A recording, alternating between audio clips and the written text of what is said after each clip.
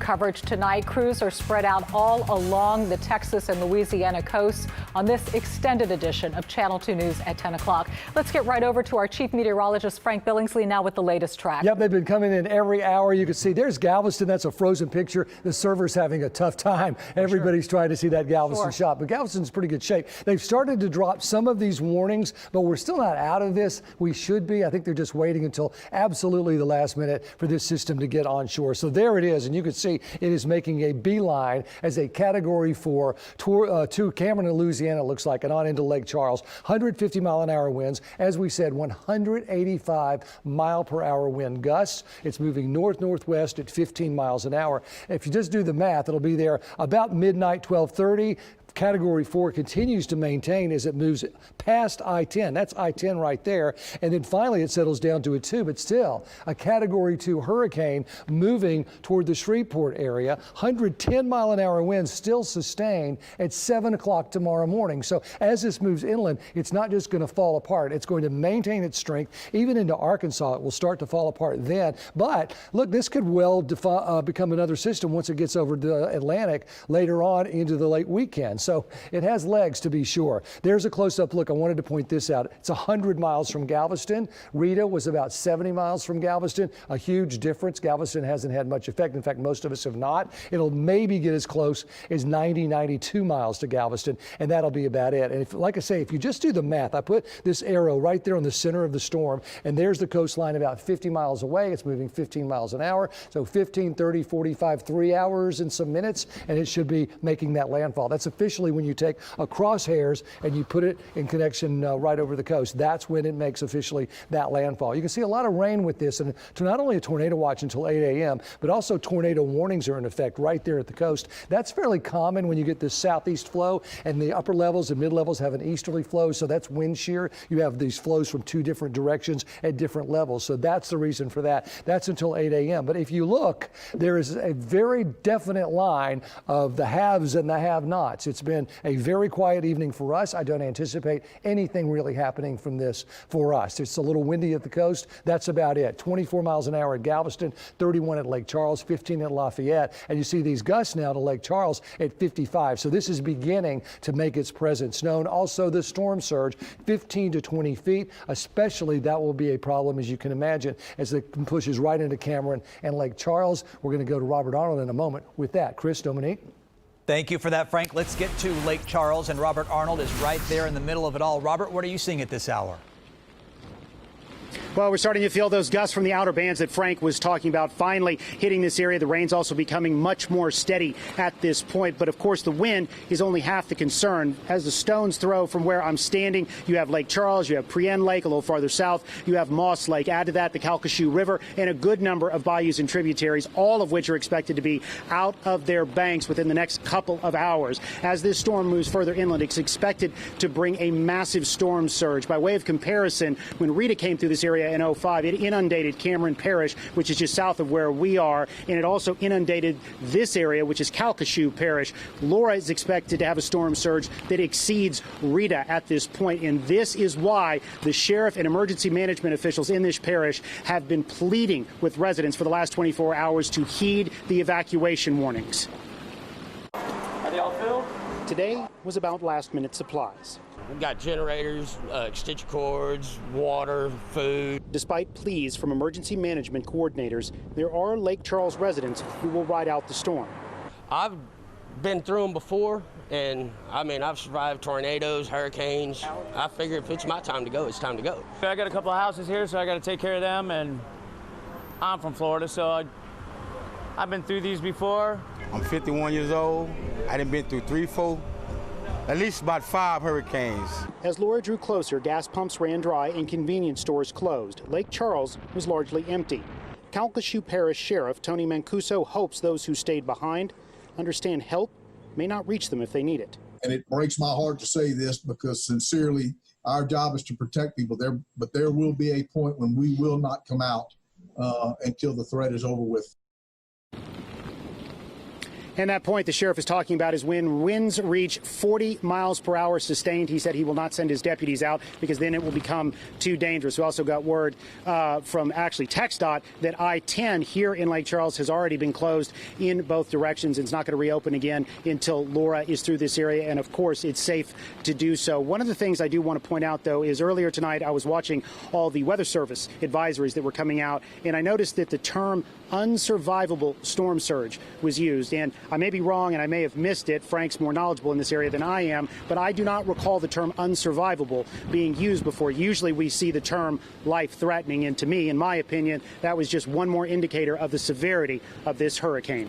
Reporting live from Lake Charles, Robert Arnold, KPRC, Channel 2 News. Okay, Robert, thank you. We do want to get back over to Frank, who has a much closer look at the deadly threat that's emerging now with this storm surge. Yeah, specifically, Lake Charles is more than 30 miles north of the coast, but even at that distance, the rising, rushing waters could be devastating. That's going to be devastating. And you know, the National Hurricane Center, National Weather Service do a lot of social science to try to get the right words for people to listen. And that unsurvivable word is much more important than life-threatening, because people think, well, that's not going to be my life. Sure. But when it's unsurvivable, that has a much more powerful impact. So let's talk about it. A deadly storm surge. It starts with the wind. I used earlier, if you have a bowl of soup and you blow on it to cool it off, you've made a storm surge. You've pushed with your breath that soup out of the bowl, maybe. And that's exactly what's happening. These 150-mile-an-hour winds creating all of this water pushing toward the coast. And when it gets there, it has nowhere to go but up. And it's going to go onward and it's going to go upward. Concave coasts are bad for this situation. The water has nowhere to go but up. And then the high tide,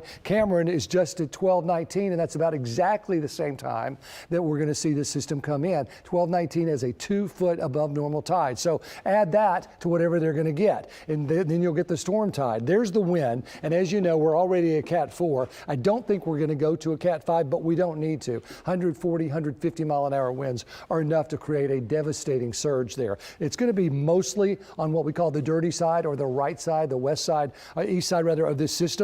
And as it moves through, look at all of this. This is 30 miles. Lake Charles is 30 miles, and that's, of course, where I-10 is from the coast. Now, what you see in the gray, that's a lot of swampland, so that's not really going to be affected. But what you see with 9-foot storm surge easily, where you see all of that red, and that's a huge area of Louisiana here. I'm going to go in a little tighter because look what happens. You start pushing all of that water into swamps and bayous and rivers and creeks, and look what happens. Those become affected. Look at all of that. That's north of I-10 that's expected to have problems with high water as much as 9 or 15 feet in some places. So there's the concave coast. You can see that right there, and that's going to be part of the problem with this. And it also has to do with just the depth of the bathymetry. How deep is that water there? And it's not very deep. So this water coming at it isn't going to go anywhere but up into the land.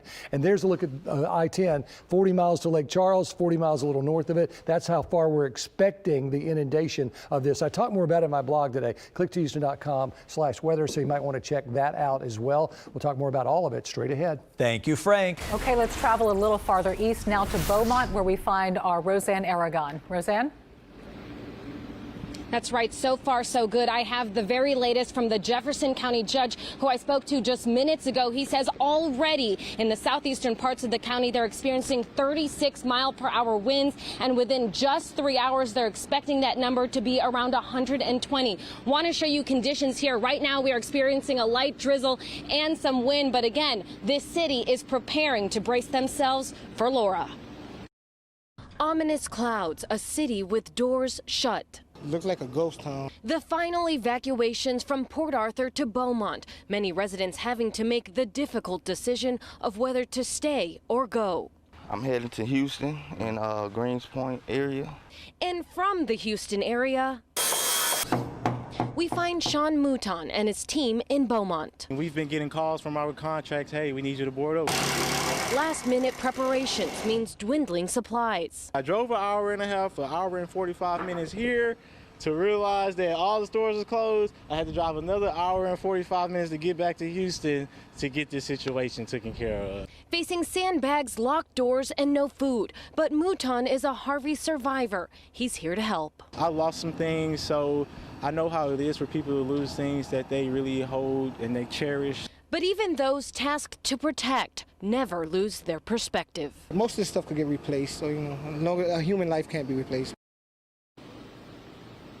An eerie quiet here in Bowtown. There is no doubt many people have shut their doors. The Jefferson County judge tells me they have 255 residents in the county. 60 to 70% have left town. He says it's not too late to leave to Houston now, but within the hour, it will be. Reporting live from Beaumont, Roseanne Aragon, KPRC.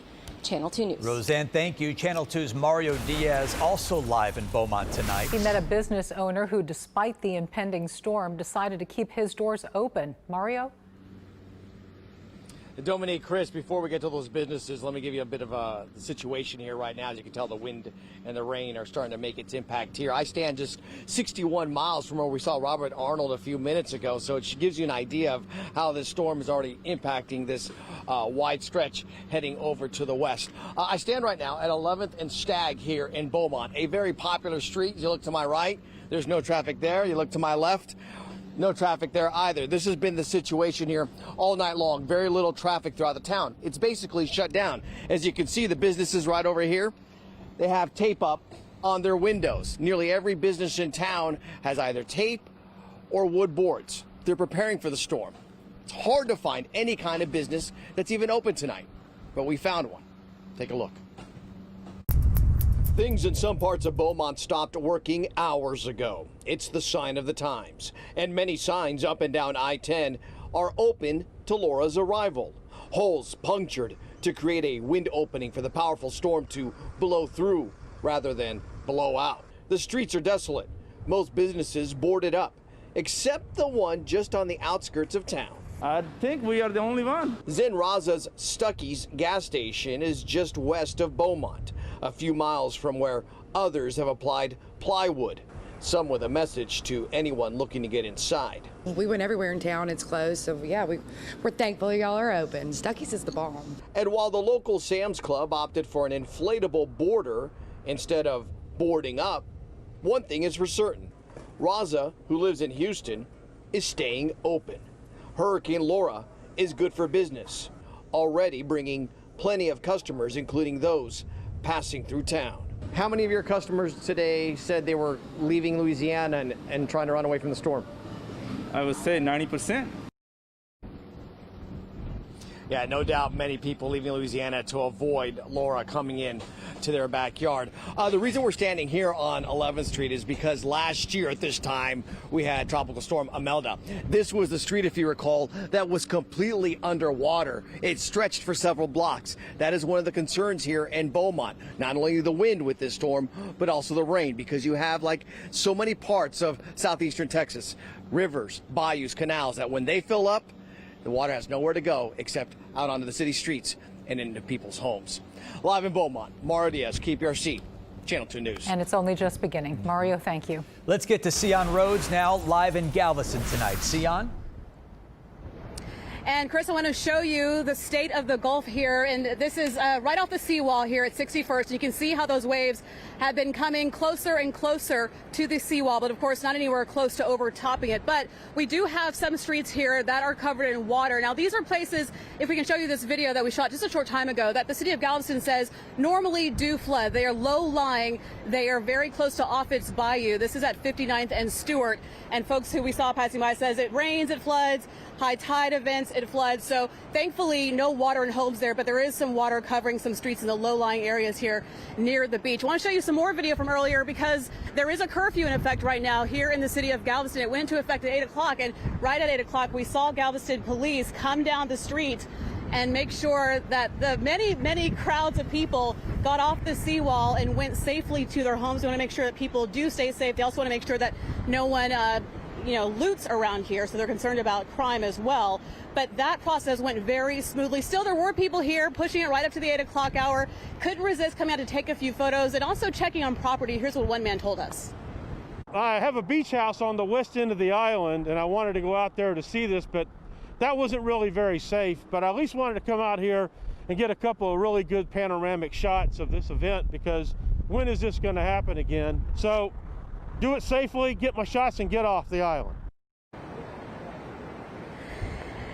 And that is some great advice, although we still do see people out here at this hour trying to get their shots and then get back home and get off the island if in fact that is where they need to go. Most everything here is shut down for the night, so they want people to stay home and stay safe. Live on Galveston Island tonight, Sion Rhodes, KPRC, Channel 2 News. Good advice, Sion. Thank you. Let's move on to Sophia Ojeda, who is in Anahuac in Chambers County. Sophia, how are things where you are? Dominique, I just spoke with the Chambers County Sheriff. He says that there also here is a curfew in place. It's going on through the night until 6 o'clock in the morning. And deputies were out here enforcing that, making sure that folks weren't out here near the Trinity Bay looking, taking pictures. They want everybody to be safe. So far, just high winds really starting to pick up. Those gusts are whipping. Earlier today, we were down on Bolivar near High Island where those waves were just crashing all over the road. Early in the evening down on Bolivar near High Island, you could see the large waves crash onto the roadway, leaving behind sand, rocks, and debris. It's going to look too good here in the next couple hours, but the way it's coming up on the right-hand side of us, it's going to come up over on this end here. It's going to swirl up this way. It's going to push it up. This is all going to be up underneath the water. Many came out to get a sense of what Laura would bring. Many of these folks getting some last minutes in the sand before Laura hits. They said they were leaving before sundown. I just came down to see what the water was doing. Anahuac Park, right along Trinity Bay, was calm at sundown. This side of Anahuac, south through Oak Island down to Smith Point, are usually trouble spots during big storms, and officials say they are keeping a close eye on them. And Chambers County officials say they have high water rescue teams ready to go out and help those who do need the help. But they say once these winds pick up over 40 miles per hour, they are sheltering in place. They won't be coming out until the winds slow down to under 40 miles per hour. Reporting live in Anahuac tonight, Sophia Ojeda, KPRC, Channel 2 News. Just a good night to be home. Sophia, thank you. Our live team coverage continues now with Jacob Rascone actually on High Island at this hour near Bolivar. We can see the wind is really whipping, Jacob. Yep. Yeah, Chris and Dominique, we're staying about a mile up the road at the gym for the only school in town, which also doubles as a storm shelter that's capable of withstanding a hurricane or a Category 5 hurricane. But we came down here just to check out Highway 87 to let you see it, and it looked a little like this earlier today, but it's much worse now. As you can see, it's littered with these rocks, but also every once in a while the surf itself will come over. It's come up 30 feet or so, and sometimes it'll cover this part of Highway 87. But further back, where you can't see, it's completely covered, and for this reason, the deputies here with Chambers County are blocking it off to make sure that nobody accidentally, comes over here and tries to get over to Bolivar Peninsula. Let's show you some video of this high school gym that doubles also as an evacuation center. The main concern for this area is right now the wind, as there are many trailer parks and other homes that aren't built to withstand really, really high winds, and some of the people in those homes have decided to stay in this evacuation center.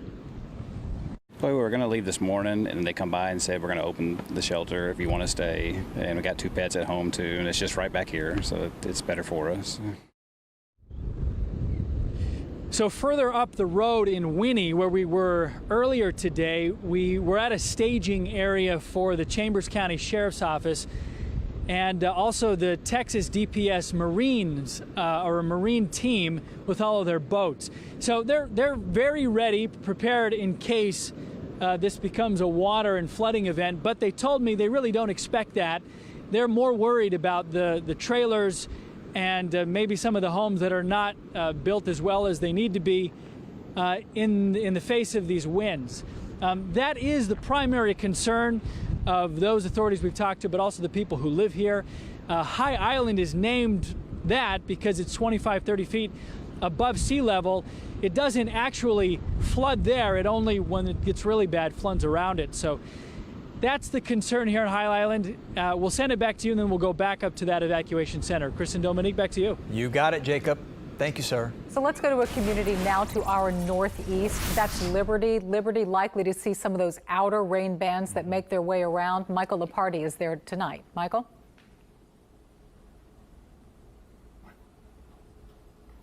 Hey guys, good evening. We're in Liberty tonight, and I can tell you, so far we are farther inland and farther west of the storm track, so it's really quiet, no wind or rain so far. This business over here, they're boarded up, they're ready to go. One of these that we've seen boarded up throughout the city. But in this shopping plaza, it is quiet, which you would expect at this hour, but it's been mostly quiet throughout the whole evening. In fact, as we were driving throughout town, we noticed not a lot of cars on the road, not a lot of businesses open. We want to show you some of that video. It's been mostly quiet here tonight. We did see some businesses, like I said, boarded up, and they had the sandbags out in front. And then also a little earlier, when we were stopping for gas in Dayton, we spoke with a couple of guys who are headed to Beaumont with 2 shallow water boats. 2 of them are part of a rescue group, and they told me they'll be ready to help once the storm clears. And they actually had some a last-minute message, actually, for folks who were in the storm's path. Take your pets, take your family, be safe. Don't underestimate Mother Nature, because she'll sneak up on you and she'll mess you up. So sort of a blunt way, of course, is to say to take this seriously, which we've been hearing throughout the day.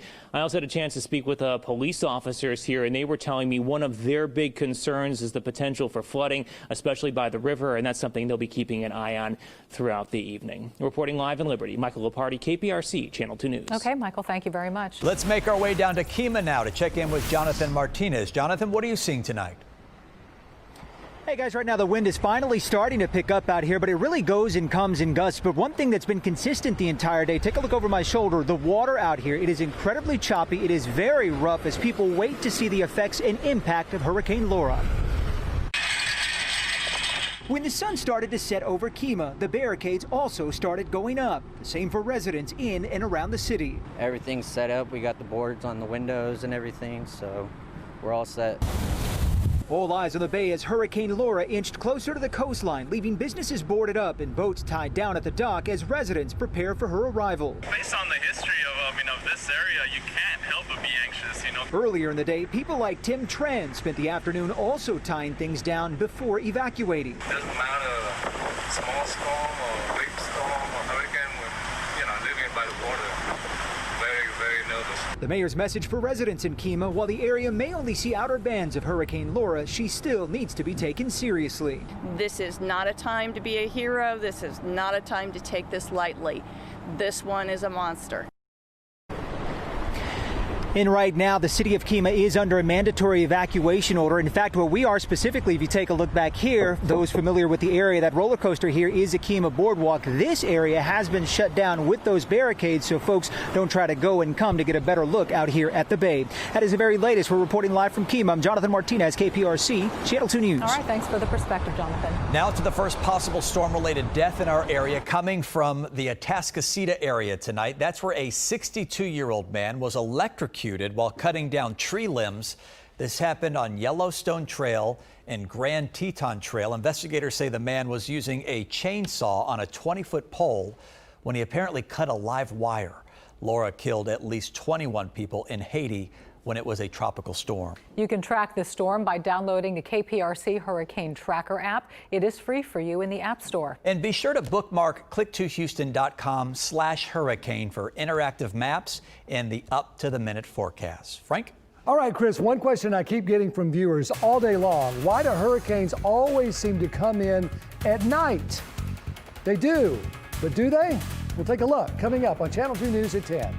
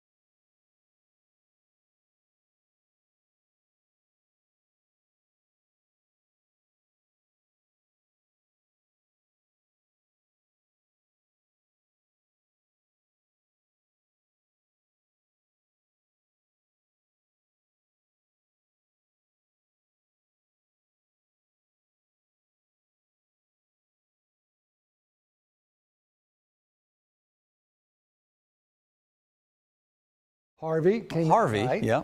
Ike, as we said, Francis in 2004, Ivan was 2004, Gene, these all came into Florida. Andrew in 1992 came in at night. And then there were these day ones. Hannah was this year, Barry, Dorian, Florence, Irma, Katrina, Charlie.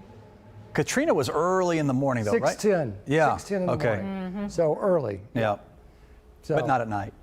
They all come in, though, don't they? So you're saying I guess the split. answer is it depends on what you remember best. And, True, and whether it affects you. But is there a reason for that? Well, there's some ideas that maybe because at night the hurricane starts to lose some of its energy, and then it sort of goes a little faster, and so there might be something to that. But I don't think anyone's gotten a definite on it. Gotcha. However, if there is a definite on it, it'll be in my email box in the next 1 minute. That's for sure. And you'll let us know about it. I mean, here it has been the most beautiful summer evening we've had. Oh, it was lovely tonight. Look at this sunset from Tim. Wow. I mean, just gorgeous skies, enough cloud cover, beautiful sun out there. In fact, high temperatures made it to 95 today, 95 Fort Hobby and 90 in Galveston right now. Triangle Energy camera, pretty shot there, 80 degrees, north winds at 13.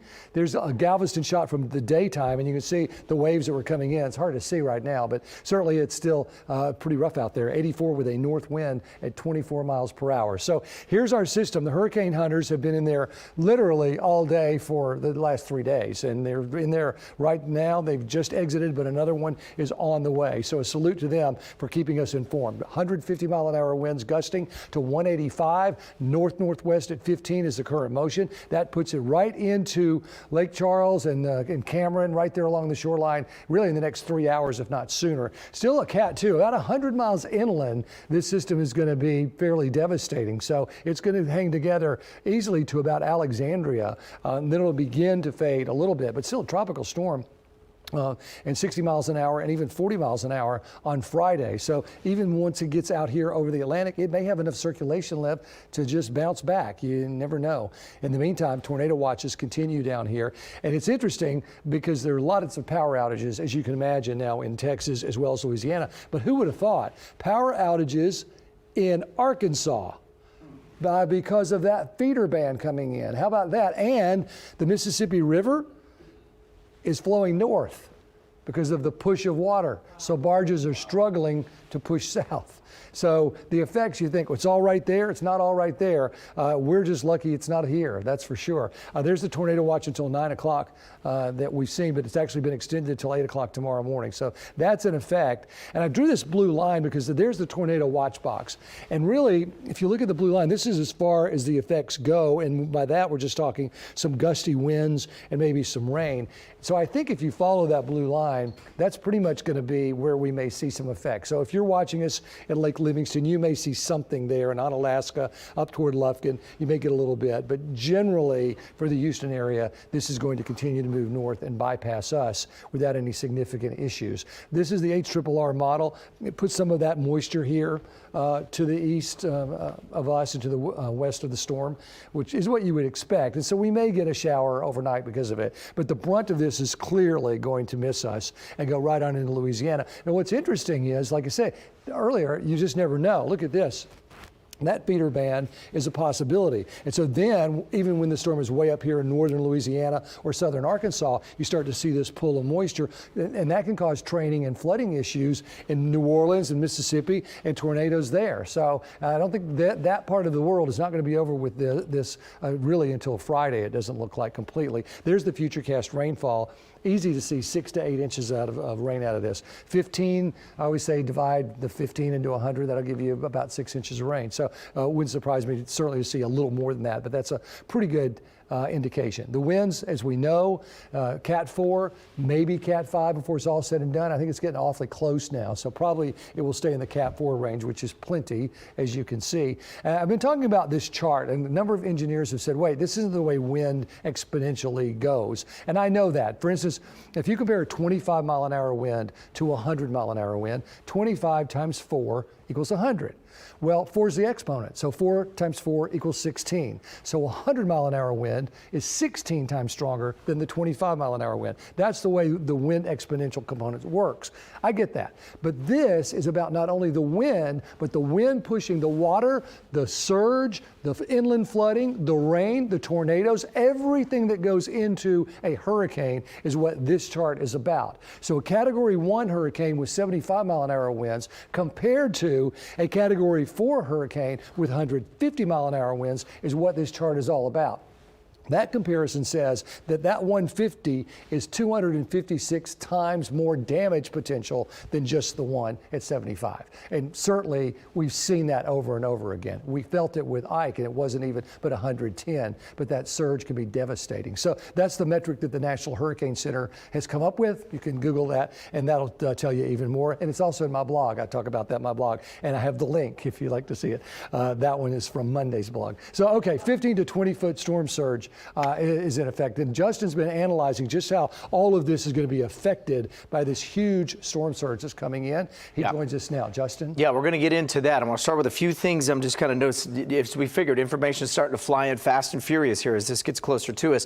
First, so we've got a couple of tornado warnings. This is what Frank was talking about, and I expect to see more of these too throughout the night. See Lake Charles. What's interesting about this, and Frank, I'll have you kind of give a thought on this, is do you notice that we're seeing the eye basically go right up over Lake Charles? Yeah. Be real curious versus if that were a little further off to the west, and Lake Charles would be on more of that dirty cone versus it goes right over top of it at this point. You mean like the eye is going to go over Lake Charles? I don't think that's going to help it. I didn't think it would either, but it's just curious to see that it's kind of rolling its way right over top. You know, the eye went right over Bolivar and Galveston, and it didn't help that. Well, and what's interesting is I'm looking online here, and I'm going to do a little more research on this as well, but it does look like there's a potential that some of these wind gusts, these in the northern eyewall here, we're getting some readings of well over 175 miles an hour, closer to 180, maybe 190 at this point. So that's from the aircraft in there? Mm-hmm. And it may not even be done at this point. That and being sampled by Lake Charles radar as well when you put the velocity products in. How brave to get in an airplane and fly into 175 mile an hour wind. That. Yeah. Please. Yeah. I know. Yeah. I mean, wow. I can barely just get on United.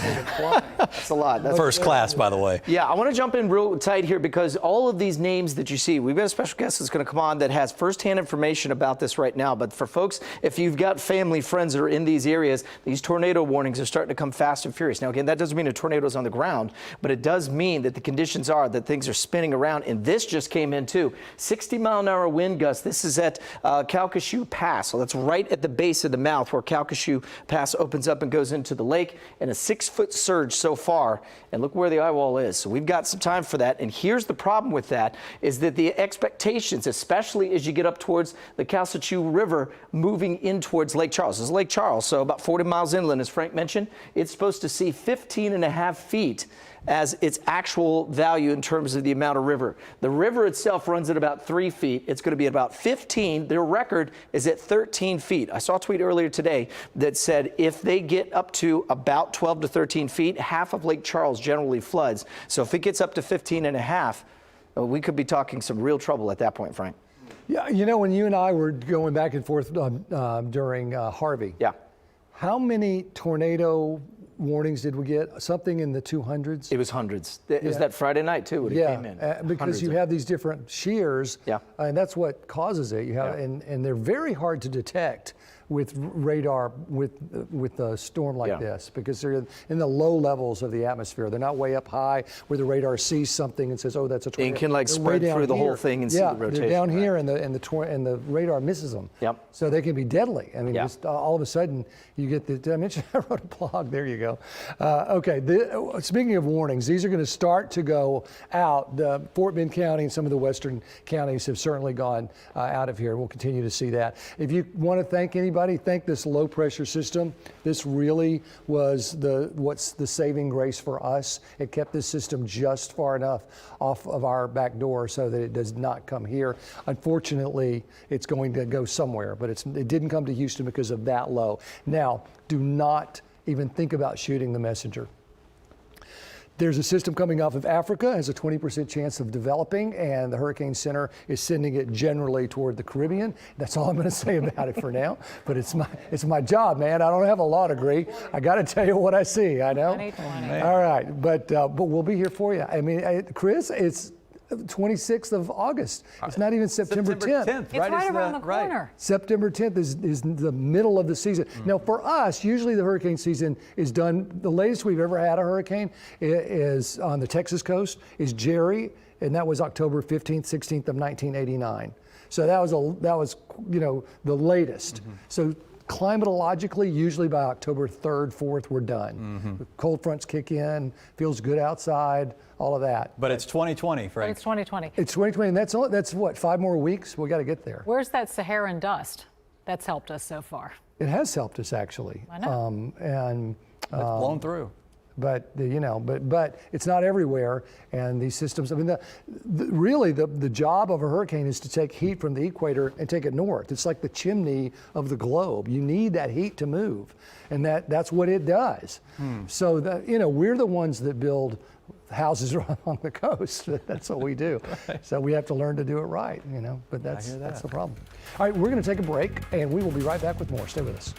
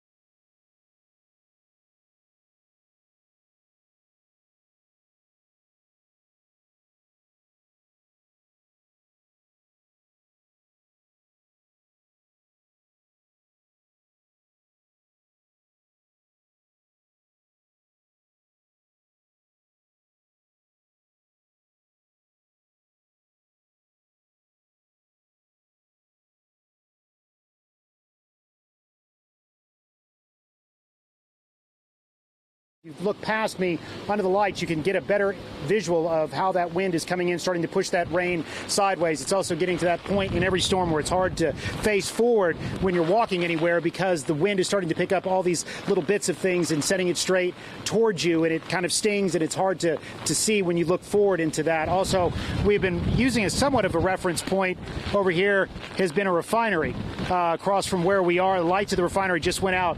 All you can basically see at this point to give you a location are those flares. So this is the way that the storm is coming in. We're watching for the water. We're a good 15 feet off the ground, but we're waiting for that surge to come in, and so far it has not. But as you heard, we've got two lakes in this. We've got Prien Lake, you've got Lake Charles, of course, you've got the Calcasieu River and all the bayous. And again, all of those are rising, and all of those are going to be outside of their banks at this point. That's why officials have been warning everybody to evacuate the area. They're not going to be able to get out and help anybody through this area. They've also got a curfew in effect in the area, and the sheriff said they're going to be very strict about that curfew. Matter of fact, he emptied his jails. He sent all prisoners to different jails throughout the state because of the danger of this storm. So he said anybody caught out beyond curfew is probably going to spend the night in jail. They don't want anybody out on the streets for their own safety. And again, until Laura is through the area, they're probably not going to be able to respond to 911 calls for help. We did see a lot of people leave Lake Charles. However, we have also seen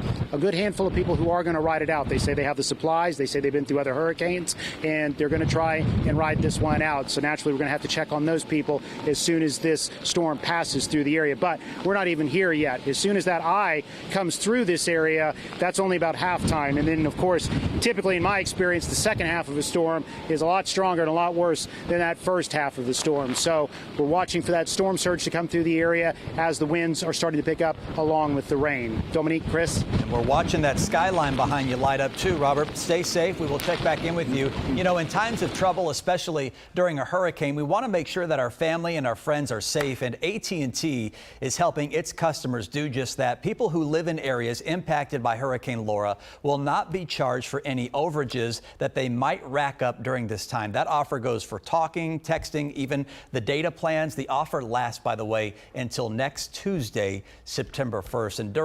And the damaging winds during the storm may cause cell phone service to get disrupted. True. One social media app could help connect you with loved ones just in case your cell phone doesn't work. Channel 2's Keith Garvin is here now in studio to explain. Hi, Keith. Hey, Chris. We noticed people sharing their Zello usernames with friends and family over social media today, and we looked into it. It's been around for a while, actually, and can be a link to friends and family. People desperate for help with no way to get help. The Zello app was a lifeline for many during Hurricane Harvey 3 years ago. There's a bunch of perfect strangers just working with each other until they could not go no more. Rescue groups tapped into Zello to help find and rescue people all over the Houston area. The app helped them coordinate rescue locations and boat launch points. Zello basically turns your phone into a type of old-school walkie-talkie. It's free to download and allows users to click and talk using two-way radio communication.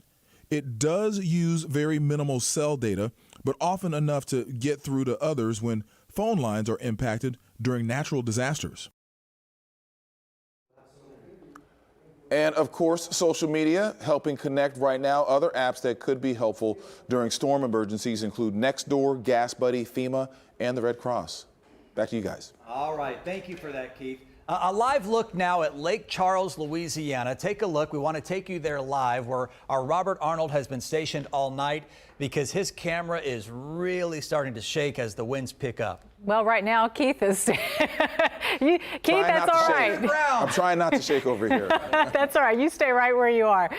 Keith hanging out in studio. We're trying to effort that camera now from Lake Charles. We will get that for you. There are some pictures coming in right now. You can see from what we've shown you so far, the winds are picking up. Robert's live shot that we had just a moment ago really was beginning to hone in on the beginning effects of Hurricane Laura as she starts to make her way on shore. We'll check back in with Robert in Lake Charles right after this break. Live storm team coverage coming up next on Channel 2 News at 10.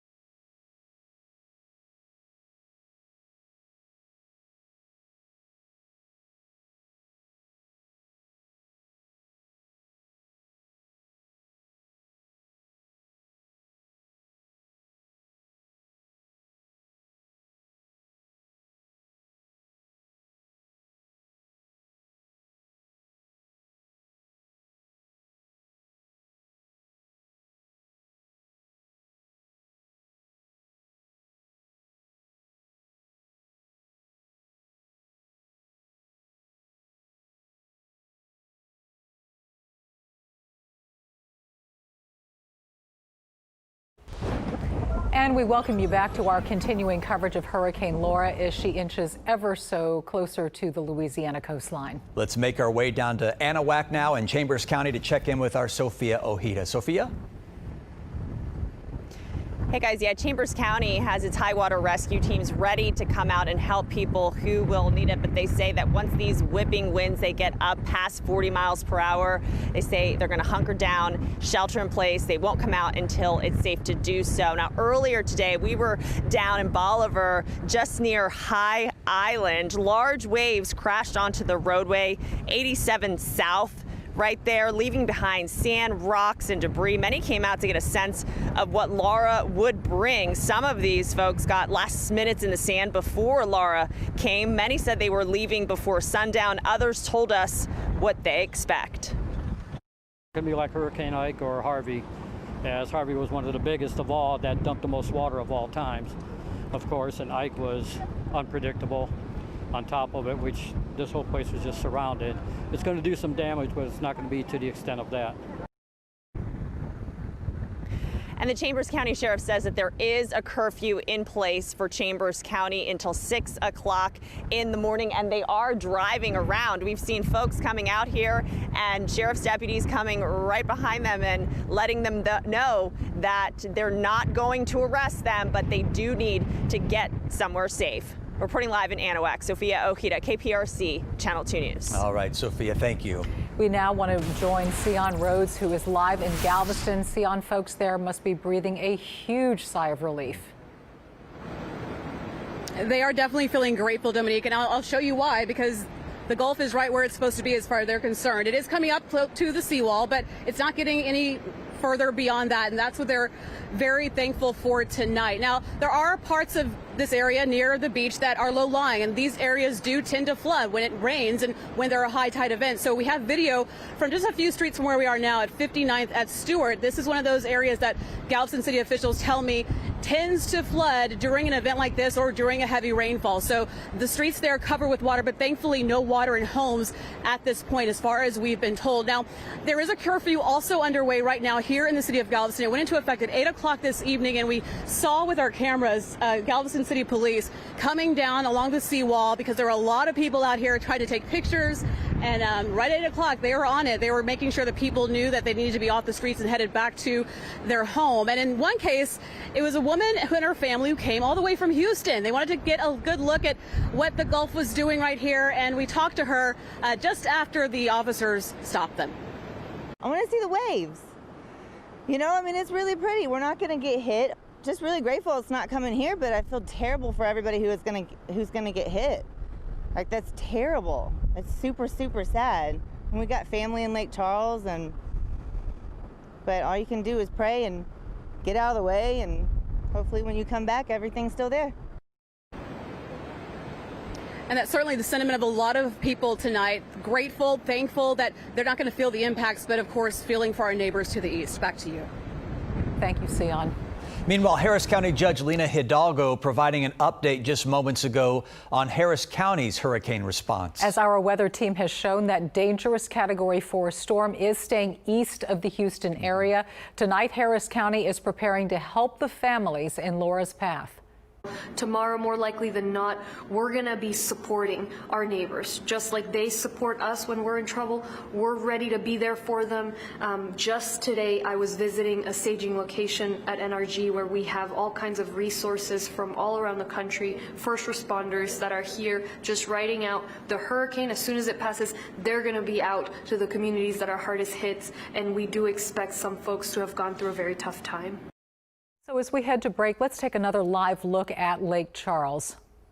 You can see the wind and the rain there, especially in that shot underneath the lights. Frank is keeping an eye on this. He will join us again in just a few minutes on this extended edition of Channel 2 News at 10.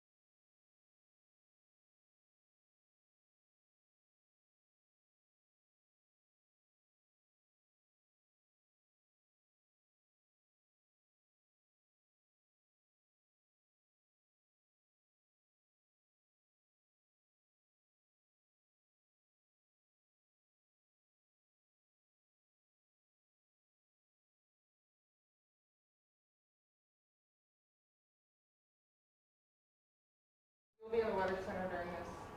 Oh, mine is too.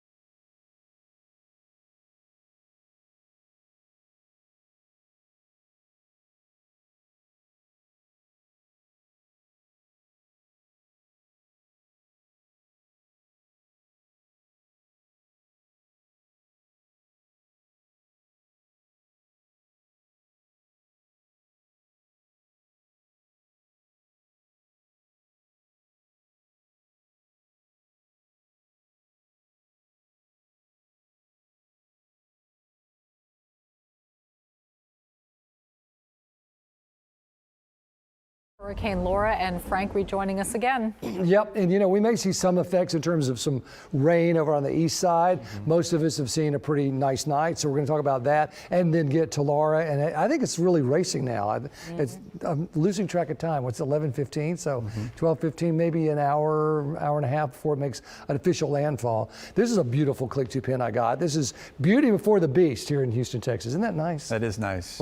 Gorgeous shot there. So thanks for all of this. Highs today actually made it into the mid-90s, and I think tomorrow there's going to be a ton of warm, dry air coming in behind this system, and it's going to be a scorcher. So watch out for that. In the meantime, temperatures at 80 degrees with the north wind at 15. Down in Galveston, I'm going to step back and you can see all of that rolling wave coming in. So there are going to be at least some run-ups in low-lying areas. I think some of the usual suspects down where 3005, that's where when the seawall goes down, that's 3005. So where you don't have that seawall on the west end, and then the Blue Water Highway up on 87 in High Island area, and some of like Toddville Road and some of those Kemah areas that usually have problems when we have that kind of wave run up. Watch out there, because that obviously is going to happen with this going on right now. 84 degrees and a northwest wind at 26. So hurricane hunters have been in there all day, and they went out this evening.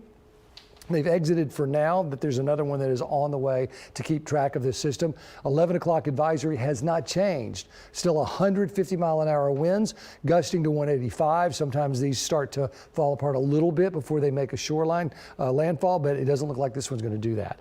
North-northwest is the motion at 15 miles per hour. That takes it as a category 2 with maybe even 100, 110 mile an hour winds to 7 o'clock tomorrow morning, 100 miles inland. So this could be still a player all the way to what Alexandria is right here. So basically that area, and then right on through Arkansas, continues to roll back through Virginia and then on through into the Northeast. But once it gets off into the Atlantic here, there's some suggestion that we will actually start the circulation again and maybe become a tropical storm once again. In the meantime, there's a close-up look. So you see what I see when I say, it's sort of racing along here, 11:17, and maybe 40 miles from the coast. It's 98 miles from Galveston to the center. And I think that's about as close as it has gotten to Galveston and as close as it is going to get to Galveston, because that's pretty east to west right there. And you can see that's the center of it. So now it'll just get farther and farther away. So Rita was within 70 miles. This within 98. Rita, you remember, went right into Sabine Pass, really. So it was a little closer than this one has been. And I need to move my arrow because really it's the center of the storm here. So I'd say it's about 40 miles from the eye is 25 miles across. So I'd say it's about 40 miles to shoreline. So you divide that by 15, the motion, and you get a couple hours. Yeah. I think it's going to speed up, and it looks to me like it is. There's quite a bit of activity going on, as you can see, and it just almost stops at the Texas border. And we've got a little bit of light rain. That's why I say some wraparound showers for the east side, but the significant weather really is Louisiana all the way, and these feeder bands are starting to show up, and I think that's going to continue to be a big issue as this system moves over through the morning hours up toward Lake Charles, then into northern Louisiana, is these feeder bands could extend all the way out across Mississippi and into Arkansas as this moves along. Here's Cameron, here's I-10 and Lake Charles, and you can see the showers and the heavy rains that are going to continue to come in. And all of this, of course, as we've been talking about, bringing in the storm surge, as close as this rain shield, such as it is, and I don't think there's very heavy rain here, gets is Winnie with some light rain, and then Beaumont has a little light rain, maybe down toward High Island. It's starting to spit a little bit, but not much for our part of Texas. There's a tornado watch until 8 o'clock tomorrow morning, and these red boxes are tornado warnings that we have seen popping up. We had a bunch of those when we had Harvey, because what you have is a south and southeast wind flow, and in the mid levels an easterly flow here. And those two different wind flows at different levels in the atmosphere, that's shear. That's the vertical wind shear that creates tornadoes. With hurricanes, they're hard to detect because they're usually in the first 10,000 feet. They're not way up with thunderstorms building up 50,000 feet. So the radar often overshoots them. Now, very often hurricane chasers will go down to these areas with their own Dopplers, and they know where to point them and can help with some of this. So I suspect that that's one of the reasons we're getting some of these tornado warnings. That is a big help with this, but it's right along the shoreline and then back toward Lafayette till that tornado warning till 11:30, both of them until 11:30. So I suspect they are Doppler indicated radar tornadoes. Justin, we got a bunch of those. Yeah, we do have a bunch of those. In fact, I want to show you something, Frank, that this just came down, and actually, I want you to stay with me here because I don't know that I've ever seen one of these before.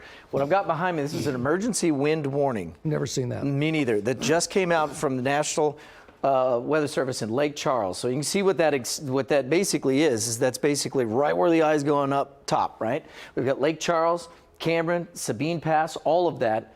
And over and towards Jennings as well. So I'm trying to give more information. What's the read on that one? What does the warning actually say? The warning, emergency wind. Yeah, warning. The warning. It basically just says that the eye wall's moving onshore, and just says impacts, but they don't really give any information as to what kind of criteria that is. So that's why I wanted to ask you, because I've never seen this before. I don't know what this. I mean, I assume this means that just like if you get, a particularly dangerous situation with a tornado, that means this is life-threatening. And it's coming from the Lake Charles National Weather Service? This is from Lake Charles National Weather Service. Well, it just activated this not about 15 minutes ago. Yeah, it must be in concert with the National Hurricane Center.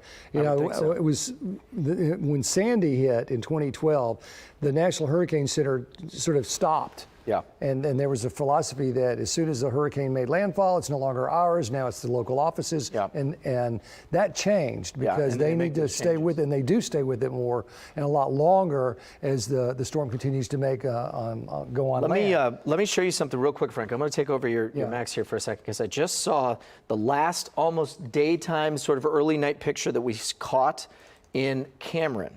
This is on a Nest camera in Cameron. This is at about 9:30. And you see where the water is. That's a road right there. Yep, sure is. That's a road that should be You see the curb here. Yep. So the water's up to the curb. So the water's up to the curb, and that's now 2 hours ago. Right. Most curbs are about 8 inches high. So yeah. And if you saw last segment we did about 20 minutes ago, that Cameron Pass, or not Cameron Pass, excuse me, the Calcasieu Pass, which is just south of Cameron, guys, at the mouth of the river there, it had a 6-foot storm surge.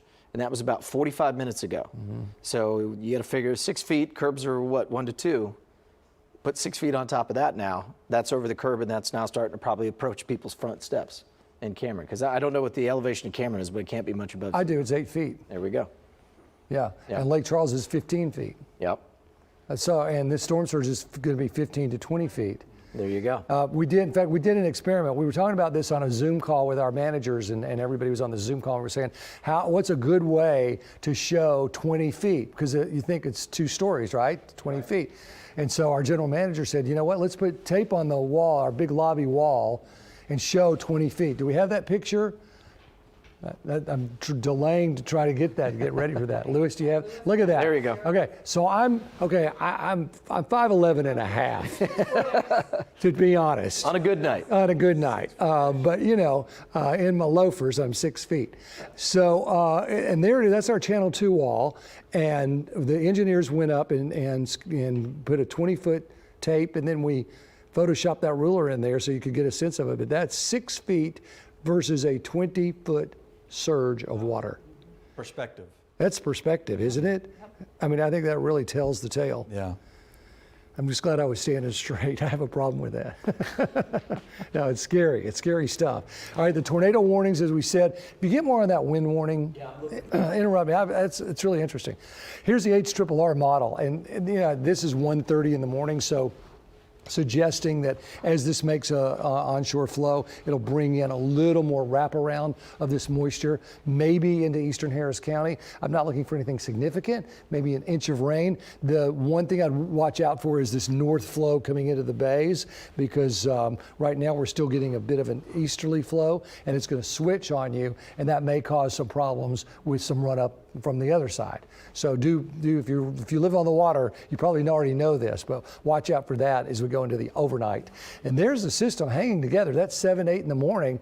Like I said, this is expected to be an active system all the way up to as far as Alexandria. And then I think it's interesting that this wants to bring in maybe feeder bands through Mississippi and parts of eastern Louisiana. So they could see problems with tornado outbreaks as well as some heavy rain and downpours. Right now, the core for the rain is 6 to 8 inches there, and that's from Beaumont and Lake Charles to about Lafayette, and then continues all the way up to Little Rock.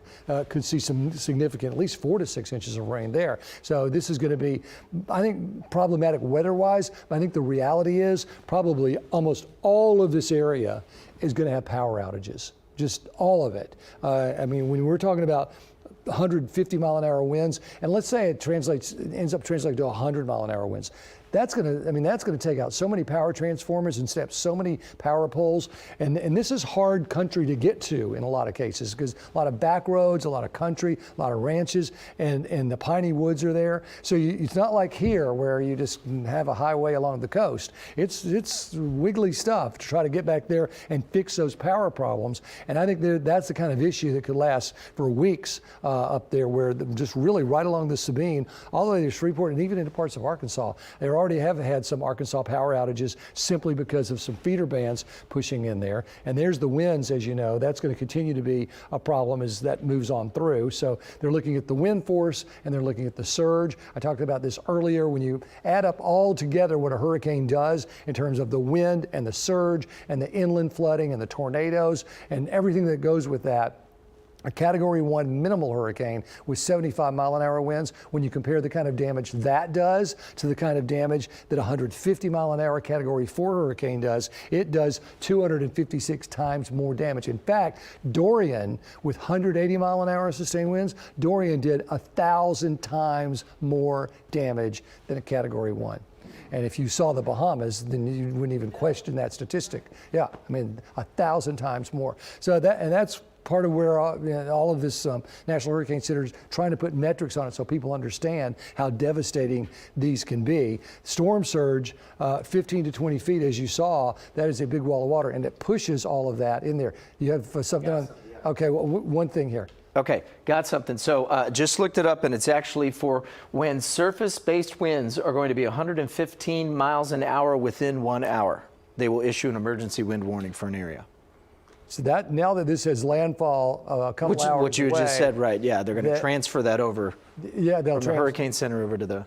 But surface winds of 115 miles an hour. Because a lot of times these winds are detected by the airplanes, and then they sort of mathematically translate to what you expect at the surface. 115 mile an hour wind at the surface. Well, and look how far inland it goes too. It's past Lake Charles here. Wow. Can you guys take Max 3 real fast, and we'll show everybody at home kind of what we're talking about here? If you can take Justin's, there you go. There we go. So look at that. So 150. Now, the whole area probably won't see 115. But within that area. But within that area, right? There's going to be a good chunk of it that does. Right. And we already saw what Cameron looked like. So there you go. All right, we got to take a quick break. We'll be right back. Stay with us. Stay with us. Hey, actually, Frank, we're going to go to Beaumont, to Mario Diaz, because he's on that western edge of that wind. I mean, look at Mario there. Yeah, things are picking up, Mario. Yeah, they are. They've been picking up here for about the last 30 minutes. You know, you talk about that emergency system and that alert that went out in Lake Charles. Again, we're about 60 miles away from Lake Charles, where I stand here at 11th and College in Beaumont. I got the alert at 10:54 here in Beaumont. I know we have a graphic made back there. And I will tell you exactly what it says. It says, National Weather Service, an extreme wind warning is in effect for this area for the immediate danger of life-threatening winds until 1 a.m. Central Time.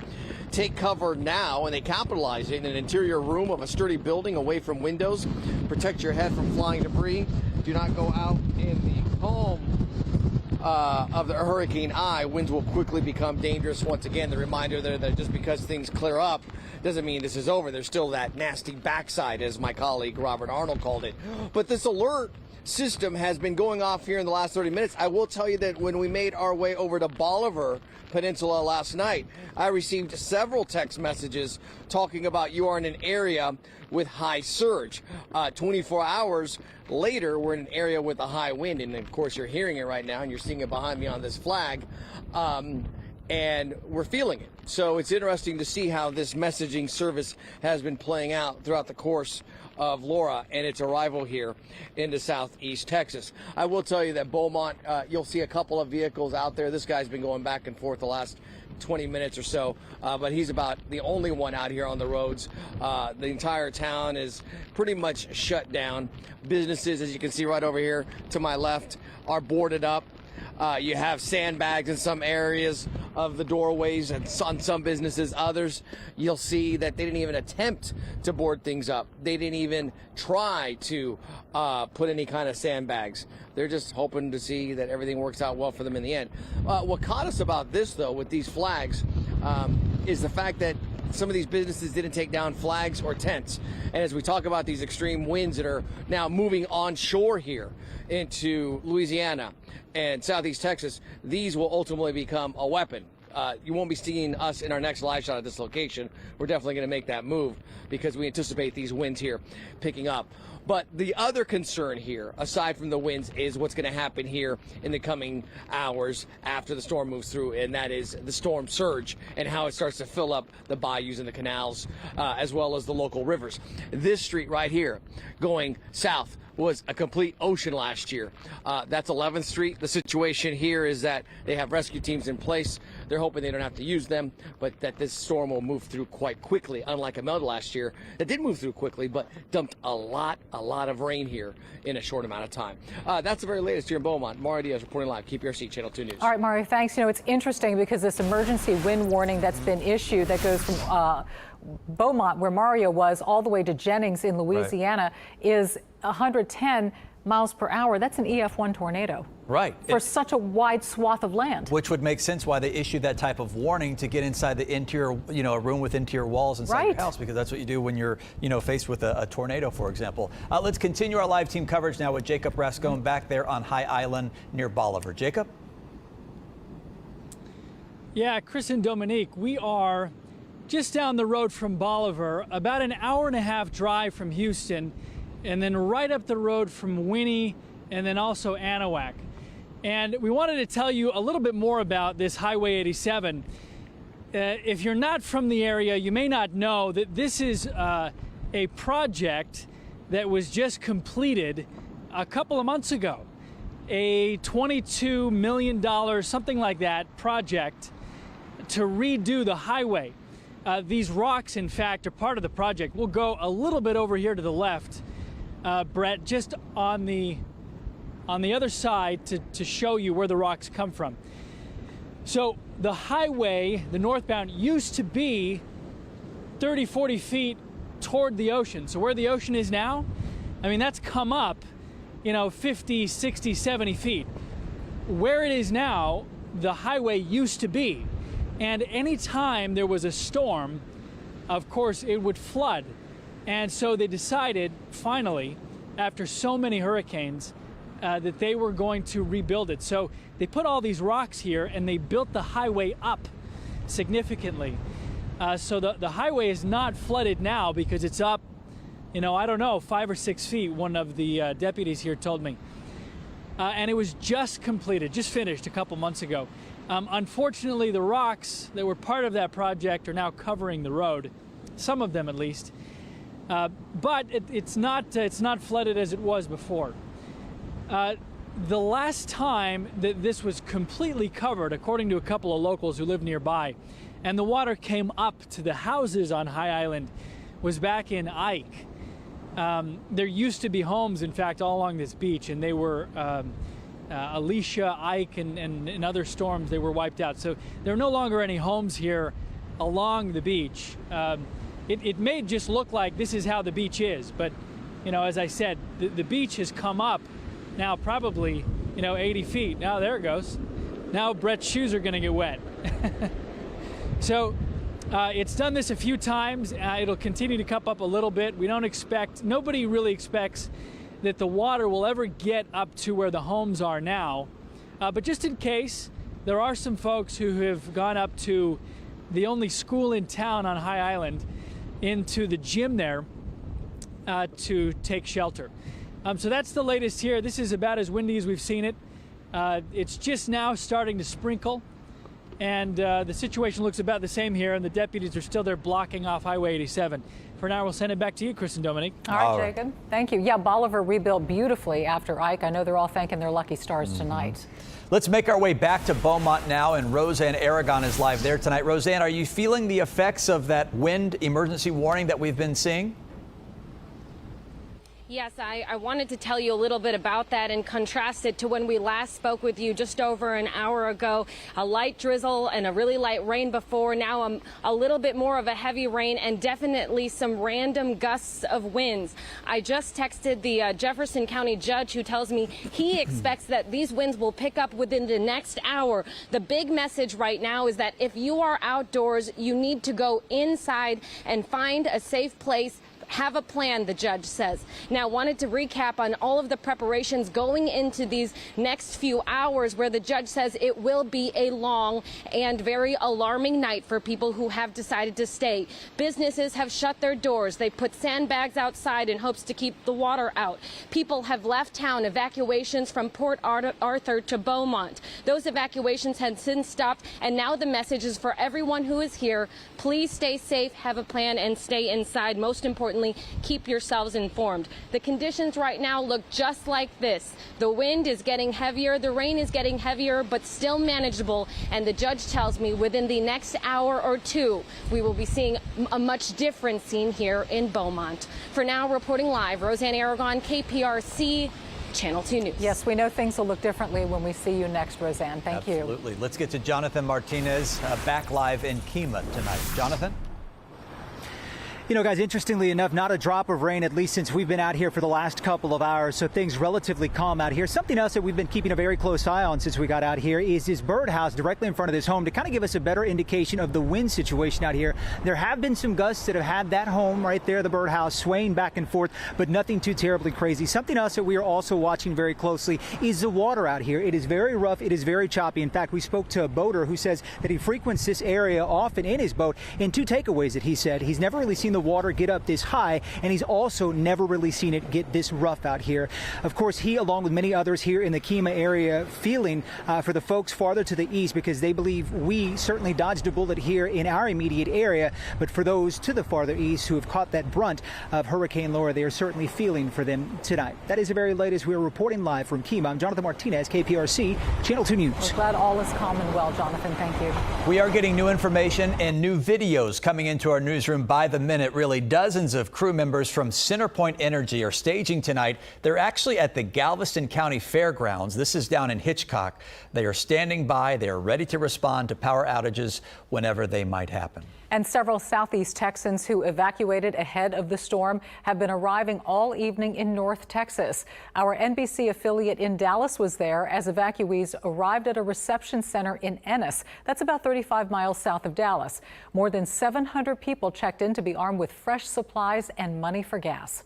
This one didn't want to leave. I had to convince her to leave because as we seen that it was intensifying more, and they called for a mandatory evacuation. I have my grandson at the same time, so I'd better be safe than to be sorry. We've already been through a lot before.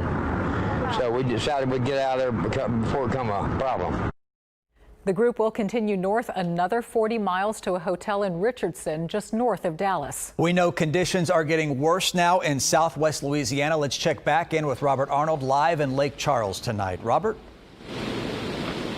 The winds only keep getting stronger through this area. We still get some of that driving rain that comes in as well. The gusts are becoming much more frequent, much more sustained, and now it is just the strong winds. We're also starting to see smaller, weaker pieces of debris come loose, like this sign in the parking garage where we've stationed ourselves to try and give ourselves some buffer from the wind. One of the best indicators, though, if you could look past that light, you can see how the wind is starting to push that rain sideways. It's starting to push those smaller trees, the bushes, down farther as it gets stronger. One of the things that we keep watching, though, is you have to keep an eye towards that way.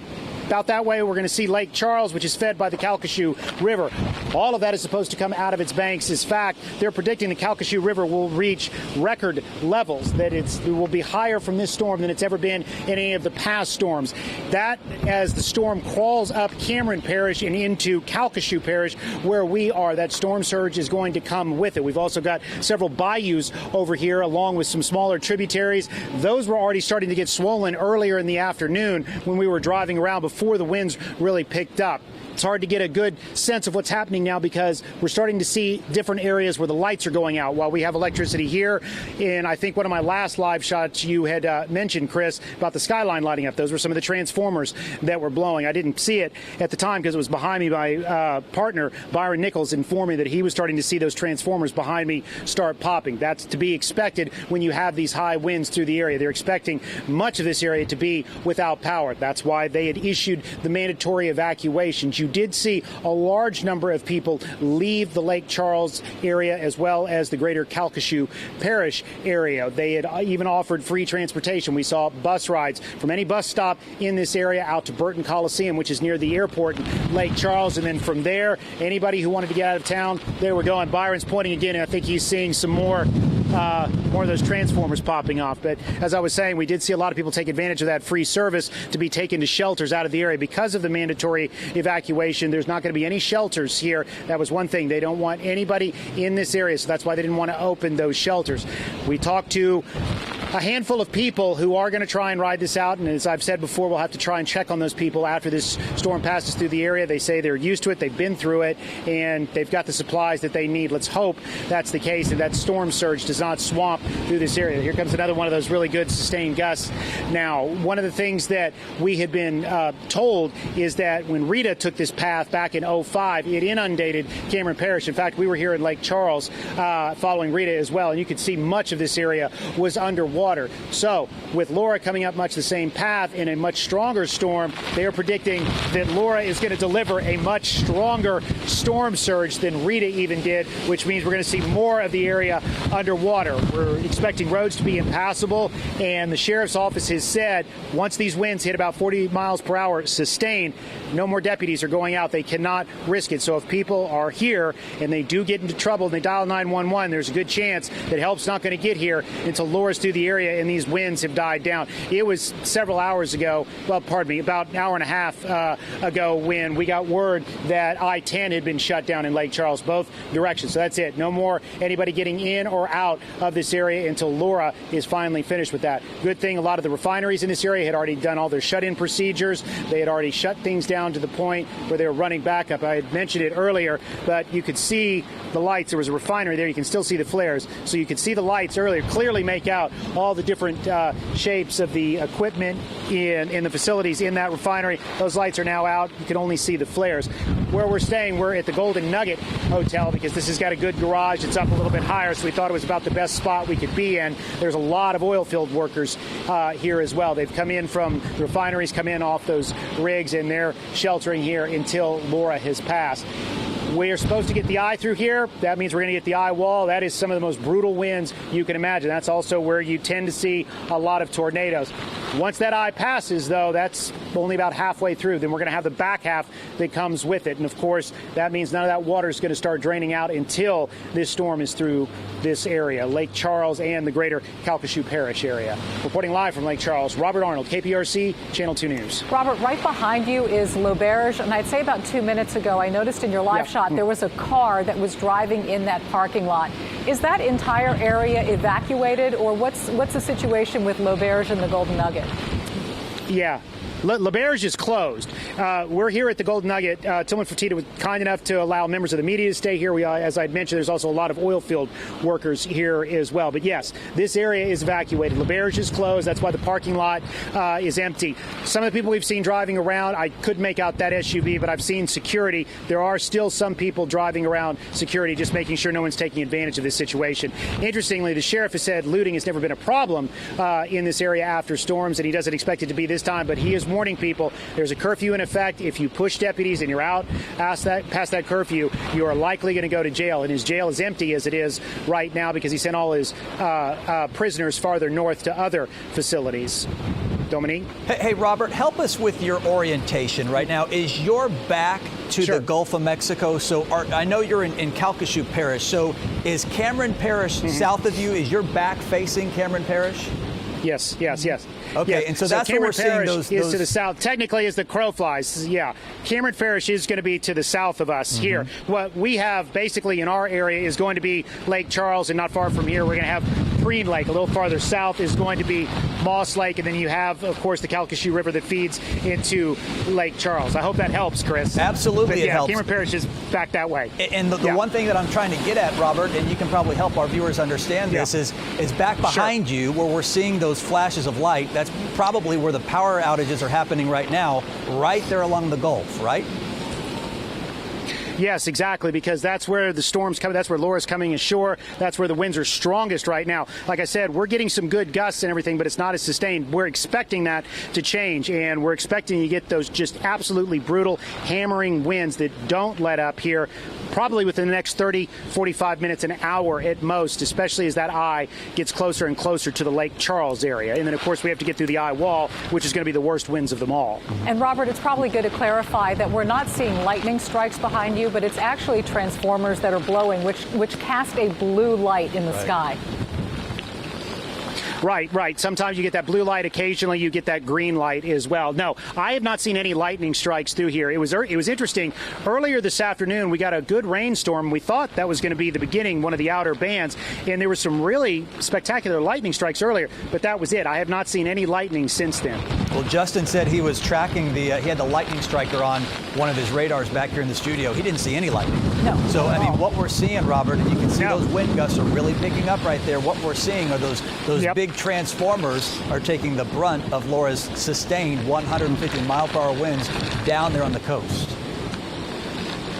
And that's usually one of the first things that's going to start going. You have those transformers that blow. You have some areas that have some of their electric underground. I've been in some coastal communities where they run those power lines underground, and it does save the electricity for a little bit longer. But no, those transformers are going to be the first to go, especially when you have winds this high.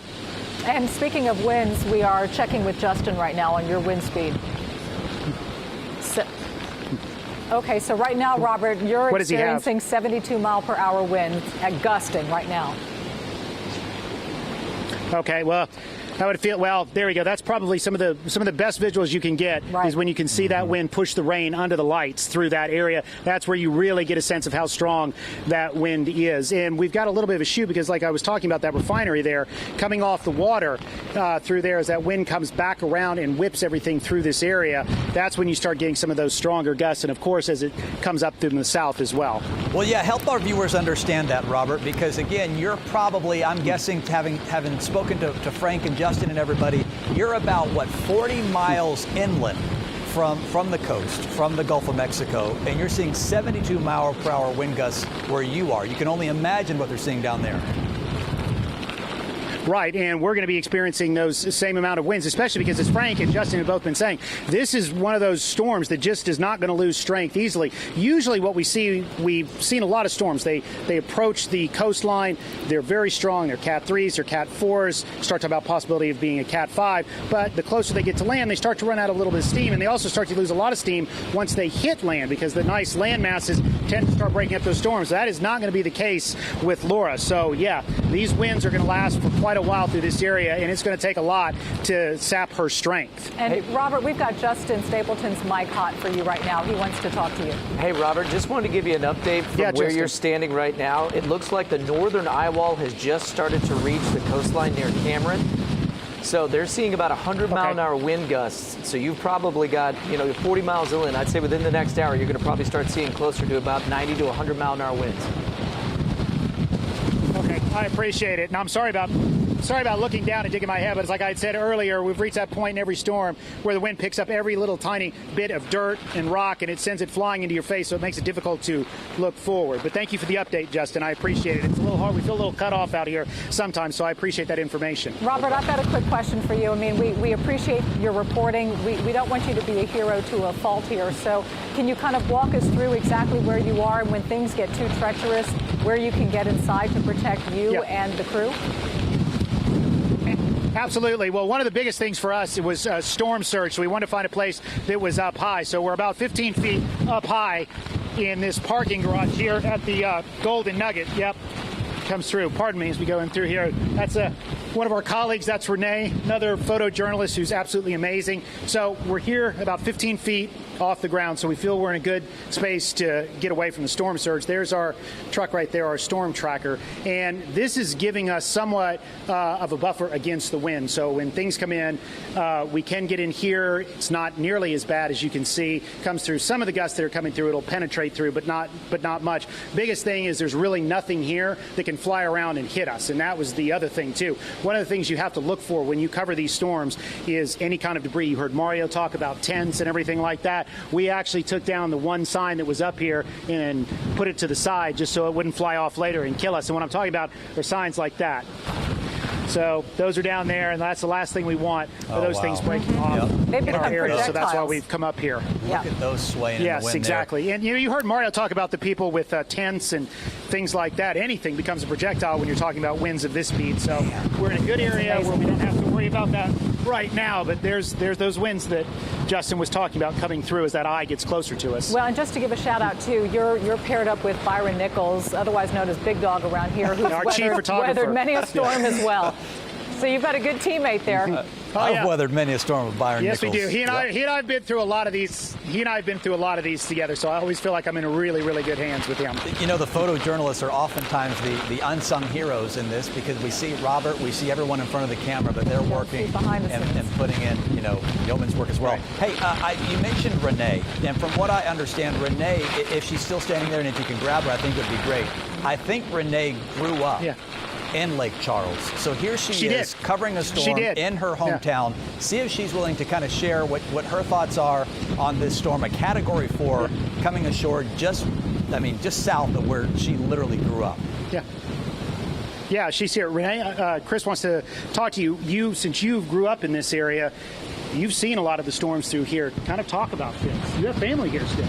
Yes, my mom and dad both evacuated. They're actually at my place right now in Houston, so it was kind of weird coming back to nothing really because all my family and friends, cousins, they're all gone. They went like Mississippi way, but I was here for Rita. I actually was working. I was straight out of college, and that was like my first major storm right after Katrina because Katrina didn't really touch us at all. We just kind of got like a little bit of an outer band, but really nothing.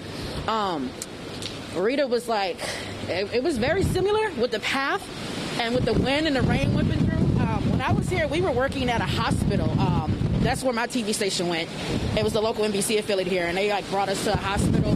We stayed live streaming the whole entire time, and then we would go out to the garage and check it out. And it's kind of similar with the bands and how they're coming and the wind speed and the rains. But this area here, L'Auberge, was very, very new. And the golf course was totally flooded out because I came here and shot some stuff the next morning after, and it was just like a river. This whole little area, that's Preon Lake Road over there, that was flooded out. There's a couple of homes over by the bayou that were kind of flooded out too. But I moved after that, so I wasn't here for the rest, like Ike and all that. But I can tell you, definitely Rita did do some devastation. Like McNeese Stadium was all flooded. I actually have photos of all that too. It was pretty crazy to see all that. So I'm feeling like this is going to be very similar to Rita's damage. And I know you said your parents are, thankfully, they have a great daughter in there at your house in Houston, though. It's got to be an awful feeling to go through this. It is. I'm kind of nervous. You know, my shift starts back at 7, 8, but it's like, how can I sleep? This is my hometown, you know? I'm like worried, like I'm anxious. Like I went to my parents' house and taped some windows and fixed a bowl of gumbo that's still in the fridge. And I just couldn't even eat the whole bowl because I was just anxious. Like I'm just so worried about everybody, not just my family, just everybody. Because I know a couple of people that stayed behind. There's a neighbor on my street that stayed. A couple of people my brother knows that are like sick and like wheelchair bound, and it's just like they waited too late to get out. So I'm just like really anxious, just worried about people. But you get there just so we can go try and check on them afterwards. Hopefully we can make it, you know, make it out of here. I just don't know because I know this area is prone to flooding because of the river here and the bayous around here. So we'll see how it looks tomorrow if we can get out. Yeah. How long does it take usually to drain? I mean, I was here for Rita, but it was only a couple of days. You lived through it. How long does it take to drain through here? I mean, I feel like that next day it drained pretty quickly. Like for the main roads, because there's a lot of trees down, power lines, so a lot of roads are incompassable because of that. So that was the main trick was, you know, we had a lot of flat tires on our news cars here, and, you know, I was with another co-worker of mine. We were riding around. We were like the flat fixture crew. Like we left our car at blah, blah street, and yeah, it was just really nuts just navigating the roads with all the debris and everything that just was taking over the streets. But it didn't really take too long to drain down, I don't feel like. But the power was definitely out for like, I know for a fact, a week. That's the worst part, is the power is out for a long time, and that's just miserable. I saw the transformers blowing. Did you see that? Yeah, Byron told me about it. Actually, I think Chris in the studio saw it, and Byron saw it before I did because my back was that direction and this direction. So I'm pretty sure it's a lot of power outages in the city right now. So. But when you can't do it, it's unavoidable in winds like that. Exactly, very unavoidable. They're just whipping through. When I was driving back, it was just starting. I timed it out, looking at the radar. I was like, okay, I can get back, because the winds were just starting to make the street signs blow. A couple of red lights were swaying. I was just like, yep, it's time to get back to home base. All right, thank you, Renee. Go get some rest. Oh, I know you don't have to be on till 7. She's not sleeping, She's amazing. Robert. She's forget amazing it. and dedicated. No, I couldn't either. I can't sleep in these things either. Well, that's the thing, especially when it's your hometown. And what I got most out of that interview, listen to this. So Renee's family from Lake Charles evacuated to Houston, right? Our 6 o'clock producer, Erica Young, who grew up in Cameron Parish, south of where you are, along the coast, where this thing is coming ashore, her family evacuated to Lake Charles. Okay, and so we're going to speak to her because she tells me that she is on a group text with her family right now, checking in with mom, checking in with dad, checking in with her brother, and we're going to talk to her coming up because, again, I think those stories resonate with people because you can understand when it's your hometown. It's about family. It's everything you got. It's about family. It's everything you got. Robert, I'm so curious, as you were talking to Renee, and I don't mean to cut you off, but I know here in our coastal communities, we were talking about this yesterday, there were mandatory evacuations here along our coastal communities. I personally am surprised to hear that people stayed back in Lake Charles and that everybody wasn't scooped up and taken out of there. Well, it's interesting that you say that. I was going to talk about that when I talked to the sheriff this afternoon. He said, a lot of people think that when we say mandatory and you don't leave, we're going to send, large men to your house and pick you up and make you leave, because that's not the case.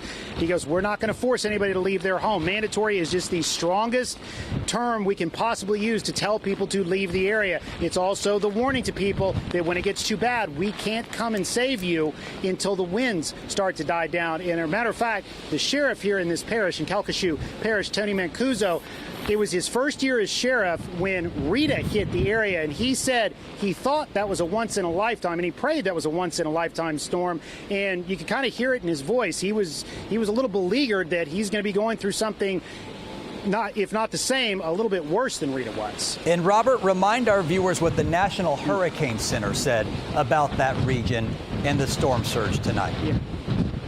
Well, you're right. It was that word. I had never seen the National Weather Service use the term unsurvivable before. Wow. And they used it over and over again. Unsurvivable storm surge. We hear life-threatening, potentially deadly. This is the first time I've heard the term or seen the term unsurvivable. And that really, really struck me because that's a very definite term. They are saying if you stay, you're going to lose your life. This storm surge is not anything that you can survive, and that's why I pointed it out during my 10 o'clock live shot, because that really, really struck me as to how serious the Weather Service was trying to warn people about the severity of Laura. Well, and that really dovetails your explanation about mandatory evacuations, because if they're not getting people out of there, then they're at least trying to drive home the message of what can happen if you stay. Right. And, you know, the thing that's interesting, I'm from Biloxi, Mississippi originally, so I grew up with a couple of hurricanes and then came to Houston and had a lot more and seen a lot more in my career. And the one thing that's kind of amazing about people who live near the coast is the salt water gets in their veins. They feel that they can weather anything. They've weathered a lot of storms. They've weathered hurricanes in the past. And it's just, this is where they live. They love everything about where they live. They love the culture. They love the area. And they just don't want to leave it. And they think, hey, this is just part of life down here on the coast. I can deal with it. If I couldn't deal with it, I wouldn't live here. But as we know, with every storm, it's different. And we look at what Harvey did to Houston and what a different signature that was for us. And people who were completely unaffected in previous storms have a completely different story to tell post-Harvey. Well, it's amazing to me, everything I always get at, you know, how does this storm compare? You know, was this storm really that bad? And I say that is such a sliding scale. If your house was not destroyed during a hurricane, that wasn't that bad a hurricane. If your house was destroyed during a hurricane, that's going to be the worst hurricane you've probably ever experienced in your life. So it's, I almost, and I hate to be mean, but I hate that question because it really depends on how it affects somebody. So for Houstonians, everybody kind of collectively held their breath. Thankfully, we dodged the area, so that's not going to be that bad. It's going to be devastating for the people of Southeast Louisiana. Yeah, and you think about those first responders, I think you hit the nail right on the head because, you know, they take an oath to serve and protect, but they also have family and loved ones that they want to return home to. And so a lot of these times, I think, you know, the National Hurricane Center will put out these warnings and they'll say these things because they do want it to resonate with people that if you are going to stay behind, you're on your own terms. Right. You can't get help. Right. And if you think about it, right.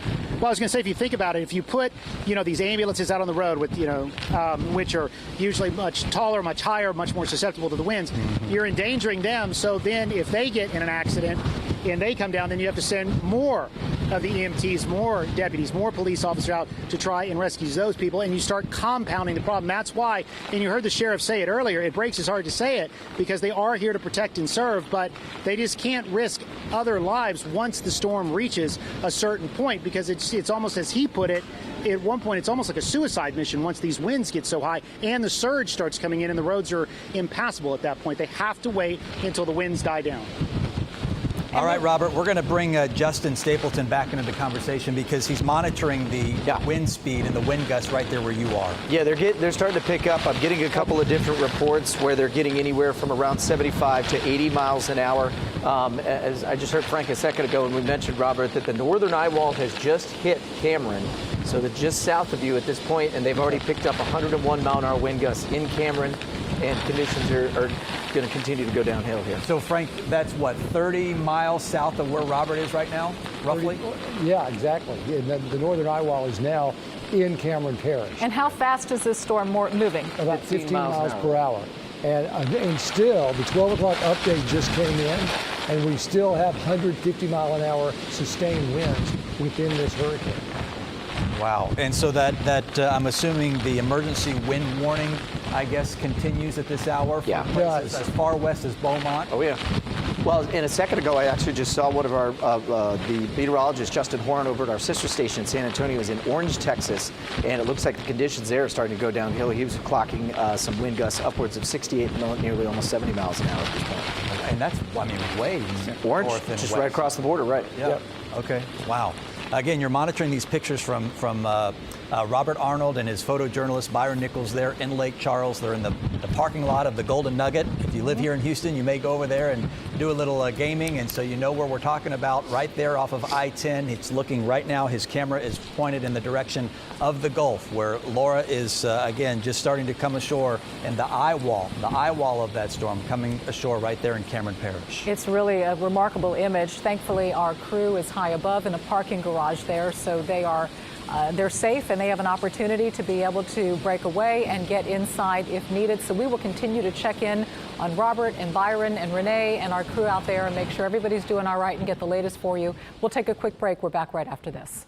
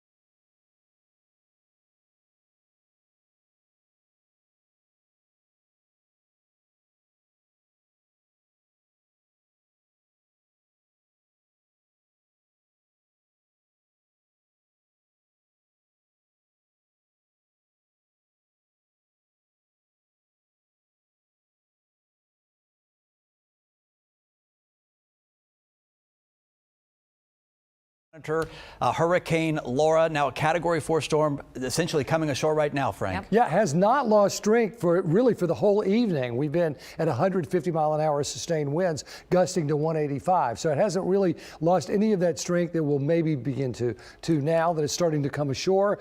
150, 185. This is the midnight advisory. It just came in northwest at 15. So very little of that has changed at all. About the only thing that's changed is the location. It'll continue to come in as a Category 2 through 7 o'clock tomorrow morning. 110 mile an hour winds are forecast, and then it continues up into Little Rock area with 60 mile an hour winds, and then bending back through Kentucky, and it'll continue into the mid-Atlantic states. So there's a close look. You can see 88 miles off of Galveston. That's as close as it has gotten and as close as it's going to get. But the northern eye wall, you can't pick it out as well here, but let me switch this to the radar, and you can see that blue area. That's the northern eye wall that the National Hurricane Center is talking about. So that has made landfall. Official landfall will be when the center of that eye, it crosses and intersects the coastline. That would be official landfall. But clearly, and you saw from Robert Arnold, this is already having some serious effects. And look at these feeder bands that are coming in, and look at this one here.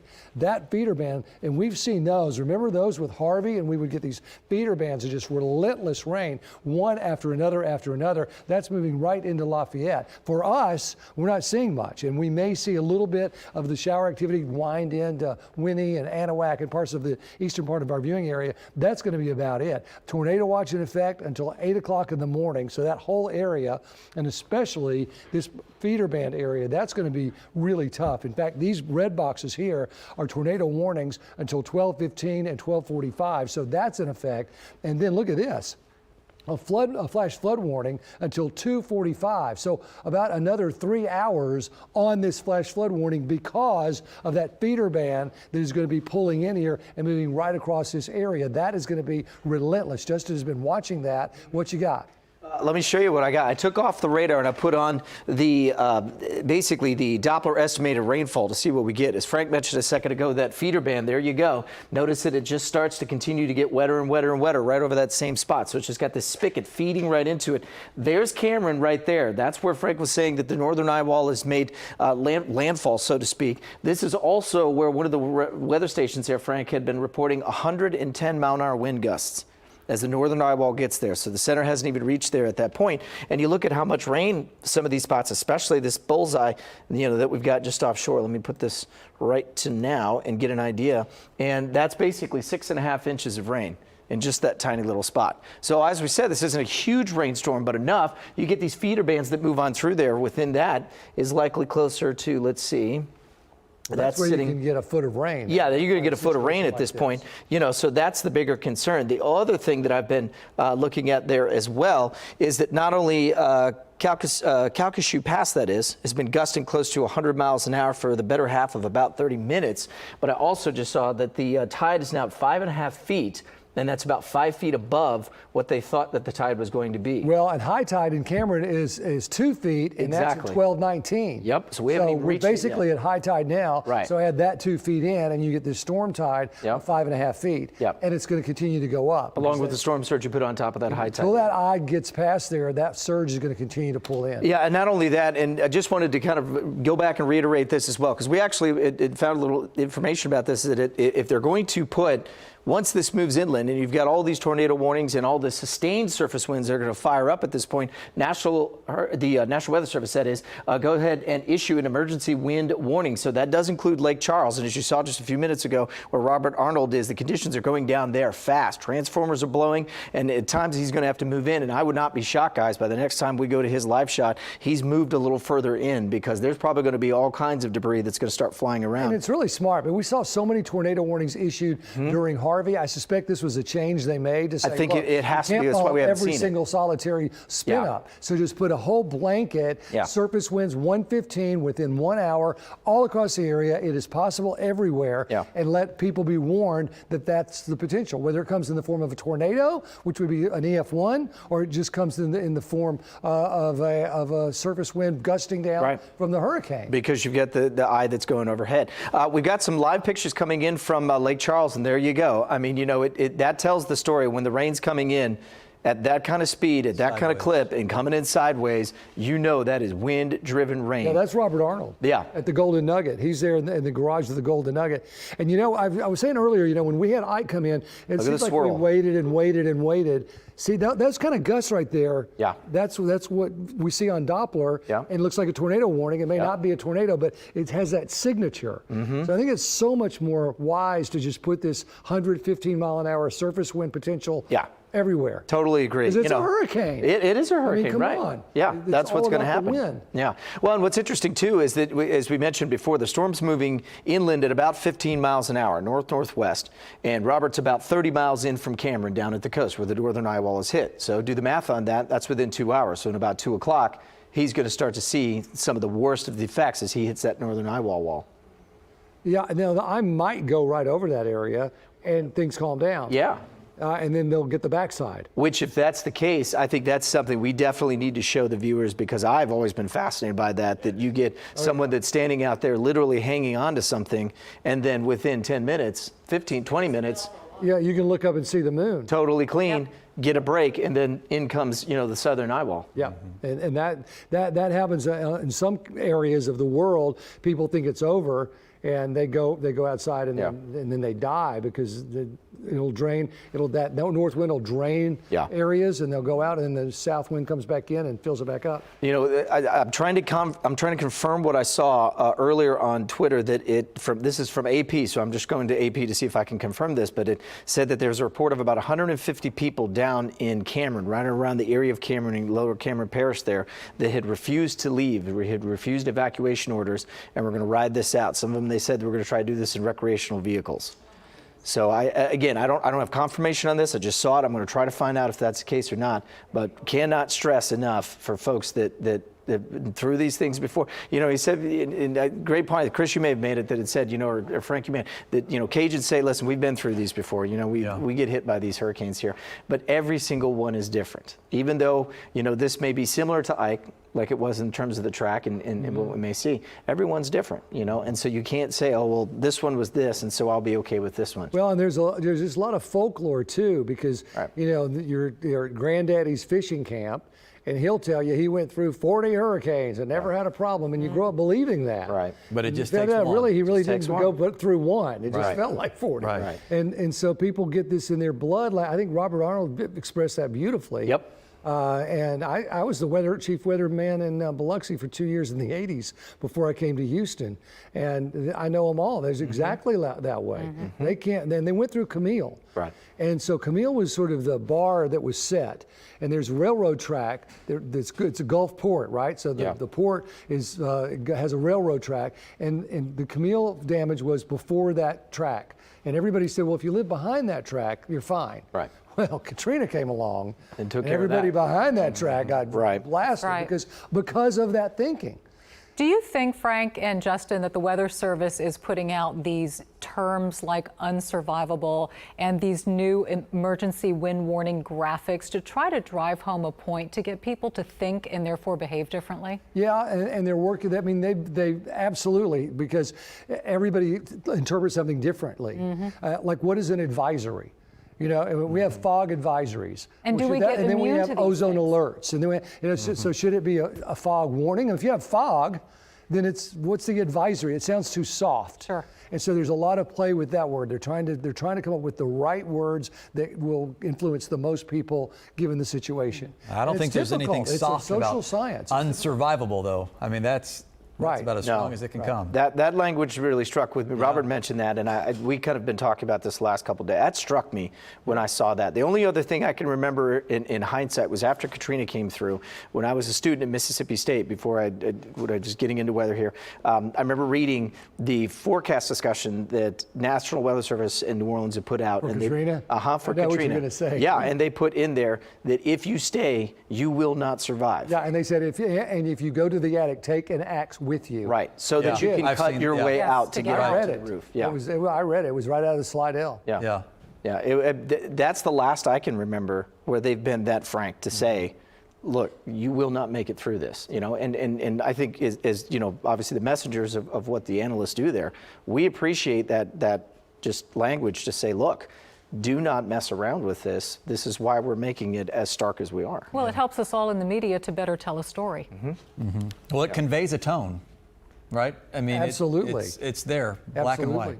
And then sometimes it ends up not being as bad, and then you have to fight that all over again. Look at Robert Arnold. Robert's found a friend here. See that these, my. that debris gets up and going. I mean, that'll go right through something. That's right. So Robert's probably just trying to get that inside the parking garage there where you saw earlier. I mean, you saw those, they got those bars that hang down if you're in a big F-250 or whatever to make sure you're not going to hit it going into a parking garage, and you see the way those things were swaying. I mean, in that live shot. Well, a lot of scrap metal gets left on top of roofs. I don't know when they do air conditioning work or they do roof repair or whatever, but just loose sheets of metal, and they just come up and they just fly and they land on cars and on people, and it gets really dangerous sometimes especially in some of the coastal towns just all over the country where maybe they're not as strict with code enforcement. But it can be dangerous. You can be everything looks okay and everything looks clear, and then suddenly, like Robert was carrying, a piece of a sign now becomes a missile. Those two bars that you're talking about there, Chris, those are the ones I'm going to keep a watch on as we go into this shot here tonight. It's a chain link holding it up. Chain link, and they look like they've got a lot of room to kind of swing and snap. They do. The advantage is they're round. Yeah. And just like an igloo or an airplane wing, wind will go around round. So they'll swing, but the trees are more vulnerable. Really, they are. Well, look at them. Catching them. Yeah. So this is a shot from the Golden Nugget. At last check, winds were up at about 110 miles an hour. Down to around Cameron. His winds right now are probably clocking 75 to 80, I'd say. Yeah, I'll see if I can get a more current on that. But that's about. But I mean, this shot's only going to get worse looking over the next 45 minutes as we stay on it here. Yeah, 110 mile an hour wind, about 20 minutes ago, that is, in Cameron. So the northern eye wall certainly making its presence known there across the southern coastline. So speaking of Cameron, down there in Cameron Parish, which again is south of where we're looking at that picture there, our producer, our 6 o'clock producer, Erica Young, has been checking in with her family members about what's going on there. They're on a group text with family and with friends, and we're going to check in with her on the backside of this quick break. Stay with us. We're back with more right after this.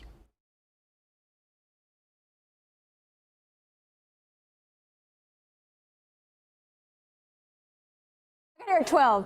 What's that?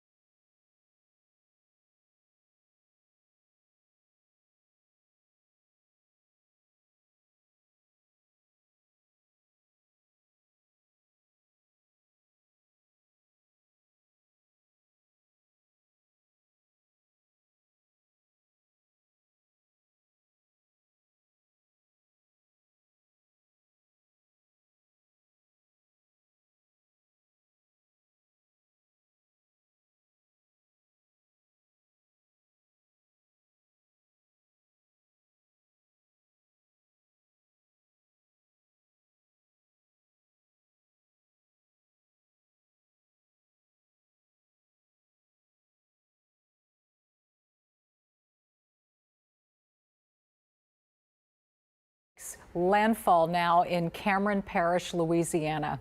And speaking of Cameron Parish, I think for great perspective and context, we've invited our 6 o'clock producer, Erica Young, to join us here in studio to talk about what's going on, what she's seeing and hearing. You grew up in that region, Erica. You have been here at the station since 12 o'clock noon. Bless your heart. I know you're ready to go home. Thank you for staying with us. What are your friends and family members telling you tonight? Well, we got a group text started early this morning. I mean, as soon as we heard the unsurvivable mention, like it got going. A lot of them have evacuated, which is kind of, it's unusual for Louisiana people. I'll just say that. I have family that went to Fort Worth. I have family that went to like just north and Lake Charles and north of Lake Charles. They're just saying, they're giving me, the people who are still in the area, just saying power outages, 25,000 power outages. Earlier in the text thread, it was like, it's just creepy out here, like that feeling you get when a storm is coming. It's creepy, it's dark. And then just wind gusts is what they're talking about now, just wind. But I think it's really important to, I'm glad that we're taking this track. We're saying, Frank has said this, Robert has said this, you know, Cameron Parish is getting hit. Like Lake Charles, yes, is going to get hit hard, but it's going to go over an entire parish first. Like this is like this is my hometown, Grand Lake, Louisiana, like where I went to high school, where, you know, and it's just going to go through there and basically flatten it. I mean, it's just going to, and a lot of people do stay. Like Justin, you were saying, you know, people down in Cameron, that's like the southernmost area there. Right. Oh, I don't doubt it. I mean, and they've been through so many before, and it just doesn't make sense. You know, they should know. In '57, Audrey went through there and killed hundreds of people. I mean, and these are, you know, descendants. They just should know. It's just stubbornness. I don't know. And I'm including my family. Have they said anything about the water? We're getting reports of a 7.5 foot surge into Cameron right now.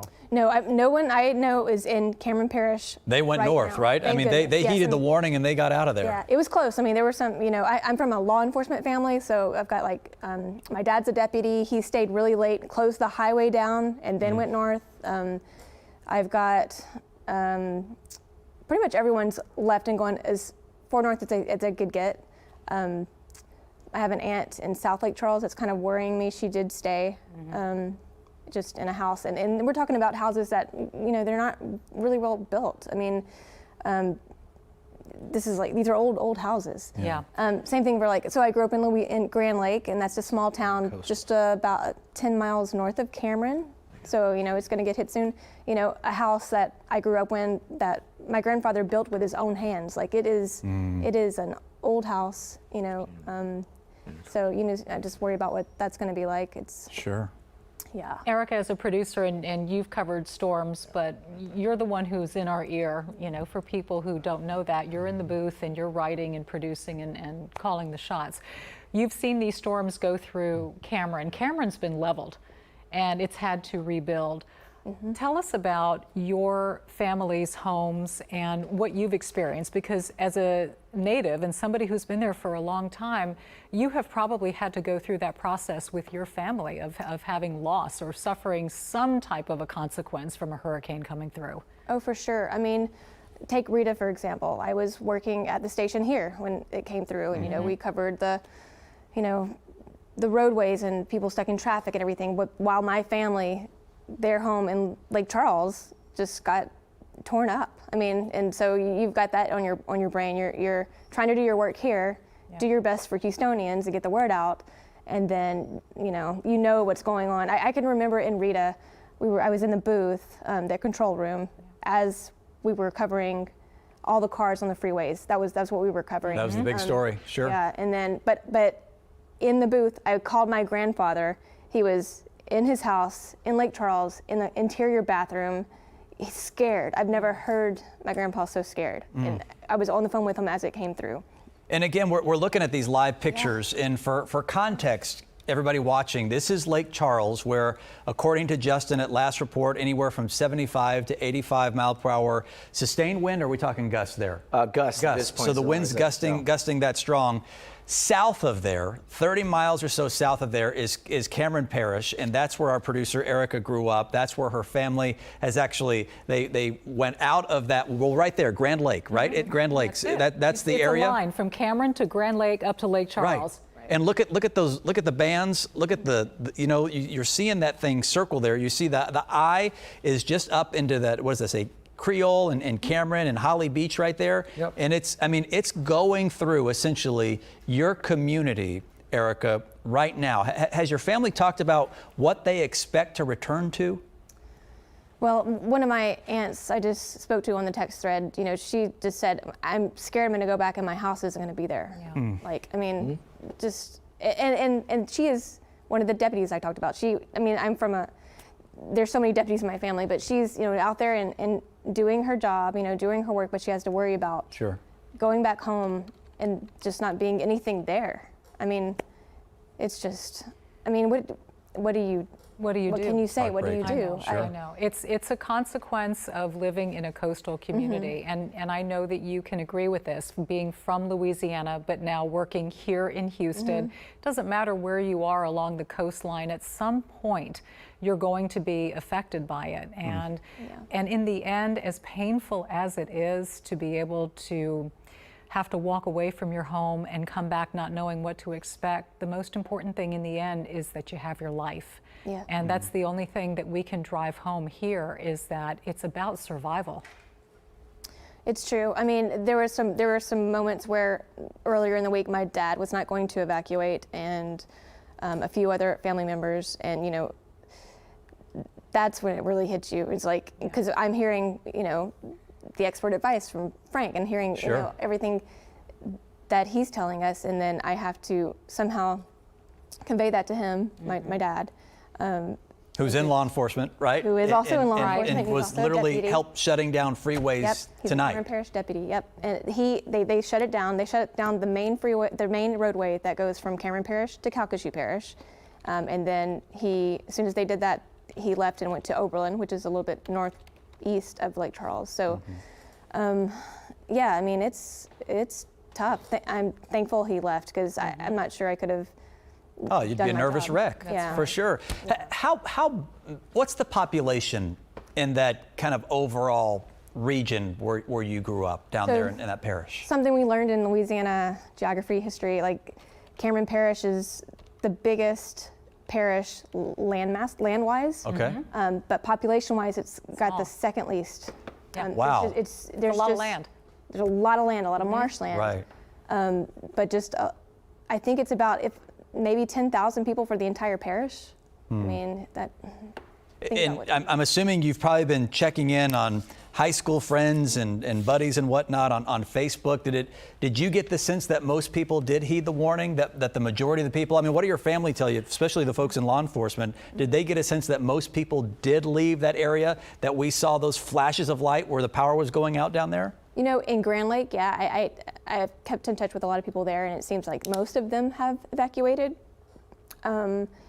Lake Charles, not so much, just because they think that they're, you know, do people just go to Lake Charles because they feel that's the safer high spot? Sure. And honestly, it has been in the past. I mean, it's been, you know, we did when I grew up in Grand Lake. You know, that's what we would do. We would go to my grandmother's house in Lake Charles, and you know, but this one obviously is different. There, you know, so many storms. Rita was different too, but I would say now Cameron's a little bit different. Cameron's a little farther down.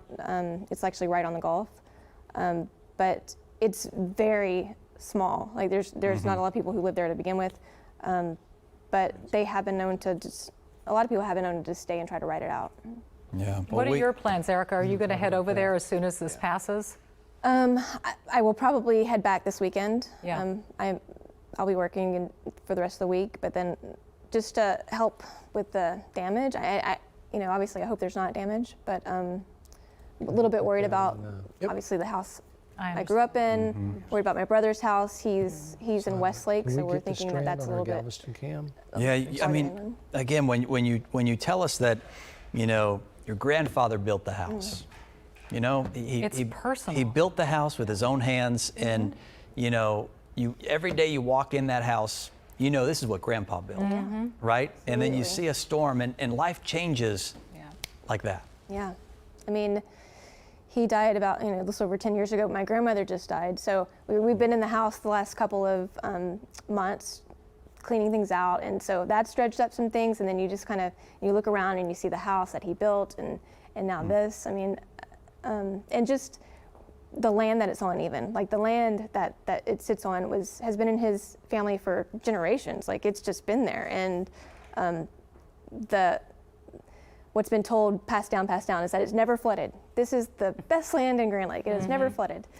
So, you know, I'm waiting to see what that looks like. You know, it's just, it's heartbreaking. It's heartbreaking to know that that's happening right now. It's moving over right now. And you feel powerless in the moment. I know, but you know, through the power of communication, at least you are able to be in touch through call or text and whatnot. And I just hope you know, Erica, that there are a lot of prayers going up for you and your family and for everybody in that region right now having to deal with this hurricane and the aftermath that she will leave. And so, you know, these personal stories mean everything to us because this coverage is not about a storm, it's about the people it affects. And so, honestly, we can't thank you enough for being here at the end of a 12-hour shift to share your family story and your story with us. It means the world.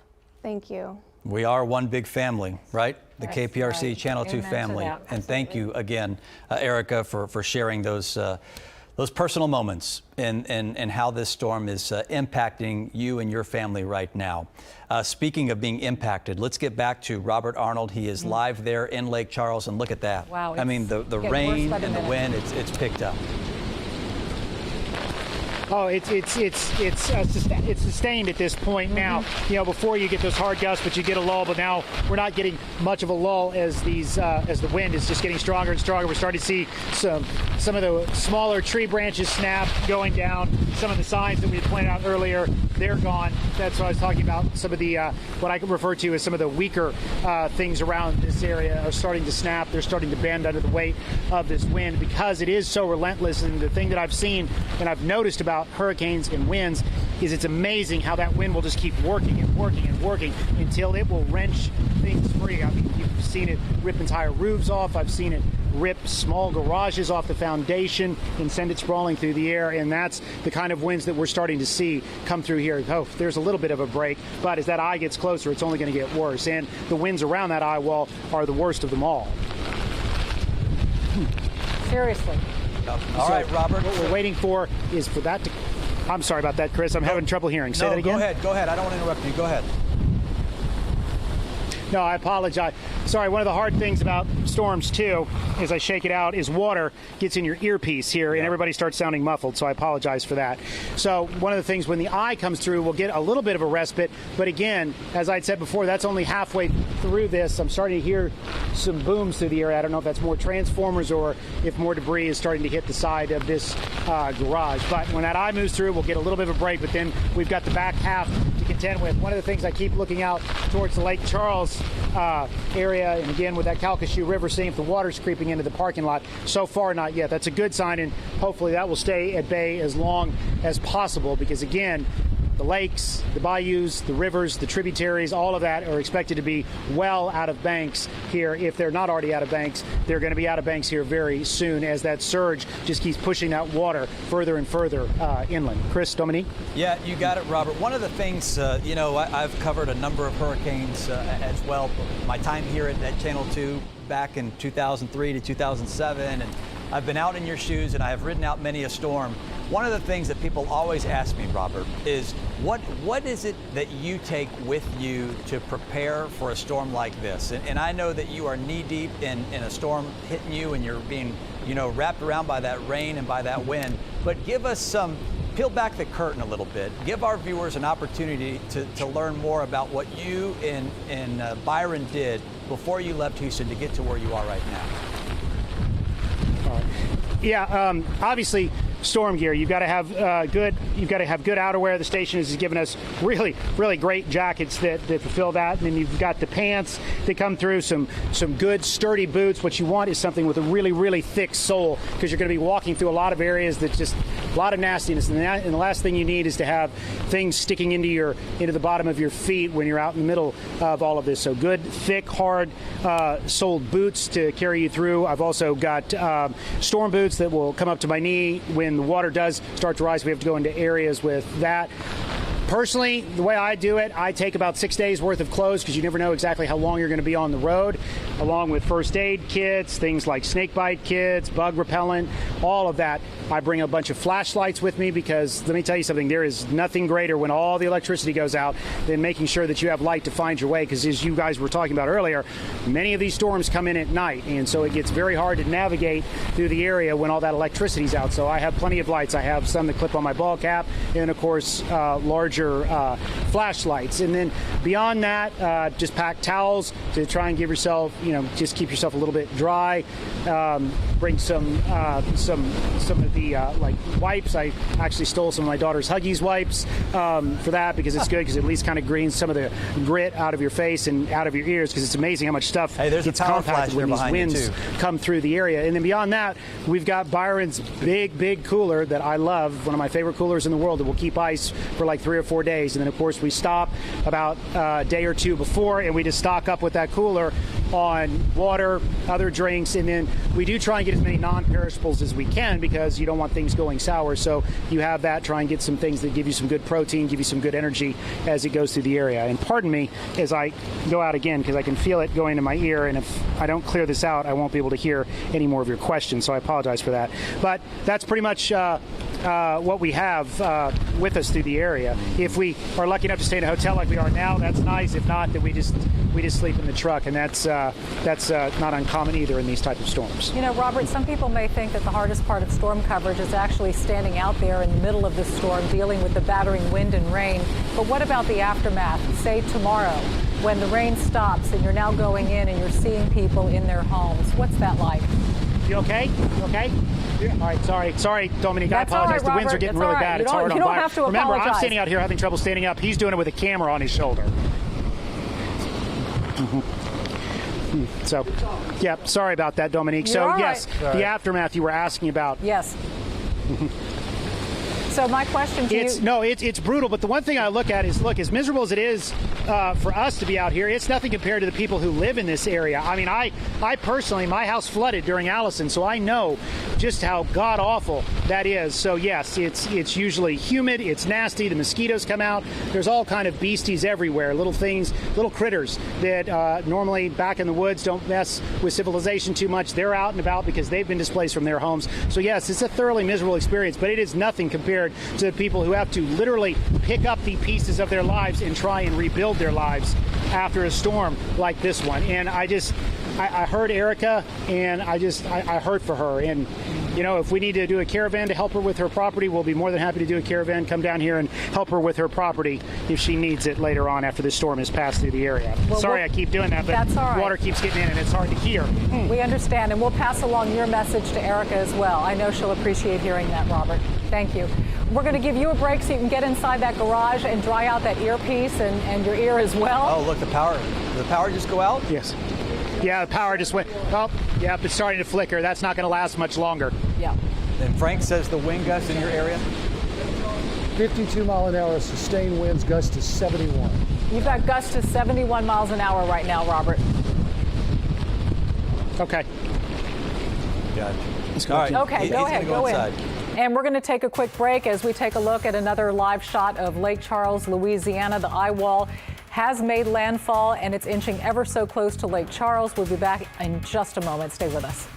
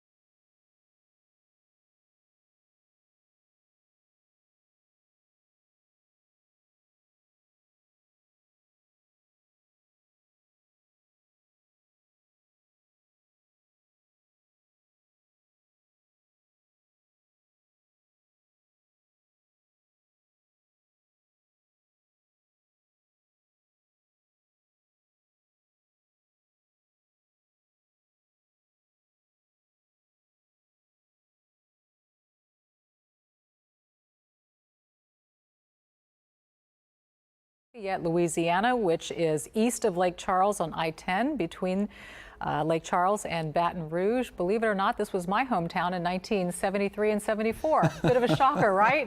Wow. Houston will always be your hometown. Houston's always my hometown, Amen. But I developed a love of Cajun food right there There in you go. Lafayette, Louisiana. Can't go wrong. You can see the wind there is affecting that tree, but man, nothing like they're seeing at Lake Charles at this hour. Let's get over to Frank now for the latest track and what you're seeing on the radar right now. I want to share this too. You know, I've been talking about this for a couple of days, that backflow, that north wind across Galveston Bay would start to back that drainage up, and then you would get that water coming in to the Strand and the city and can cause some street flooding. And we're getting this picture of this just in. This is 25th and Strand and Galveston flooded because of that. Not because of rain coming down, but simply because that north wind across the bay. Galveston drains into the bay. So you put that north wind on it. This is what happened during Harvey. And you put that north wind on it, and then nothing drains and just pushes all of that water back through the drain pipe. So that's why you're seeing that. And we'll continue to see it through much of the night. The only reason I'm really showing you this, I think we pretty much know what the track is, certainly. But the winds at midnight still sustained to 150 with gusts to 185. It is moving north-northwest at 15.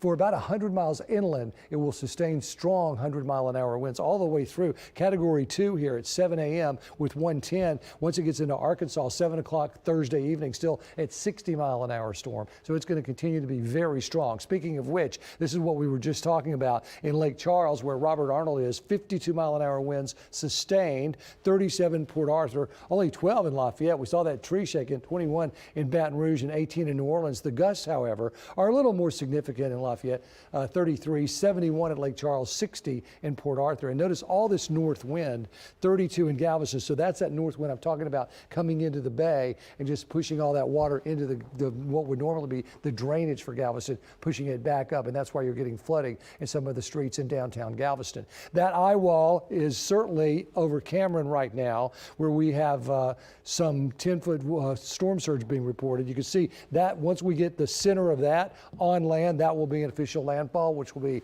in about maybe 20 minutes, so about a 1 o'clock landfall is probably what will happen there. Look at the feeder bands, and there are flash flood warnings up through here because of all of this, and that's where you really get into trouble with the feeder bands just bringing in relentless one after another training storm. So we call them training because like a train, one boxcar after another. The same thing with these storms, one heavy rain shower after another, and that's why it's called a training effect. I just want to show you, Galveston's not getting any rain, so you're flooding without rain, and it's because of that north wind pushing all of that water into that drainage system. So here are some of these warnings I'm talking about. First of all, there's this tornado watch box. We always get those because you get these different wind flows out of the south and southeast and mid-level winds out of the east, different winds at different levels. That's what wind shear is, and that's what causes that spin. So we have that tornado watch.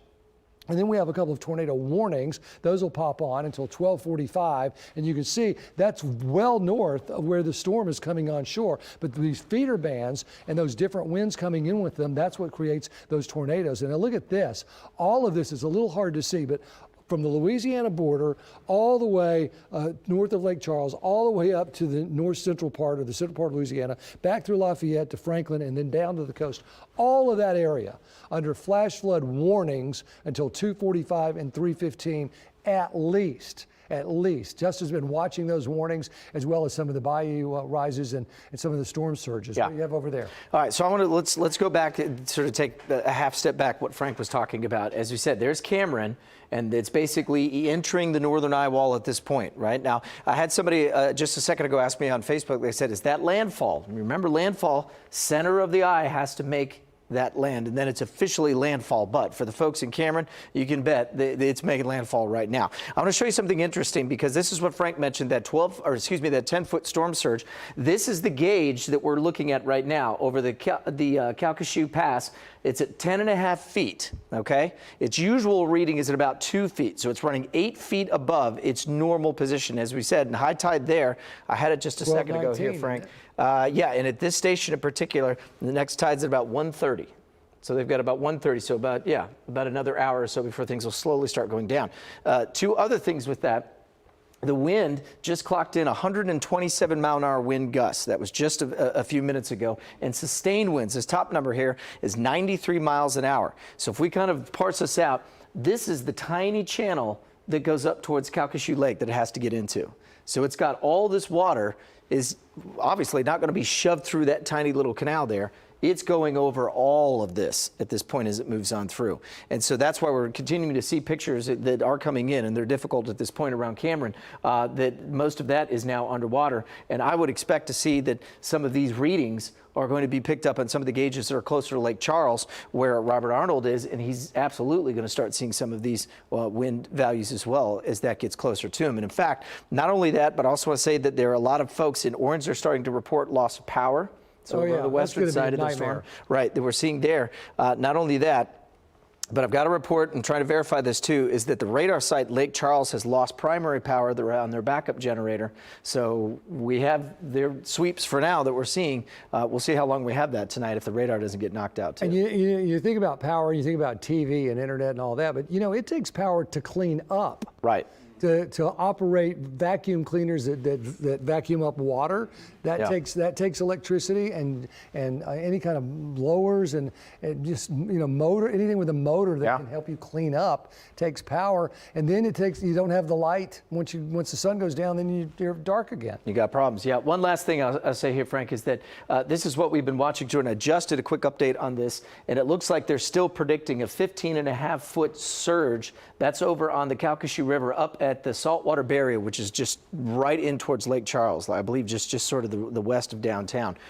So this is what Robert was talking about, is that those water levels they're going to see where he's at the Golden Nugget and LeBaires are going to start continuing to rise. They expect this, looks like anywhere, probably by 6 a.m. tomorrow morning, and then slowly start to fall. But don't be fooled by it. That point makes it look like it's going to come up and go down. And go right down, right. If water comes into your home or business and it's there for 5 seconds, it can ruin stuff. Right. I mean, it doesn't have to be sitting there in water for very long to have a problem. And a lot of areas in Galveston south of Broadway during Ike, the water sort of came in and went out, but there was still water damage all over the place. Yeah, and I think that's what they're going to see there as well. So it'll be real interesting to see, that 10-foot reading. How high does that go before that gauge maybe doesn't make it through? I mean, we're still getting information from right around the pass there as it works its way in towards the base. So that's how many gauges did we lose during Harvey? Well, right, yeah. Well, and the thing is, I just checked. I just did sort of like a quick map look, and there's not much. It's that gauge, and then you got to go all the way up to Lake Charles. So there's going to be a big gap of space in between that. And obviously, there's not a whole lot of spots in there. There are some, though, as Erica showed us, that they're going to see that 10-foot storm surge that is just going to get higher and higher as it works its way through. So that we are just sort of at the beginning of when things and conditions in particular, and certainly the storm surge, and as you see there from what Frank's showing you, they're going to go downhill real quick.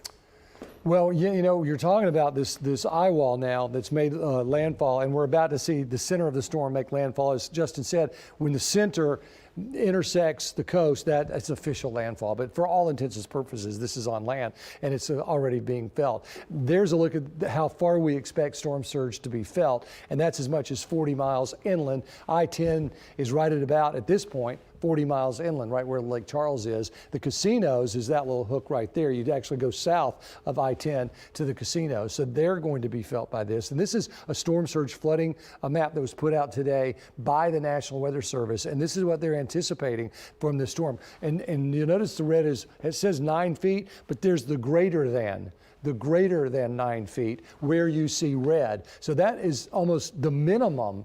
Where you see the red is 9 feet, going to even higher, 15, 20 feet. It's hard to say. And one of the reasons it's hard to say is because all of the bayous and all of the rivers and all of the little creeks and everything start to send, just like Justin was saying, you put all that water through a thin area, it just goes out. And so there's Lake Charles, and then these rivers, once you put all of that surge in there, you can see how you just start to see things swelling because there's nowhere else to go. I mean, we see that with the bayous all the time. Put too much water in them, and then they come out of the bayou. So it's going to be exactly the same thing there. And then when you see the yellow and the orange, that's 3 to 6, but could be greater than 3 to 6. So this is representative across the whole area, which is why the entire region is under a flash flood warning right now. But we just don't know really how much water is going to go where. So, I mean, and it doesn't take much. I mean, you can't drive. If it's 2 feet, you can't drive.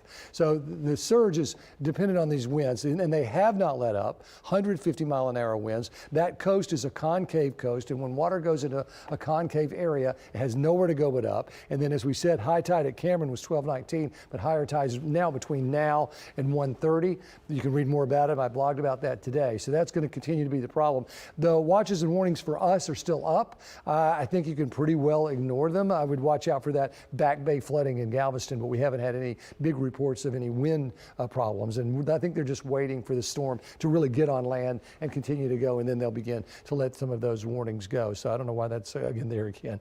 Here's a look at the water vapor satellite just to show you something here. Look at all of this dry air. That gold color is all that dry air. This is that low that actually protected us. But as this storm goes north tomorrow, it's going to grab that dry air and it's going to pull it into Houston. So it's going to be very dry, but it's going to be that westerly flow of dry air. So it's going to be hot. I mean, I'm putting 98, even 100 degrees in spots tomorrow for us. It's always hot and dry after a hurricane in a lot of places, and that's why. That's going to continue to pull that very dry air in, and we're watching the tropics still. Coming off the coast of Africa, 20% chance over the next 5 days of development as this system continues to move toward the Caribbean. So we'll continue to watch that. Also, it's always something. It's that always. Season. Yep. I don't think our brains can process that map at the moment. I know, right? Can we just deal with that tomorrow? We'll deal with that tomorrow. Okay, thank you. Let's go back now to these live pictures of Lake Charles, where again, Frank was saying that sustained winds right around 50 plus miles per hour, but wind gusting over 70. We'll check back in with our Robert Arnold on the other side of this quick break.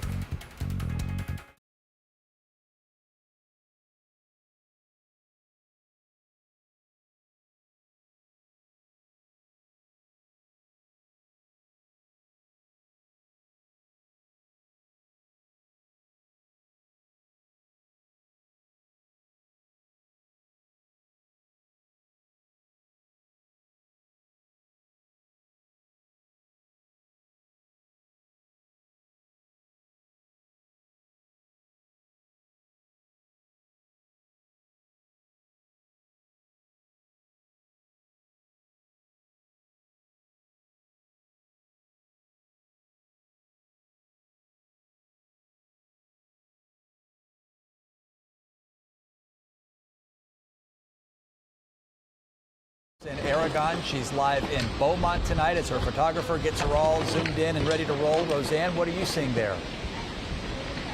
That's right. We are definitely seeing the heavy winds and rain here as it picks up here in Beaumont, as the county judge has promised. I want to show you conditions right here. You can see just how powerful the winds are right now. They are blowing the flagpoles, the trees, all of the different areas here are covered, soaked wet as the winds continue to pick up as this hour goes on. I spoke with the county judge, who tells me that the county courthouse has lost power. The generators have kicked in. Right now, the concern here is the wind and also the storm surge. Crews have been out and they are on standby, ready to assist once this storm event is over. We are at the point where if anyone who is here needs help, crews will not be able to get to them until 9 in the morning when services pick up again once it's safe. But again, conditions here in Beaumont, very, very windy, heavy rain, gusts of wind. This rain event is here, and it's here to stay for at least a few hours. Reporting live here in Beaumont, Roseanne Aragon, KPRC, Channel 2 News. Roseanne, before you and your photographer go back and get warm and dry again, we're looking at the ratings, the wind speeds, according to our meteorologist here, and it looks like the wind gusts in your area right now right around 60 miles per hour. Ask your photographer to look back up at those flags, because I think you can see it, but you can also hear it, Roseanne. Yes, that's exactly right. You can see the flags here. You can see all of the different trees just billowing about in the wind. As I talk with you right now, I'm keeping my legs firm on the ground, trying to keep still here. But this is not even a taste of what it's going to be like within the next few hours here in Beaumont. So we are all just trying to be ready. I do want to say something about all of the different people here who are still here, willing to help, especially the hospitality industry. There's about 7 employees in there keeping the lights on here at our hotel. One of them cooked all of our meals. We are all hanging in here, staying safe, and trying to get the latest information here on the ground in Beaumont. But there is no doubt the wind and the rain is here, and conditions are going to continue to get more and more intense. But of course, we are staying safe, and we will be there covering the latest in Jefferson County. I am in contact with the county judge, who is telling me what are the major areas that he's looking at. And right now they say the issue is wind and power. The courthouse lost power, but everyone here has had time to prepare. They have generators that have kicked in.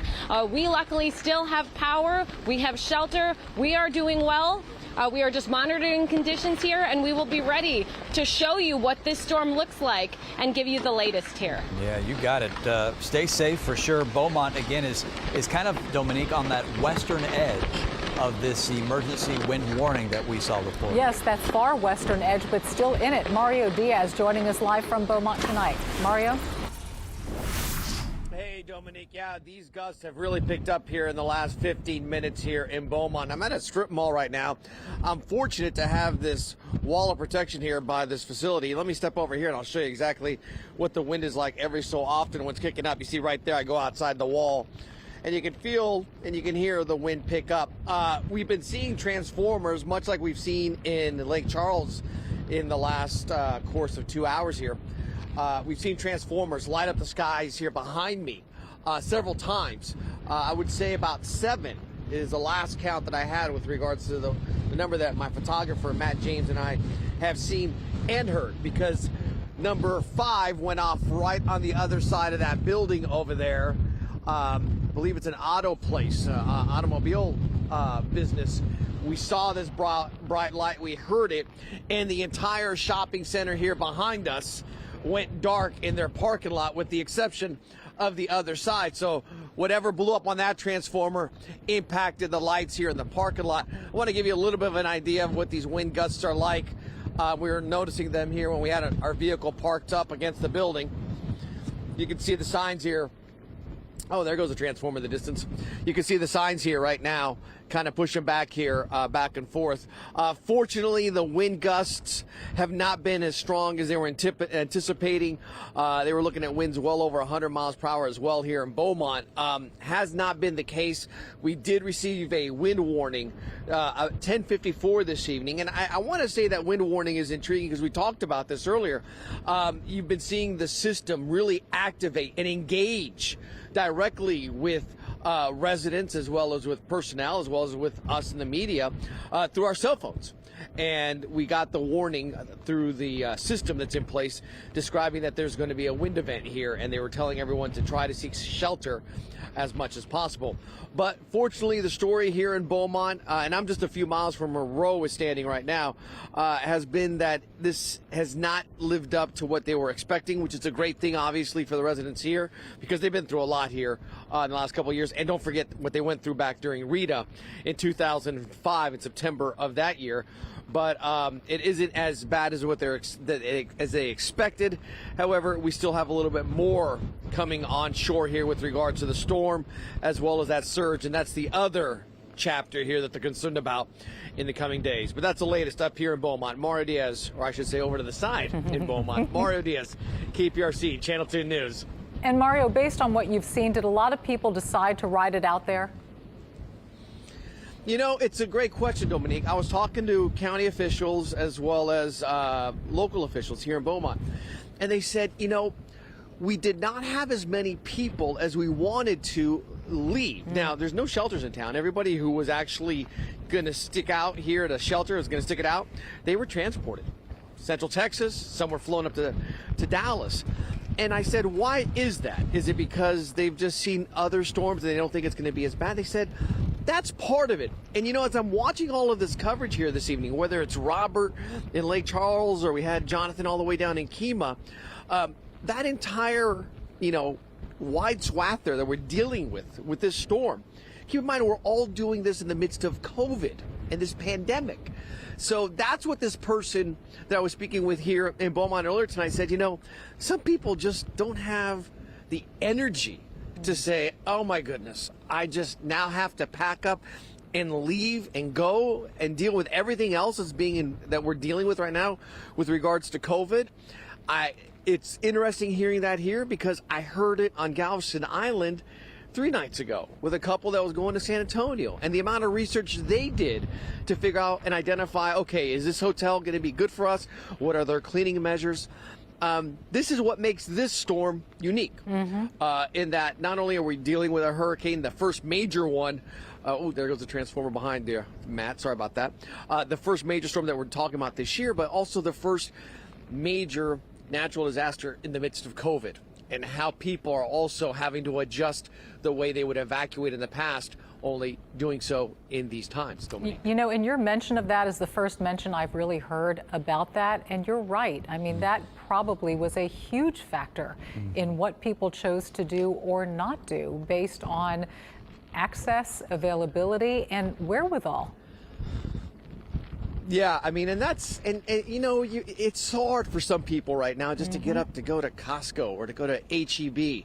And now imagine having to leave the place that you feel comfortable in, you feel safe in, and at the same time now you're saying, oh wait, I might come back and I might not have a house, and you're dealing with that situation.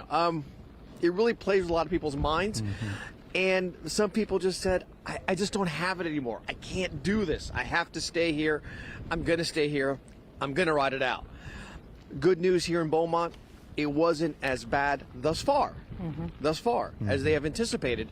However, as I indicated, it could have been much, much worse, Dominique. Absolutely, Mario. And I know they're thankful that right now the gusts are only at 60 miles per hour, and those are the gusts and not sustained winds. No Mario, doubt. thank you so much. And if I can't, I can tell you guys, I can tell you here along the highways here, and my photojournalist Matt James and I, he kind of pointed it out that no, actually I think that's intentional. I'm like, oh my goodness, you're right. But when you're driving up on I-10, and if you've made the drive here before, you know there's tons of businesses. You're going to see signs for everybody, from gas station stuckies to, you know, employment attorneys or physical injury attorneys. But every single one of these billboards for a stretch, once you get into Beaumont, they had squares punched into them intentionally. And the whole reason was to ensure that the wind gusts, however strong they were going to get, because they anticipated wind gusts that could really do some damages with the signs, that these wind gusts would be able to power through the actual sign instead of just blow it out completely. So they created all of these holes, and they're out there, and you just hear the signage just flapping in the wind. Oh, there's a little bit of a gust there. Give me a second. You hear the signs flapping in the wind, and you realize all these signs that have had to be adjusted, and they've got massive holes in them. The canvas is completely open, but they did so for a reason. They didn't want the sign, for lack of a better analogy, to become like a sail. When you raise the sail on a boat, it pushes the boat, right? Same thing with these signs in the wind, blows it right back over. And the biggest issue you have in that case is that sign going to blow onto a business? Is it going to blow onto a home? Is it going to blow onto a vehicle? And that's why they took that preventative measure here in Beaumont. Gotcha. We're just getting word, Mario, that we have official landfall. I don't know if our chief meteorologist Frank Billingsley microphone is on or not, but you know, I'm calling the landfall. Okay, got it. I just tweeted out like it's near camp. I mean, you can look at it looks like it's spot on. Well, you can look at the radar, and we've got the crosshairs of the eye of the storm intersecting with land. So clearly that's the definition. So I imagine the National Hurricane Center is going to call that pretty soon, if they haven't just gotten to it. They're kind of busy over there right now. And the 1 o'clock advisory, the only update, still 150 mile an hour winds gusting to 185. The really only update is now there is a north motion, no more northwest. Right. So it now is a north motion that's going to continue. Heading straight to Lake Charles. Well, it's going to go right to Lake Charles. Yep. You're absolutely right. There it is. You can see you put the crosshairs on the eye of the storm, and there's the coastline, and that's landfall. That's the definition. So I imagine they will call it that it happened right at 1 o'clock. Frank, what's the blue in your map? Just higher level tops of the storms. Okay. Yeah. It's got nothing to do with the intensity of the rain? No, it doesn't. Okay. Wasn't it kind of the leading edge of the eye wall, or no? Was it that? I felt like that was the first leading edge, yes. Yeah. It was the leading edge. Yeah. And there's the 150, 185, and there's that north wind at 15, or north movement at 15 miles an hour. So due north. That's going to continue. It's going to go due north, and it's going to continue as a 2. Clearly, probably a hurricane throughout the whole state of Louisiana. As it moves north to some degree.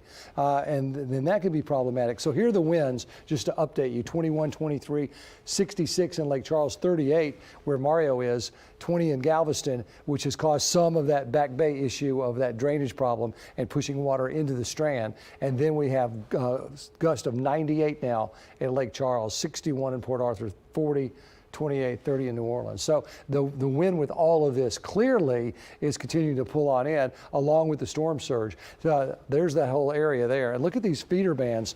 They're just bringing in these huge amounts of rain. That's what we're going to continue to see. And consequently, for us, we're in the clear. I mean, there may be a few showers that try to move toward the extreme eastern viewing area, but that's going to be it. This is going to continue to take everything with it. You can see that tornado watch box until 8 a.m. And then we have these other red boxes. Tornado watch warnings continue, and there's the tornado warning until 1:30. And then beyond that, taking that out, these are flood warnings until 3:15 and 2:45 for all of those feeder bands and all of that heavy rain that continues to come on in. So they're going to see the heavy rain. Look at that. Wow. Oh my goodness. That's why we haven't heard from Robert Arnold in a while. You know, a picture's worth 1,000 radars, I'll tell you that. Isn't that something? He's inside that parking garage that's connected to the Golden Nugget. That's where our crew is staying. So that was a powerful wind gust. I understand we can toss to Robert right now. Robert, you available? Yes, I am. I'm here, Dominique. Okay. Yes, and those wind gusts are becoming really intense.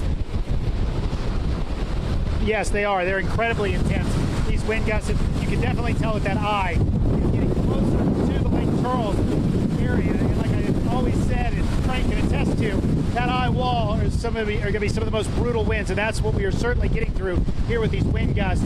As you had mentioned before, Dominique, you saw the lights on at Le Berge. Oof, it's a nice little respite. Le Berge has gone dark at this point. Lights are still on over here on the side where we are. So we're just waiting for that eye to come through to give us a little bit of a break in the second half of the storm comes through this area. One thing I do keep trying to look out, as I've mentioned, since we're so close to the lake, is any water coming into these parking lots. I do see some pooling, but nothing severe at this point, because that storm surge, we're all holding our breath to see how bad that storm surge is going to be up here in Calcasieu Parish. Of course, we're hearing reports that it's going to be terrible down in the Cameron Parish area, but Cameron Parish is right there on the Gulf, so naturally it's going to get the brunt of that surge as this hurricane moves ashore. So again, though, as you saw, that these winds are only intensifying, they're only getting worse, and they're no longer just gusts, they're just the winds that are coming through until that eye comes through and we get a little bit of a break, and then of course we have to deal with the back half of the storm at that point. Yeah, but that's going to be 2 hours, Robert. This is Frank, and this is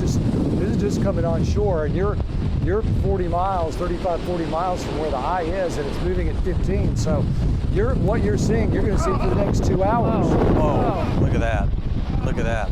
So remember, that photographer is holding, what, a 25-pound camera right, on his shoulder? And having to balance that, and himself. Exactly, and they're trying to stay in the light where you can kind of see and make out what Robert is describing, and then you factor in this wind that is gusting, what, upwards of 100 miles per hour? Oh, yeah. 100 mile an hour gusts, 70 mile an hour sustained winds. Yeah, that was the strongest gust we had so far coming through this area. But again, those are really becoming a lot more frequent. I took the hat off just because I don't even know why. Well, there's no point. To the hat, because it's not going to stay on in these winds. And we're still seeing some flashes behind you. More transformers have been blowing. Oh, I have no doubt. I'm surprised there's any left at this point with how high the winds have gotten. And like you said, where my back's to the south, so that's where more is coming. Look at that. The Bears just gone dark, but the electricity is still on here on our side as we go through. And you're barely protected just being inside the garage. It looks as if the wind and the rain is almost arcing inward to where you are. Yeah, it's amazing how that rotation comes through. You'll see the wind outside of the garage and you think you're getting somewhat of a buffer from it, but then the way it circulates in, it'll whip in through this way where we're standing, and sometimes it'll whip in through that way on the other side where we showed you all those signs before that are now starting to get a little knotted up through this area. And that's why we say we always try and avoid areas like that. Those things are starting to get knotted up as the wind comes through and really starts twisting everything. We're starting to see some trees go down. It's hard to show you from where we are, but we're starting to see some trees snap and go down. We're starting to see some street signs go down. Nothing severe at this point, but again, as these winds only intensify, I expect to see more debris and more of these trees start to go down, especially because the ground is getting so saturated. When the ground gets that wet and you have these high winds, you see those trees start falling easily. Yeah, sure, the root structure loosens. Have you seen any signs flying near you or any lights go out? I'm shocked that the lights by the parking garage are still on. we are too. We're wondering how much longer that's going to last. We're just grateful that it still has. No, the only lights are on is our area. We can't see much beyond that. Like I said, we had at least some illumination on the parking lot, which helps us keep an eye on the lake from the bears, but then they went out about, I'd say, 30 minutes ago. Man, it's incredible. Isn't it remarkable? You know, one of the things that you do when you're out there covering these storms, like Robert and Mario and those others have shown us, is you kind of stand behind that building, right? And you want to get those winds to kind of wrap around the building, and you try to stay out of it.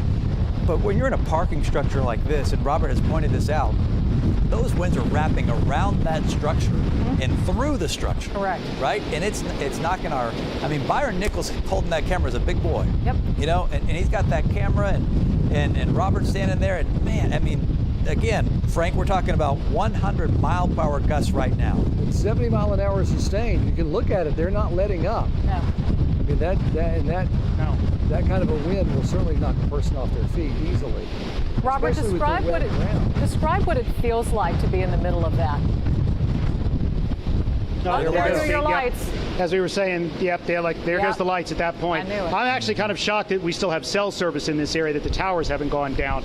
And so that's good. It came through. Wow. Wow. I did see some popping back there, so you were asking about transformers. I think I saw another one go back that way. But it feels, well, I mean, you've ever had anybody try and push you really hard? That's what it feels like. If somebody's trying to push you very forcefully through that area, and then you have the stinging sensation of the wind picking up little bits of dirt and rock and sending it into your skin. So you have that as an added effect.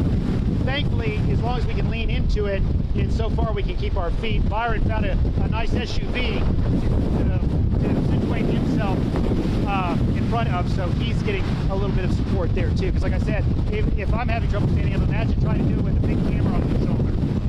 I mean, it just seems like it's picked up in the last minute or two. I have gusts of 108 miles an hour in Lake Charles. That's what we're gusts seeing. of 108, sustained 79. Oh, and the lights just came back on. Yes. So gusts of 108. That's one of the worst parts about when you cover a hurricane. Oh, wow. Well, I definitely feel it. The only thing I can describe this to is what it was like going through Katrina in Slidell and Rita in Beaumont. Those are about the only other storms that I can remember the winds being just this absolutely intense. Yeah, well, again, if you need to get to safety, you certainly do so. We are a visual medium, right? And I think the most telling visuals, aside from what you're seeing now, is come daybreak, let's call it 7 o'clock in the morning. That's right, that's 7 a.m. Look at that. Look at that.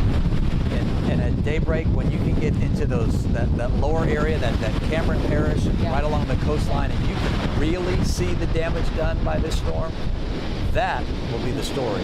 Well, and that's the hard part of covering this, Chris, and I apologize, I didn't mean to interrupt. It's hard to hear with the winds, but that's the hard part of covering these hurricanes. You get locked into these areas for safety, and you can't really do much surveying at this point, but yet there has to be a lot of areas that are in real trouble right now with these kind of winds and rain. Absolutely. Oh, and the storm surge and the rising water and the horror of not having power and not being able to see how high and how fast that water is coming. Right. He's in solid cement. Right, with lights. I mean, that's a heavy structure. Wood. Yeah. And then you got reports of 150 people who've stuck down there in Cameron County, in Cameron Parish. Yeah. So can you imagine what they are going through? Cannot. No, I can't even imagine what it's. I mean, we're here in a really secure parking structure 15 feet above the ground. I cannot imagine being at ground level in anything less. I mean, this is solid concrete steel down here. I can't imagine being anything less at this point. That must be an utterly terrifying feeling. Yes, and you just said being in something. There are a lot of people that are probably not in anything at this point because it's probably blown over and are having to fight this outside. And think about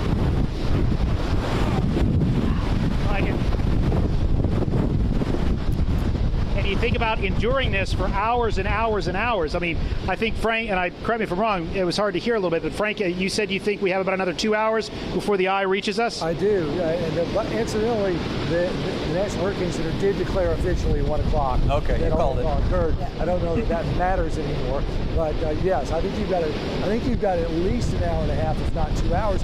The storm's moving at 15 miles an hour from the north, and at 1 o'clock was in Cameron, and you're about 35 miles north of Cameron. There they go. The transformer. You see that, and it wants to come back. Wow, that's amazing. It is unbelievable. Wow. I don't think I've seen. I mean, I've seen live hurricane coverage, but this is remarkable. Well, and again, we're guided by the light. Did you see that bluish tint? Yes. Yeah, we saw it. Look, I mean, look at that. Look at the wind cutting through that parking garage. That must have been a huge transformer. Yes. That must have been a huge transformer. That bluish hue just lit up the entire sky from our vantage point. So that must have been a huge. But like I said, I'm very impressed that these lights have stayed on as long as they have. It's fairly amazing. Now, the hotel did tell us that they were going to bring in generators, that when the power truly does go out, that we'd at least they would have some limited capability to keep providing electricity through here. For the Golden Nuggets generators there, because it's really helping to provide a picture. I mean, it's quite a difference watching the storm with lights on versus lights off. That's right. I mean, again, it's so telling, right? Yes. When you're on television and you want to see the pictures at home. Hey, Robert, ask Byron to kind of pan around to the right. What does it look like inside the parking garage? Because as that wind kind of cuts through and that rain cuts through, kind of give us a lay of the land there. And there go the lights. Yeah, there we go. Well, we hear it. Yes. So see how it, like as you were talking about, it wraps around. The hotel has put a lot of its umbrellas and awnings down here, which was smart. They got it down because they knew they would be picked up and thrown around. So they're here in the garage. But yeah, as Byron pans around, you stuck? Hang on 1 second. Got a cable stuck on. Let me get it. I got it. Byron's wrapped up in those cables. Can you imagine? Transmitting a live I got it, Byron. Go ahead. Oh, wow. You hear that? You can hear Byron struggling to hold it. Look.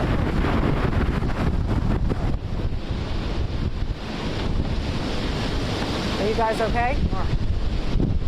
Yeah, we're good. Okay. There's an SUV by us, and our cable keeps getting caught on a tire, so I'm trying to get it free from the tire so Byron doesn't get stuck. So we got it now, so we're good. Yeah. All right. But yes, you can definitely, as you were saying, with the lights on, you can see just how incredibly intense these winds have become, and they're just not stopping, and they're not going to stop for several hours.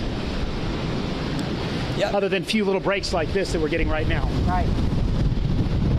So Frank, remind our viewers as we're looking at these pictures from Robert, when you've got the center of that eye and that storm now coming ashore, and we're guessing it's slowly making its way toward Robert there in Lake Charles. The closer that eye gets to Robert, the stronger the winds before everything kind of goes silent. Is that right? Yes. It'll be quiet. Right. But it's actually picked up on its movement a little bit. So it may be there in about the next 45 minutes to an hour. And what are the most intense wind speeds he'll experience before he gets into the eye wall? Probably what he's getting right now. So it shouldn't pick up But he's much getting more. 108. Yeah, that's a category 2. Keep in mind, Ike was 110 sustained, but he's getting 108 mile an hour wind gusts there and sustained at 90. So for all intents and purposes, he's standing there in a category 2 hurricane. Right. And you think of that EF1 tornado that you looked up was 115 sustained. Correct. For such a giant area between Beaumont, Texas, all the way over past Lafayette, out in that direction, right out east. Yeah, it was Jennings that it went to. Right. Amazing. But Robert's right here on the southern end of this Lake Charles little loop here. So, and there's the eye wall probably, about 15, maybe 20 miles. I think we're getting it a little closer to him than I originally thought. It's almost 120. So by 2, if not a little sooner.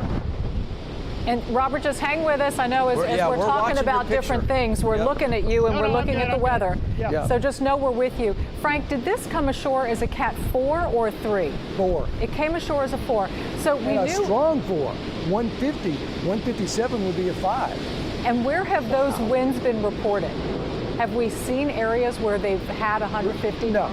We haven't. And sometimes we don't get that till later. Sometimes the wind gauges that would catch that get blown away. I see. So it's hard to get that. You get that with the planes. They measure it. Right. They translate what that will be in the ground. Sometimes you get a recording of it, sometimes you don't. And I ask that because people may be wondering if this is coming ashore as a 4 and we keep talking about 108 mile per hour winds, people may be saying, well, why aren't we seeing the 130, the 140, the 150? Well, it's a wide area. Yep. You may see it, you may not. But it's warned on the capability. The potential of that wind is that kind of a wind has been picked up by the airplane, so that could translate somewhere on the ground. Right. Right. It doesn't mean the whole area will be 150, but I can guarantee you if even one area is 150, you're going to get a lot of hundreds. Yeah. Hey, Dee, just for reference on this, I just saw information out from Dr. Phil Klotzbach. That's the hurricane researcher at Colorado State. Right. Oh, look at that. Whoa. Look at my that. goodness. I think he was holding his, and we'll try and get that picture and we'll make sure they're okay. It looked like he was holding his cell phone, which you use as kind of your IFB or what the producers, how the producers talk to us in our ears. It looked like he was checking that. It kind of blew out of his hand, and then I think they went for that. So producers behind the scenes, will you please make sure we're checking in on them, making sure that they're okay? Okay, yeah, I just got confirmation in my ear. I did too. They're checking right now. As soon as we know something, we'll get back to you. Yeah. Justin, what were you saying? What I was saying is that I just saw some information from Dr. Phil Klotzbach, who's at Colorado State. This is one of the our hurricane forecasters who puts out the actual, a lot of the information we get and actually talks a lot about what we're seeing and what we're expecting. He just made the 10 most intense hurricanes to make Louisiana landfall, and Laura is tied with 150 mile an hour landfall, which was officially made at 1 a.m., with what's called the last island storm. That was back in 1856. Everything else, like you said before, including Katrina and Rita, were all at 125, 115, 125, 130, which was Betsy in 1965.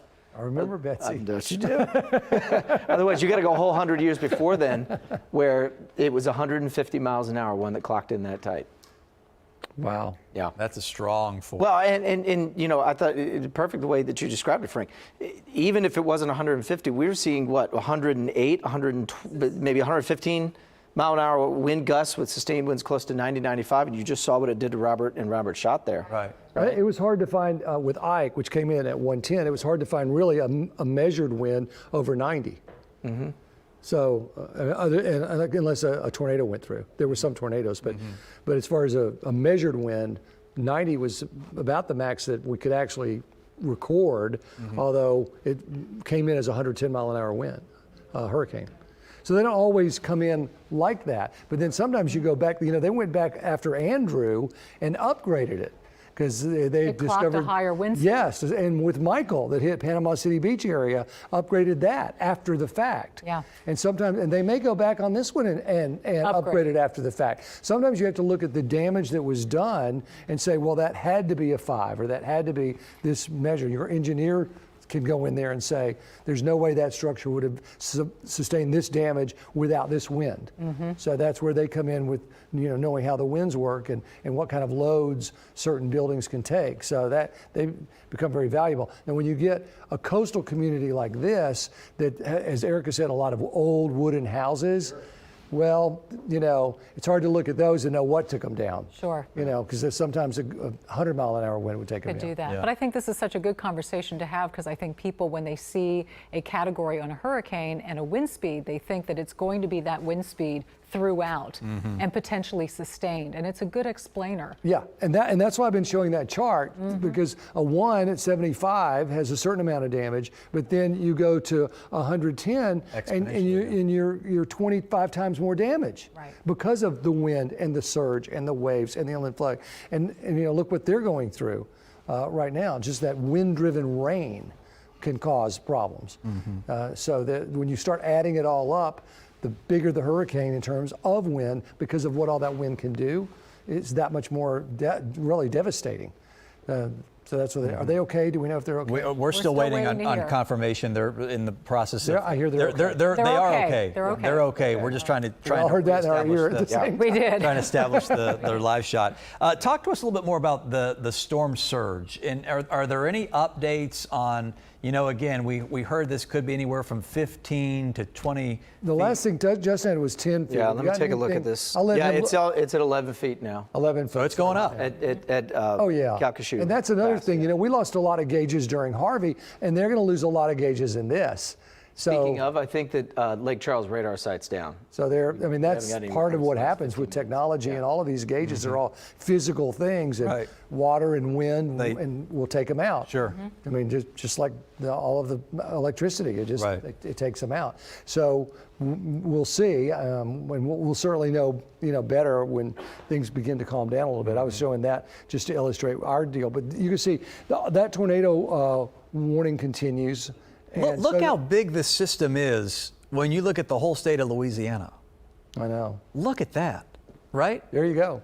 I mean, it's just the eastern swath. This is Baton Rouge right in here, and Lafayette and Lake Charles, all through there. Yep. So really from about Baton Rouge all the way to Beaumont. All the way over. Yeah. Yep. Yeah. Which doesn't surprise us. I mean, it is a Category 4 hurricane. It's a big one. It's a big one, and it ramped up like that.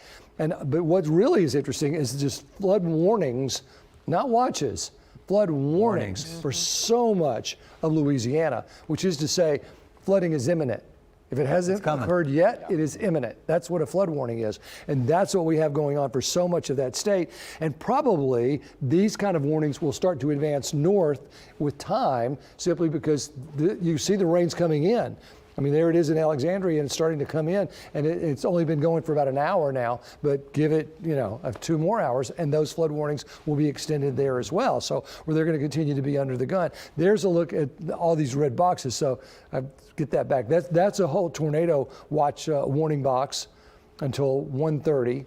Flash flood warnings until 3:15. Taking that off, then you can see both. It's in 2:45. So this from Franklin to Lafayette, to the north up here, and then Lake Charles, almost right to the state line, a little over.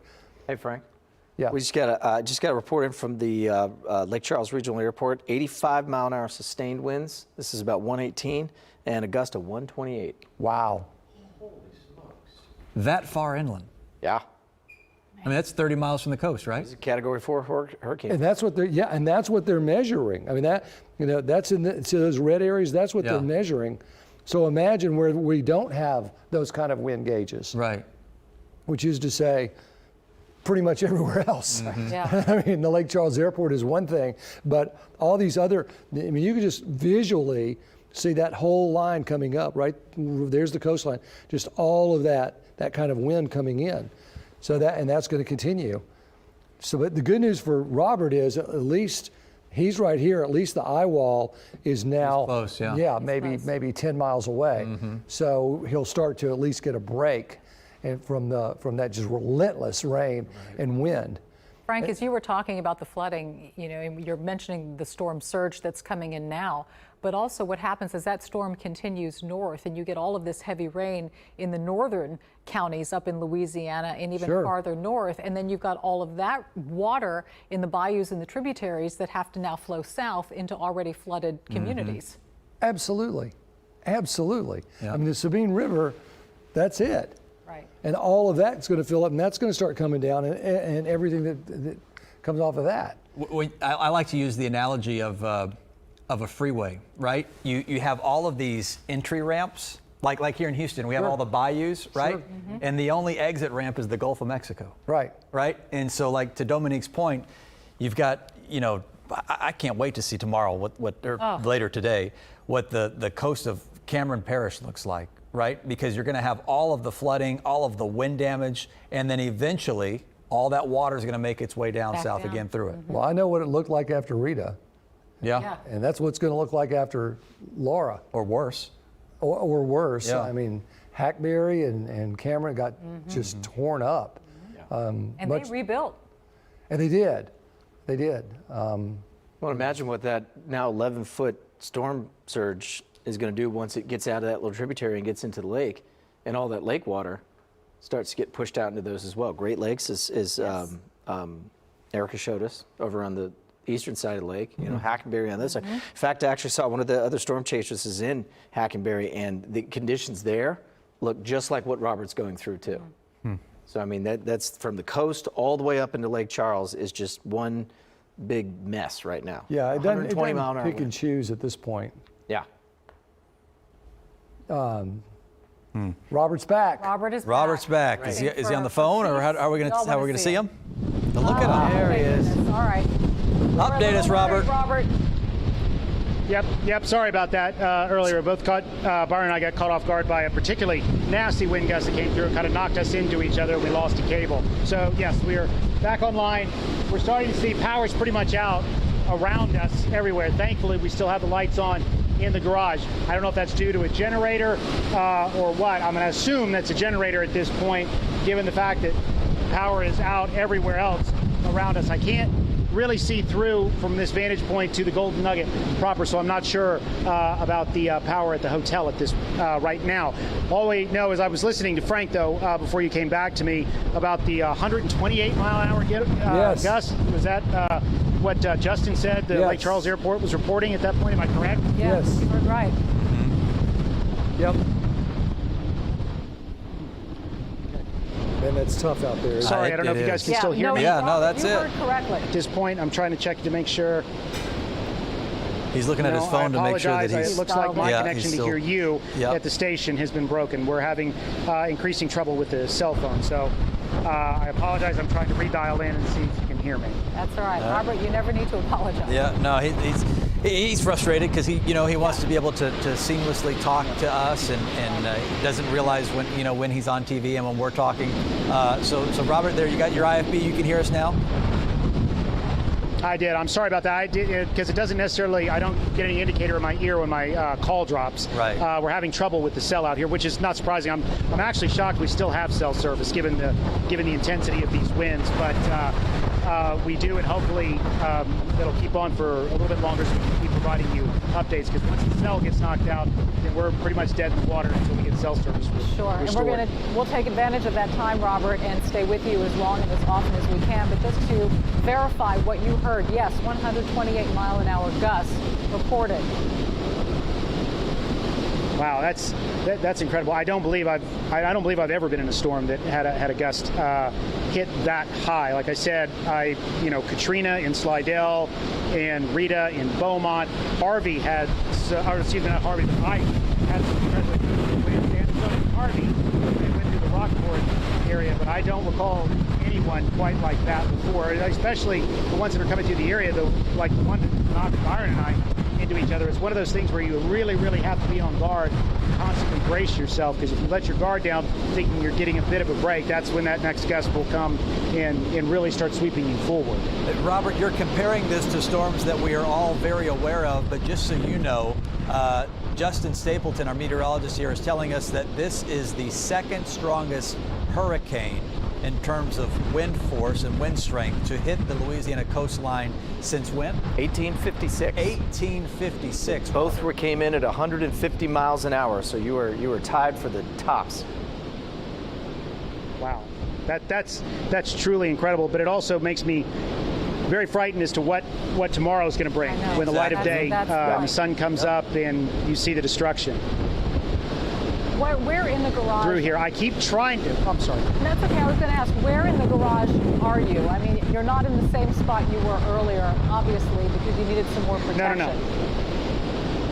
Yes, we moved, I'd say, about 20, 30 feet back into the garage, closer to our storm tracker truck. That's giving us a little bit more. It's harder for the wind to quite wrap around and come in through this way, but it's still, as you see, we're still getting some pretty good shots in here, but not nearly what it was when you're near the mouth of this garage. Right, and by the mouth, across the way is L'Auberge, and you said power's out. Yes. Matter of fact, we see some power still here right around the perimeter of this garage, and of course the lights are on in the garage, but into the parking lot, we're not seeing any more power on in the parking lot. Is Byron standing up against something to help him kind of stay stabilized to show you, give us the best pictures? Can you walk toward him and show us kind of how you guys are managing this? He's here. He's put himself behind this SUV. There's an FU just turn right there, and that SUV is doing a great job of blocking the wind because it's That's exactly right. It's not quite as tall as Byron. Byron's a little bit taller than the SUV, but it's still blocking the wind enough to allow him to stay fairly sturdy. Right, and you can imagine and I don't know if we can turn around. Well, I don't know if you can swivel around, Byron, but those signs are really starting to get tangled up as the wind comes through. I'm not sure how much longer those are going to be able to stay up there. Cable-wise, we can't really turn at this point, so it's going to have to just face this way. No, I get it. Robert, you mentioned earlier in our coverage that the Golden Nugget is housing journalists who are covering the storm. Are there others around you doing the same work? There are some that in smaller vehicles that are up another level above us. We're at this level because our truck's about 10 feet tall, and that's about as high as we could get in this garage given the clearance level. So yes, there are some, but none that I can see. I've seen some go up another couple of levels, but I can't see them right now. What level of the parking garage? I'm sure there's some in the hotel working too. Sure. Yeah. What level of the parking garage are you on? Second. Got it. Yeah, I mean, we figured that was safe enough, though, with the storm surge. Oh, for Robert, sure. I have a question. Does that create a wind tunnel being in the garage, or is it better inside than outside? I would think it's better inside. No. It's much better being in the garage. You get somewhat of a break, as those winds, as Chris aptly described it, as those winds wrap around. Yes, you get some of those hard gusts in here, but this garage is definitely giving us somewhat of a break. It's also making sure and shielding us from a lot of the debris that's flying around out there as well. So no, it's far better being in here than just being out there. Robert, earlier you showed us some signs down below, I guess on the first floor. Are they still intact, or have you noticed any of the signage starting to fly? Wow, that was close. Yep. Oh, did that just fly by? Flew off. That was really close. Okay. Anyway, yes, those are all intact down there. Yes, they're all intact down there, Dominique. Okay. What was that? Did that much of that coming through? Where did that come from? Where you were standing before? Yes, it's those arrow signs that you see in garage, like pointing you this way. And yes, that was one of the ones that was. There was one that had blown off earlier, and now that's the second one. Oh wow, that's. God, it's just incredible to look at. Yeah, it's no wonder that things aren't flying through. Yeah, I mean, he is in the meat of that northern eye wall right now. Yeah. All right, Frank, so where is he according to what you're seeing on radar? The eye wall is the northern eye wall is exactly where he is. He's right there, and here's the northern eye wall. And all of that wind clockwise is going right, counterclockwise, right into him. So that's what he's experiencing right now, is that wind right at the eye. And the strongest winds are around that eye, and that's what he's getting. And it's going to continue, it looks like about another 15 or 20 minutes until that eye actually passes over him. And then he'll have about an hour of quiet, complete quiet. Yeah, it's eerie. Yeah, but I bet he'll be ready for it. Oh, for sure. Right. Yeah, Man. just to take a break. That's What's interesting, Frank, I saw a second ago a couple of other notifications that there's a setting you can use on a radar app that we use called Radar Scope, and it's called biological, and there was just filled with birds in the eye. Sure. Because they all got in the middle and they can't get out.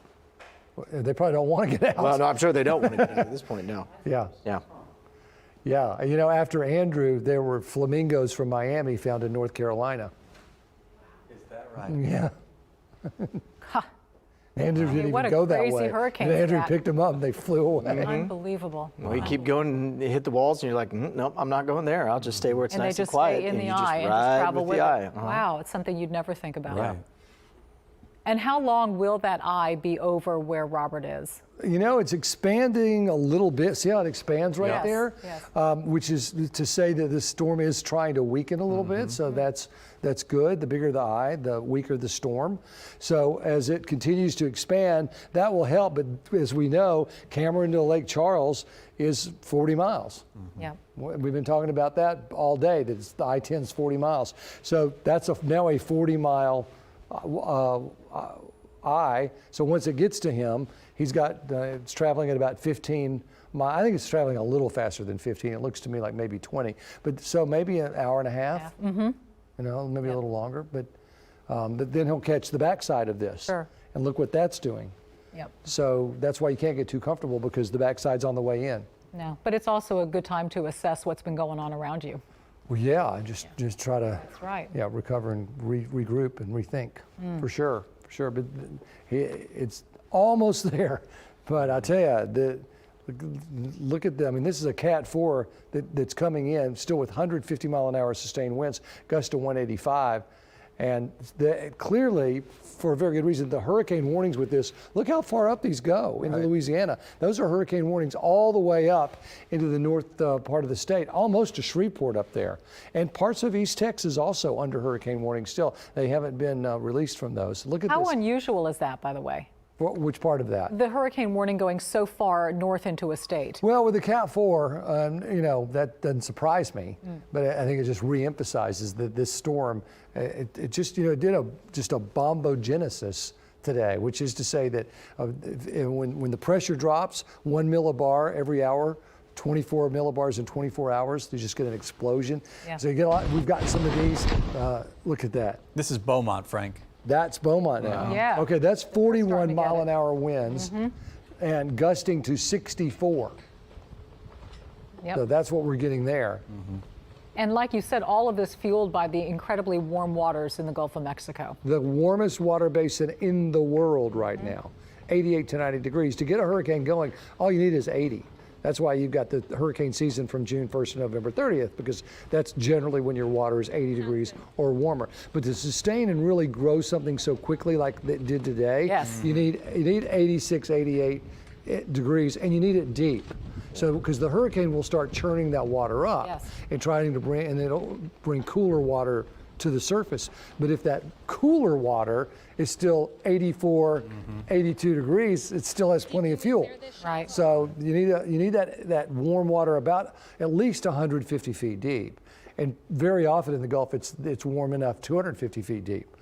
Harvey, it was warm enough 250 feet deep. Hey, Frank, just saw ASOS report from Beaumont right about there that they're clocking in at about 70 mile an hour wind gusts at this point. And Roseanne Aragon is ready to talk to us about that right now. Yes, Roseanne, can you hear us? Yes, I can hear you. You can see the winds have also picked up here. I talked to you about the county courthouse losing power, generators powering up.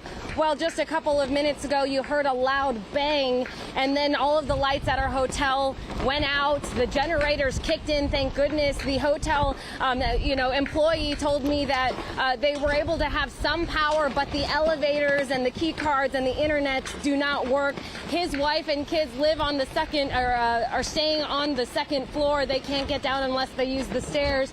Here you could see the wind is still picking up here. The flags are a good indicator of just how strong the winds are right now, but the county judge tells me that we are relatively fortunate, missing the bands that are hitting Louisiana pretty hard, experiencing 50 to 80 mile per hour winds in the county at this point. We are here with other news crews, and they are all prepared. We all have our heavy-duty Pelican cases covering our equipment. We have plastic covering. I want to give credit to our amazing photojournalist who's with us getting this shot right now, getting soaking wet, Giovanni Luna, who is working hard to keep all of us safe and to get you this latest information here. But yes, heard that loud bang. Don't have any electricity except for the power from the generators, but right now we are doing okay. This is what it looks like here in Beaumont. Again, relatively fortunate compared to our neighbors. So true, Roseanne, and we are so grateful for our team's coverage and work. Of course, safety first. Thank you so much. That's Roseanne Aragon reporting from Beaumont tonight. Hurricane Laura proving to be one for the record books, and we'll explain more on that with Frank right after this quick break.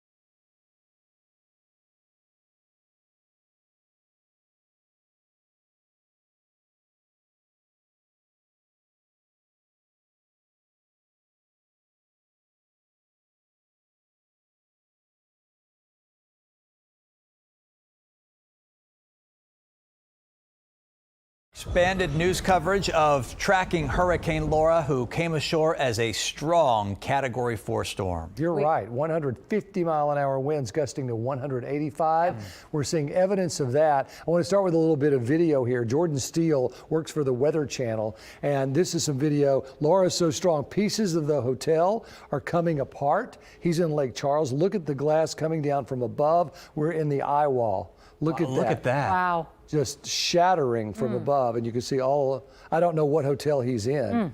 Just shards of glass flying. Wow. And then it occurred to me, look at this. So, okay, here's Robert Arnold about to get the eye wall. But imagine if you're here and you never get the eye wall. You never get it, yeah. I mean, you get everything he's been getting, and then you get more and then coming. some, And right. you never get the benefit of a break. And that's going to happen to a lot of folks that are to the east of Lake Charles, obviously, and probably some that are just to the west and going to miss on either side. So hopefully Robert doesn't miss it. I don't think he may see some of it, but he almost wants to. Good luck, right? Right. I mean, that's tough. Yeah. So. That's what we have, a Cat 4 that officially came in right at 1 o'clock, right into Cameron, Louisiana. And this is what was the statistic on that, Justin? For what? Second strongest. Yeah, tied for the strongest. So it's 1 and 1A, basically. Okay, got it. Back and look. So 1856, it was called the Lost Storm. And The what storm? Lost Storm. Let me double check that. Lost as in? Or Last Storm, excuse me. Last Storm, Last 1856, yeah. And it hit 150 miles an hour. Other than that, both Rita and Katrina were less than that, 115 and 125. And so this is tied for the strongest. Well, and we made the point earlier that now 3 hurricanes have hit. Great point. Have hit the United States before this date, and that has not happened since 1916. So 104 years ago it happened. Hello, 2020. Oh, also, just a quick note here. And don't even show us the map. Yeah, please don't. Let's not talk about the future. We'll get to that. Coming in from Groves in Jefferson County, so we'll get a little closer to East Texas here. We've got trees snapped in Groves, so we're starting to see some things come down there as well. You saw Roseanne's shot a second ago, where right things here. are where stuff's starting to pick up in terms of the rainfall. Right, so they're kind of on the backside. That's a strong north wind, and that could easily be 60 miles an hour. Yeah. Hey, real quick. So according to the map there behind you, this was last updated at 1:30 in the morning. So I don't know. Well, 18. that's my time. Or 1 a.m. was the advisory. It was what? 1 a.m. was the advisory time. Got it. So 40. Is there another one that's coming out? Or what are you waiting for next? 2 a.m. Yeah. 2 a.m. Okay, got it. It should be out soon. But I mean, hopefully the winds will have decreased by 7 a.m. at 110. But I tell you, from 150 to 110 over the next 5 hours, it's going to be a slow go. It's not going to be a quick falling apart. It doesn't look like. And then we're still at 60 as we go by tomorrow evening. Look at the hurricane. This is Texas right here. These are hurricane warnings that extend all the way up to the north, and they haven't been dropped. So the potential continues there. And it's one thing to have a gust at 110, 120, but sustained for hours on end. And what happens is the sustained winds will start to weaken a structure. And then that gust comes along and takes it. It's kind of like what we've been seeing with Robert and Byron out there. They're holding on and they're getting that sustained wind, and then every now and then they get a gust but they can't stand up. Right. They push. And so we see them fall. Right. So that's exactly what happens. Imagine awnings and billboards and fences and roofs and all of that is the same thing. You get these constant sustained winds at 90, 100 miles an hour, and then you get a gust of 130, and bam, that's the destruction part. Hey, Frank, I'm sorry, Dee. No, I'm just going to say the shot that people are looking at is the garage of the Golden Nugget, just to give you some perspective. Yeah, Robert Arnold there as well. I've got a quick update on power outages, which we figured that these are going to continue to climb. Right now in Calcasieu Parish, we've got 74,000 at this point. Now, for us here, so that's Lake Charles. Yeah, that's Lake Charles area. Yeah. And that includes there, Beauregard with about 9,000. So for us to say 74,000, we say, okay, 7 million people here. Erica Young, our producer, made a great point. it's not a super populated area, besides from Lake Charles and Sulphur, where most of the folks are. Yes. So 74,000 in that parish alone is probably a good chunk of that parish now is dark for the rest of the night. Correct. As the storm continues to rake on through. Yeah, there's a lot of land in between the communities there, a lot. You know, one thing that I can't help but think, Frank, is when you showed us that the last advisory, that 1 a.m. advisory, and it had kind of the hurricane force winds that could go, up into the counties further north. 100 miles north, where they're expecting hurricane force winds 100 miles inland. Wow. Yeah, I mean, let's think about how far is 100 miles. What's 100 miles from here? Well, Houston to Galveston is what, 60? 48. Well, from my house. Okay, so then add on another 40. Yeah, I mean, 100 miles in, it's like here to about here to Huntsville. Yes. That's such a large area to endure that kind of wind speed. For so long. Right. Well, that's why these are so tough, I mean. And it's not just the wind speed we're talking about here. It's the storm surge coupled with that. And the tornado outbreak that is possible. Sure. We've already had a number of warnings, and then this wind-driven rain. I mean, a lot of people try to weather strip. They should, but they don't.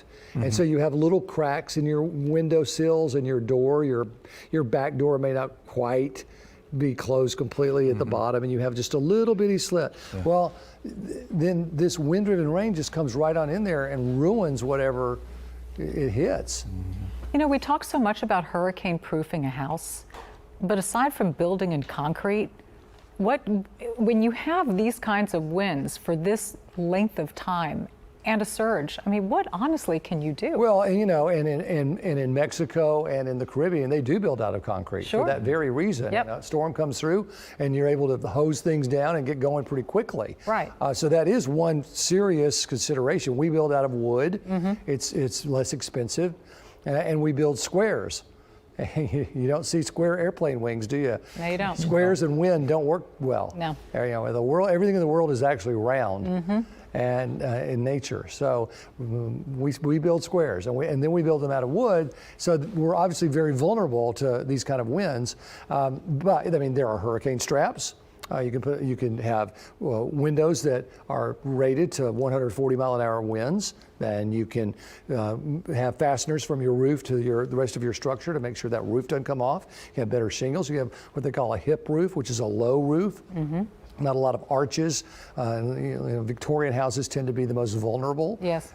So the less decorative your house is, and probably the more functional it is. Yeah. But more people probably think that way who live right along the coastline. But people in Lake Charles are farther inland, like 100 miles. I mean, they usually don't think about those things. Well, no, and usually the code is the requirements for houses for new houses is tough to fight, because if you have code for new houses and it adds $20,000 to the structure, people are like, well, I'll just buy an old house that's not under the code that's less, and so it's hard. It's hard to get everybody, but everybody should, because if you build great and nobody else does, then you're the only person left. Right. Right. And we all have to remember, we're all in a coastal community here. I mean, we're talking about our neighbors to the east, and it's Louisiana storm, but we're all a coastal community, and these are all things we have to think about and address. I just lost that picture. That was from Byron, too. Yeah, Byron and Robert down there. That's a good point, Dominique. When you think about, we've talked a lot tonight, especially earlier tonight when Frank was showing us the low and the high and how this was kind of jogging and heading north, and we talked about kind of our general area dodged this proverbial bullet, right? But the next one could be ours. Sure. Right? And has been. And has been. Yeah. I mean, Hannah moved to Corpus, and this one went obviously toward Lake Charles. But we're all vulnerable. Yeah, right. And we got something churning right now. Well, way out on the way out in the Atlantic. Way so out. We're going to have to watch that. Peak of the hurricane season for us is about now. I mean, for the whole season, September 10th. Is the midway point. September 10th is the day that is most likely to have something in the Atlantic Basin. And it's the peak of the season. For us, latest we've had something is October 15th. So we're usually done by then. And our cold fronts kick in and things begin to change for us. Florida is still very vulnerable. The East Coast still very vulnerable. But we tend to be okay after early mid-October. But that's September, we got about 5 weeks. Yeah, that we got to get through. We got a ways to wait it out. By the way, Robert's cell signal is down to 3G, so we'll be real lucky if we see something in the near future. That's the Just thing. letting you know. Those live shots, it's just like it's the same technology that you operate your cell phone on, right? You get into an area where there's a bunch of people fighting for bandwidth, or you got a Cat 4 hurricane, or what have you. Shooting down your bandwidth real quick. Look at this, guys. 98 mile per hour sustained winds now in Lake Charles, and gusting to 132. Oh my goodness. Wow. My goodness. 132. Yeah, Robert said he's never experienced that. Gusting to Cat 4. Right, and that's 40 miles inland. That's 40 miles from the inland. coast. Port Arthur's gusting to 66, 46 in Lafayette. But yeah, this is taking the brunt of this hurricane, Lake Charles. Yep. No question about it. That explains why his signal. No cell service. Right. Yeah, Exactly. exactly. You can see it's just getting that northern eye wall, and the strongest winds are going to be right around the eye wall. That's where your strongest winds are, in the eye. And so that's what he's getting, and that's clearly what they're getting. I mean, everybody on this side of that eye wall is going to get these strong winds coming in. There'll be a little less over here, but not much. So that whole area where that ring is experiencing these very strong winds. Now, he'll get a break. You can see it's advancing. So now he should. I wish we could talk to him right now. We've been waiting for this. I know. He's finally got there. Yeah. Yeah. We don't have him right now, but at least we can know that he's happier. That's for sure. So that's at least a relief there. But I tell you what, that continues to be a problem. Not for us. We had some issues with some north flow coming into the bay and pushing water into the drains of Galveston and some flooding in the Strand. That's about the extent of this for us. Have you seen anything in terms of rain totals for that dirty side, that backside over there? Do you have any rain totals yet? Let me check. Justin will check on that. Yeah. We'll get them to you. Tornado watch. Look, we're back up. This is. All right. Well, here we go. Is this inside the parking garage? Yeah. It has to be. Second. Okay, so this is Robert like and something Byron's from picture space, here. doesn't it? Yeah. You know, that may be inside the storm tracker. That the Oh, do they have a windshield mounted camera? Yeah, we've got Okay. a in and out camera that you can go in either direction. I bet that's what they're running through. All right. Well, Look we should how be much able to talk calmer to him it soon. is. Yeah. Wow. Oh, it's the dash cam we're hearing. Yeah. Okay. Well, those do come in handy. That they do. Yeah. Wow. So that's a 40-mile eye wall that we're looking at now between Cameron and Lake Charles. About that, yeah, Yeah. about 30, 35. Says that's the coast, and it's about 40 miles from the coast to Lake Charles, so almost 40. Isn't it amazing how the entire, I'm sorry. 2 to 4 inches of rain around. 2 to 4 inches of rain. But keep in mind, you saw that rain going this way. Exactly. It ain't going in the rain gauge. No. It's going Good this point. way. It's If there taking the still rain is a gauge rain with gauge. it. Right. Exactly. Yeah, we'll see how that all works out. Yeah. But at least 2 to 4. I'm going with the 4.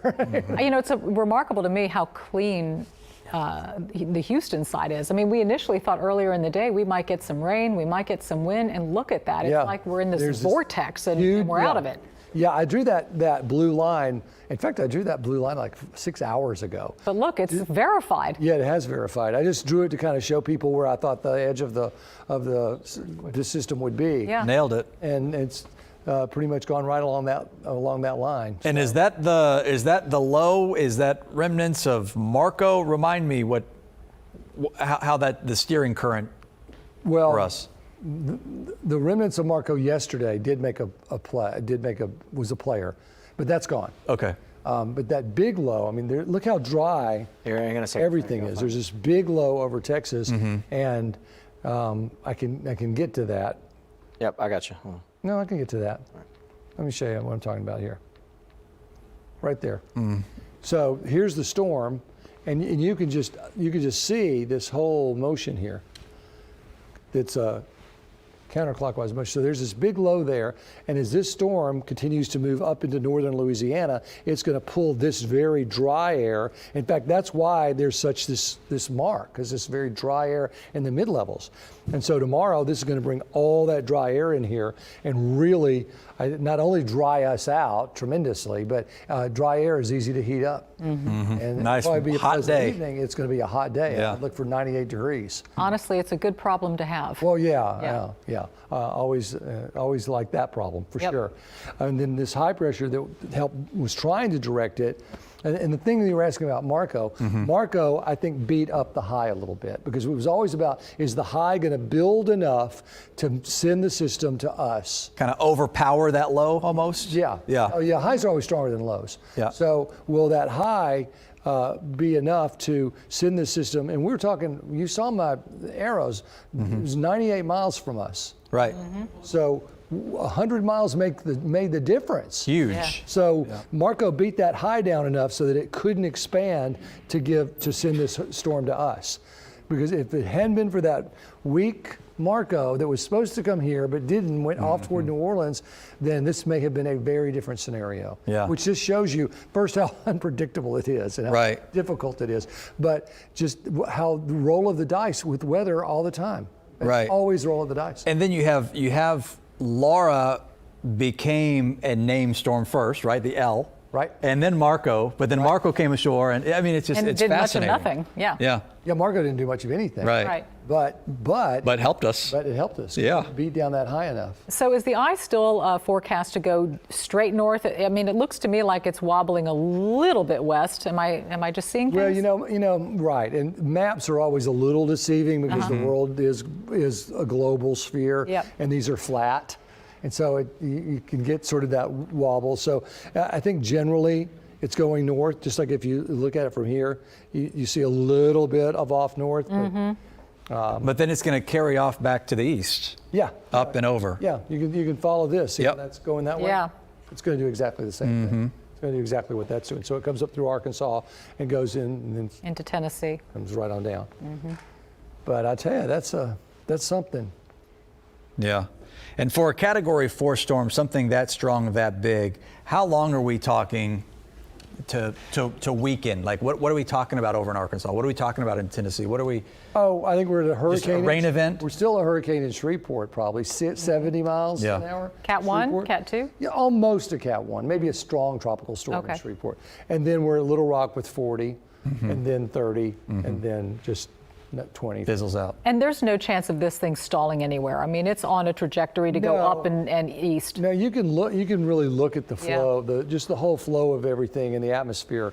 There's nothing up there. There's no high up there that would stop it. So the high's over here, and that's what's going to direct it.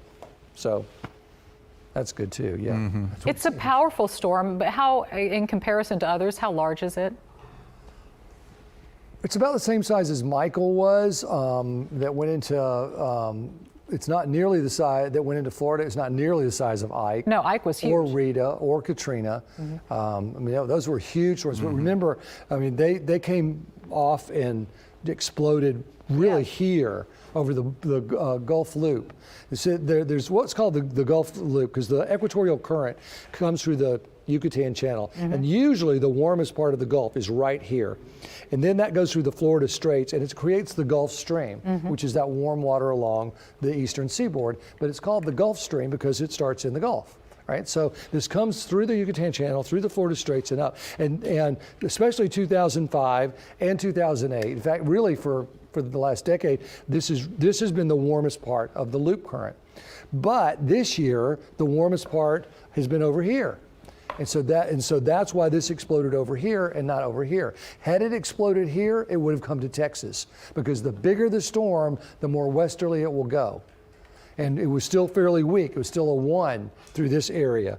And then it was today that it hit that warm water and boom, it exploded. Why is that? Why does a bigger storm take a more westerly track? Because it's not as influenced by,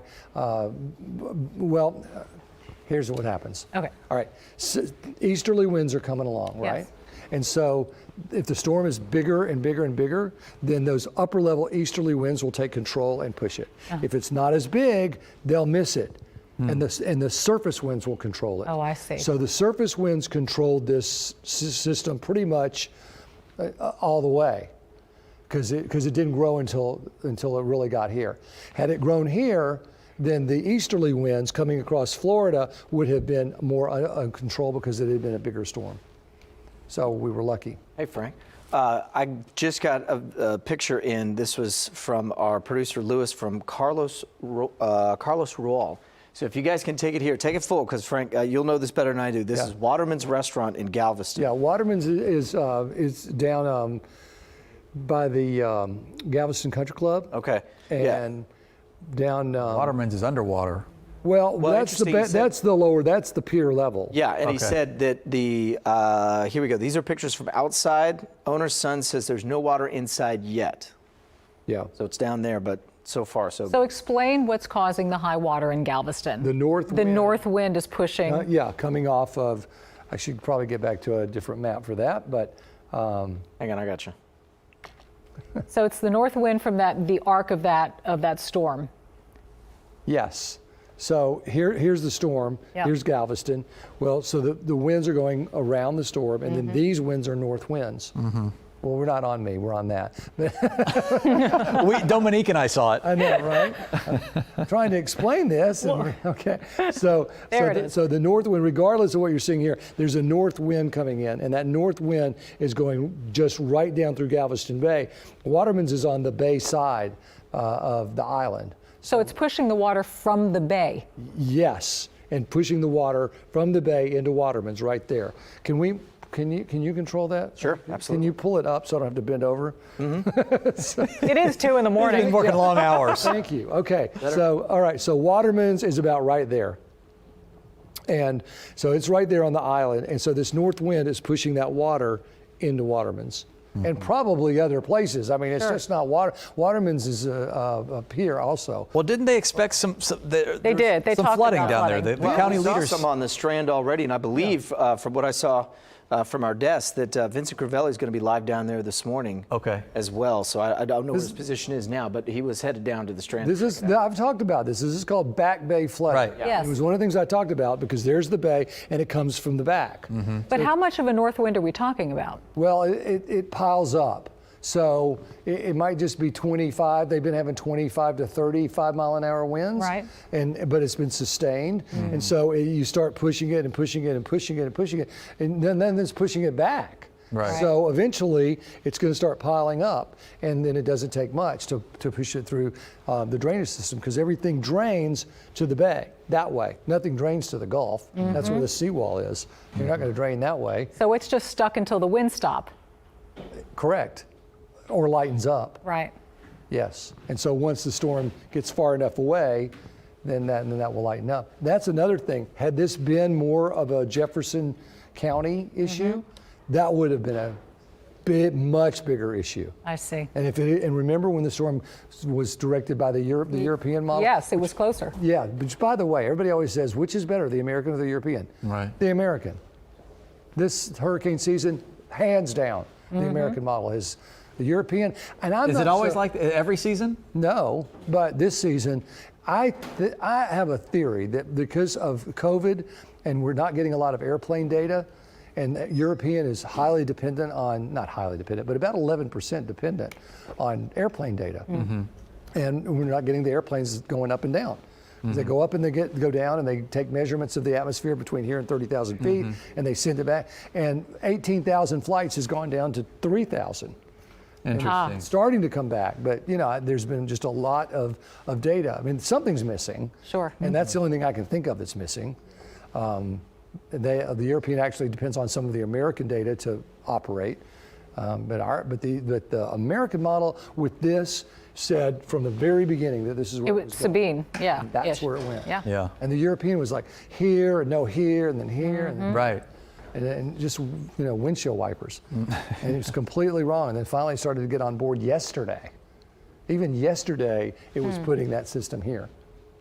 So interesting. Yeah, and the National Hurricane Center, you notice they kept the same track. I know. So I think their thinking is the American model is the one to go with. So when you ask me that question, that is the answer. We're going with the American model. I mean, usually it's just the one you look at them both and which you have more confidence in, and which is predicting it better each day, and that's the one you go with. Well, isn't there sort of a model hierarchy?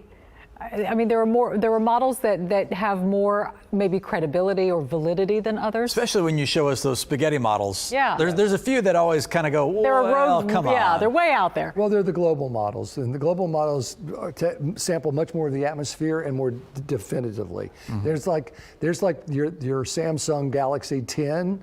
And then there's your old Samsung Galaxy 1. Okay, so the one that was pointed to Corpus was the one. Right. Yeah, it was. Right. Okay. So when your pictures have gotten so much better. Right. These new iPhones and these. The 11 versus the 1. We use iPhones to broadcast now. Right? Yeah, sure. I mean, that's how good they've gotten. Okay, well, think about 5 years ago. They really just that pixelation wasn't good. So it's the same idea with the model. So the better, the bigger the computers that are running them, the faster they're running them, the more precise the equations, the faster. It's just a better model. Right. I see a blog in all of this. No, I have actually blogged about something. Of course. Of course he has. But you have that, and so you have the American and the European and the UKMET, which is the United Kingdom, and the Canadian.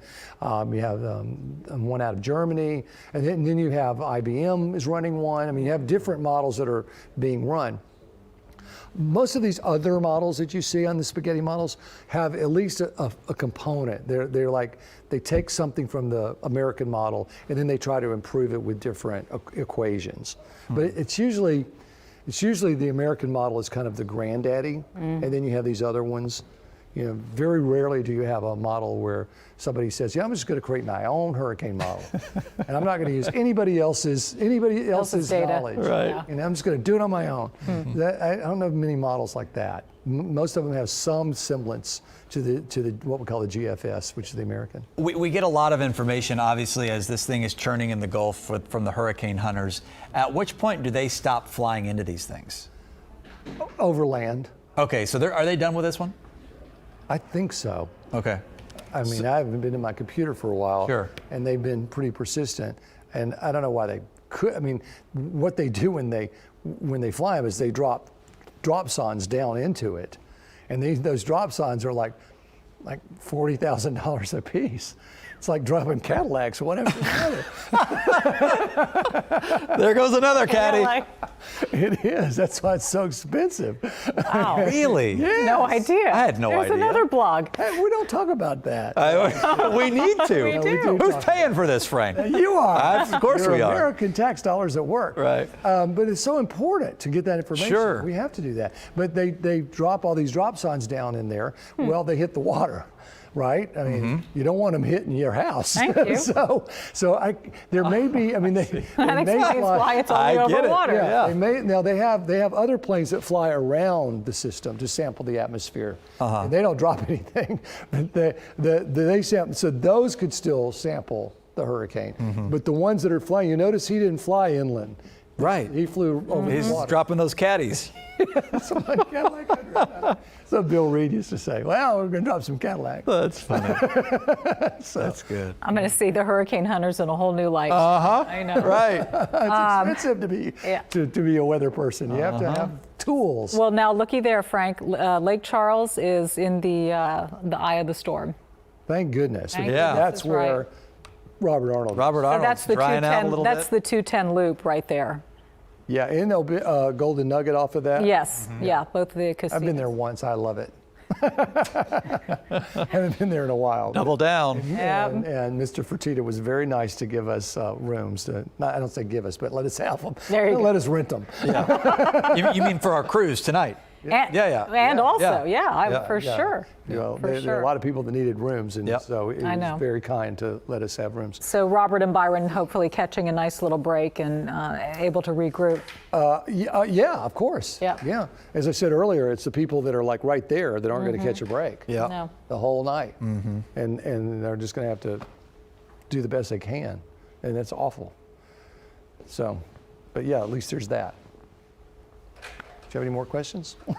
I tell you what, I've learned so much in this conversation. I'm telling you, I'm glad there's not a pop quiz because I'm too tired, but thank you, Frank, because it's really been enlightening in so many ways. Exactly. You're so informative. You know, here's the lesson for all of us is that, as you said earlier, this could have been ours. Oh, absolutely. And so don't ever say, I mean, the people that left Galveston, I'm sure some of them are like, well, why did I do all of that? Be grateful you did that. Be grateful you did that. And the next time when you're asked to do it again. Yeah. Because this so could have gone the other way. I explained the physics of it. Had it gotten stronger sooner, it would have been our storm. Yeah, and what'll drive that message home even more are the pictures that we're going to see tomorrow of the loss. Sadly, it's going to be a brutal day tomorrow. Yeah. We're going to see some pictures too of the hotels in Lake Charles. I don't know exactly which one it is, but they're like big cement chunks coming off.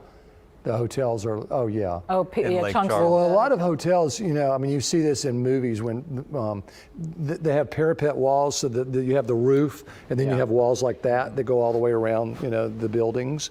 Those are called parapet walls. But you can imagine that the wind just pulls them off. Right. Yeah, I've seen sometimes they can pull off the entire wall, like the facade. The whole facade. That's kind of what it looks like, Chris. It's I can't exactly tell, but it definitely looks like it's stone of some kind, and a rather large one that is now sitting on the ground that they heard go and fell, and there you go.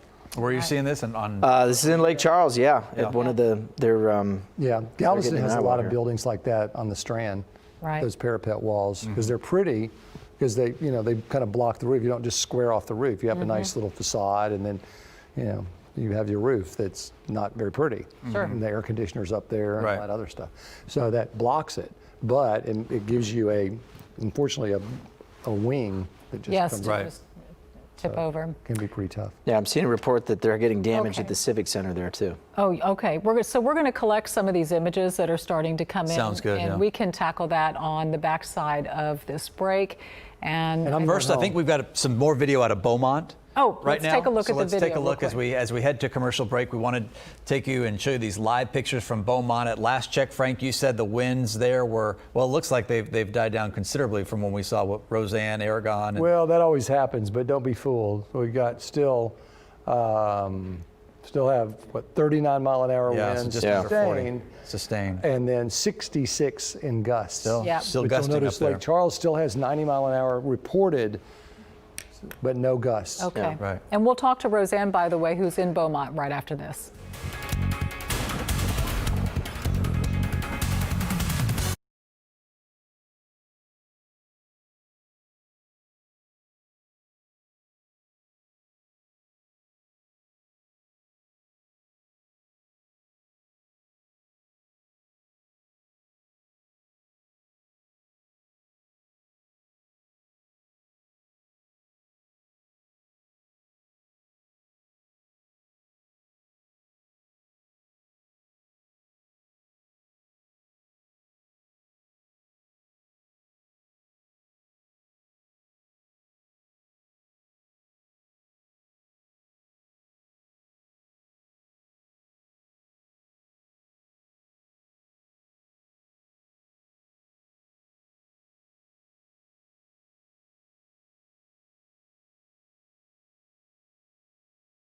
Show us what you're seeing. Rain's coming down. That's right. It is a very big contrast for when we first showed you a light wind and rain. Now it is heavy winds and a very steady rain here. We talked to you about courthouses going out of power. Our hotel here, you could see there is no power, but there are basic electricity services. They don't have any internet. There are still people up there who are doing what they can to stay safe. Of course, we are too. Want to show you what conditions look like now. Again, very different from when we first spoke with you. All of this has been blowing all night. These winds have been steady. The Jefferson County judge tells me the winds here are anywhere between 50 to 80 mile per hour winds. Now we're looking at power lines. One of the transformers burst. It was a loud bang. We are hearing lots of heavy wind, really strong gusts, some random powerful gusts of wind.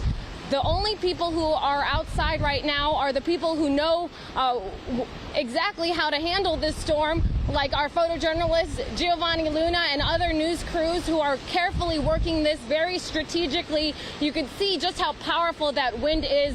The wind is blowing those trees, the leaves, the flagpoles, everything. And everything out here is wet. But the better news is I don't see anyone who is outside. We don't see cars driving. Everyone here has heeded the warning and made sure that they left town. The county judge tells me 60 to 70% of this county has evacuated, and those who have stayed had ample time to prepare. Again, these are the conditions we are seeing right now. Heavy wind and rain, but again, relative to our neighbors, the county judge says we are, as of right now, doing okay. Want to show you the look right up here. You can see the tree right there. The flag poles there, and the wind just keeps picking up. It is intermittent, but a steady, strong wind. The gusts get strong, random bursts of really, really strong winds. That's what we're seeing here right now in Beaumont. But so far, we are doing okay. We are staying safe. And thank you, Luna, for bringing those visuals to everybody.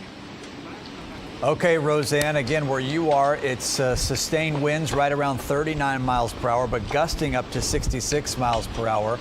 I believe we're going to bring in, well, I'm not sure, but let's continue with your shot there, Roseanne.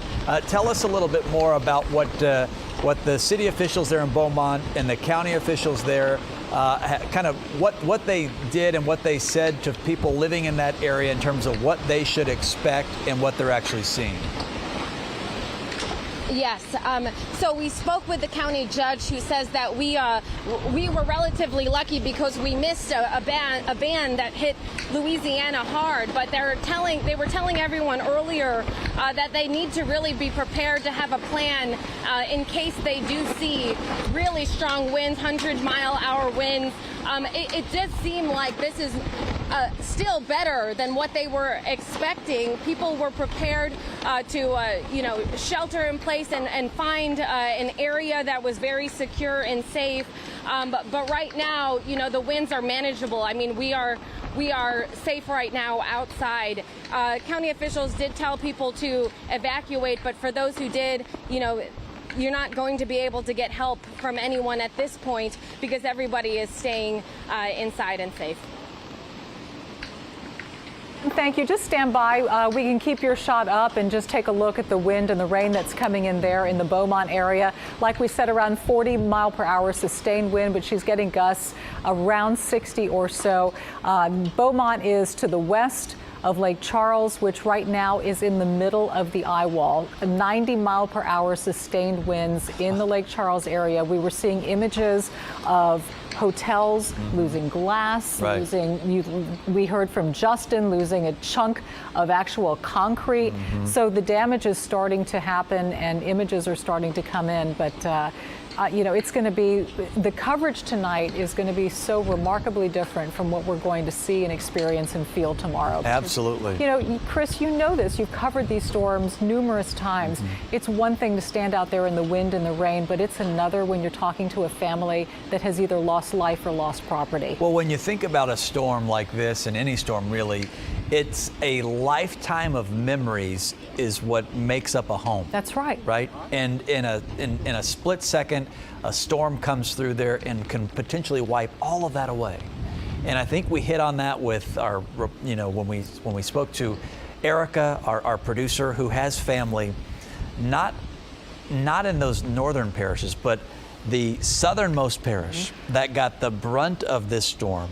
Cameron Parish, that again, we're talking about a storm here, Dominique, that is tied for the strongest storm to ever hit the coastline of Louisiana. Since 1856. 1856, right? It's mind-blowing. It's incredible, and we've got seasoned reporters out there. Our Robert Arnold did an incredible job of staying on TV, number one, when he had wind gusts of 120 plus miles per hour. But, that guy's been through a lot of storms. And our chief meteorologist, Frank Billingsley, who has been with us all day and all night. From 2 to 2. Finally making his way out of home. here. Has covered many a storm, and now we're transitioning behind the scenes just so our viewers know, and we're bringing in our morning team. Britta is now with us now, and to give us more context and perspective. Right, and we're going to get to Britta in just a second, but we do want to show you real quick what folks in Galveston are dealing with right now. All right. Again, this is outside Waterman's Restaurant, which is off of Stewart Road near Galveston Country Club Drive. Again, we talked about this and showed you the picture earlier. This is water nearly up to the windows of the building. These photos were sent in by a viewer who said there is no water inside the restaurant. Frank gave us a great explanation as to why they are seeing the water, and it's because of the north wind that is hitting Galveston Bay, and that consistent 20 and 25 mile per hour wind is pushing the bay water into the town and is creating some high water there. And like you mentioned, we're transitioning teams, so we want to bring in Britta Merwin, who we rarely see and are so happy to see today. Good morning to you, Britta. I was going to say this is the first time that I've actually worked with Chris. Yes. So, Chris, nice to meet you on too, air. yeah. You know, what we're seeing with the images coming out of Galveston, Dominique, it reminds me of the images that we saw during Harvey, just at the coast, of course. Harvey, definitely, you know, a different story for what we saw in Southeast Texas, but it's a similar setup with the type of flooding that we're seeing. So what we saw in Harvey in Galveston was that back bay surge, and that's what they are experiencing this morning. Of course, a different scale, but the similar setup of having that water being pushed from the bay because of that consistent north wind. But good news that the water's not actually in the business, but definitely a photo to look at with that water hitting, you know, right up against the windows. Here's a look at the eye right now of Laura. So as we said, Robert Arnold getting a little bit of a reprieve being right within the eye itself, but unbelievable just to see the strength of the storm yesterday when we were tracking it, to see it go from a category 1 to a category 4 in less than 12 hours. It was unbelievable. In a 2-hour time frame, we saw the winds increase by about 20 miles per hour and the pressure just drop like that. And you know, the statistic of this being, you know, tied for the first storm in terms of the strength of that landfall for Louisiana with winds of 150 miles per hour. Justin was saying that the statistic for that was 1856. So wrap your head around that. No one living right now went through that storm. So this is the strongest storm that anyone in Louisiana has lived through. Yeah, I mean, this is the one that's to wrap your head around. Sure. It is. Yeah, so I know it's going to be a tie, but it's going to be the strongest storm that anyone living right now has been through. This is the one they'll always be talking about. Yeah, so I mean, I'm glad to see that Robert's getting a little bit of reprieve. I'm definitely thinking about the folks that are, you know, missing the center of that eye, that are just going to have to go through the strongest winds and not really get that reprieve. Notice that the south side of this eye is not as potent as what the north side is. So we had a wind gust, I think, of 108 miles per hour that Robert went through. It'll be interesting to see if we do get his image back up, what he goes through when we get through the southern edge of that eye wall, but he still has a little more time to get through. Some of the strongest winds right now are going through DeQuincy, also closer to Deweyville. Deweyville's kind of like on the edge of that, so they're not getting the taste of the strongest winds, but between Deweyville and DeQuincy, that's really where those strongest winds are right now, and that's just going to continue to blast up to the north. So a really tight shot of what's happening in Lake Charles right now as they're in the middle of that eye, and that's a very eerie experience. I've actually never been through it, but watching video of that, just going from winds gusting over, you know, 110 miles per hour, sustained winds close to 100, and then all of a sudden it's just an eerie calm. And many times you have a lot of birds within there because they've been caught up and, you know, they're pinned in like a cage. They fly in one direction, they start getting closer to those stronger winds, and they go right back down to the center of it to get into the calmer air. So it's a very eerie situation. And, you know, folks that aren't paying attention to the weather conditions, sometimes they can be caught off guard because they say, oh, I'm done with it, and they go outside, and then all of a sudden that southern wall of the eye wall is upon them. So definitely an impressive situation. Yes? So, quick update. Justin's just checking in with me. Yeah, yes? This is from one of the hurricane chasers, fairly well-known one too, and definitely trustworthy. He's in Sulphur, which is just west of Lake West of Lake Charles. Yes. Yes. Said that they're in the eye right now. The hotel's got broken windows everywhere, and a wall on the lobby has separated from the building. Wow. So Justin is just saying that a storm chaser that's riding this out in Sulphur, his hotel has sustained a lot of window damage and that a wall has actually separated from the core of the hotel. And you keep in mind, these hotels are made at a higher capacity than your typical home by far. So if we're having walls separating from the core of a hotel, it's just terrifying when you think about your average house. And some of the homes in this area, I mean, this is an area where people have lived for generations, homes that are passed down to the next generation after next. A lot of them are older structures. And we're talking about a hotel that's 40 miles inland from where this thing came ashore. Right. Not even a hotel that, obviously, I mean, there's no hotels in Cameron. We're talking about a very localized community. So to have that kind of damage that far inland, it does scare you for what we're going to see in Cameron when the light comes. And also to let you know, Sulphur's the town that you go through before you get to Lake Charles. Yes. And it's a smaller community. And so just off to the west. Just off to the west. And most of the hotels there are like little Holiday Inn, Courtyard Inn. Sure. Yeah, it's not the Golden Nugget. Right. It's not. I want to clarify that because it's not what you would normally think. You know, it's a great point. It's more of those little. Like a Hampton Inn. Like a Hampton Inn. Exactly. Sure. It's not going to be, a Golden Nugget structure that has, the parking garage that Robert is riding this through. Sure. Right. Yep. That's a very, very good point to put on. Let's take a look at some of the winds that we are seeing. So this is a current sustained wind of 90 miles per hour. Notice how quickly it drops off to the east and the west. So you're down to 15 in Lafayette and then about 40 in Port Arthur. So again, there is that really concise space that's dealing with those strongest winds. And the wind gusts right now being recorded, we're not getting anything out of Lake Charles, so most likely we're having a little bit of damage to some of the weather instruments there, which is to be expected.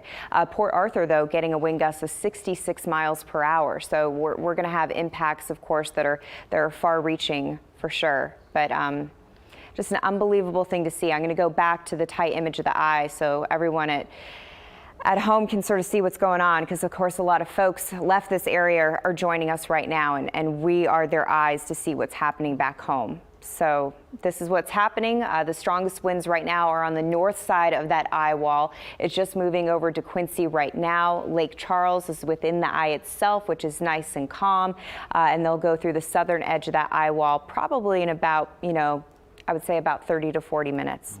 Yeah, we can't lose sight of the fact that people who left Lake Charles did come to Houston. That's right. Right, and so they very well may be watching our coverage now, and just so you know, we'll be live with you until 7 o'clock this morning, or even more if we need to, because at 7 o'clock is really when the sun will probably come up. Sure, and that's when the story changes. Absolutely. Yeah. You'll really get a sense of what they, kind of the brunt of that storm, if you will. And we talked to our photojournalist, Renee, who it will probably be starting her shift here in about half an hour. Yeah, for sure. And grew up in Lake Charles. Yes. Her family essentially left Lake Charles to come to Houston to ride it out. She went back to the house that she grew up in to kind of double check on some things. Yeah. And make sure that everything was tied down and they were ready to go. But man alive, this is one of those storms that they'll be talking about. None of us will ever forget. And Louisiana is our neighbor, and a lot of people who live here have relatives and family next door. For sure. So there are a lot of people here who are indirectly impacted by this, because they're going to be talking to their brother, their sister, their mother, their cousin, who's going to have a story to tell. And then, of course, comes the help. That's the next phase. People coming from Houston, businesses, private sector, public sector, government, whatever. People coming in to help our neighbor. I mean, this happened. We were talking what a difference 100 miles makes. Yeah. I mean, isn't it remarkable? It really is. This could have been our story. Easily. And next time it very well may be. That's right. Right? And I'm sure they thought that when they were watching Harvey. Yes. And the impacts of a storm that came ashore, if I remember correctly, down in Rockport. Yep. But became a Houston story because it just parked itself over us and just dumped copious amounts of rain. That's exactly right. Cambrell Marshall, by the way, is behind you. Cambrell. Cambrell, he flagged me. Okay. Nice to see you, too. Nice to see you as well. You were talking about something that's very personal for me, and that is the aftermath of a storm like this. Absolutely. I was talking to my daughters just the other day. I asked them to give me some information on what they thought, because on August 24th was the 28th anniversary of Hurricane Andrew. And you went through that. Absolutely. So I was on the air coverage of the hurricane when our tower was taken down. And so we were lost for a long time. But the point is that the morning after, when I was finally able to go home, of course, when you're on the air, when we're doing what we're doing now, typically our families are back and they're doing what they do. Thankfully, we have strong spouses, all of us. Amen. And when we have kids and whatnot. But I remember driving home the first time that I could afterward. And it was the difference, and I think they'll see this too, everything was brown.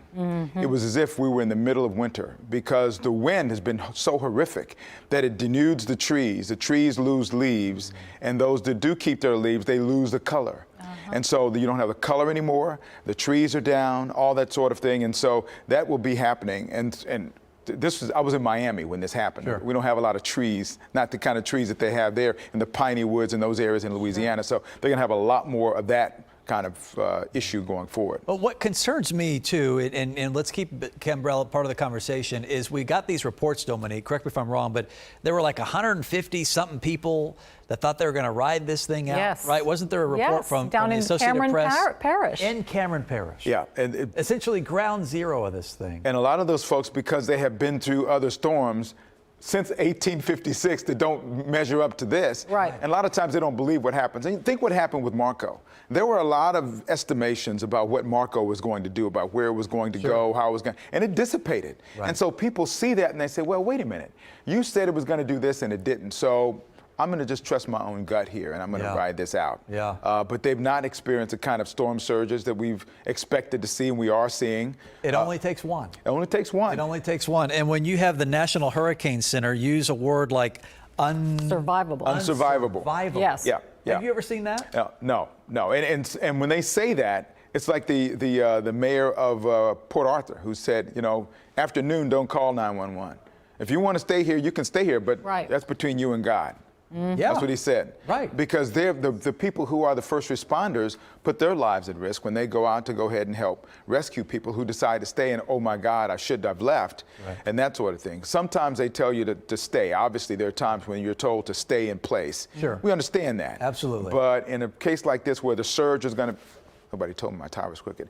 But in a case like this, where the surge is going to be a bigger problem there, they need to go ahead and move. And in this case, we were telling everybody the surge is going to be dramatic. And I've been watching some of the information that we've been seeing from our crews, from the Weather Channel, and those kinds of things. And the surge is going to be an issue for some of those folks. When we see the light of day, that's when we'll be able to see some of the damage going forward. And it is going to be something like a lot of our reporters have not really covered a storm like this before. And so when they see this, it's going to really be jarring for them. And I was talking to some of the folks who are in charge of the United Ways, both for here and for the Port Arthur, Jefferson County, and areas to that east. They're going to have a big issue going forward to try to get that community back to, quote, normal, whatever that's going to mean. Imagine how long it took for us. And we're still recovering from Harvey. Absolutely. And oh, by the way, we're in the middle of a pandemic. So there's no such thing as normal right now.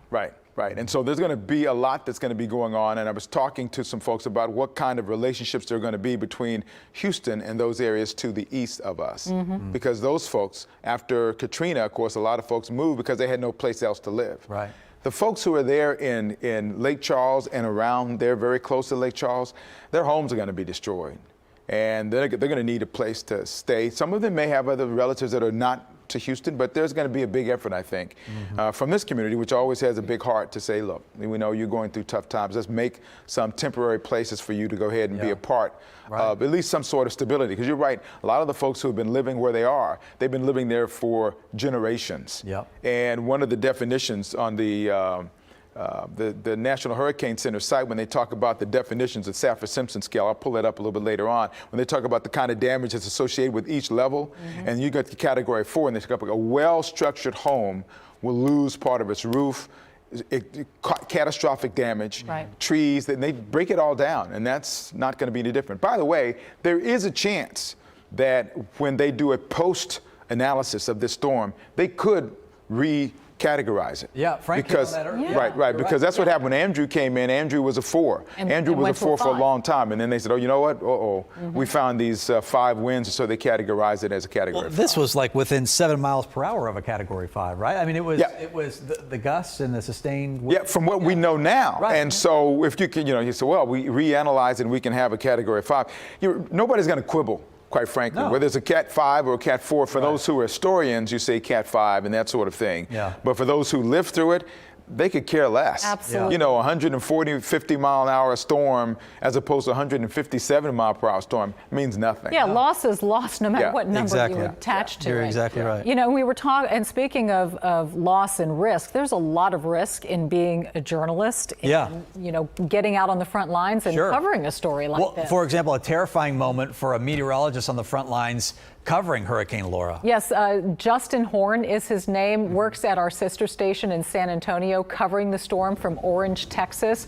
Here's what it looked like out there just about an hour ago. Things were really starting to fire up. At this point, the strong winds you can see in the video already caused a lot of residents there to lose power. And then a scare for Horn. He was doing a live report when this happened, a massive flash that was caught on camera right behind him. Whoa. I mean, and we saw this in Robert's story, these transformers that are blowing, but when that happens right next to you, can you imagine? No. He ran away just in time. He's safe and okay. We wanted to let you know, but these are some of the treacherous things that reporters face when trying to bring the story home to you. Look at that. I mean, crazy. you see the sparks right there in the tree. There must be kind of, I guess, a power line probably right behind that area right over there. Look at that, right behind the tree. But thankfully, he's fine. He's fine. He's A-OK. He's fine. All right, well, as we head to break, a live look now at Beaumont. As we've been reporting, an emergency wind warning, this is something that's been new to us tonight, has been issued for a wide area, and that includes this area right here. This is Jefferson County, Beaumont. Our live team coverage continues on this extended edition of Channel 2 News. We'll be right back.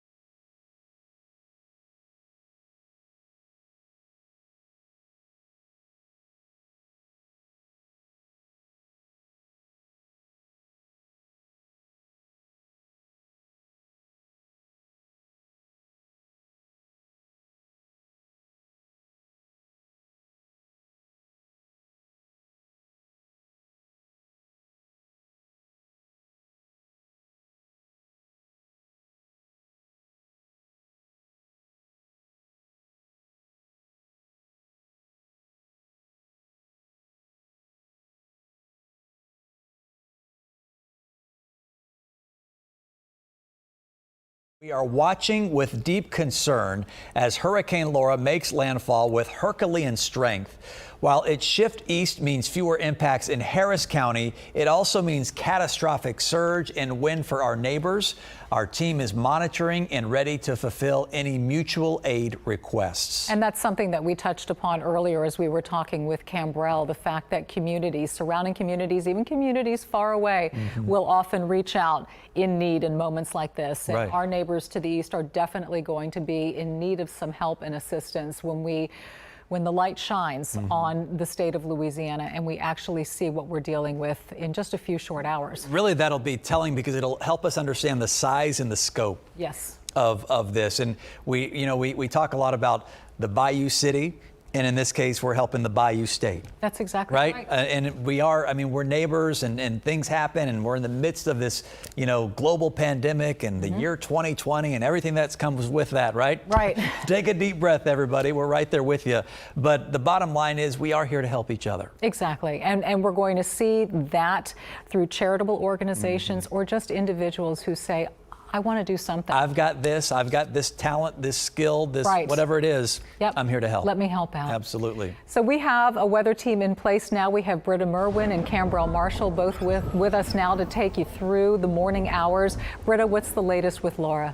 Yeah, I first want to touch quickly on what's happening in Galveston. Obviously, a far cry from what's happening in Louisiana, but we are starting to see the effect of that north wind coming over the bay, and it's causing the bay water to push up into Galveston. So this is a photo that just came in on our weather app. If you can safely take photos, we would love to see them. I have a feeling we're going to get a lot more because this is just now starting to take place in Galveston. But what's happening is that strong north wind is pushing that bay water in, and this is taken by CSV Loba, 25th and the Strand. So you can see the water moving through. You can still clearly see the curb, so good news there. And we showed a photo about 30 minutes ago, Dominique, of what was the restaurant, if you can remind me? Waterman's. And the water was right up to the windows, but the viewer that sent it in did say that they didn't see water actually within the restaurant. But definitely, if you can take these photos, we would love to see them. We'll continue to check them, but of course, as always, only take them and submit them if you can do it safely. Right now, we have a sustained wind of 22 miles per hour. It's coming in from the east northeast. So what's occurring is that 22-mile-per-hour wind is pushing all that bay water onto the north shore of Galveston Island. So we're going to start to see that bay water push in, and that's causing the flooding that you're seeing. Wind gusts right now in Galveston at 29 miles per hour. Now I'm going to back things up and talk about what's happening in Louisiana. A sustained wind of 90 miles per hour in Lake Charles right now. They're right now currently in the eye. So if you're in the eye, you're having those calm winds, but those are the recordings that we're getting as we're starting to see that north eye wall really move away from the Lake Charles area. No wind gusts being reported because, of course, we're right within the eye itself, which is when those winds dramatically drop. So you start to see that calm move over. Also, there's questions on, I don't know the status of the weather instruments in Lake Charles right now. They were holding as that north eye wall went over. So when we will see if they actually survive the eye wall is when that south wall starts to move back over, because this recording right here of the 90 miles per hour, that was taken before the eye wall actually moved over. Now we're in the clear with the eye directly over Lake Charles. As that south eye wall starts to move back over, we'll see if we start to get a wind gust reported, and that will let us know if those weather instruments are still intact. Currently, we have a wind gust of 66 miles per hour in Port Arthur, and then you notice that it does drop dramatically out to the east, but we're still dealing with winds gusting around 40 miles per hour, even as far out to the east as Lafayette. So there's a wide look at Laura. Again, that eye right over Lake Charles, so they're getting that much needed reprieve. If you're watching the images from Robert Arnold going through that north eye wall in the parking garage of the Golden Nugget, it was unbelievable. I mean, I've never seen hurricane coverage like that. And Robert Arnold, he's been through many hurricanes, including being in Louisiana for Rita and also Katrina. And he was saying that it was some of the most intense weather that he had been through. So hopefully we can get that shot up and check in with him when we can. Of course, right now, getting that nice break before that south eye wall moves right back over the Lake Charles area. So as we go in nice and tight, the strongest winds right now are leaving the DeQuincy area. Again, Lake Charles right within the eye. That's when you get that eerie calm and you get a nice break from what is happening around you. The south part of this eye wall is significantly weaker than the north side of the eye wall, and we're going to continue to see that trend now that Laura is on land. It's going to continue to weaken. With that said, that south part of the eye wall is still going to pack quite a punch. So if we do check in with Robert Arnold, we're able to get that connection back up. We're definitely going to see a difference with what we saw him go through with the north eye wall. We'll go ahead and give you the latest on Laura. The winds right now, 140 miles per hour, wind gusts being reported at 185. And I heard a lot of the conversation, Dominique and Chris, between you and Frank, talking about how, we give these numbers of 140, 150, but then when you see the actual records being given on our map, we're talking about 90 to 110. So what's happening is, you know, we're getting these numbers of 140, 150 from the hurricane hunters flying through, but that can be translated to the ground very quickly, and you cannot forecast where it's going to translate. So that's why it's so important to give that message to the folks that are going through it, that the potential is 150, because that can be translated without any warning. And that is a dramatic wind speed. And you saw the impacts of a wind gust of around 108. That's what Robert Arnold was going through in a protected structure. Can you imagine that wind gust if Robert Arnold wasn't in a parking garage?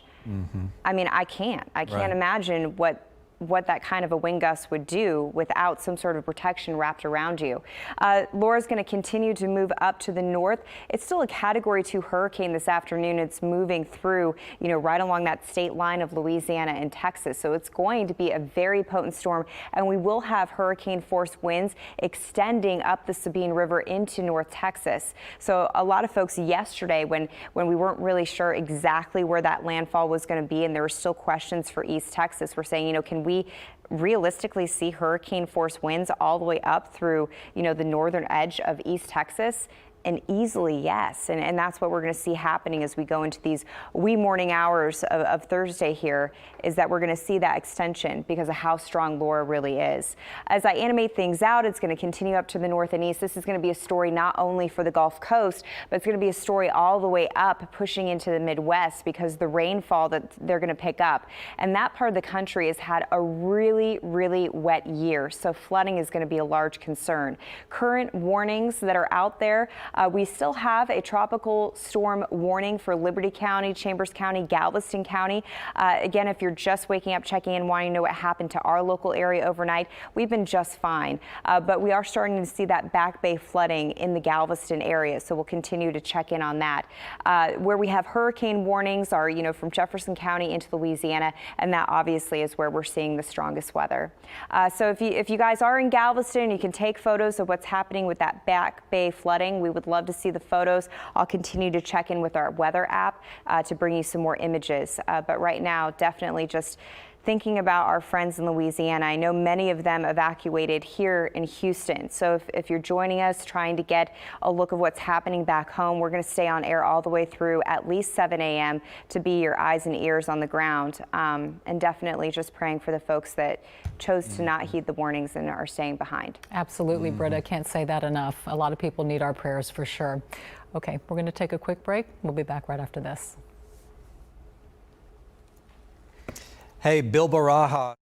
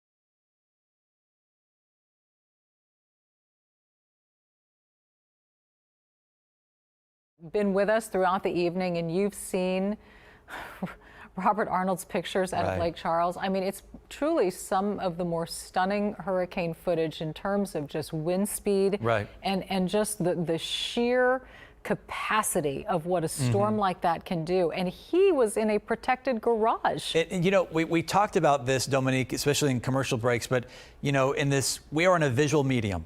Right? And so you need the light to be able to see the pictures. And usually, to give you depth. When these things hit and it's pitch black outside and you're kind of seeing some sideways rain, but because he was in this parking structure that was well lit, you could see the rain and the wind and the trees. And I mean, you got a sense for what it was like to be in the middle of a Category 4 hurricane. It's truly remarkable, and that's one side of the story.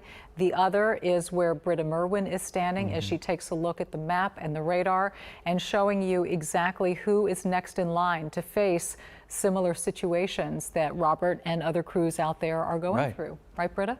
Yeah, and honestly, I wouldn't be surprised if when they go back and look at all the data, that this could be upgraded to a Cat 5. I mean, a lot of times that does happen. It happened with Michael that just decimated Mexico Beach. If you remember what it looked like on the Panhandle after Michael went through, it was just unbelievable. You know, very few structures were left.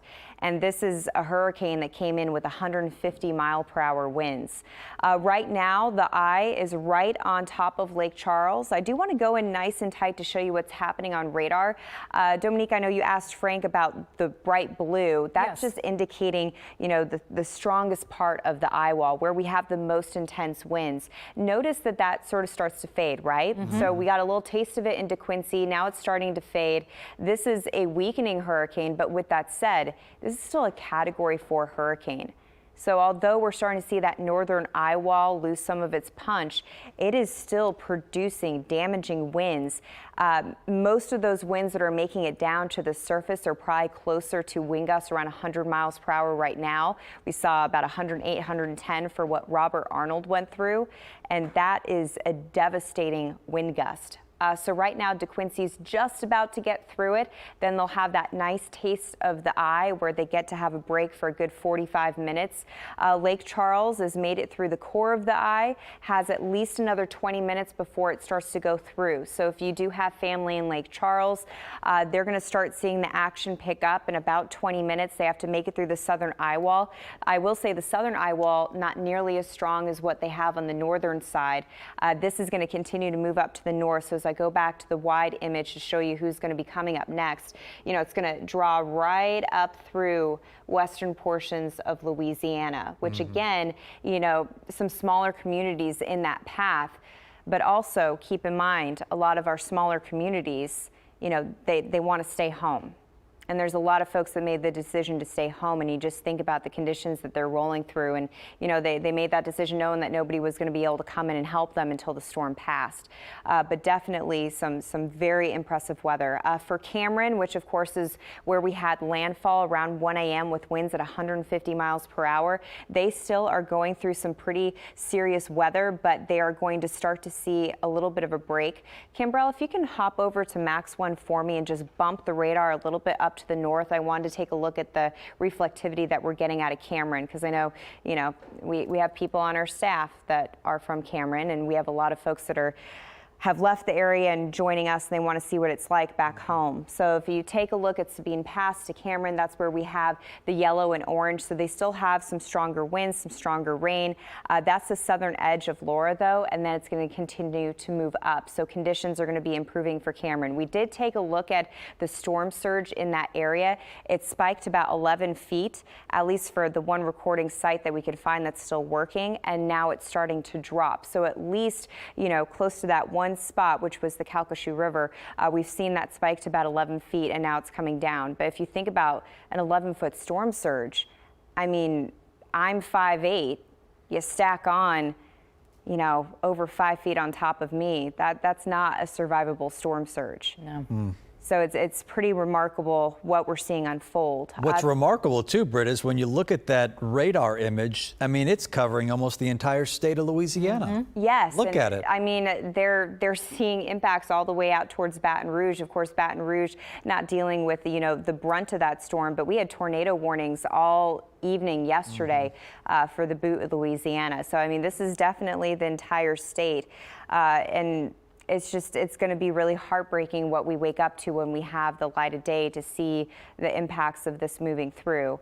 If you didn't hear the stat, it ties for the strongest hurricane that's ever hit Louisiana, with winds sustained at 150 miles per hour.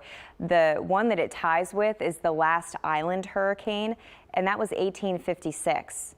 Wow. So this is the strongest that anyone alive in Louisiana has been through. So many folks in their mind, they're going to compare it to Rita because that was the most recent one that did, a ton of damage. And unfortunately, what we're going to see in many communities in Louisiana is damage that is way worse than what they went through in Rita. Well, and which think is about hard this. to imagine. We talk about the 1856 storm. Think about how much was there in 1856. Yeah, exactly. Look at the difference in terms of growth, development, population, and Mm-hmm. structure. So it's, this will be the one that everybody will be talking about.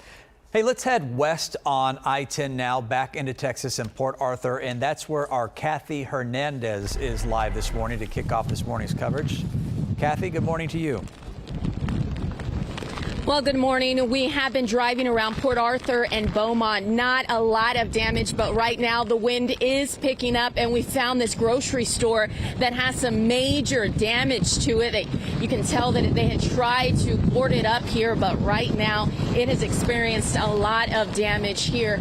And you can see that the strong winds are coming through Port Arthur. We're here on Memorial and 25th in Port Arthur, and this is what we're seeing now. You can see that the winds are getting a lot stronger here, and you can tell by looking at these lights over here, these street lights on Memorial. That is what is telling you how strong these winds are. Standing here, it just seems like we're going to see a lot more damage here once the morning comes, because these winds are getting a lot stronger. The rain is coming down more, but guys, many people have evacuated Port Arthur, which is good. We were driving around yesterday. We saw mostly a ghost town, but hopefully not a lot of homes are damaged, not a lot of businesses are damaged, but that's my concern now, is that we are going to see a lot of damage once the sun comes up. So of course we're going to continue to be out here and make sure that there is no flooding of homes, because again, I told you, many people have left. We know that the mayor, right away, he had issued a mandatory evacuation order for people here in Port Arthur, but we were talking to people who said they were going to stay here, they were going to stick it out. And we just hope that they're doing okay this morning. A lot of people boarded up their houses, put sandbags right in the front doors, and then said that they were going to stay inside and just hope for the best. We stayed in Beaumont. We drove from Beaumont here to Port Arthur, driving around. Didn't see much damage in Beaumont, maybe one tree down, a flagpole that was down as well, but nothing really major in Beaumont. Sigh of relief for people there. Hopefully that is the same thing here in Port Arthur, but this store right here has suffered some major damage overnight as Hurricane Laura made landfall. This is a grocery store here on 25th and Memorial in Port Arthur. You know they're going to be coming here this morning and having to clean up a big mess. Yeah. And again, hopefully that's not the same situation for many, many people here in Port Arthur. But guys, the wind is really picking up here. Kathy, when you made your way over... Sorry, Dominique, did you? Yeah, we can hear you. When you made your way over from the Beaumont area, what did you see in terms of traffic? Was I-10... I mean, again, here it is, 3 o'clock in the morning now. What did you see?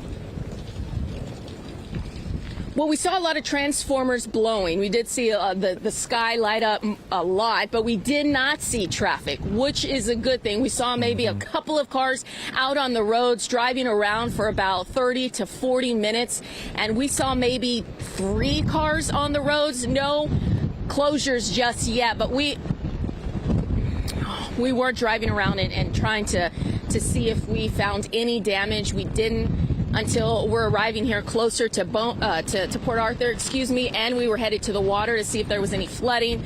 We have not made it there, but we did find this damage here on Memorial and 25th. Guys? All right, Kathy Hernandez live in Port Arthur this morning. Thank you for that. We've got new reporters starting to make their way around. The shift that was on late at night is passing the baton to the shift that's here in the morning. Yeah. Transitioning going on. I know we have Vincent Crivelli, who is in Galveston. I don't know if we have his signal yet. Vincent, aha! There he is. See you. How are things in Galveston? Yeah. Good morning, guys. Well, this area is also a ghost town similar to Kathy's situation. Again, this area is under a mandatory evacuation. I can tell you that things here are relatively peaceful. The wind speed is relatively low. It's also dry all across the area of the city. We drove pretty much everywhere, and the only place we found any water was at 25th and Strand.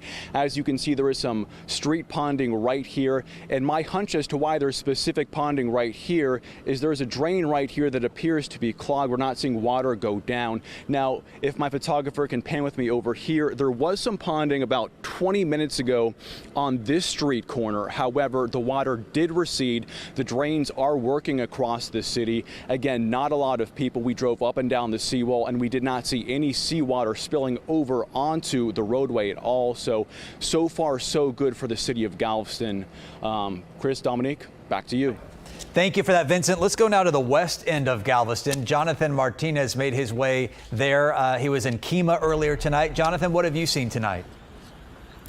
You know what, guys, it was slow going to get to where we're at right now. For those of you familiar with Galveston Island, we're not too far away from the country club along Stewart Road. In fact, we were at Stewart and Marina, and the big story down here, at least on this end of the island, is what we were talking about earlier, that back bay flooding, and that is what we encountered. The reason it was slow going out here along Stewart Road, there were certain portions that were in fact impassable, or we had to figure out a different route, if you will, and this right here is going to be the worst of it. The reason we came down here is because there's a restaurant not too far up the road here, probably about maybe a half a block or so, but we didn't want to risk it. Of course, we always stress, turn around, do not drown. We didn't necessarily know how deep it is, but the picture that you all were showing earlier was from Waterman's Restaurant, and it's just off in the distance here. We had gotten a report that that back bay flooding that we had seen in that picture was the case out here, and that, of course, as Frank and Britta had explained, is due to those north winds sustained at about 20 to 30 miles an hour for several hours on end. Because of that, the water here in the bay is rising. The good news is, at least from the last check, is that the water has not actually gotten into that restaurant. We just arrived here right now. We're going to go see for ourselves if we can do so safely, but this right here is what the folks are having to deal with on the west end. Of course, the other thing that you got to keep in mind too, besides the road, it's dark out here, are going to be the critters out here and things of that nature. Oftentimes you like to get people, or people like to go out and be, as we describe, looky-loos to see what the worst of it is. But again, just looking off in the street here, that gives you an indication of just how potentially dangerous it is. We haven't really seen anybody out here. Of course, it's 3 o'clock in the morning.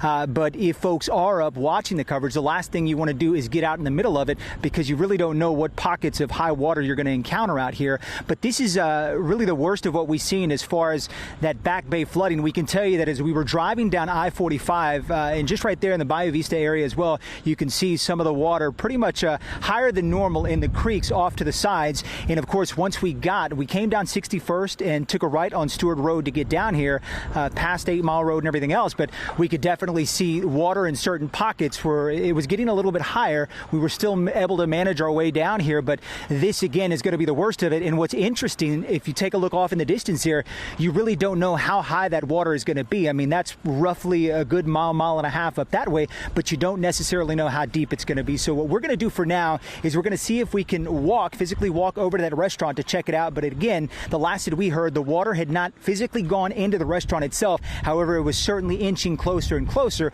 Hopefully, the good news is, though, because the wind is starting to die down, we can tell you it is still kind of gusty, but it's certainly nothing like what we've seen earlier where it was the 25, 30 mile an hour winds. It is starting to die down now, and the hopes are that since the wind is starting to go down, maybe some of this back bay surging that we're seeing is also going to start to go down. Of course, it's just going to be a matter of time because all of this water has to drain out to the Gulf. But in the meantime, what we're going to do is effort to try to see if we can go make our way over to the restaurant. But this, again, right here is an indication, as Vincent said, over on the Strand, they're seeing some pockets of it. But of course, this is going to be a lower lying area on this end as well. And we're going to see a lot of this flooding a lot sooner than perhaps some of the other portions of the Galveston, or of the island here in Galveston. For now, that is the very latest. We'll go ahead and send things back over to you. All right, Jonathan, thank you. We do hope the wind dies down so the water can recede there. No doubt. Let's get to Roseanne Aragon again. She is still live out in Beaumont, where the rain is really coming down there right now.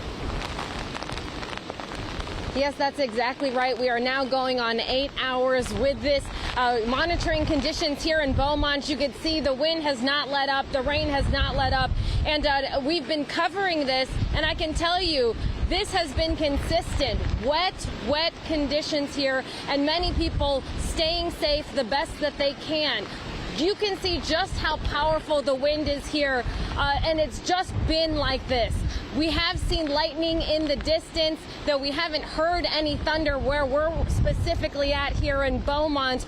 We are about 20 miles from Port Arthur, a city that was harder hit. Want to take a look at this side here. You can see just the wind blowing the trees, the wind blowing all of anything that it can. But we are doing safe over here. This is the very latest here. Not much has changed since I last spoke with you. It's been pretty much these kinds of conditions that we've been monitoring now. I would say for the last 2 hours, it's looked just like this. But so far, so good. Nothing major, no major difference to report since when I last spoke with you about an hour ago. And I would say we're all faring pretty well here in Beaumont. That's the very latest. Reporting live from Beaumont, Roseanne Aragon, KPRC. Channel 2 News. All right, that's such good news. You know, folks in Beaumont were so concerned just 12, 18 hours ago. Right. What a difference it's made. So great to report, Roseanne. Thank you. We are getting new video in from the Lake Charles area, which again right now is experiencing kind of the eye of that storm in terms of kind of the eeriness and the calm that comes after the storm before you get that lower eye. And then look at this. This is some type of vehicle that is overturned here. Remember, when we were, I think, kind of the most poignant part of our coverage was when we were watching our Robert Arnold in the parking garage of the Golden Nugget Hotel right there off of I-10 there in Lake Charles. And you could see the wind and you could see the rain coming in sideways. And here's what you have. And I assume this is kind of on a side street or in a side parking garage or whatever. But if you don't have kind of that structure to keep you and block you from those winds that came ashore, again, a Category 4, 150 miles per hour sustained winds, gusting up to 185. And when we were live on air with our Robert Arnold, Dominique, correct me if I'm wrong, but I think it was like 108 miles per hour? Yes, it was. And Robert described it so perfectly. He said it was as if someone is just trying to push you as hard as they physically can. And you're doing everything you can to try to stay upright. Now imagine if that someone is trying to push you and everything else in around you. Around you. And you're going to see this. You're going to see vehicles toppled. And sadly, you're going to see homes that will be ripped apart once we get the light of day in just a few hours. Yeah, and it's hard to make out what, I mean, I don't know if that's an 18-wheeler. I mean, I'm looking at it at a monitor that's not very big, but I'm just trying to make out, it looks like the bottom of that, I'm looking at the tractor maybe trailer. A tractor trailer. Travel trailer? Okay, yeah. Let's keep Kembrell's microphone on if we could, because I think, Kembrell brings great context and perspective into these stories and these storms, because Kembrell himself has ridden out a number of storms. Just say I'm old. Not that at all. Go ahead and say it. We call it seasoned. Don't dance around it, brother. We call Phil Archer our senior reporter, right? So Kembrell. But it's interesting. My very first hurricane was Andrew. There you go. I'd been in Miami for 7 years before Andrew even hit. Wow. Before any hurricanes hit, but the very first one was Andrew, which was like a pretty good one. Where you were talking about that trailer that looked like it was over. 90 mile an hour sustained winds there still in Lake Charles, the current wind speeds that we got. Now this is, I think this is old. I think this is what's left over from the height of those storms, because the other numbers are just so much different. And the gust that I saw later on, we're looking at, was just not showing up. So when you put the gust there, it's not showing up. You see the gust of 63 and 45 miles per hour. That's enough to knock over a lot of things. If you have a fence that's not really the best shape, it's going to get knocked over in something like that as well. So we still have very strong winds there. And of course, we've been talking about Robert being in the eye wall, which of course is the calm part. But on the outer edges of that is the most ferocious winds, and this storm is going to continue to move forward. We've talked about how this is going to continue to transgress across that whole area, going from south to north. I'm looking at one of the later models, and it showed that Arkansas looks like it's still going to be a Category 2 storm when it's in Arkansas. That's crazy. Wow. Look at this. I want to show you this. This is, see, right out of my shoulder here. Move out the side here. This is the National Hurricane. This is Category 2 still, as it moves up to the northern part of Louisiana still. Wow. Okay? And then later on in the southern part of Arkansas, still is a Category 2. Now, it doesn't mean, because this is set up like this, doesn't mean it's going to actually happen like that. Right. But this is what the forecast models are picking up right now. And they've been fairly accurate. And if anything, they've been less than what the actual numbers have been. Because remember, a couple of days ago, we were looking, well, it's going to be a Category 1 moving into a Category 2, when Britt and I were talking about the fact when you got 90-degree water out there, basically 90-degree water out there, there's no reason this isn't going to rapidly intensify, and that's what it's going to be doing. So it moves up into southern Arkansas, and look, by the time it gets to 7 o'clock tonight, we're talking about 60-mile-an-hour winds, which is in the southern part of Arkansas, going up toward Missouri and Tennessee and those areas. And so this is a tremendously large storm that's going to be remembered for quite some time, because not only for what it's doing here, but for what it's going to do for the other states around it. Right. So FEMA's going to have its hands full. Entergy, which is the company, I talked with some of the Centerfolk people yesterday, and of course their area is really the Houston area. Centerpoint Energy. Right. And then so the company Entergy is the one that has East Texas and all of that area. Right. So they are going to have their hands full. And they, like so many other places, they have this reciprocal agreement. So we'll see power crews coming in from all over the country to come in and be a part of what's going on. So, hey, let's talk, and if we can, we heard a lot before Laura came ashore about the potential storm surge. Is there anything that has been reported new about the storm surge? When will we see those numbers finalized? When will we be able to tell what we really saw? well, a lot of the gauges are not functioning at the moment right now. So a lot of that is going to be based upon what we get from those. But we do know that there have been some, the numbers, for example, where the storm surge estimates are going to be for the rivers, the Calcasieu River that's near Lake Charles. And you can look at one of our cameras driving around there too. Here, guys? This is by Lumberjay. Okay, so this is across from the Golden Nugget. Yes, and Lumberjay has lost power, so they're driving through the parking lot. This is underneath the awning as you pull up to the hotel. But as they were driving around, a ton of tree damage is what I saw. No standing water, which is good news. Currently in this area, they're still technically in the eye. They're about to get to the southern edge of having the winds pick up. But as we've been saying over the last hour, the southern edge of that eye wall has really lost a lot of its oomph, and it's not going to be nearly as strong as what Robert Arnold went through on the north end of that eye wall. And Britta, this is from an NBC Storm Tracker vehicle. Thank you for pointing that out. But yeah, it looks like they're pausing and sort of staying where they are. But as they were driving around the property, I mean, a ton of tree damage. Yeah, a lot of trees down. But you know, good to see that they don't have surge water, you know, right there, because that very well could have been the story.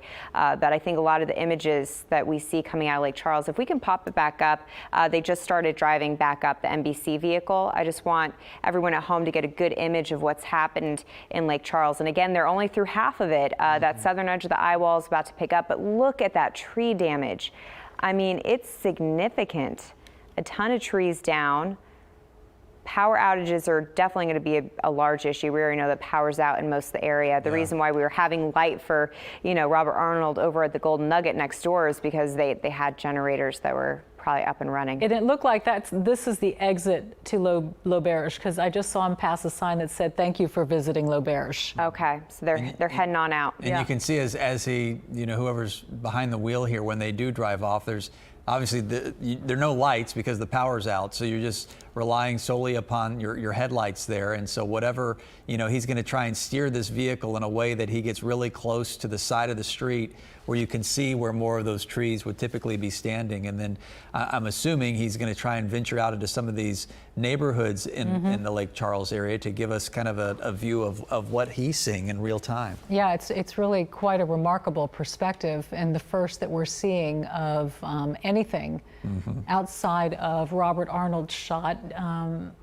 It looks like the side of that sort of garage door, that metal. And that's a typical weak spot on buildings. It is. Garage doors, that's very typical of what you see in a hurricane setup, because you have that weakness in the building. It sucks right in. Yeah, just peel it off almost. Yeah. So that's definitely a typical weak spot that you see within a structure. Right. When you say that there's still, this is kind of like eye stuff, because this wind, there's not much in the way of wind right now. Absolutely. In it. Yeah. If you guys want to flip to the radar, oh, it looks like we're on the move again. Which is probably why this crew is out right now. Absolutely. They finally have a moment to be able to at least They're going to provide take some advantage footage. of the time that they have before they have to and see what we get. Before they have to head back in. Right.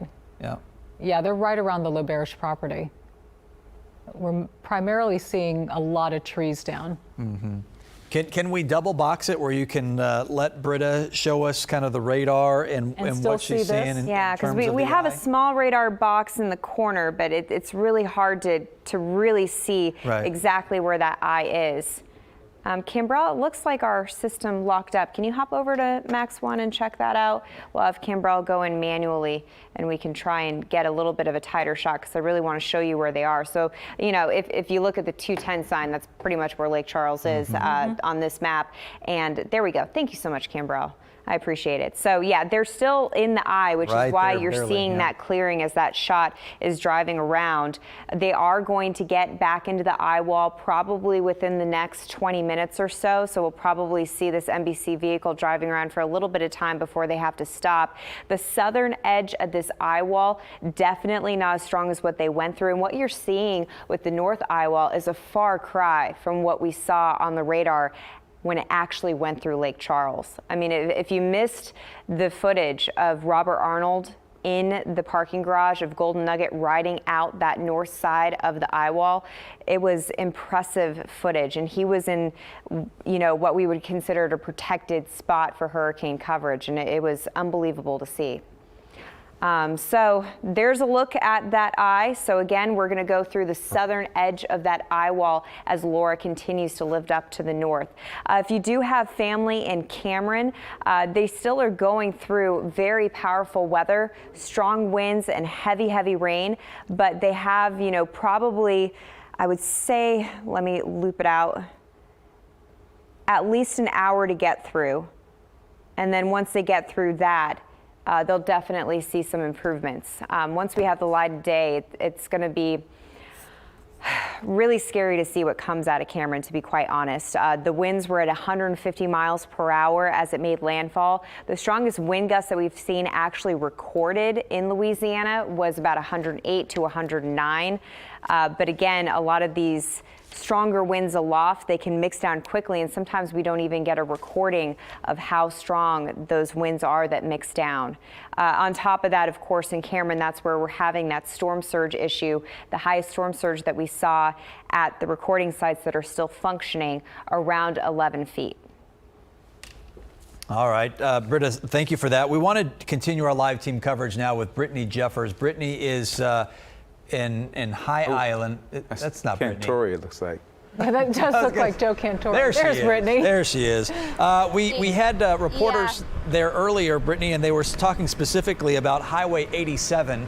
I don't know if that's where you are now, but there was a lot of debris that was across the roadway there. Yeah, that's exactly where I am this morning, and things haven't changed. It's impassable out here at this point, and you can see why. I mean, we're seeing parts of the road, we're seeing wood, but primarily the rocks out here. Most of them as big as softballs, but some of them even larger than that. I mean, you can take a look at this, and about as far as our eye can see out here, you can see just the road littered with this debris and the rocks. And just beyond, you can see some headlights in the distance. And these are deputies that have blocked off the road because this is obviously impassable, very dangerous for folks to be out attempting to drive across here. As far as the weather is concerned, pretty gusty out here this morning. And if we walk over here, you can see some of the waves starting to crash.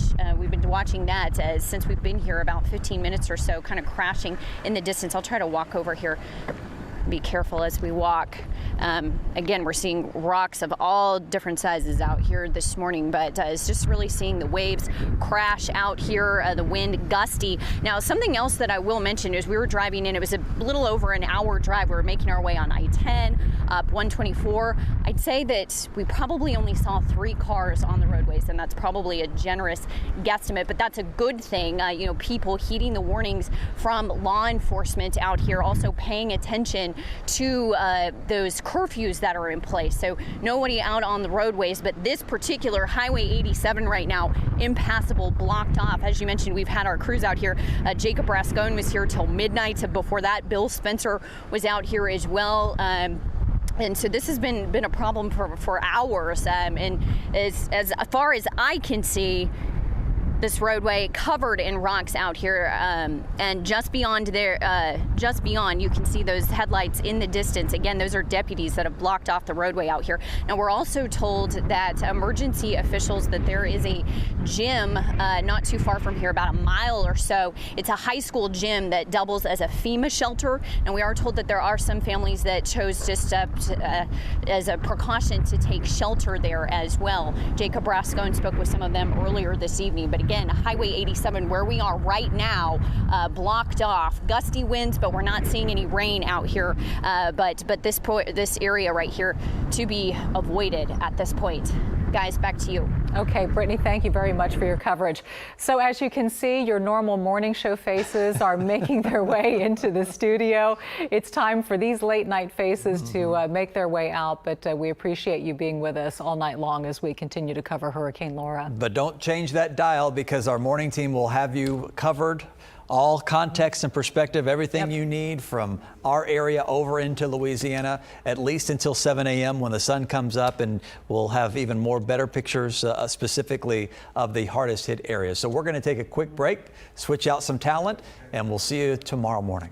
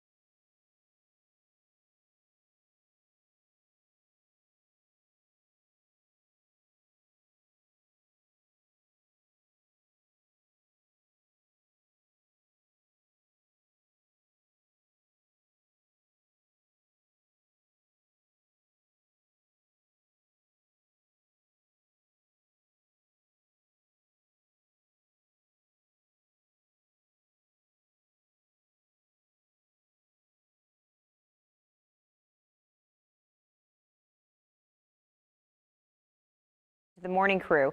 Here's the latest on Hurricane Laura. It is still a Category 4 hurricane making landfall close to Cameron around 1 o'clock in the morning. The winds at that point 150 miles per hour. This ties for the first spot for the strongest storm to ever hit Louisiana.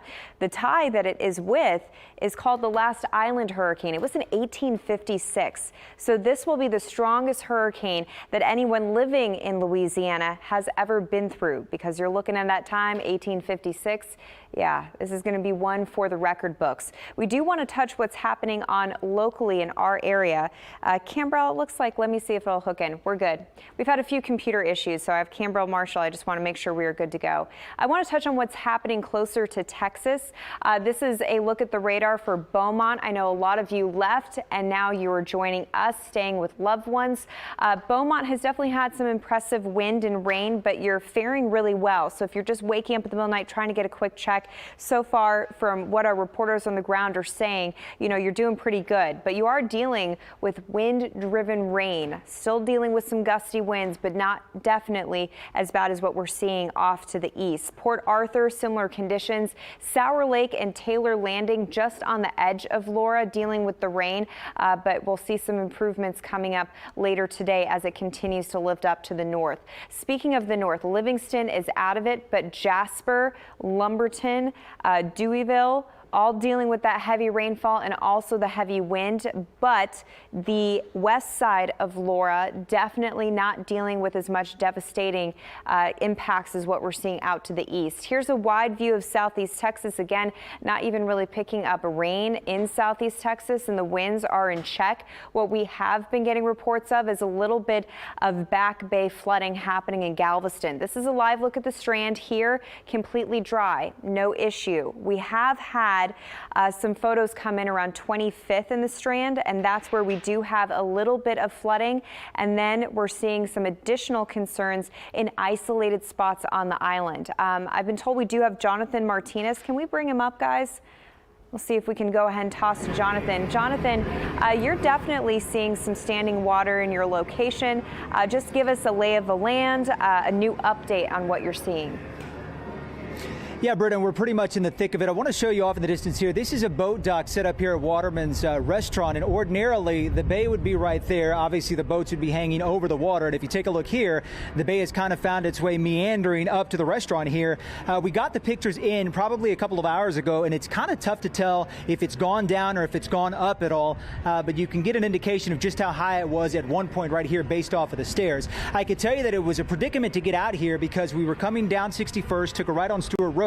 For those of you unfamiliar with the island, this is the far west end of the island. If you've ever been to the country club or a little bit past Moody Gardens or the municipal golf course, this is where Waterman's restaurant is. We got those pictures of the restaurant earlier, and the water was going up at that point, and it was inching closer and closer in to the inside of the restaurant. But we can tell you right now, the good news to report is that it physically hasn't gotten in, but that's not to say that it wasn't fairly close. In fact, this right here is going to be the inside of the dining area here at Waterman's restaurant. If I had to guess, it does look as if perhaps it's gone down a little bit, but it's very tough to tell because obviously that's wood. It would soak up the water a little bit, so it may give a false indicator of just how high it was. But we do know, at least based off of what we've seen just in the last couple of minutes or so, that it does appear as if it's gone down just a little bit. But that's how close it did come to getting into the restaurant, though. The pictures that we showed you probably about an hour or two ago is when we had gotten tipped off to how bad some of that back bay flooding was out here. And of course, they're used to that if there is a storm. If you've got those north winds coming in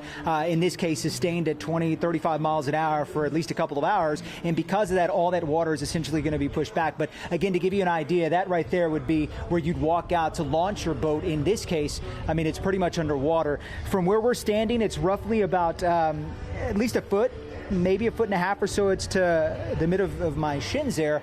But as we were getting out here, again, some of the roads, tell you what, let's walk this way because the radio is blaring in the background. That's working A-okay. But it was a bit of a predicament because you don't know how high the water is with some of that back bay flooding. We saw a street not too far away, and it looked a lot deeper. So we went ahead and posted up, left our cars over there, and kind of walked. We literally walked, but as we got closer to this restaurant, we could feel the pressure kind of sucking down on the boots itself, indicating that you're getting a lot deeper.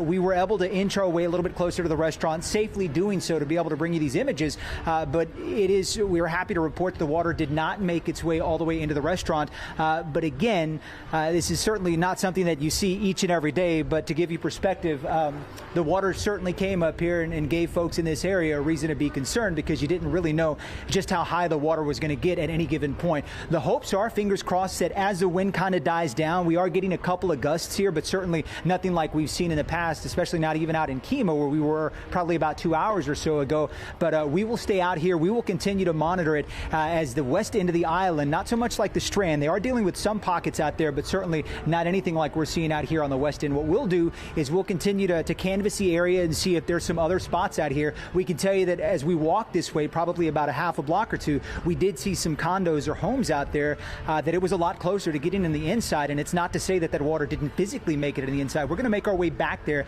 to see if perhaps we can talk with some of the residents out there. But again, reason for concern for folks living on the west end, far west end of the island, not too far away from Jamaica Beach. But that's the very latest. Britta, we'll go ahead and send things back over to you. Yeah, Jonathan, and a lot of folks that are tuning in wanting to see what it's like. It's great to get that report that didn't actually get into the restaurant, because what the information was telling us yesterday was that we were going to anticipate this Back Bay building, but we were not expecting it to really inundate too many businesses or homes. So good to know that it isn't doing that right now. We'll have Jonathan go out and check a lot of the other properties to make sure that that is holding true across the area. And if we see different, of course, we'll let you know. As you heard Jonathan mention, he's on the west end of the island, so closer to Jamaica Beach. This is 25th and Strand. So once you get closer, into the heart of Galveston, we're not seeing as many issues. But this is 25th and Strand. You can see a little bit of Back Bay flooding right here, but you can still make out the curb. So again, not seeing any structural flooding if you're closer to 25th and Galveston. And we've had Vincent Crivelli sort of looking at that part of the island, and he's also echoing that in that location it's looking pretty good.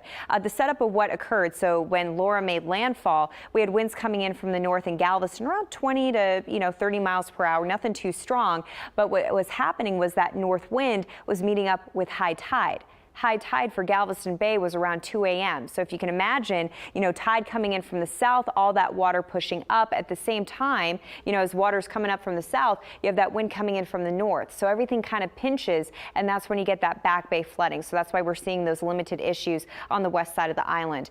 Currently, Laura is still a Category 4 hurricane. This is the new update from the 3 a.m. advisory. Winds are down to 130 miles per hour. It made landfall with winds of 150 miles per hour around 1 a.m. close to Cameron, Louisiana. This is the strongest hurricane that anyone alive has seen in Louisiana. It does tie for that #1 spot with the last island hurricane that occurred in 1856. So a very old record. It is going to maintain hurricane strength today. So even as we go into tonight, as it goes right up the west side of Louisiana, it's a Category 2 hurricane. So those hurricane force winds that are right along, the center of Laura are going to be holding strong, and they'll have hurricane force winds even as it moves into Arkansas. Again, it doesn't drop to tropical storm force winds until we get to tonight at 7 o'clock. So this is a long stretch. Louisiana definitely extremely hard hit, but we're going to have impacts to stretch all the way up towards Arkansas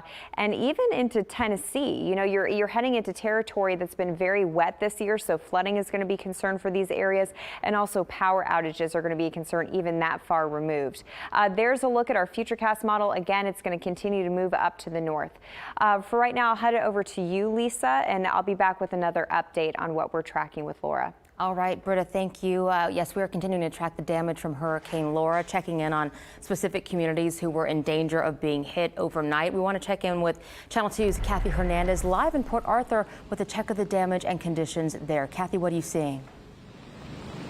Well, good morning to you. Right now, the wind is very strong and the rain obviously is continuing to come down. We've been driving through this Port Arthur neighborhood, and this is what we found right behind us. You can see these huge branches felled on this road, covering the road here on 6th Avenue and 24th Street. There's fence damage as well. There's also no power in this neighborhood here. But hopefully, since this city is under a mandatory evacuation order, many of these families left. Let's hope that many of these families left. Again, you can see right here, these huge branches fell, covering the road now in this Port Arthur neighborhood. The good news that I can tell you is that we haven't seen any home damage, and these branches did not fall on the house just yet. We're still getting some strong wind gusts, and if you can look above us, it gets a little scary. As you can see, these branches came down, so hopefully none of these other branches come down as well. Also, if you look at the stop sign, you can see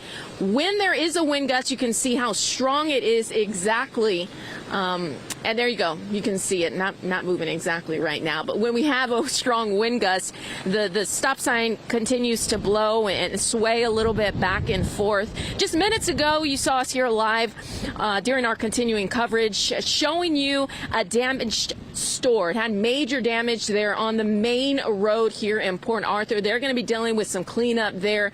And of course, we'll continue to drive around Port Arthur, see what we can find. We were headed to the water. Hopefully not a lot of damage and not a lot of flooding there. But of course, we'll see. We'll have to wait and see. That is right along the Gulf Coast. Again, Port Arthur, seeing some damage out here right now. Not many people out, which is the good news. We were staying in Port Arthur, we were staying in Beaumont, drove to Port Arthur, only saw maybe 3 cars out on the road, and that is a good sign. Hopefully that means many families have gotten out of town, have evacuated, and made it to safety this morning. But of course, we're going to continue to drive around and see if we can find anything else. Guys, back to you. All right, Kathy Hernandez, thank you so much. Please be safe. We will check back in with you. Channel 2's Robert Arnold has been in Lake Charles all night. Earlier, he was being whipped around by strong winds while reporting live outside the Golden Nugget. If you missed that report earlier, here's a portion of Robert's report from our 1 a.m. hour. These wind gusts, you can definitely tell with that eye, it's getting closer to the Lake Charles area. And like I always said, and Frank can attest to, that eye wall are going to be some of the most brutal winds, and that's what we are certainly getting through here with these wind gusts. As you had mentioned before, Dominique, you saw the lights on at Le Berge. Oof, it's a nice little respite. Le Berge has gone dark at this point. Lights are still on over here on the side where we are, so we're just waiting for that eye to come through to give us a little bit of a break for when the second half of the storm comes through this area. One thing I do keep trying to look out, as I've mentioned, since we're so close to the lake, is any water coming into these parking lots. I do see some pooling, but nothing severe at this point, because that storm surge, we're all holding our breath to see how bad that storm surge is going to be up here in Calcasieu Parish. Of course, we're hearing reports that it's going to be terrible down in the Cameron Parish area, but Cameron Parish is right there on the Gulf, so naturally it's going to get the brunt of that surge as this hurricane moves ashore. So again, though, as you saw, that these winds are only intensifying, they're only getting worse, and they're no longer just gusts, they're just the winds that are coming through until that eye comes through and we get a little bit of a break, and then of course we have to deal with the back half of the storm at that point. I took the hat off just because I don't even know why I thought with the pretense of the hat, because it's not going to stay on in these winds. Oh, I have no doubt. I'm surprised there's any left at this point with how high the winds have gotten. And like you said, well, my back's to the south, so that's where Laura's coming from. The Bears just gone dark, but the electricity's still on here on our side as we go through. It's amazing how that rotation comes through. You'll see the wind outside of the garage and you think you're getting somewhat of a buffer from it, but then the way it circulates in, it'll whip in through this way where we're standing, and sometimes it'll whip in through that way on the other side where we showed you all those signs before that are now starting to get a little knotted up through this area. And that's why we say we always try and avoid areas like that. Those things are starting to get knotted up as the wind comes through and really starts twisting everything. We've started to see some trees go down. It's hard to show you from where we are, but we're starting to see some trees snap and go down. We're starting to see some street signs go down. Nothing severe at this point, but again, as these winds only intensify, I expect to see more debris and more of these trees start to go down, especially because the ground is getting so saturated. When the ground gets that wet and you have these high winds, you see those trees start falling easily. That was Robert Arnold around 1 o'clock this morning at the Golden Nugget, where obviously the wind's very, very intense at that hour. Yeah, very impressive stuff going on overnight as that eye wall came ashore. We've got a lot more coverage to come this morning. It's 3:41, and we got to check in with our Vincent Crivelli, who's been in Galveston overnight. Vincent, what's the situation this morning?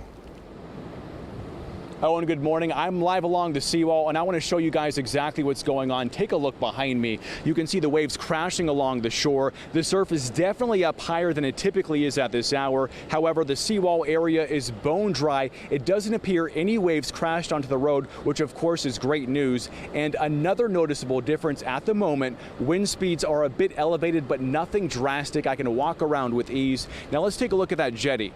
That'll give you a better idea of how Hurricane Laura is affecting this area. area. You can see the water smacking the jetty, but for the most part, the waves are not crashing over it, which is exemplary of the storm in this area. The city of Galveston, for the most part, was spared by the wrath of Hurricane Laura. Again, this area is a bit of a ghost town as the city is under a mandatory evacuation. Not much is going on. Most residents protected their homes before leaving. The good news for the people living here, the damage for the most part of what I've seen by driving around for the past hour and a half is the damage is minimal. But guys, I'll remain out here and continue to give you guys live updates as I get them. For now, reporting live in the city of Galveston, Vincent Crivelli, KPRC, Channel 2 News. All right, Vince. Thank you. Much different picture than we saw from Jonathan Martinez just down the island a short way not long ago. We want to check in with Michael Lepardi now with the latest on conditions in the Baytown area. Michael, how are you this morning and how are conditions out there? Hey guys, good morning. I will tell you it's actually a much different scene here. Really no rain or wind, pretty quiet. The reason we're out here at this Buc-ee's is that a lot of the people who lived in those areas, they're out here behind us. They decided to come over this way, walk around a little bit. I know you can't see inside and I'm not going to show you, but a lot of people are sleeping in their cars. These are folks, many of them who lived along the border with Texas and Louisiana. Many of them came at the last minute and decided that they weren't going to ride out the storm. And so they started coming inland and towards Houston and decided to stay here for the night. In fact, look over there in the back. You can see somebody's sleeping in the back of their truck. And as we walk around here, what we also notice is that, of course, a lot of people brought their pets. Pets are, of course, part of the family, so that's important. And as we swing around, you'll see this trailer over here actually has quite a few dogs in it, I'm told by the people who own that. Some of the folks, they arrived out here, they told me some as early as 2 o'clock in the afternoon yesterday. Others, they left the state line around 8 o'clock at night. They were going to ride it out, but decided at the last minute that wasn't a good idea. Take a listen to what some of them told us. It didn't seem like it would be bad enough that we couldn't do it. So we just kept thinking, well, it's not going to be worse than Ike. We can handle it, we can handle it, we can handle it. But then once it hit 145 miles per hour, we decided we better leave. We started seeing that it was getting bad and everything, and we just went ahead and was like, it's too dangerous. I'm not going to go ahead and risk my life, risk my dog's life. And we went ahead and jumped in the truck and started hauling down here to Buc-ee's just because we wanted to get west of the storm. And some of the other things that people were telling me is that a lot of the restaurants were closed, so they were looking for a place where they would have food and access to a restroom, and so here you have it there. Some other folks said that they had looked for hotel rooms and couldn't find one, though they didn't specify exactly which area they were in. But what was interesting to us, and the reason we're out here to show you this perspective, is that a lot of these people, like I said, they lived right along the state line, and at the last minute decided, hey, we're not going to ride it out. They came in towards Houston and decided to stick out the storm right here. Reporting live in Baytown, I'm Michael Lepardi, KPRC, Channel 2 News. Hey, Michael, before you go on, I'll bet some of those folks can't wait to check in with family and others to find out what's happened to their neighborhoods, correct? Yeah, I mean, I asked a few. Some of them said that some of their neighbors did decide to stick it out at home and they had been in contact with them to get any sort of update that they could. The neighbors, or the folks out here that I spoke to, said that their neighbors said they had maybe some trees down, some limbs down, but no major damage. We did notice the signs here. That's I-10 right over there, stating that I-10 was closed at the Louisiana line. Most of these folks here, they live in Texas. They live in either Orange or Jefferson County, so down that way where you've been, hearing from our crews throughout the evening. They are waiting to go back, but most of them told me they're probably going to wait until the sun comes up. But from what it sounds like so far, the people I've spoken with said they have not had any major damage, which of course is the good news. Yeah, as you know, just a few miles difference can make a huge difference too. So hopefully they get lucky, as well as the other folks who evacuated. And as we see in each and every storm, there's always a contingency that likes to stay behind and try to ride things out too. So Michael, thank you for that. We do appreciate it. We'll get a real assessment of the damage at first light, of course. Right now we want to check in with Brittany Jeffers near Bolivar and High Island. Brittany, good morning. Yeah, good morning to you. Right now, we're seeing this roadway is impassable at this point. It's looked like this for several hours, but this is all because of the high surf causing this. And so lots of debris out here, also rocks, most of them softball size, but some of them a lot larger. You can see some of these big ones out here as well. We're also seeing pieces of wood. There's a cooler out here, just all kinds of debris scattering this roadway for as far as I can see right here. This is illuminated by our lights in the live truck, but this entire stretch of Highway 87 covered with this debris. And we're talking about the high surf causing this, and we're going to try to see if you can see any of the waves crashing out here to just kind of see what we've been dealing with, what we're talking about out here. We're not seeing it come over the roadway at this point, but that was earlier in the evening. As far as the weather is concerned, pretty gusty out here, but we haven't seen any rain, at least for the amount of time that I've been out here. So we've been fortunate in that regard. But as far as the roadways are concerned, this was about an hour or so drive from Houston to this location. We were going up I-10 as well as I-24. We saw maybe 3 people out on the roadways, which is a good thing. You know, that means that people are paying attention to the officials, heeding those curfews, staying off the roadways.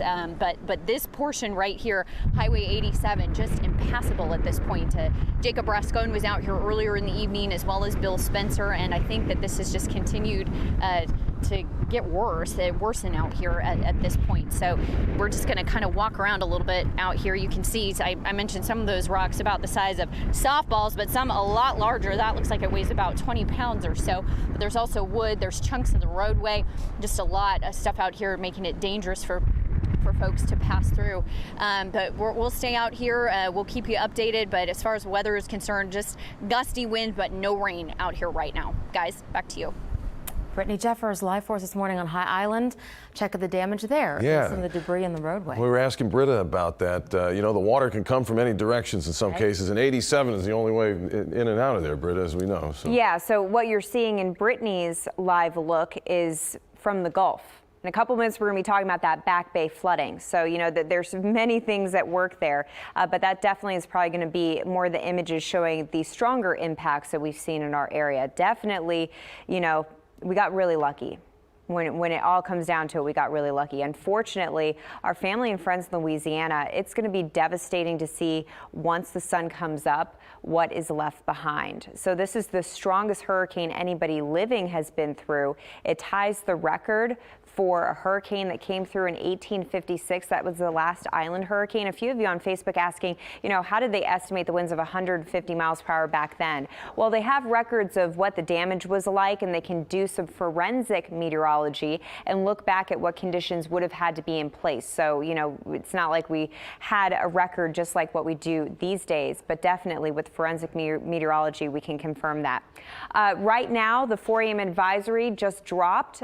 We're down to a Category 3 hurricane. With that said, this is still a major hurricane, and it is very far inland. We're talking about probably about 100 miles inland from the coast. The winds right now are at 120 miles per hour. The eye is still pretty potent, but definitely weakening compared to what we saw Robert Arnold ride through. This is going to continue to move through Louisiana today. It's still a Category 1 hurricane at 7 p.m. tonight. So it's staying a hurricane for the majority of today. And there's going to be power outages and flooding concerns that stretch all the way through Arkansas.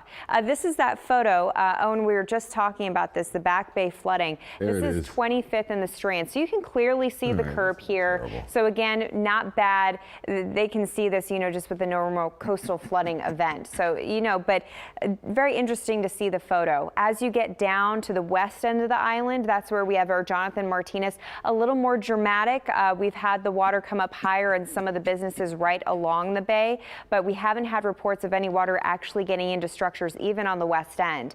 So good news to pass along. Jonathan Martinez is checking in with some of those condos closer to Jamaica Beach just to confirm that, you know, we are looking good and we've had no water actually inundate structures. This is the setup for Back Bay flooding. So we have that offshore wind coming in, and at landfall, when landfall was off to our east, we had winds coming into Galveston sustained around 25 to 35 miles per hour.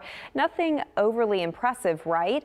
But you have that water, or pardon me, that air moving down from the north. At the same time, the water, we had high tide occur at that same time. So high tide was around 1:59. So as we're getting the peak winds that move through Galveston, give it being 25 to 30 miles per hour, it was meeting up with high tide. So you have all the water moving in, and that's at 1:59. So what happens is you get a little bit of pinching right here in the bay. So the air is pushing the bay water onto the northern edge of the island. At the same time, the tide is coming in.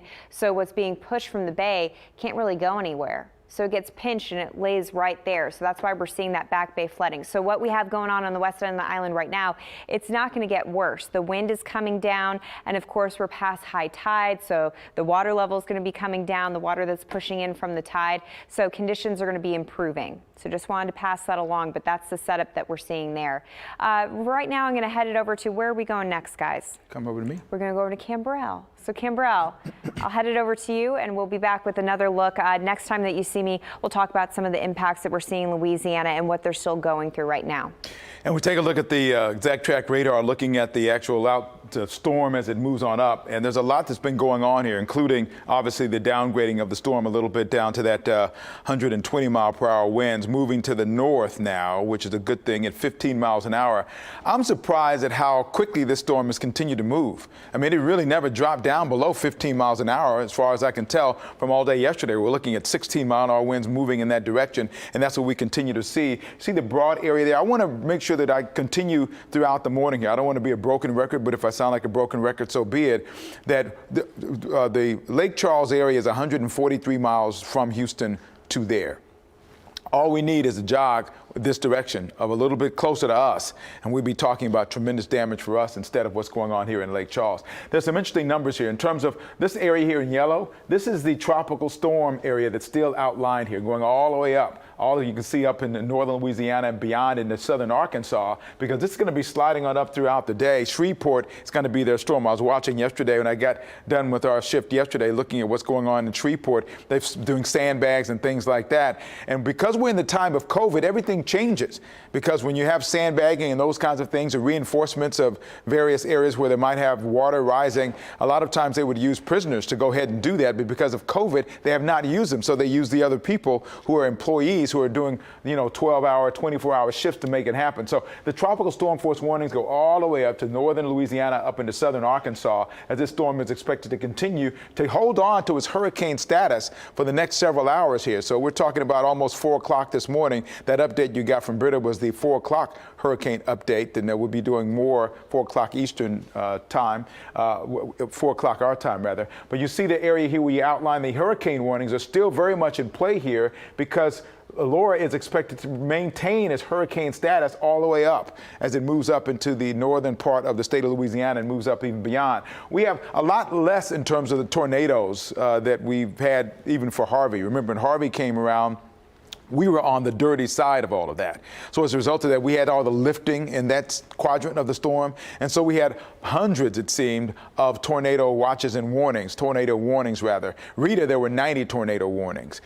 This storm has not had quite as many, but they all on this wet side, the dirty side, if you will, as this all continues to move up. In terms of the winds, we still have wind gusts. We lost the Lake Charles device there, but still have wind gusts in the 45-mile-an-hour category around that storm. And they're just getting ready to get the southern part of the eye wall. As we talked about earlier, clearly the southern part of the eye wall is a lot less intense than the northern part. Just for the forward movement of the storm, you calculate if you're 50-mile-an-hour forward movement of the storm, plus the rotating winds around the eye of the storm, that is the most intense part. And on the backside of that, it's made landfall, so it's weakening now, obviously dropping down from 150 to now 120 miles per hour. Although a lot of folk, if you experience a 120-mile-an-hour hurricane, you're not exactly saying that that's not a big deal. So we still have a fairly strong storm, fairly strong winds that are still there as well when you have 120 miles an hour. I want to talk about something here, the surge that was a big concern here. We're not seeing some of that materialize. This is the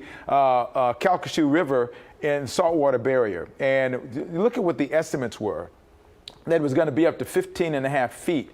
Well, the reality is at 3 o'clock, it went up to not quite 6 feet, and it's going down now. So that's very, very good news for those folks who are right along that area. So the surge that might have been expected in that Lake Charles area there, the Calcasieu River at the saltwater barrier, is an example of how that's not being realized at this point. So that's the good news about some of this that's going on here. We still have the watches that are in place here now, the tropical storm force warnings and the tornado warning tornado warning. The hurricane warning that will continue to be in place as well for the next several hours. We don't expect this to really go away. Yesterday we looked and it saw even as it's 7 o'clock that we still had a very strong, potent storm, and that is still going to be the case. We're talking coming up on 4 o'clock right now, so by 6 o'clock or so we'll see the storm a little bit farther up. I was looking earlier, we look at areas even to the eastern part of that. Alexandria is expected to get 50 to 80 to 90 mile an hour winds as well as we goes up to the northern part of the state of Louisiana. So we'll continue to monitor this. The good news about Hurricane Laura, it is diminishing in its strength, but it's still a very potent storm at 120 miles sustained at this point. Back to you guys on the desk. My goodness. It's incredible how far inland and it's still that strong. Is that not rare? I mean, I don't. It's unusual for it to be this strong, forecast to be this strong. Where it is right now, it's appropriate that it's scraped off. Once you come across, you lose that source of fuel, which is the Gulf, that 89, 90 degree water. Once you lose that, you hit that land, that's when you start scraping off its energy source. So you expect some weakening. This storm was expected to continue to stay a little bit stronger than it is, but we'll take it. We'll take it right now, but it's still going to take to the farther to the north. A lot of energy going forward is going to impact a lot of folks in the northern part of the state. No kidding. Okay, Kimbrell, thank you. We did see from Robert Arnold earlier around the 1 a.m. hour video from Lake Charles, and he was struggling to even stand in the winds that were rushing through that city. Here's a live picture from Lake Charles right now. Yeah, you can see some of the damage that our particular crew has found. This is one of the roving vehicles that has been moving all throughout that part of the country. Is the southern eye wall coming through Lake Charles yet? Has it already gone through? Do we know exactly? I don't mean to put you guys on the spot, but with that live camera up there, we like to try to get some idea of where we are. You can start to see more of that now coming in play in terms of what is the southern part of the eye wall. The actual in Lake Charles, they're experiencing that. They're starting to get a lot more in there right now. They've got it. It's the eye wall has moved beyond to the north of Lake Charles, so they are starting to experience now the southern part of the eye wall, which is a lot less intense than the previous look. When we were looking at earlier shots, we were showing the eye wall, and it was really, you see the deep reds up to the north there. You see it's a lot less red, if you will, down to the southern part, down where Lake Charles is right now. Right. And that's less intense, but it's still a strong storm as it moves on up to now DeQuincy going toward Fort Polk. And you notice at Jasper, because we're still the east, it almost looks like it's waggling, but it's coming up to the border right there. The eye is going to cross the border of Louisiana and Texas. And so Jasper, Kirbyville, Burkeville, the eastern part of the state is going to be impacted by this eye wall as it moves on up to the north. There's no reason to think that it's not. Right. And so that's the strongest part of the eye right there to the western edge of it is going to be coming across those areas. And there are a lot of trees in that area. That's what we're talking about, the piney woods going up into that area. So that's where, as we were talking earlier about Entergy and the company that deals with that area for the power, they're going to have a lot on their hands going forward as it slides on up to the north. And the track is continuing to go straight to the north now. So as it does go straight to the north, it's heading towards Shreveport. And it's still going to be curving. It's expected to go ahead in a little bit of a curve as it slides on beyond Shreveport and beyond, going on up. But it is continuing to cause a lot of issues in that area going forward. Well, and if we go back to that live shot that we were just talking about from Lake Charles, I think it's indicated by the trees and whatnot. It seems to be picking up. And yeah, there's still a lot left to go. And this is why, leading up to these storms, we do talk about preparing from, Conroe to Katy. I mean, there's a reason why we tell folks all the way inland. People that are new, they say, well, why? We're so far from the water. Why? Well, this is why. That's right. And we know these vulnerable coastal communities where, local officials pleaded with residents to get out while they had time. We understand that there are officials in Lake Charles getting phone calls from residents requesting assistance, and they have no way to get to them, and they don't know when they'll be able to get to them given the amount of debris in the roadways there, be it trees, down power lines, whatever debris has settled in the road. So people are having to wait it out and sit with that decision to remain at home. Indeed. Yeah. So from Lake Charles, let's go west to the Port Arthur area, back into Texas. Our Kathy Hernandez has been covering that part of the story. Kathy, how is it? Where are you? What's the story? Well, good morning. We've been driving around Port Arthur, and this is what we found: more damage as those strong winds continue to come through the city. Right now, we're at Gulfway Drive at Gulfway Cycles, where you can see the sign is down. And taking a look at the building, we can walk even closer to you.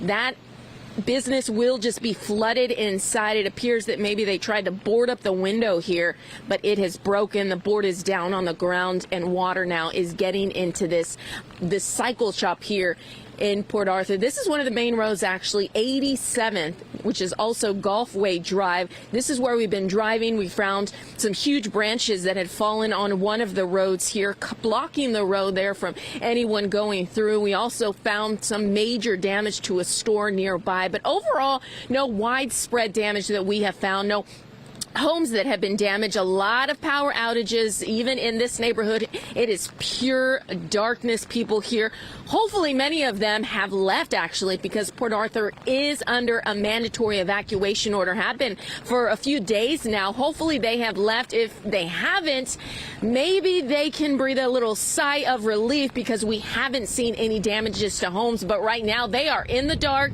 and they are sleeping with no AC, which of course can be uncomfortable. But we're seeing just some damage around the Port Arthur area. Of course, we're going to continue to drive around, see what else. Hopefully there's not much damage that we find, much more damage that we find. But of course, once the sun comes up, we're going to see a lot more. Guys, back to you. All right, Kathy Hernandez live for us this morning in Port Arthur as we continue our coverage of Hurricane Laura here at the 4 o'clock hour. That's right. Owen and Lisa back with you. Good morning. If you're just waking up with us, we've seen Hurricane Laura come ashore, really covering the area between Lake Charles out in each direction near the Texas-Louisiana border. And we do have crews covering this story from all over the place, really from Galveston all the way to Lake Charles. Yeah, some of the most incredible video we've seen this morning from that overnight activity was in Lake Charles. We want to check in with Channel 2's Robert Arnold, Robert, we caught some of that video from your 1 a.m. hit with us, and it was just incredible what you were trying to stand up in. What are conditions like now compared to overnight? Only marginally better. We're still getting these incredibly strong winds, although they are not quite as brutal as they were. I can only imagine that the damage is going to be done to this area from these winds. We can't see much from where we are.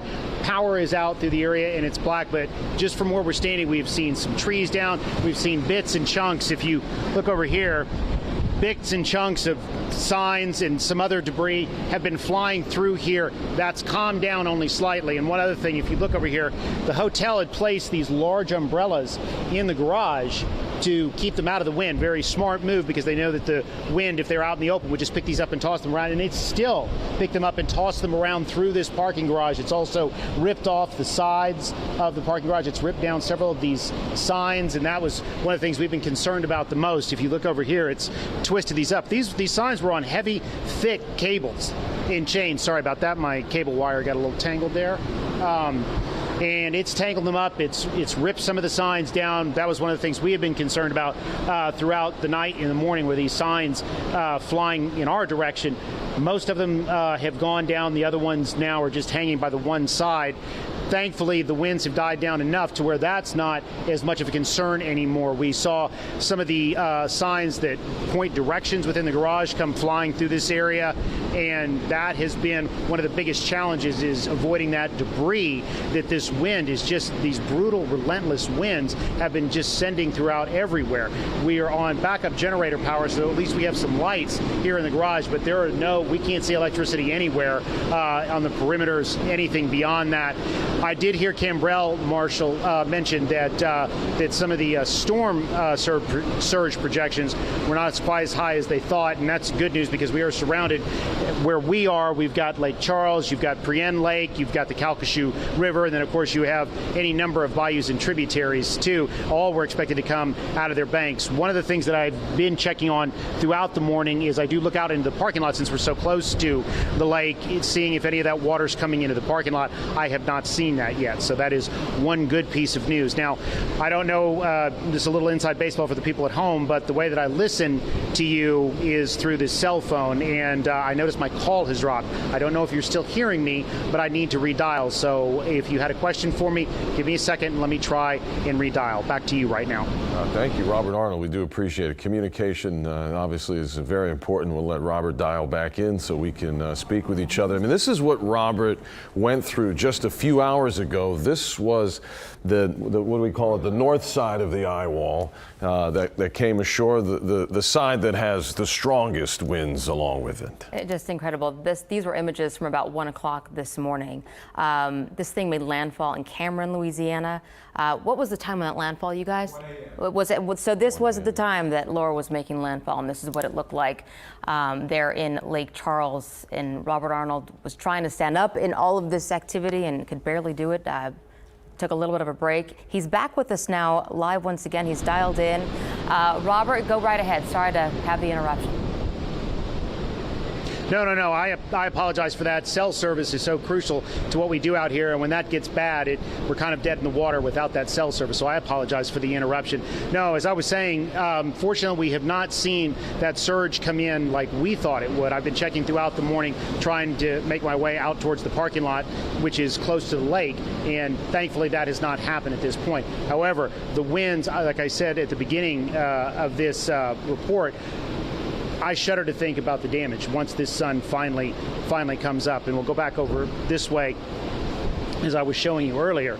I mean, that wind, and from hurricanes, especially when you have winds this strong for so many hours, it just keeps working and working and working until it will wrench anything it can, pry it off of the side like this, all the siding that's come off of this, all the signs that have been wrenched off of the cables that were holding them into the ceiling. We've seen trees go down, and that started happening very early on, because as the ground became saturated and wet and those really strong winds came in, those trees started going down quickly. It's been difficult for us to get out and do much more of a survey because it's hard for us to see with no electricity at this point. So we're waiting for a little bit more light before we can go out and try and survey a wider area. But even as bad as these winds are now, they're a far cry better than they were about 3 hours ago. Yeah, and at this point, Robert, Cambrell and Britta have been telling us this is the southern eye wall that you're feeling now. So obviously, the comparison is much different. I think what's going to be interesting to see is, the storm surge projections, as you said, maybe not as bad as they thought initially, which would be anything in the positive direction is good. But it'll be interesting to see the folks living down along the Calcasieu River, maybe folks living along the lake, to see if in fact those winds pushed any of that river water or any of that lake water up into their properties.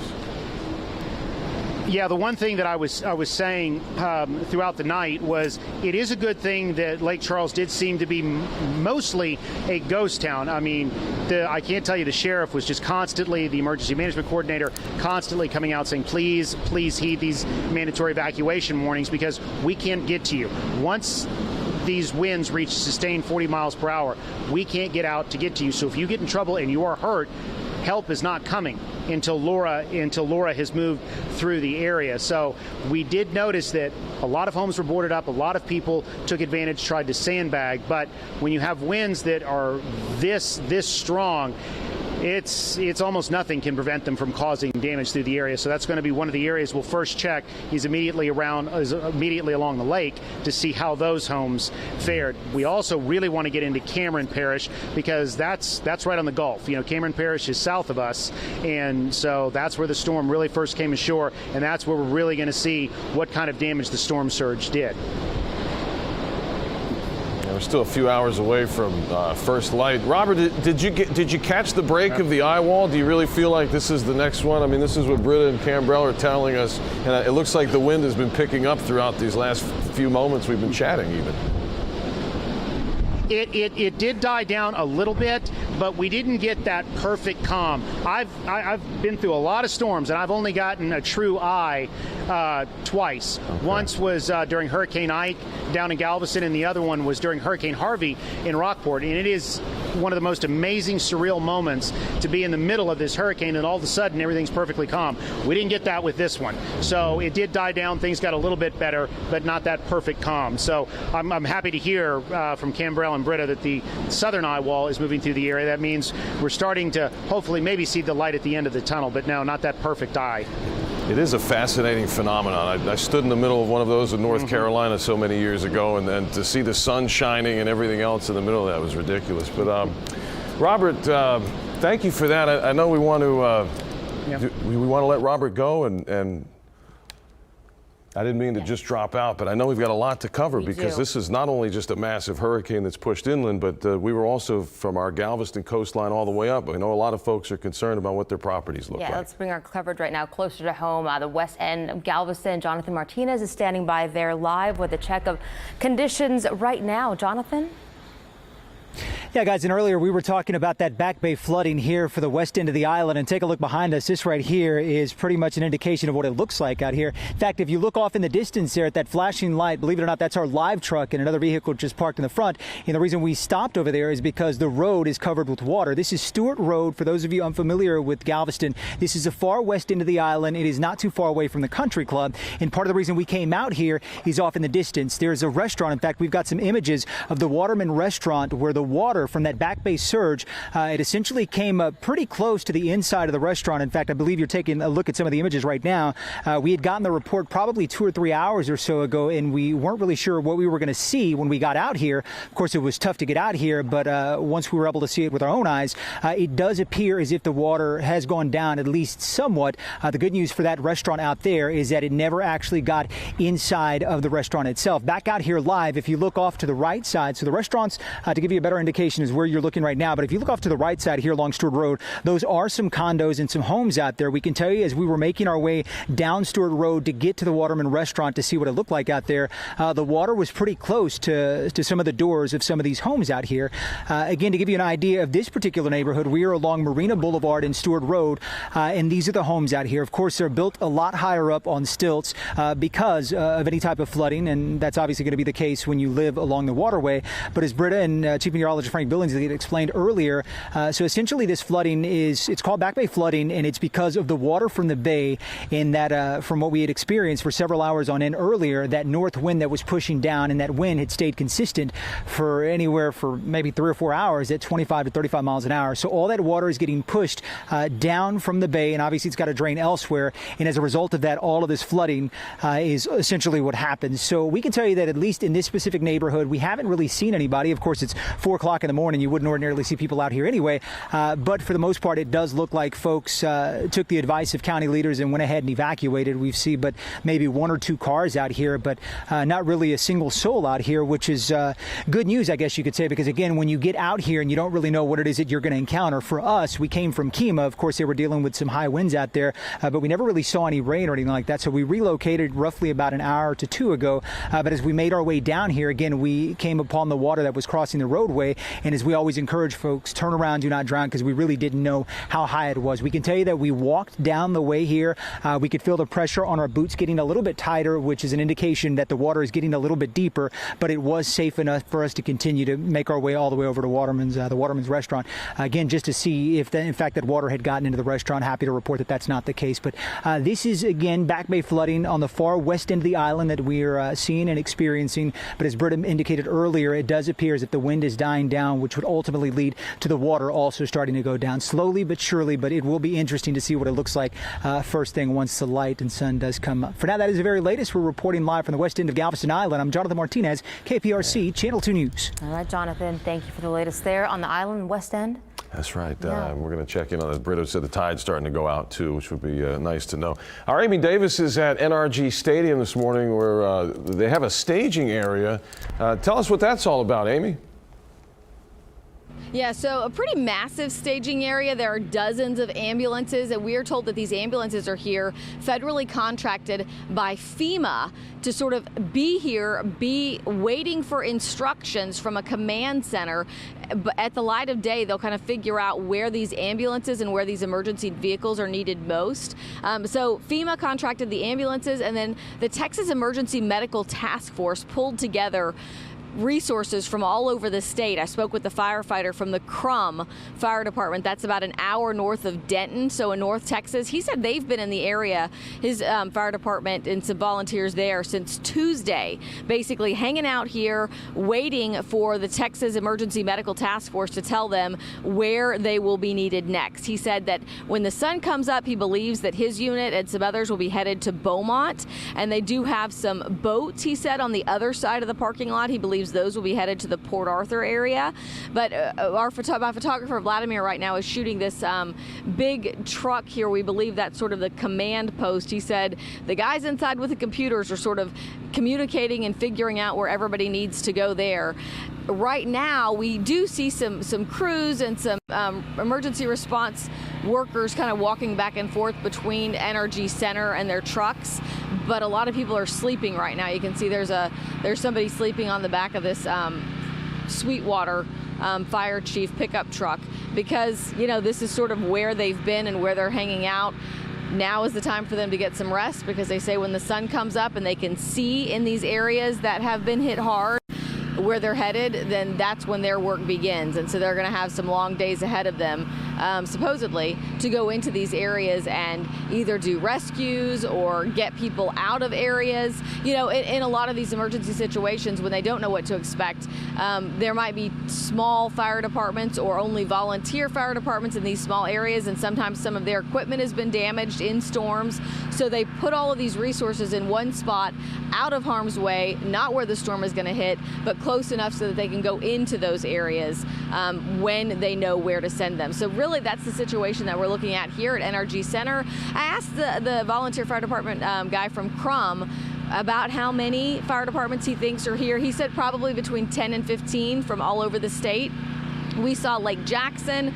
Again, he's from Crum. We saw Community Volunteer Fire Department, Sweetwater. So those are just some of the vehicles that we can see from here. Those ambulances, again, most of them are private ambulance services, just here waiting on standby to figure out where they need to go and where they can be. Their help is needed the most. Lisa, Owen. All right, Amy Davis, thank you for the update there from NRG, where there's staging going on with federally contracted and also state vehicles waiting to respond to emergencies this morning at First Light. That's right. Yeah. And who knows, they're going to be needed in quite a few places. We're sure of that. 4:19 on the clock. We're bringing Britta back with us. Well, if we're still online, then we'll keep going for the online broadcast, but we went into commercial break for sure on television. So, Britta, now we're back from that little hiccup there. What's going on this morning? You're taking a live look at Lake Charles. Lisa was just asking, how much more do they have to get through? So they have 2 more hours at least of some steady weather to get through, but the worst is now behind Lake Charles, or ahead, depending on how you look at it, really. But they've been through the worst of it. If you were watching the live shot from Robert Arnold when landfall was happening closer to 1 a.m., it was remarkable what he went through. And please keep in mind, Robert Arnold is a seasoned reporter. You're talking about a man that's been through Rita, he's been through Harvey, he's been through Katrina. I think his stack is over 15 storms, and he's usually the one that's right there at the landfall site. And he was saying that the wind gusts that he was feeling when he was sheltering in the garage at the Golden Nugget was some of the strongest weather that he's ever been through. We had a recorded wind gust of 108 miles per hour when it was rolling on through. But you can definitely see the trees moving. This vehicle is parked underneath, one of those, kind of carport sort of things. When you drive up to the hotel, you have that protected area. So that's where this vehicle is parked. But you can tell that they still have that wind-driven rain, definitely a lot of wind out there. The southern part of the eye wall is now north of this location, but they still have about 2 hours to get through. Let's take a look at exact track radar. You can see the wide scope of Hurricane Laura. Lake Charles, pretty much where that 210 icon is set for the interstate. So again, you still have steady rainfall and heavy wind that extends from I-10 all the way down to the coast. So you still have about 2 hours to get through for Lake Charles. In addition to what's happening with the eye of Laura, we also have a very strong feeder band that's set up right over Lafayette. So that's where we have some stronger thunderstorms, where 49 is hooking into I-10. So this is not just all about Lake Charles, of course. It's the entire state of Louisiana. I mean, the only folks that are faring pretty nicely is New Orleans and Baton Rouge. The boot right now not looking too bad. North side of the state is just now getting into the impact impacts, and Laura's going to be a hurricane all the way through the state of Louisiana. It's going to hold on to that intensity. Let's go nice and tight on the eye of Laura. So right now it's over DeQuincy. DeQuincy still getting a little break in the action, but it has to go through the southern part of the eye wall.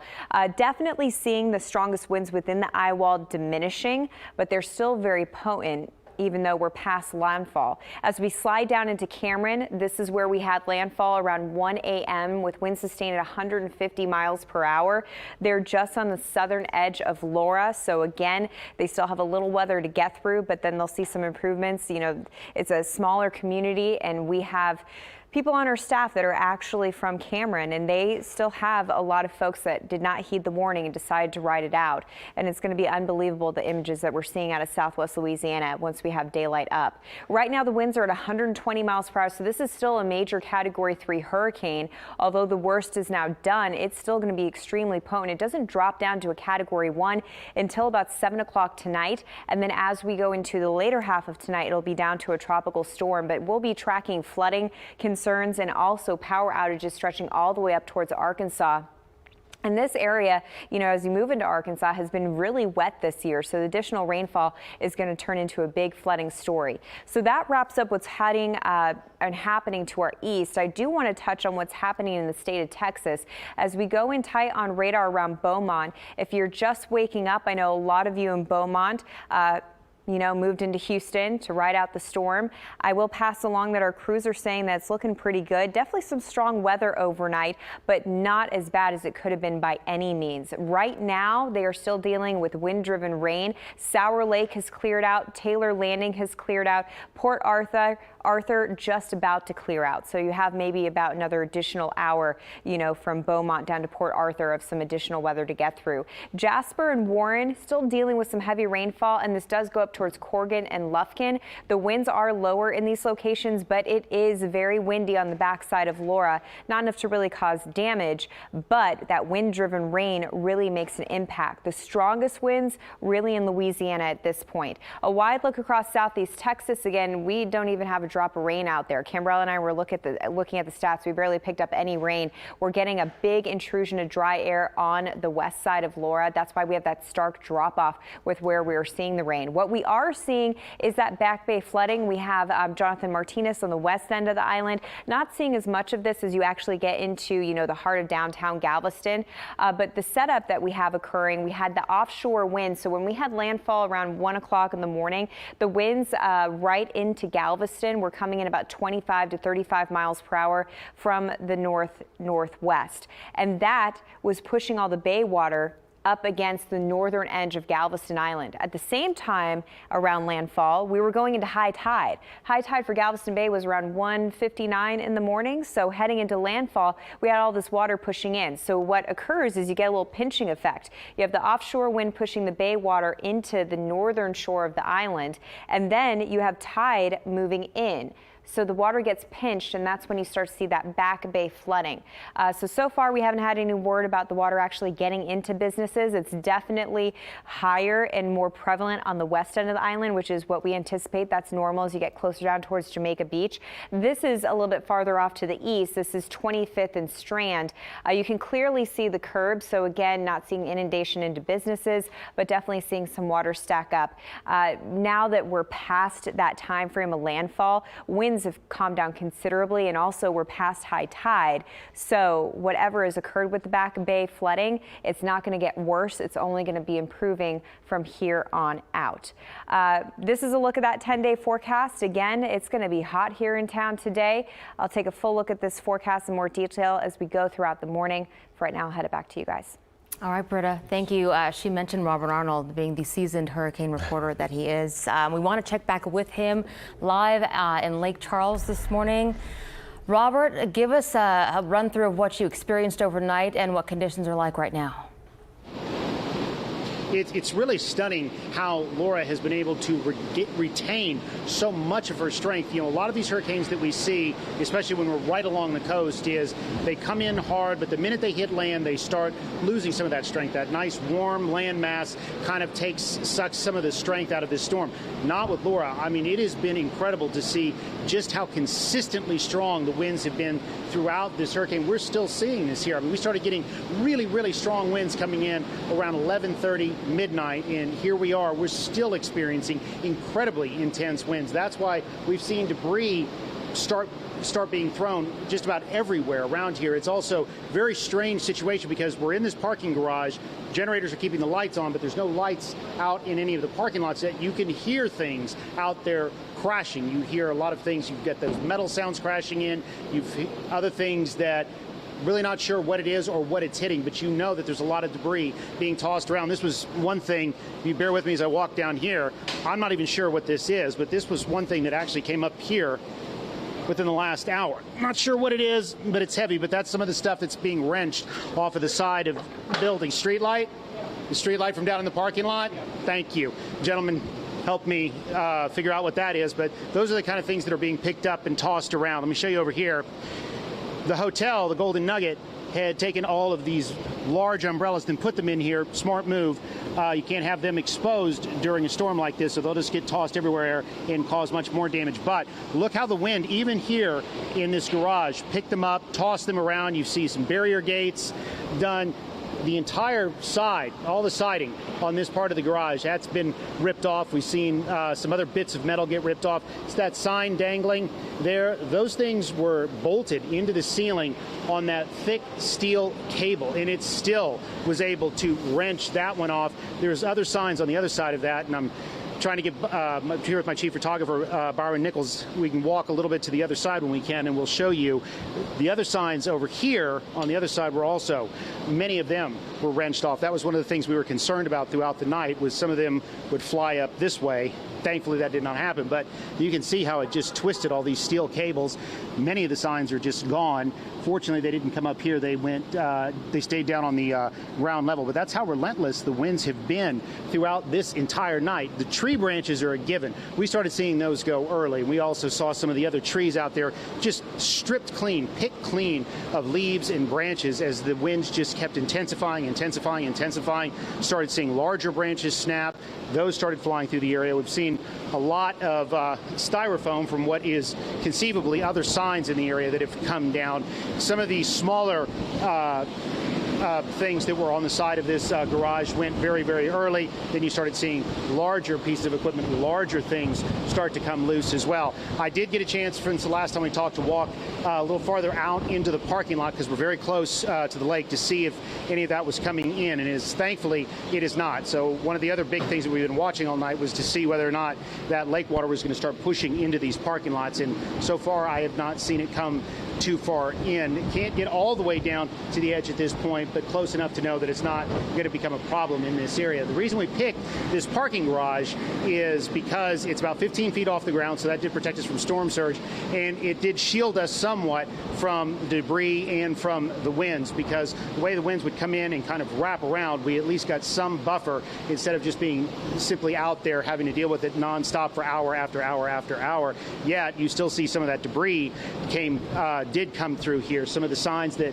direct which traffic flow, the way traffic flows through this garage, those were ripped off very early on and sent skidding down into the lower levels as well as the level that we're on right now. So no sign at all of Laura really decreasing or giving us any kind of a break for quite a while, as Britta was explaining to you, but we can see it firsthand. This is an amazingly powerful hurricane that is just not letting up at all at this point. Robert, we know that a lot of people, at least we heard overnight, that they did decide to evacuate and heed that advice from officials there because they remember the damage caused by Rita. We know that you rode out both storms. How would you compare the two? Honestly, until we can get out and survey, Rita was truly awful. I mean, so much of the area was inundated by water. So much was damaged by the high winds. I I'm sure it's going to be just as bad, but I really won't know until we can actually get out and survey the area. That's one of the frustrating parts of hurricane coverage is you always reach this point where you know that there's a lot of damage, you know that there are people in trouble, there are neighborhoods that are in trouble, but you can't really get out in it until the winds start to die down, or at least we get some daylight so we have a better idea where we're trying to navigate, because these streets, many of them, just from what we're seeing here, are going to be blocked by downed trees, probably downed power lines, other pieces of debris, and that's just like a minefield when it's pitch black out there. Even with large headlights on a large truck like the one we have, you can still very easily run over something that you don't want to run over, so that's why we stay put until first light. Well, that's also the reason why the emergency crews want to issue those evacuation orders as early as possible, because they cannot get in there during this time to help anyone who may be in trouble. And it's fascinating, Robert, this southern eye wall still passing through, and you're getting very strong winds. I know it's still a couple hours till sunrise, so I know we'll just have to be patient for a little longer. Yeah, that was one thing. I had a good conversation with the sheriff for Calcasieu Parish, Tony Mancuso, yesterday afternoon before things got really crazy, and you're absolutely right. He told people the reason they wanted them to heed the mandatory evacuation orders, the reason they did not open shelters in Calcasieu Parish or in Cameron Parish, which is south of us, is they didn't want people here. And they say that the reason for that is if they get in trouble, once the winds hit 40 miles per hour sustained, they can't send their people out to help. So if somebody's here, they get in trouble, they dial 911, there's nobody that can come and help them until these winds die down enough to where it's safe for deputies, paramedics to get back out on the road. Right now, can you imagine those ambulances and some of the higher vehicles being buffeted by winds like this? It would just create more danger. No way. To your point, Robert, we are hearing from Calcasieu Parish that they are getting those calls for help from people who decided not to evacuate, and you're absolutely right. They're saying, look, we have no way to get to you. Try and stay put, stay safe, but there's so much debris in our roadways, there's no way for us to access where you are right now. And it was really sad in talking to the sheriff, because he said it breaks my heart to say that we can't get to you, because that's what we do. That's our job. It's our job to get to you when you need us. And it really breaks my heart to say that in this time. And it was interesting. He also said that he became sheriff. It was his first year in office as sheriff when Rita came through. And he said, okay, hopefully this is just a once-in-a-lifetime event. We banded together, we got through it. And he goes, and I honestly did not think I'd see something like that again. And you could really just kind of hear it in his voice. He was a little beleaguered that he knew he was going to have to go through something like Rita again. This community is going to have to go through something like Rita again, and it's going to be a very long road to recovery. Well, that's the tough part about the evacuations. You can't just go rip people from their homes. They have to make that decision. You just want to encourage them as much as possible. Robert, we're going to let you go, and we'll come back to you in a little bit. But as always, we do appreciate your time and watching you be safe out there while you do that great reporting. Robert Arnold on the scene in Lake Charles, Louisiana. Thank you, Robert. We're continuing our coverage this morning of Hurricane Laura as she makes her way really through the state of Louisiana. A live look here from Lake Charles, where Robert Arnold is stationed this morning, overnight and into the morning. A couple more hours at least for that area to see these types of conditions. We'll have more live reports after the break.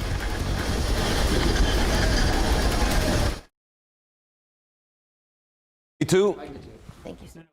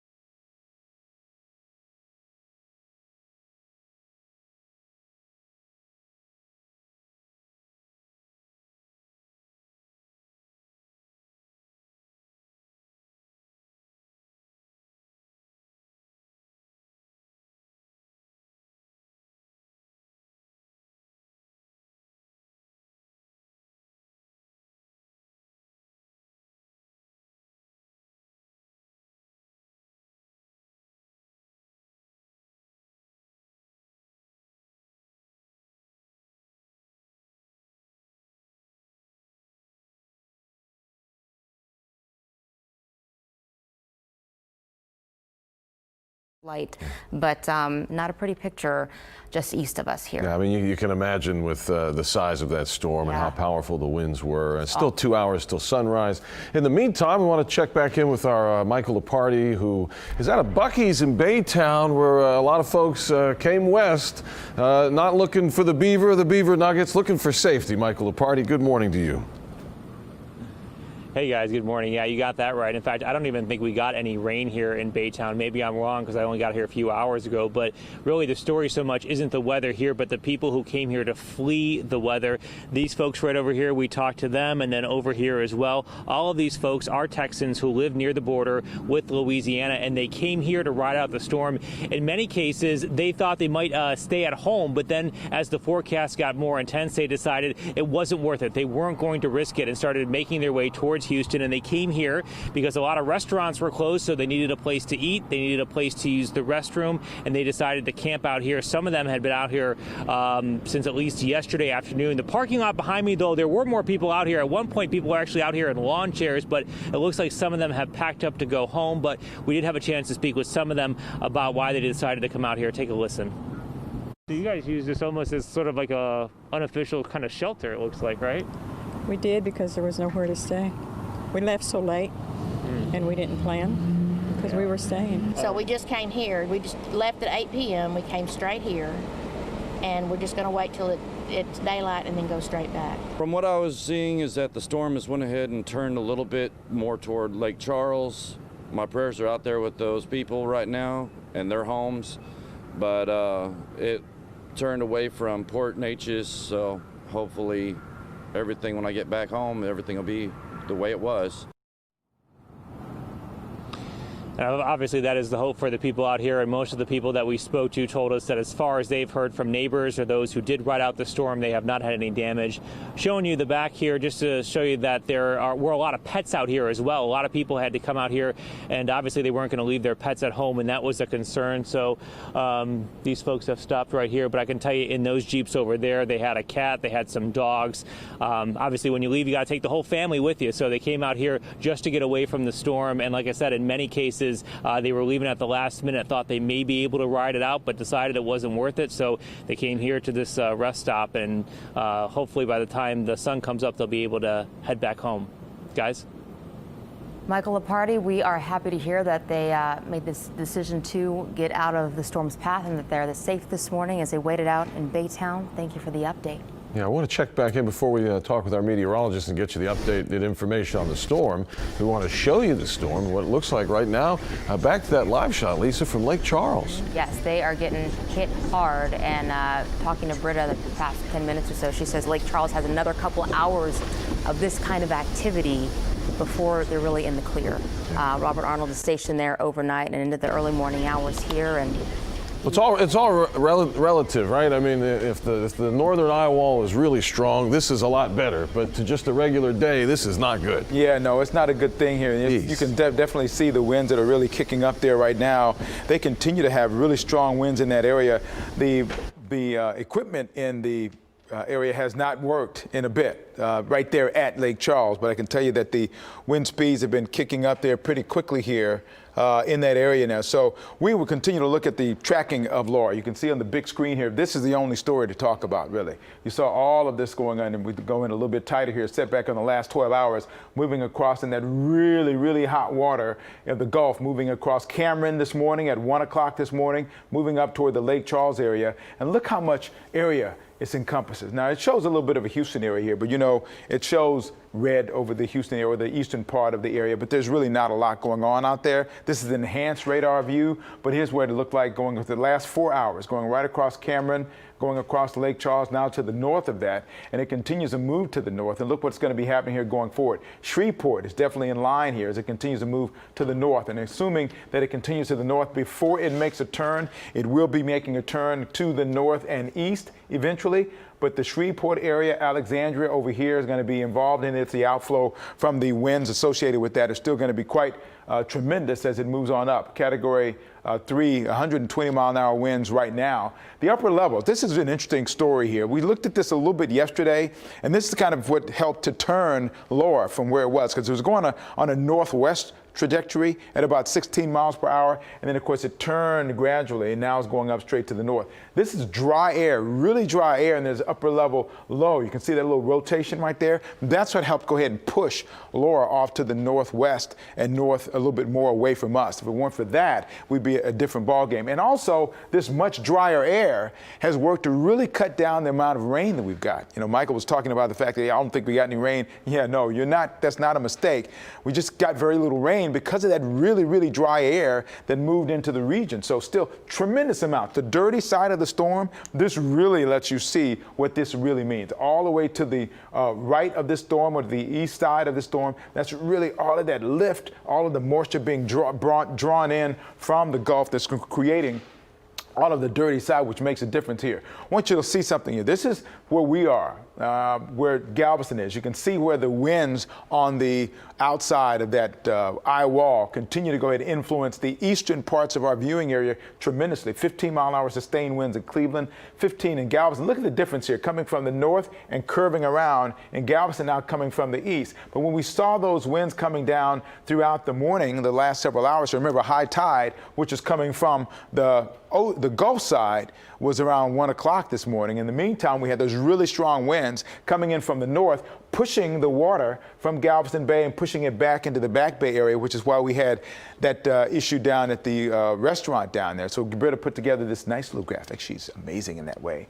The Galveston showing the coastal flood advisory and what was going on with that. The water coming in from the Gulf, but yet we have from the inside, we had coming in from the opposite side, the bay side, which was causing the flooding issues. Now, that's going to ease up because now you see the winds are coming from the east now, so that's going to ease up a little bit. But this is an example of the rain that we had. This is not even a thunderstorm for us in many days. So 7/10 of an inch in Caney Creek, Lake Conroe, half an inch. Prairie View, about 4/4800 of an inch. Western Lakes, a third. Galveston, only 1600 of an inch. So that was what we got from this storm. So not an awful lot at all.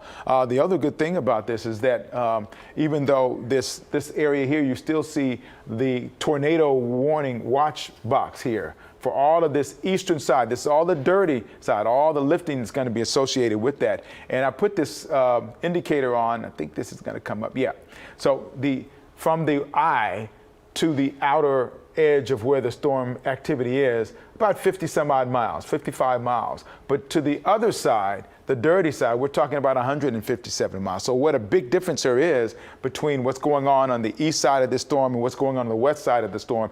We still have the eye wall itself, which is going to be scraping the Texas-Louisiana border as it slides up. So the areas of Jasper, those areas in the piney woods out there, they're going to be influenced quite a bit. A lot of those areas in Orange and whatnot. So we still have the tropical storm. We dropped a lot of the tropical storm watches for the Houston area, still in the Chambers County and up to the Liberty County, rather, and up to the north where the eastern part of the state is going to be influenced by all of this. That's still in place, but the rest of the area has been dropped, and we'll just still continue to see increasing conditions for us going forward here. A couple of computer models I saw did have us catch a little bit of shower activity later on this evening or this afternoon as a trailing part that will go into the actual storm as it moves on up. But right now, the current wind gusts, you see that we still don't have the Lake Charles number, but 53 mile-an-hour gusts at Lafayette, 38 at Port Arthur. So we still have pretty gusty winds as the center of the storm continues to move on up to the north. That will be the case for us going forward here. I will tell you that the storm surge issues that we were looking that might happen did not materialize, at least not in the levels that were expected. For example, this is the Calcasieu River at Saltwater Barrier going into the area that is near where Lake Charles is. And you notice the projections were for it to be above record heights if the storm surge projections were going to be realized. That did not happen. This is the actual number, which has actually been going down for a little bit. This is a 3 a.m. update, so I just put that in just a few moments ago. Stayed just into the minor to moderate flood stage area there before it started to go down. Same thing is true for the Sabine River at Orange, although you see this starting to dip back up. So it went down a little bit. And so in that area where they still get some rain coming in and they get the water that's flowing down from where they have been surge results, now we're starting to see a little uptick here pretty quickly here right now, and they expect this to rise up a little bit. I expect to see, we'll see what happens here the next time I get a chance to update this and see if it actually goes up. But right now, it really has not been living up to the projections that were earlier put out. So this is Laura right now, the latest projection, 4 a.m., 120 mile an hour, still a Category 3. It's going to be moving up to the north, and as it does so, it's not going to lose a lot of strength. Still, this model still says that it's going to be a Category 3. I've seen others that drop it down pretty quickly, but still, by the time it starts to reach Arkansas, it still may be a Category 3, still it may be a Category 2 storm at that point. So still, very strong storm for the next several hours and for the next several days, as this storm is projected to curve and go all the way to the east coast of the United States. Guys, back to you. Camrell, can I ask you real quick? I know we're off his shot, but how rare is it for a hurricane, for a system to still maintain that hurricane status? I mean, she's going to go all the way up through the entire state of Louisiana, possibly a Cat 1, even as high as Little Rock. How rare is that? It is not the normal course of action, but this storm was not the normal storm. You know, it was 150 miles an hour as it made landfall in Cameron. So, and that's only a little bit short of what is a Category 5. So it was a strong Category 4 storm. We haven't seen anything like this since 1856. It's the strongest storm here in the Gulf region for quite some time. So for that reason, yes, it is unusual, but this is an unusual storm. It may be one of those storms, as we talked about earlier, that they may in fact recalculate and make it a Category 5 storm when they go in and crunch the numbers again. They might have found some areas where they had sustained winds reaching 157. That's not out of the question at this point. So folks have needed to know. A lot of folks have been hearing this before. Oh, it's going to be a storm. It's going to hang in together. My wife has a relative in Alexandria. She called him and told him a couple of days ago, hey, get ready. He said, oh, we'll be fine. We'll be fine. And they may be, but they're going to have a storm that they haven't had in quite some time. Wow. Okay. Camrell, thank you for that. We appreciate it. I want to check in with our Brittany Jeffers. She's been in High Island along the northern part of the Bolivar Peninsula. What are the conditions like, and what have you seen overnight? Well, as far as the weather is concerned, we're just seeing gusty winds out here, no rain at all, but take a look at the roadway out here. A lot more water from the Gulf that we're seeing out here. Take a look at this debris out here that just continues to push through, primarily rocks, but we're also seeing coolers out here that are chunks of wood, just a lot of debris, and we've seen this throughout the day. We had several of our reporters out here, Jacob Rascone, Bill Spencer, who are seeing this out here as well. Now, I want you to look down. If you can look straight down through here, there's a flashlight and a person walking towards us. This is someone from EMS, and he told me that he was out here trying to get a look at just what the damage looks like out here potentially, and just how far back Highway 87 has all of this debris on it, just trying to get a better grasp of what we're dealing with out here, because this is impassable at this point. It has been for several hours and likely will be as the day progresses out here. But because the ferry is shut down, this is the only way into the Bolivar Peninsula here. So this is shut down, and deputies were out here. They had this road blocked off earlier, telling people, not advising them to drive through here, obviously, because we have very, very jagged rocks and just a lot of debris that they were dealing with out here this morning. If you take a look, we'll try to walk safely over here. Some of these rocks, my photographer and I walked over here. Some of these are about 20 to 30 pounds. They're very large. You look over to the water as well, and these waves starting to move in and crash. We've seen this across the roadways throughout the morning out here, but of course this has been spreading debris for several hours out here. On our drive in, it was about a little over an hour to get here from the Houston area. We were on I-10, 124. We didn't see hardly anybody out on the roadways. 3 cars maybe, and I think that that's probably a generous a guesstimate, but that is a good thing. That means that people are paying attention to these curfews. They've asked folks to stay inside and to avoid the roadways at this time. So we didn't see anybody out there, but again, this particular area, Highway 87, closed. You can see some of the water starting to come across the road out here this morning, but that is what we are seeing out here for now. So reporting live, I'm Brittany Jeffers, KPRC Channel 2 News. All right, Brittany, thank you. We've got a little bit of cleanup to do there for sure, to say the least, along Highway 87. It'll be interesting to see what everything looks like once the sun comes up. We get a real idea of what kind of damage was done. Let's check in right now with our Kathy Hernandez, who is live in Port Arthur. Kathy, what are conditions like this morning?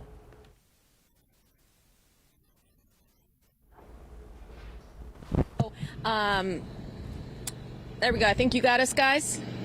Okay, right now we're still experiencing some strong winds, rain. It has really stopped right now, so that is a good news here. Right now we found some damage at this grocery store on Memorial and 25th Avenue. You can see it here. The whole front area is really damaged, and the sign up above is just gone. I want to take you over here to the street. We've been driving around Port Arthur, not seeing a widespread damage, but this is maybe the worst damage that we've seen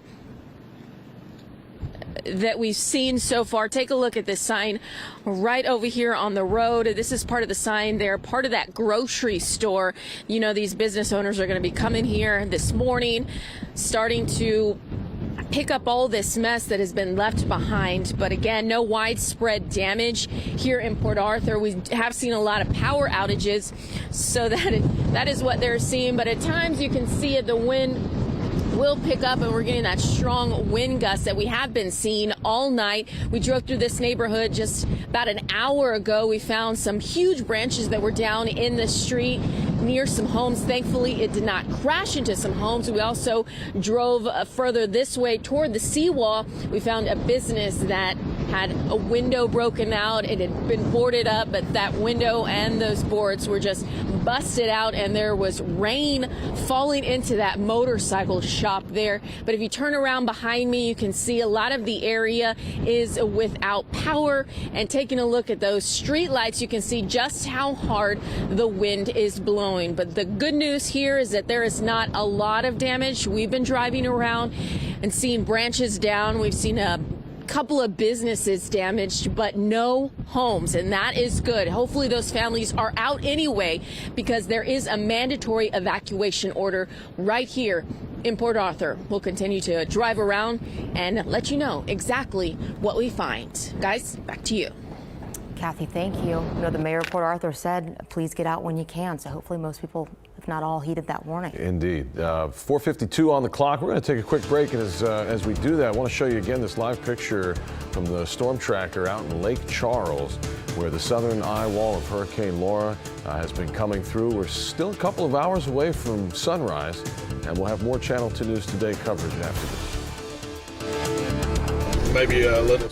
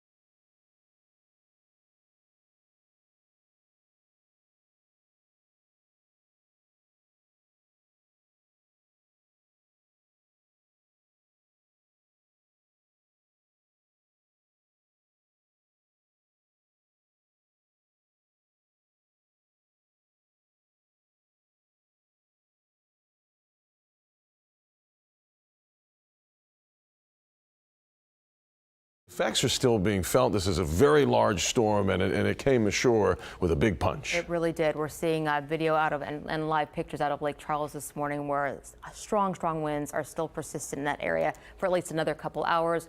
We'll get our true assessment of how much damage was done once sunrise is upon us. We do want to check in with our Roseanne Aragon this morning, who is in Beaumont. Roseanne, how are conditions where you are right now?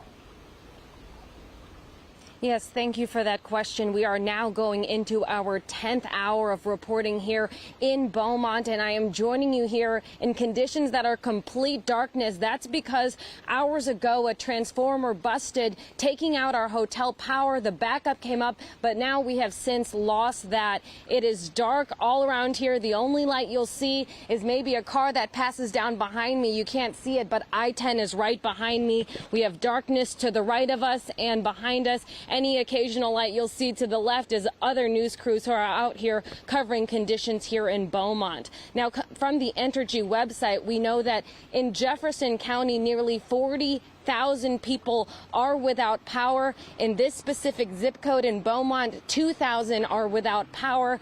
But as far as the weather, when I last spoke with you, there was consistent wind, consistent rain, and now you can see not so much wind, not so much rain. As far as the weather, we are doing great.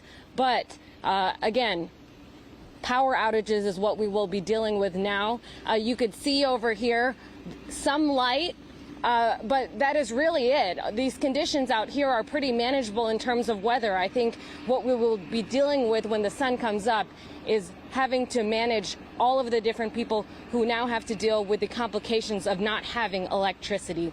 That is the very latest from here in Beaumont. Reporting live, Roseanne Aragon, KPRC, Channel 2 News. So Ro, all in all, your damage assessment so far, I mean, what have you seen close by to you? Obviously, you can't get out and sunrise isn't for another 2 hours almost.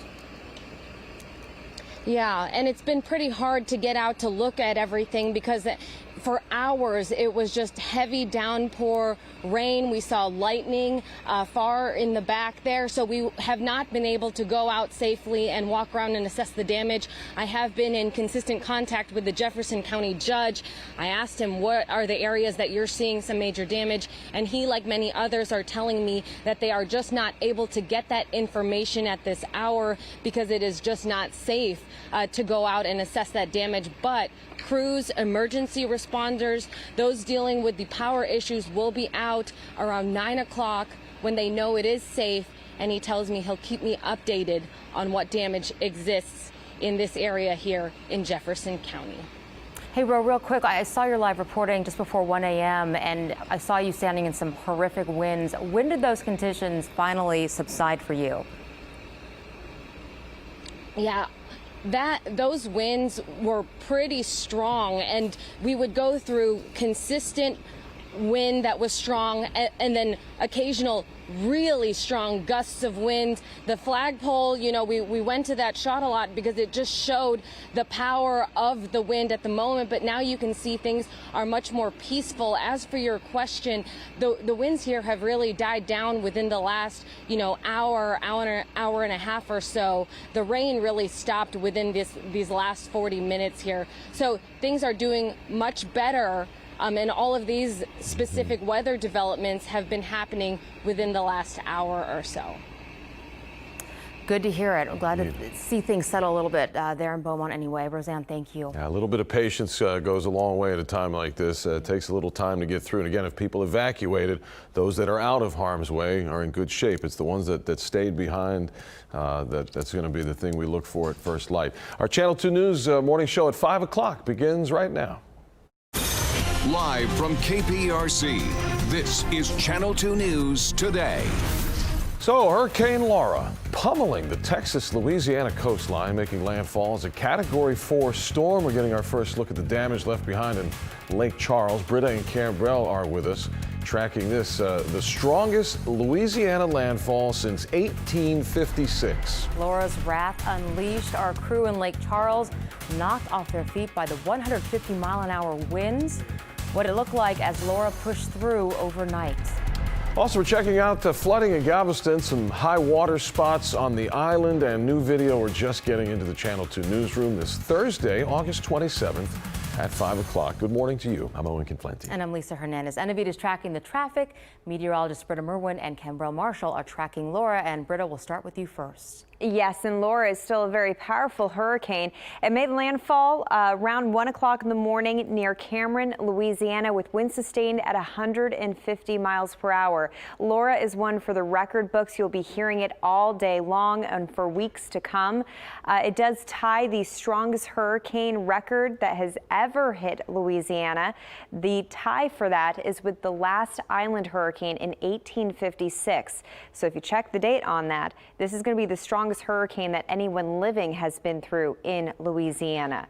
We're going to touch on a few areas. First up, what's happening with the storm right now in Louisiana. This is the eye, so the strongest winds have made it through DeRuyter, and they're about to get into the eye itself, but the eye now starting to collapse, which is what we expect with a weakening hurricane system. DeQuincy went through really strong winds on the north side of the eye. Now you're on the south side of the eye. As we take a look from Lake Charles down to Cameron, where we had that direct landfall, we still have showers and storms rotating in. That feeder band's going to fill in as we go into the afternoon, so you'll still have weather, but the strongest weather has now passed. Laura is still a Category 2 hurricane, so we continue to see it drop. The winds are at 110 miles per hour, and we're anticipating that the hurricane status is going to last through the state of Louisiana, and then it will drop down to a tropical storm force as we get into later tonight. But this is going to be a story that impacts Arkansas, even Tennessee and Kentucky. This part of the nation already waterlogged with a very wet 2020, so this additional rainfall is going to spell out big problems even away from Louisiana. Let's touch on the impacts as we head into East Texas. So many folks in the Beaumont area left Beaumont and got into the Houston area to seek shelter. Right before we got up to the 5 o'clock hour, we checked in with Roseanne Aragon. She was actually in Beaumont during the storm. She's reporting that most of it is power outages, definitely some strong weather. Now the rain has moved out, so we'll continue to check in with her throughout the day. We are still dealing with some pretty strong weather, though, from Jasper up towards Warren and Lumberton. So in these locations, definitely still dealing with some strong wind and also some strong rain. For us, barely saw a drop of rain. Mainly just a breeze rolling on through. This is a live look over downtown. Temperatures right now generally around 80 degrees, and it's going to be hot this afternoon. Temperatures are going to be being back up to the 90s, and we could see a few showers wrapping around the outside of Laura. Nothing significant, but a few showers are possible. I want to get you over to Anavid. She's going to take a look at the current road conditions. Over to you. Thank you, Britta. Good morning. 5:03 is your time. I mean, Houston was really spared throughout this entire event. Take a look at the East Freeway at Garth. Not much going on out there. The Gulf Freeway, same situation. Cameras down there. Taking you on over to 146 at Fred Hartman. You can see that bridge traveling there is completely clear. No major issues to report in the immediate Houston metro area. Power outage is not an issue, so we're seeing traffic signals working up to par. I want to travel on over to the Fort Bend County area, where right now we're seeing a major crash blocking the entire Highway 36 here at Morgan Lane in both directions in Fort Bend County. So traveling south of Needville, that's something that you need to watch out for. I want to leave you with a look at two high water spots in Galveston. The first one here at Harborside eastbound at 14th Street and Christopher Columbus Boulevard to 18th Street. I'll talk about more on how to get around I-10 in Louisiana. If you have friends or family out there that are in the immediate area, I'll have those alternate routes since I-10 did suffer some severe damage. Over to you. Anavid, thank you. Our neighbors to the east in Lake Charles pummeled by Hurricane Laura as it made landfall as a Cat 4 storm. It is now a Category 3 hurricane. Yeah, the southern eye wall winds are not letting up. Our Channel 2's Robert Arnold has been there all night long. It was really bad about 1 in the morning. It's not great now, but improved. Robert, good morning. What can you tell us?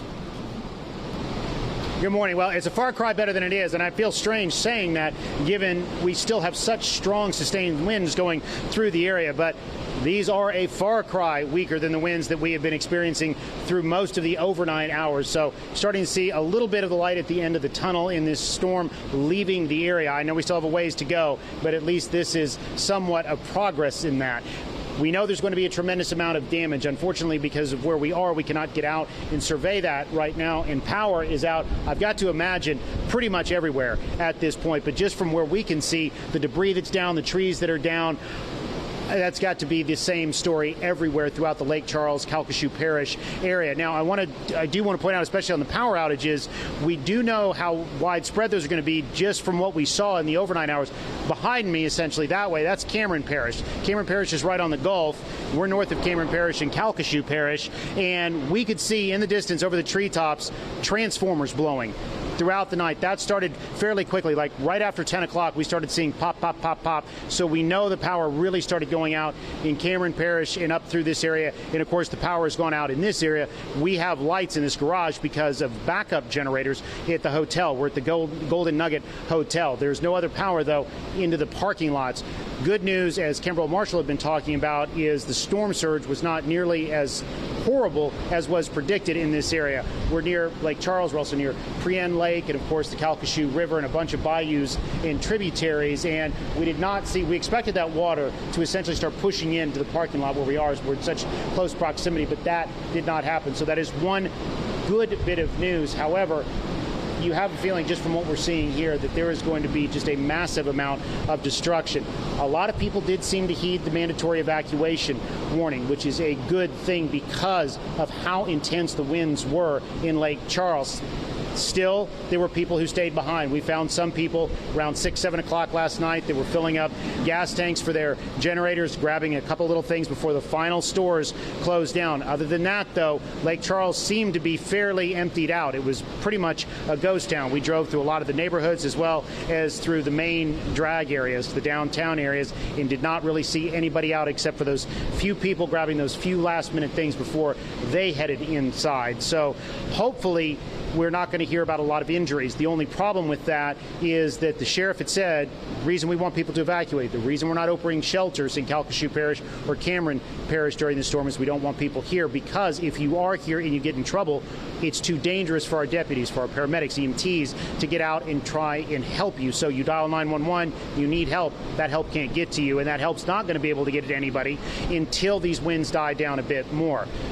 Also, I-10 was shut down just before 10 because the winds had started picking up back then. So I-10 in Lake Charles was shut down. No way in or out of the city through that main thoroughfare either. So we're going to have to wait for the winds to die down, for that to open up, for those people who did evacuate to try and come back home and start surveying their damage. But that is hours and hours and hours away until this all dies down. Plus, we're going to have to assess the roads, what trees are down, what power lines are down, what other debris is blocking the roadways that need to be cleared before people can get out and about safely to try and get back to their homes to check on damage. And again, that awful process of having to repair from a storm of this magnitude. Now, what I'm talking about, you can just see, here in this area, and this is really nothing compared to some of the wider areas. The wind just ripped the siding off of this garage here. That happened very early in the night. It's popped those signs that were bolted into the ceiling on steel cables. It popped those down. It's tossed around these large umbrellas, tops that were put here in the garage so they would not be out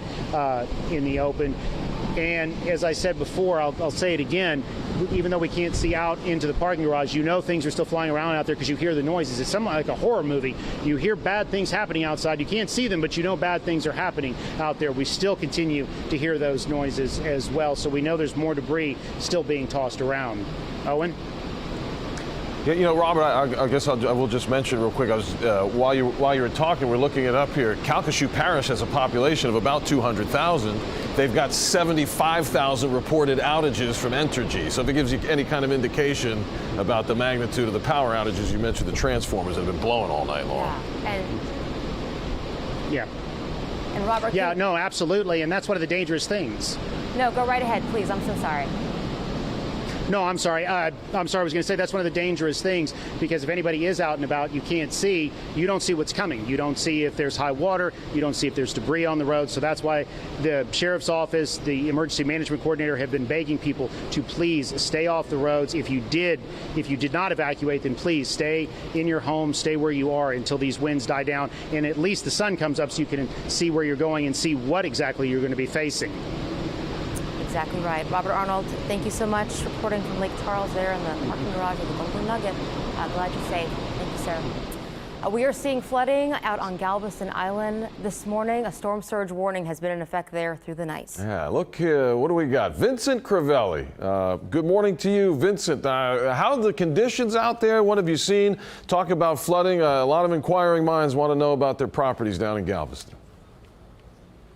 Owen, good morning. I'm on the west end of Galveston on Stewart Road, and I'm going to bend down and show you guys the conditions here. This area has flooded. Right now, I'm on a thin strip of asphalt that's surrounded by water, and that's pretty much the norm going down for the next 300 yards on the west end of the island here on Stewart Road. I do briefly want to say that the city of Galveston, I was driving around there earlier along the seawall. Those conditions there were fairly great, so people who had their homes there, they boarded them up. When they come back, for the most part, the damage will be minimal. Now, the good news here on the west end, the wind is relatively light and the rain has stopped, which is great. Now, I'm right out front of Waterman's restaurant. I'm going to walk towards the restaurant and give you guys a live update there. I believe my a colleague, Jonathan Martinez, was here earlier. Now, I'm cognizant as I walk through the water. It looks like the water is about maybe a foot, maybe a foot and a half as I'm walking through it at the deepest point. And the restaurant, if you look to the left over here, if my photographer Xavier James can pan over to the left, you can see the water kind of stopped right before this diagonal walkway up to the restaurant. So that's great news for the restaurant there. It doesn't look like it leaked inside where customers come. But if you come with me this way, I'm not sure if you guys can see it from that vantage point, but there is a garage type door and it appears the water is up against it. So water may be leaking inside the structure. There's also a number of garbage cans that are down. You can see some roofing type material here in the water. Be careful as I pick some up. There's some nails. It appears that this fell off from somewhere and now it's here in this water. There's a couple downed garbage cans as well. The wind probably knocked those over. Again, this area, the city of Galveston, is under a mandatory evacuation and most people have left the island. I can tell you, being here the past couple of days, that it's been a ghost town relatively. Most people packed up their things, they boarded up their homes and they took off, and for good reason. And this is just a good example of the current situation. Things could be a lot worse on other parts of the island, but it appears because of the Back Bay flooding, which I'm sure Britta can explain in depth, this area got impacted more than other parts of the island. And now continuing to walk around, you see that there's still a couple lights on. This area did not lose power, which is great. Another building over there did not lose power. But I'll keep looking around, trying to find more information to gather and provide you guys. For now, reporting live in Galveston, Vincent Crivelli, KPRC, Channel 2 News. Thank you, Vincent, for that update. You know, a majority of the city of Orange, Texas, is without power this morning. Channel 2's Rochelle Turner is there now. Rochelle, what are you seeing? Hey, good morning to you. That's right. We are in Orange County, as you mentioned. Majority of this area, we're just right off one of the exits at a Shell gas station, is without power. It's actually kind of hard to see around us because it's so dark, but kind of show you what we're seeing out here. It's raining and the wind is starting to pick up, but this is one of a tree branch that fell off from the road. That was something that we saw when we got off the interstate, is several tree branches like that and debris just kind of scattered everywhere. And if you take a walk over here, this is actually part of the gas station. It's closed as well too, but really just shows you just how strong these wind speeds were that came through here. Not as strong as what we're seeing down in Lake Charles, but if you take a walk back here with me, you can see this is we'll come up onto the little bit more. This is a trash can that actually came from someone's home. We saw several of those as well on this stretch of road. And take a look right over here. This is a street sign. And look at how strong these winds were. It actually was able to push this up off the ground and it fell right here. But for the most part, it's raining. It's not that bad. The wind is somewhat picking up. It's a complete ghost town. So we're not seeing too much damage besides downed street signs like that one and trees, but we're going to continue to check out this area and see what's going on and check back in with you guys and have another live report. For now, reporting live in Orange County, I'm Rochelle Turner, KPRC, Channel 2 News. All right, Rochelle, thank you for that. Stay safe. We appreciate you being out there. All right. As we head to break, we're taking a look at some more of this video coming in of the damage caused by Hurricane Laura. Strong winds affecting the top of this building in Lake Charles, Louisiana. And we'll be checking in with our reporters throughout the morning. Sunrise about an hour and a half away. Stay tuned for more Channel 2 News Today coming up next.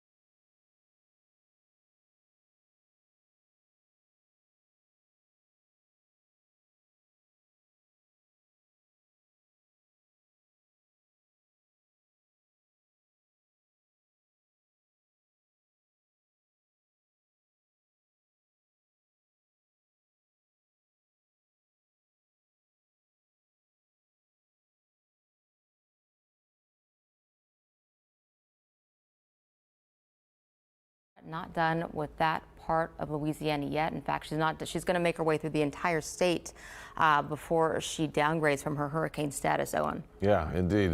This picture live from Lake Charles this morning, where we've seen the conditions obviously fluctuate, but this is much improved from what we've seen. First responders all over the country have been gathering here in Harris County, getting ready to lend a helping hand to Louisiana. Yes, NRG Stadium's being used as a staging area for equipment and supplies. Channel 2's Amy Davis is there to fill us in. Amy, good morning.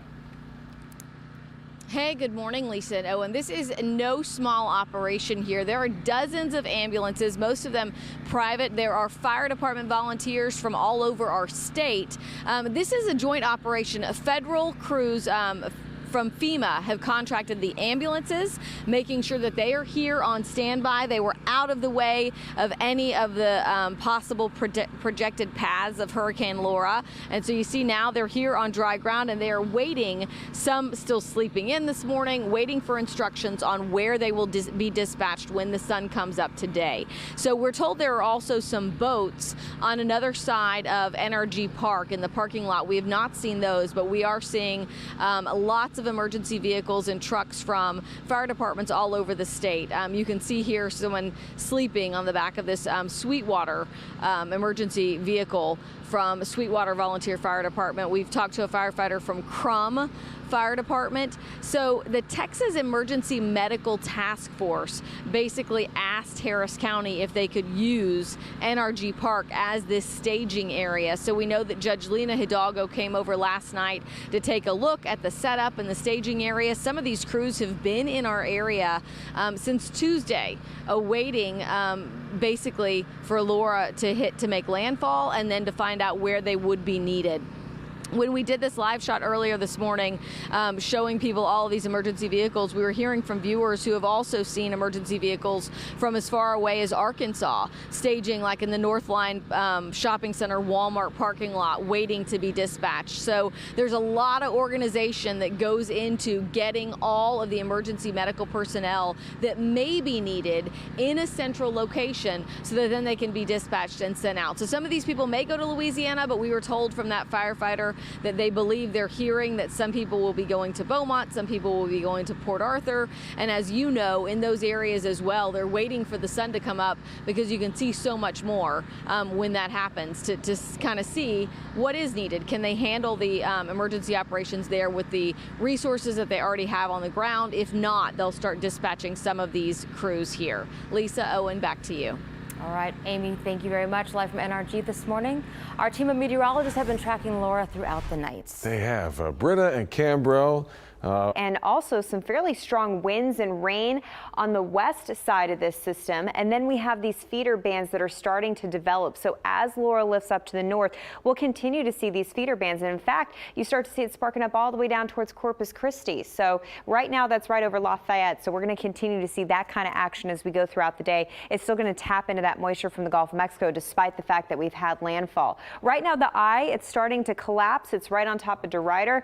DeQuincy went through a really strong north part of the eye wall. Now it's getting a taste of the southern eye wall, which is definitely not as strong.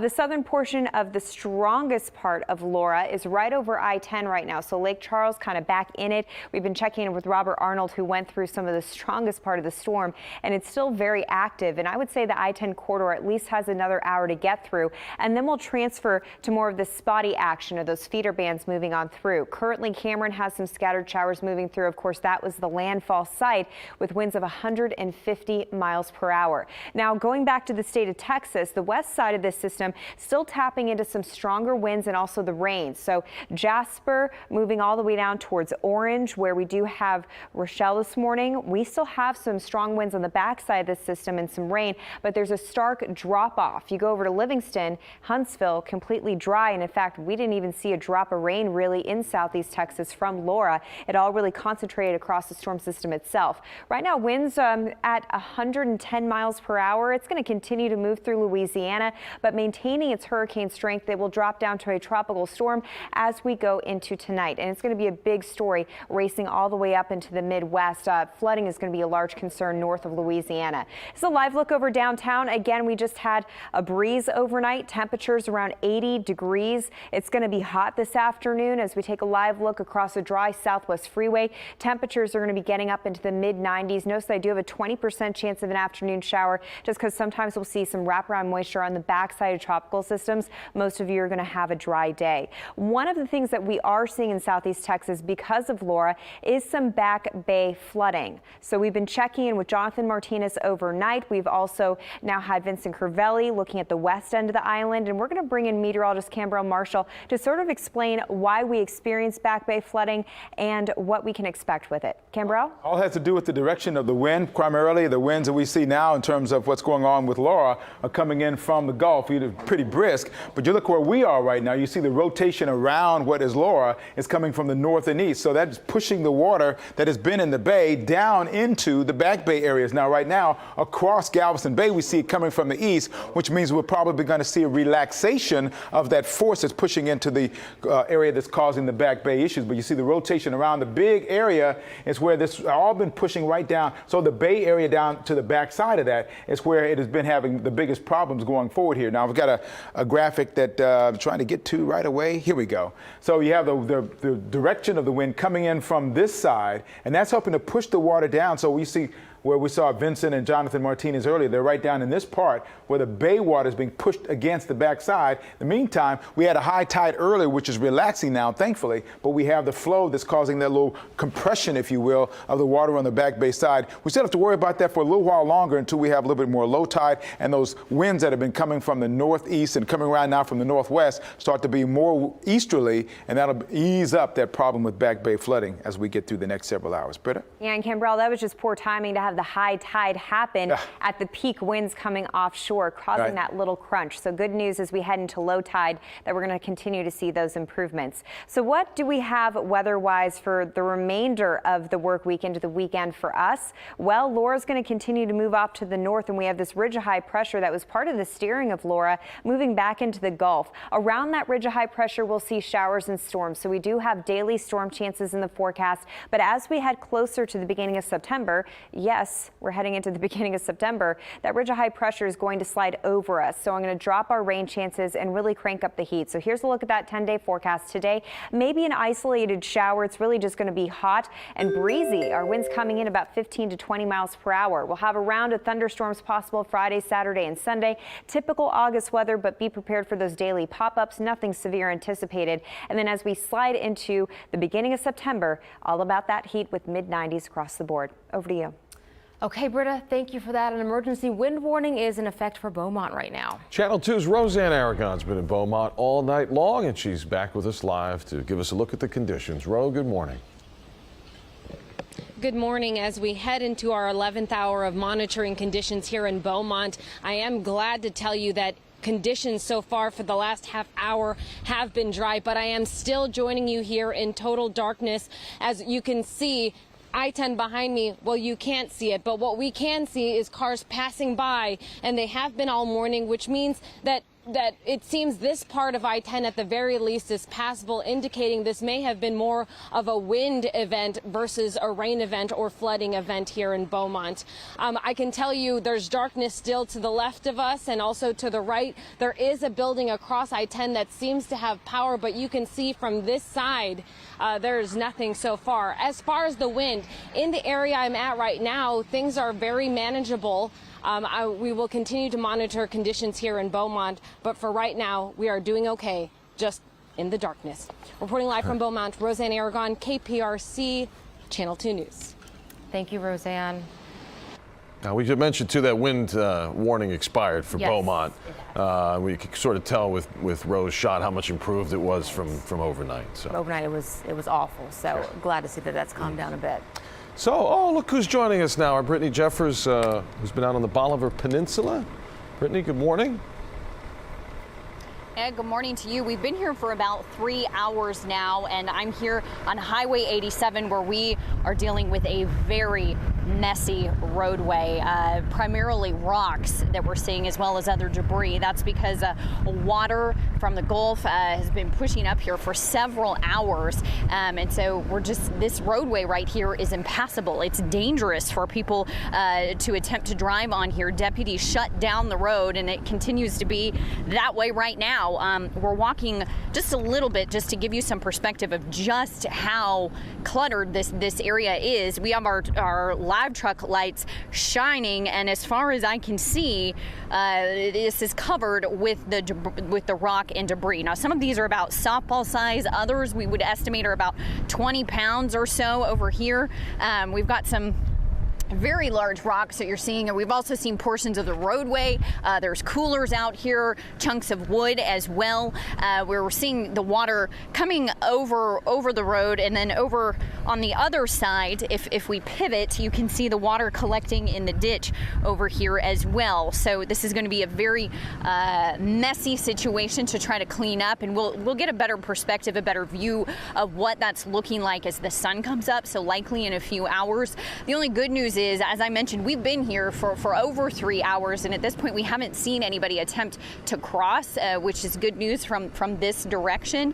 When we were driving up here, we went through I-10, 124, didn't see anybody on the roadways, so people are paying attention to those curfews. But this is what it looks like out here right now, just scattered, covered in debris. Now, this highway right here is the only way in and out of Bolivar Peninsula right now because the ferries are shut down. But this is not an option for people right now because it is impassable.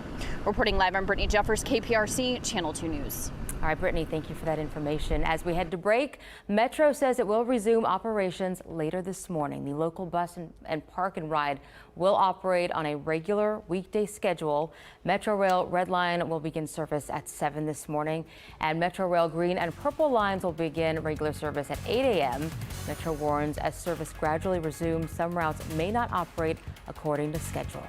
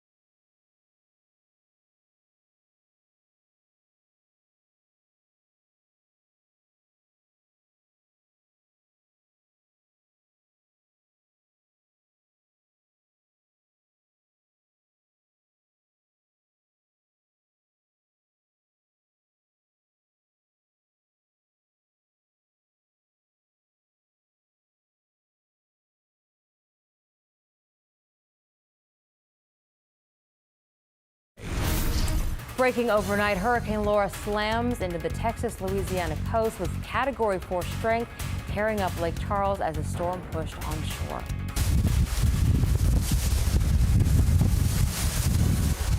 Laura's 150-mile-an-hour winds at landfall causing massive power outages from Beaumont to Lake Charles. We'll look at where the Category 3 storm is headed now. Trees in the road and flash flooding. The new images our crews are gathering of the damage this morning. Well, good morning. It's Thursday, August 27th at 5:30. I'm Owen Conflenti. And I'm Lisa Hernandez. Anavid is tracking the traffic, and meteorologist Britta Merwin and Kimbrell Marshall are tracking. Laura, let's start off with you, Britta. Yeah, and we're just very lucky here in Houston, but it's heartbreaking in Louisiana. Currently, Hurricane Laura still has that hurricane status. We got a new update, and the winds are still at 110 miles per hour. So it's impressive how much Laura is holding together on land as it continues to push up to the north. Now we're starting to see that eye wall collapse, and we're also starting to see some feeder bands develop. Even though Laura is lifting up to the north away from the Gulf, it's still going to tap into that moisture. Notice that we're starting to see thunderstorms develop closer to Corpus Christi. That is actually that feeder band feeding all the way into Hurricane Laura. Right now, the eye itself, as you can see, is really starting to lose its structure. It's right over DeRuyter, Louisiana, and DeQuincy just off to the south, rolled through some really heavy wind on the north side of the eye, and now it's tapping into what's left over of the southern portion of the storm. It also touches I-10, so Lake Charles went through the eye, still dealing with some pretty intense weather with wind and rain. Have about 45 minutes left of that, but then we'll still see some action as these feeder bands will continue to fill in from the south. As we take a look at the impacts that we're having here in Texas, a big drop off on the west side of the system with dry air pushing in from the west. So we barely saw a drop of rain in southeast Texas, but if you get closer to Warren, Jasper, and Orange, you're dealing with some very strong wind and also some heavy rainfall. Right now, Laura, Category 2 hurricane, is going to hold on to hurricane status for the majority of the day. Live look over downtown. Temperatures right now around 80 degrees. If you're just waking up, starting your day, there's no issues that we are waking up to in Houston. Temperatures this afternoon will be in the 90s, and we could see a stray shower, but those shower chances are low at about 20%. We are tracking some back bay flooding, so over the next hour we'll address that, and we'll bring in Kimbrell Marshall to sort of describe why we are experiencing that, especially on the west end of Galveston Island. Let's get you over to Anavid right now and update it on traffic. Good morning, Anavid. Good morning. I have an update on Metro. So Metro resumes all of their services today after they were suspended yesterday at 4 p.m. So this does include all transit services. Local and bus and park and ride services will resume on their a normal weekday schedule. The red line kicks off at 7 a.m. and the green and purple lines resume at 8 a.m. Now, in terms of your toll fees, they remain waived at this time. I'll bring you the latest update once they do resume. A quick reminder on the Boulevard Peninsula, State Highway 87 at State Highway 124 remains closed off. That's what we have our Brittany Jeffers out there reporting live from. But just as a reminder, and then also the Galveston Bolivar Ferry, that service also remains suspended at this time. Traveling on over to Needville, just to give you a quick traffic update, this is what we're seeing right now. Highway 36 remains completely closed in both directions at Morgan Lane, south of Needville. This is due to a major crash that happened earlier this morning. Over to you, Owen and Lisa.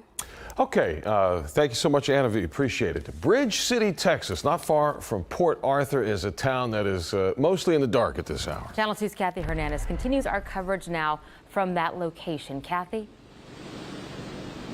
I would say Bridgeland is completely in the dark right now. You can see right behind me. This is why there's a utility pole and power lines that are down right here in this area. And to the left, you can see exactly how strong the winds are when you see that flag making noise, obviously, in the wind as well. We have been driving from Port Arthur to this area here.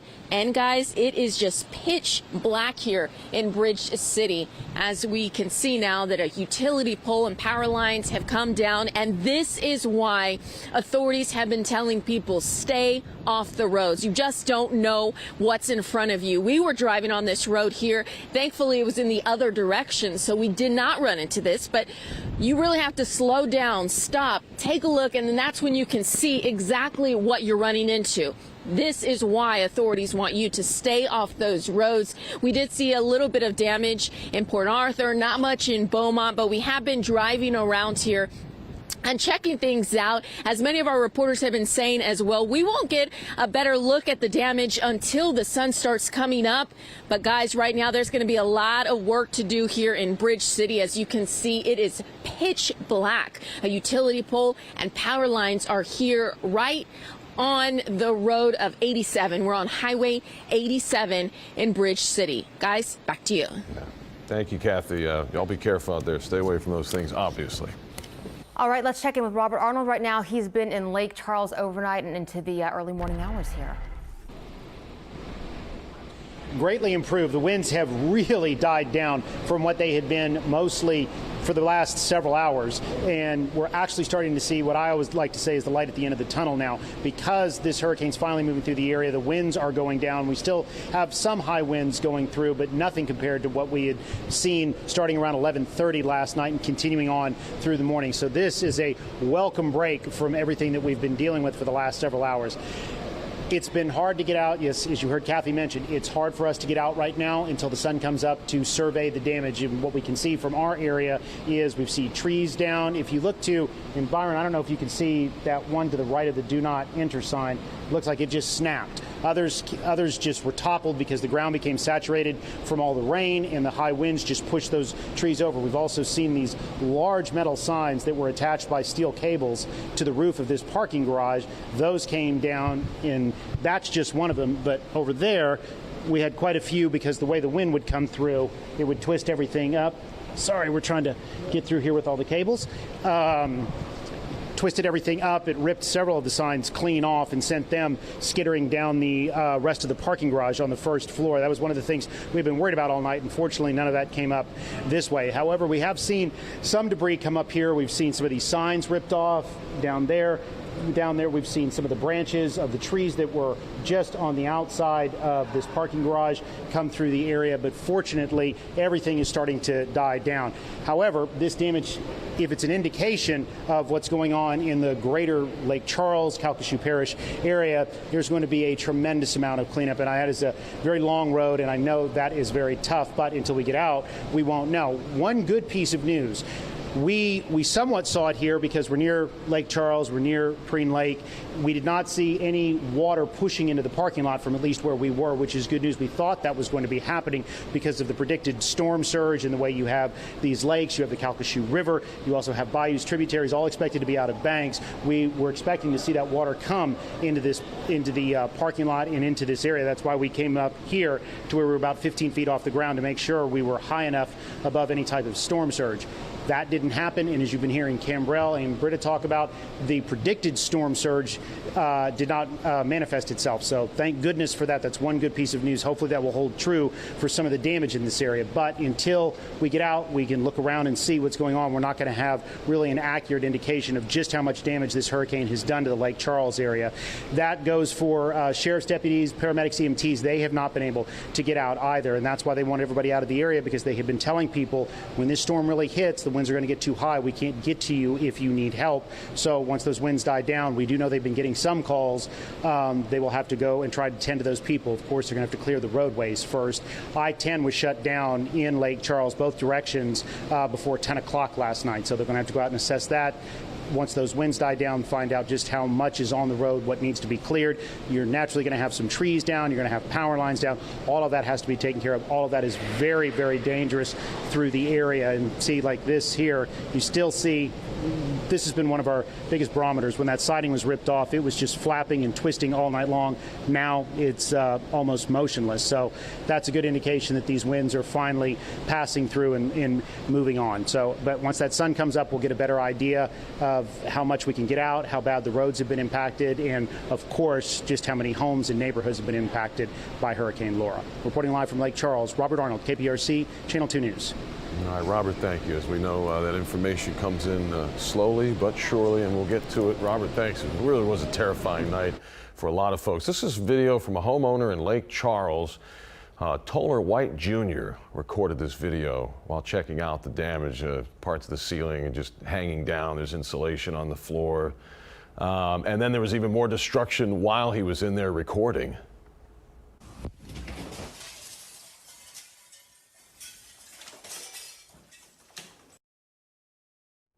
Might have been tough for you to hear that, just the sound of glass breaking. He says he didn't say if he was hurt, hopefully not. And luckily we haven't heard of any tornadoes or anything like that at this point, but still the hurricane damage from Laura there in Lake Charles, pretty bad for that home. Yeah. The folks over at Lakewood Church are hoping to help the victims of this devastating hurricane. Starting today, they'll be holding a supplies drive. They are collecting bottled water, baby wipes, formula, and diapers to send to residents in Southeast Texas and Louisiana. That will be going on for 3 days. The drive starts at 9 o'clock this morning.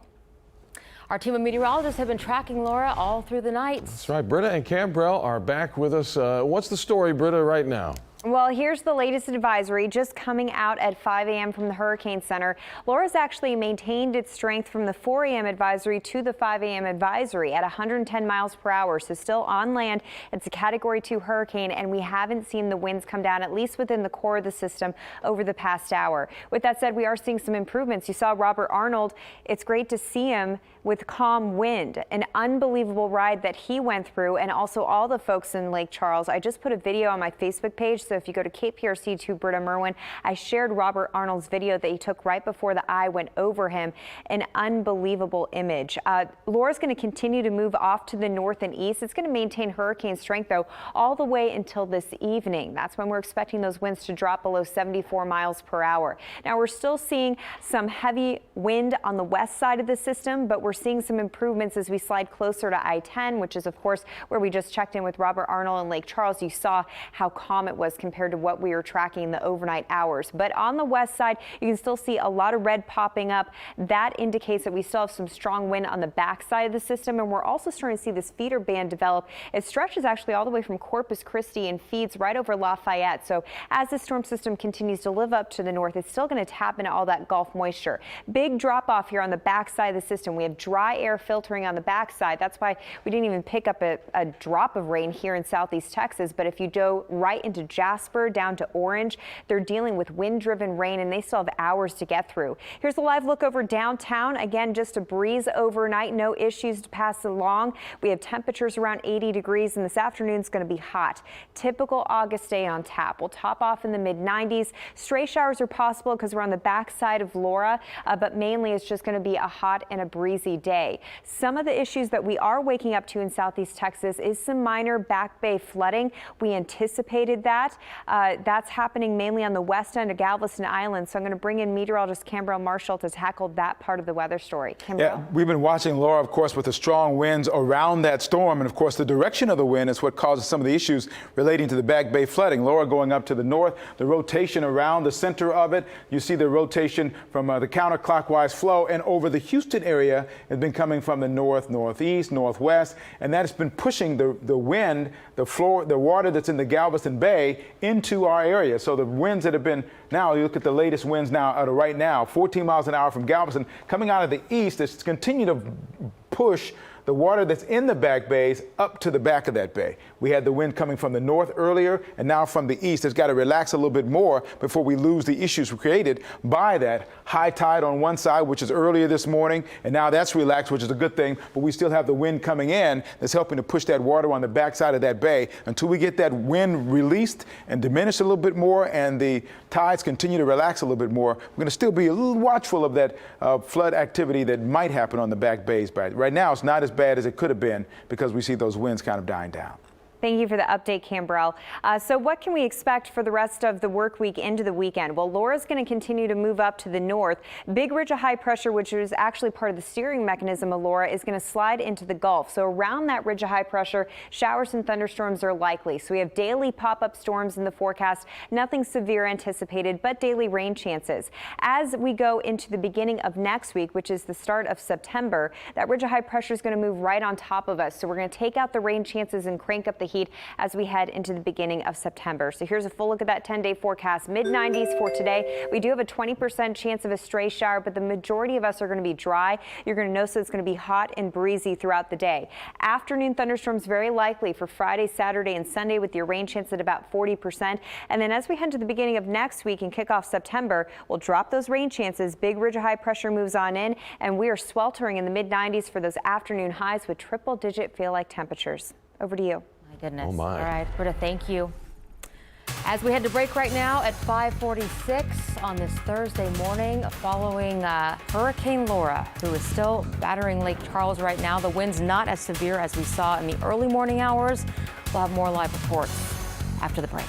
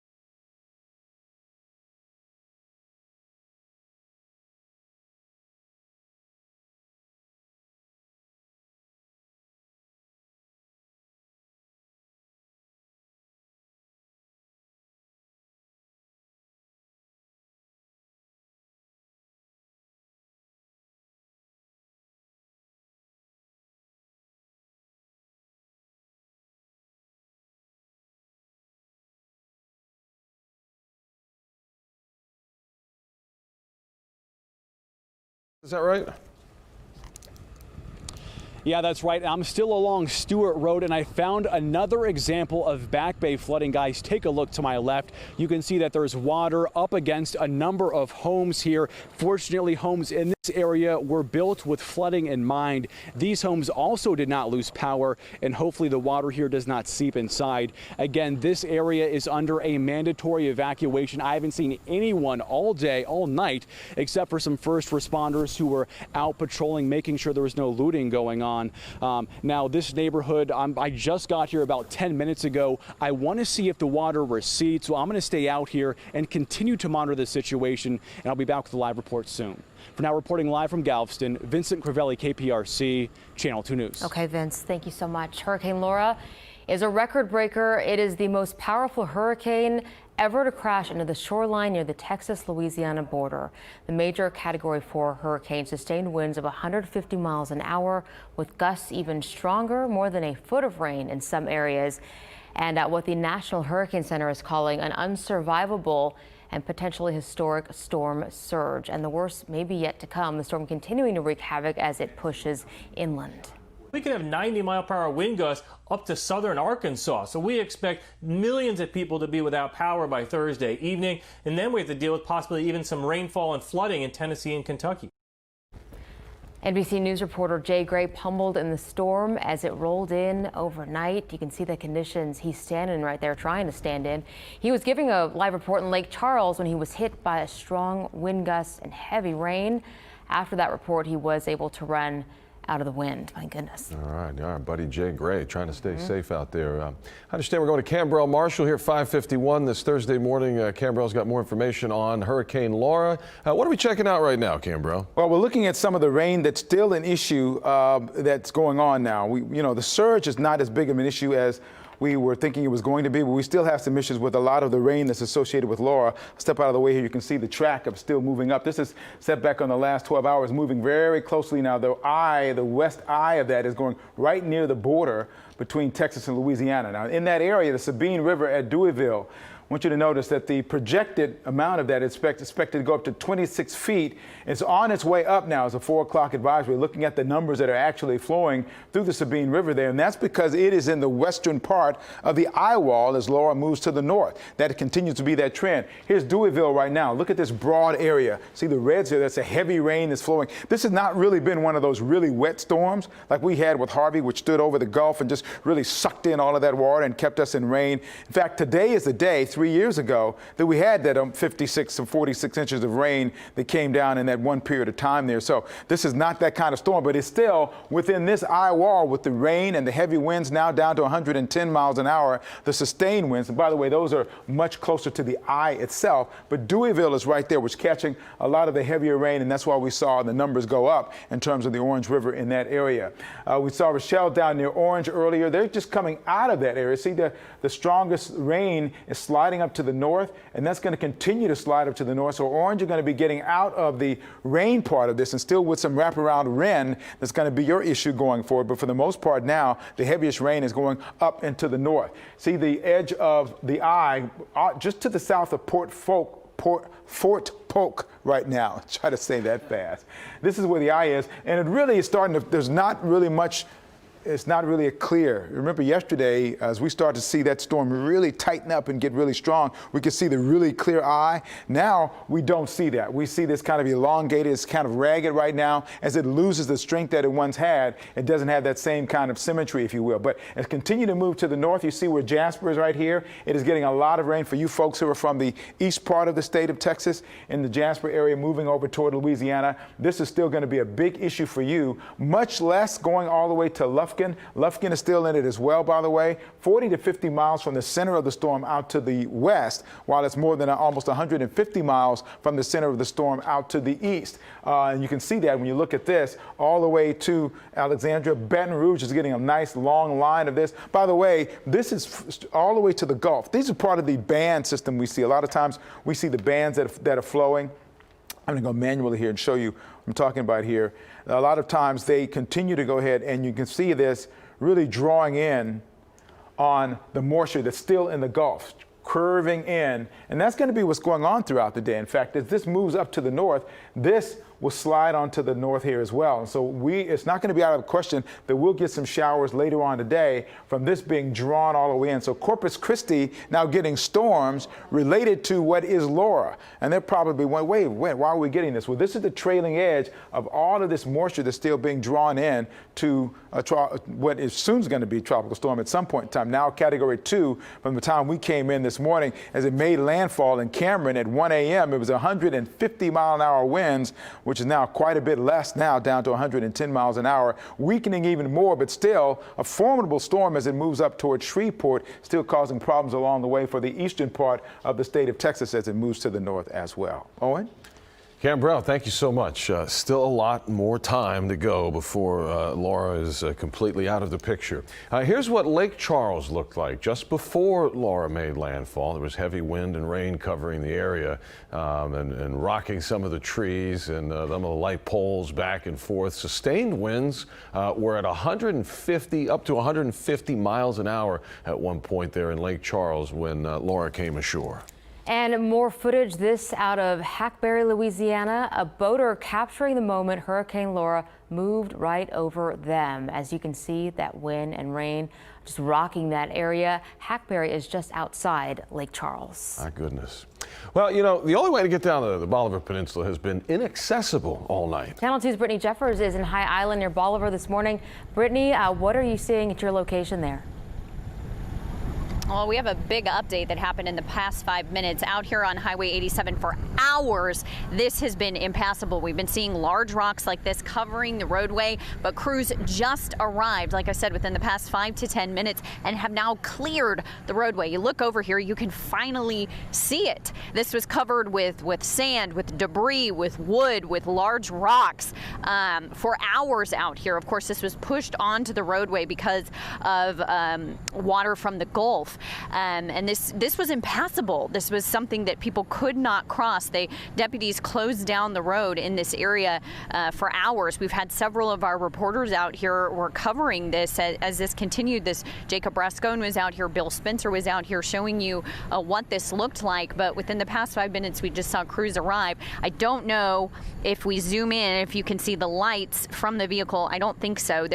For as far as we could see, there were rocks covering Highway 87. And I think they've gone quite a ways down the road now, but they've been making passes back and forth. This has been happening fairly quickly out here, but just attempting to clear this because, as you mentioned, this is the only way in and out to Bolivar Peninsula because the ferries are shut down at this time. So this has really been impeding anybody who needed to get through, whether it was emergency officials, but of course they're recommending that folks not be on the roadways, and we haven't seen anybody else attempting to drive over this.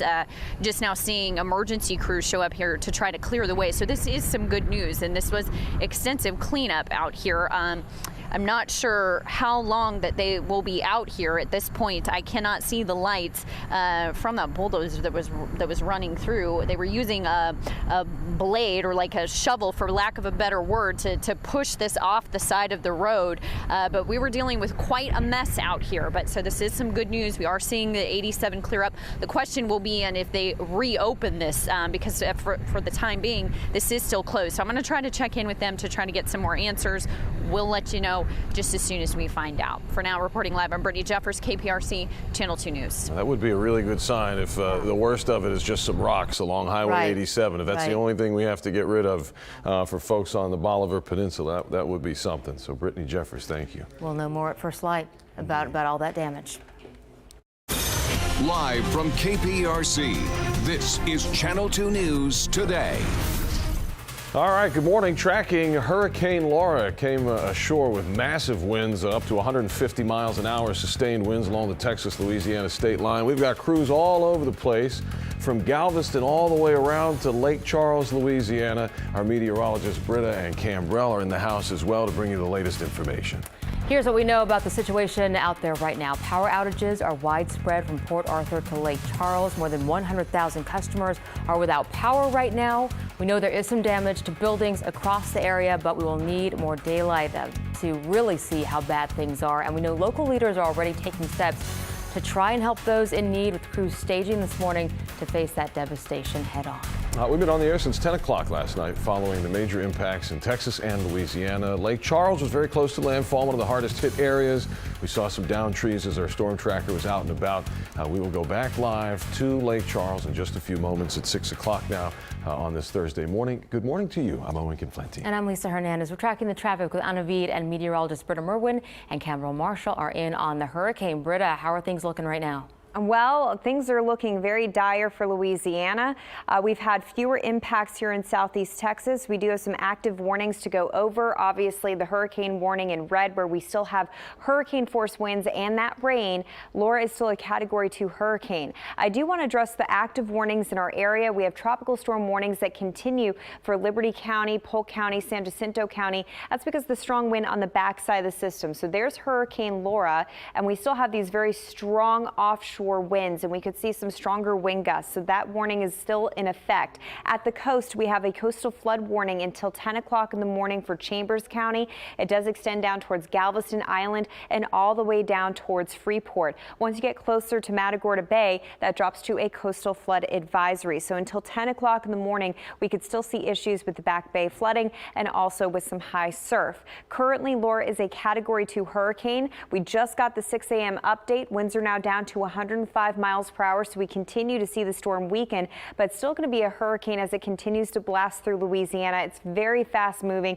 It'll continue to hook off to the north and east, and it's going to be a big story for Arkansas, moving up towards southern portions of Illinois. A lot of heavy rainfall is moving into an area that has had a ton of heavy rainfall over the past several months. So flooding will continue to be a big story. For us here locally, it's going to be very quiet. We barely picked up any rain overnight, but we're still tracking that heavy rainfall off towards Jasper. So East Texas still dealing with some pretty big impacts. There's a live look over downtown where temperatures right now are at 80 degrees. It's going to be hot this afternoon and breezy. We'll top off in the mid 90s. In Anavid, we could see a spot showers begin in the afternoon. The majority of us, though, will remain dry. I'll send it over to you for now.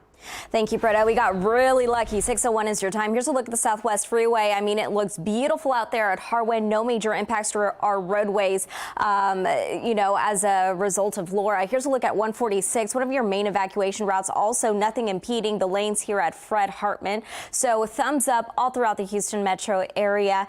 No major power outage as well. So that means that your traffic lights are functioning properly. I do want to let you know Metro resumes their services after they suspended them yesterday, starting at 4 p.m. That means all transit resumes today. Local and bus park and ride services will resume on their normal weekday schedule. The red line kicks off at 7 a.m. The green and purple lines will resume at 8 a.m. Also, big update, 36 is back open. And if you're trying to avoid I-10 in Louisiana because it's closed from the Louisiana border over to Lafayette, consider 149 US 61 or I-55 to travel onto I-20 West. Over to you.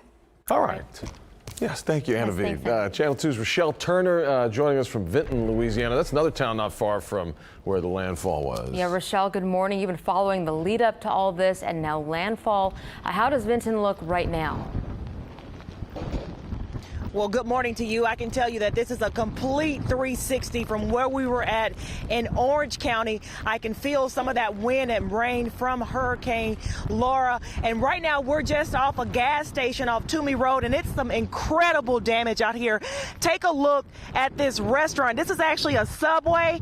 The wind speeds were so strong that it actually ripped off the front part of this Subway restaurant. There's debris scattered everywhere. The winds were so strong that it actually just kind of picked everything up and just kind of tossed it right here in the front. This is actually a big gas station parking lot. There's several also like mom and pop shop restaurants out here. Take a look at this. This is like debris from the gas station awning that's right here behind me. Just kind of picked it up and tossed it over here. And then walk with me over here, guys. I kind of want to show you what's going on. Take a look to the front of this building. It's incredible to see just how strong these wind speeds were, but it's devastating to this community to see what they're going to be waking up to here in a few hours. There's debris and street signs everywhere. And as we walk over here to this gas station, it's important to note that while we were driving down Interstate 10, it was closed, but we did see several large trees and street signs on both sides of the highway. So it's going to take a minute to clean all that debris up. But look at this, guys. This is the gas station I was telling you about.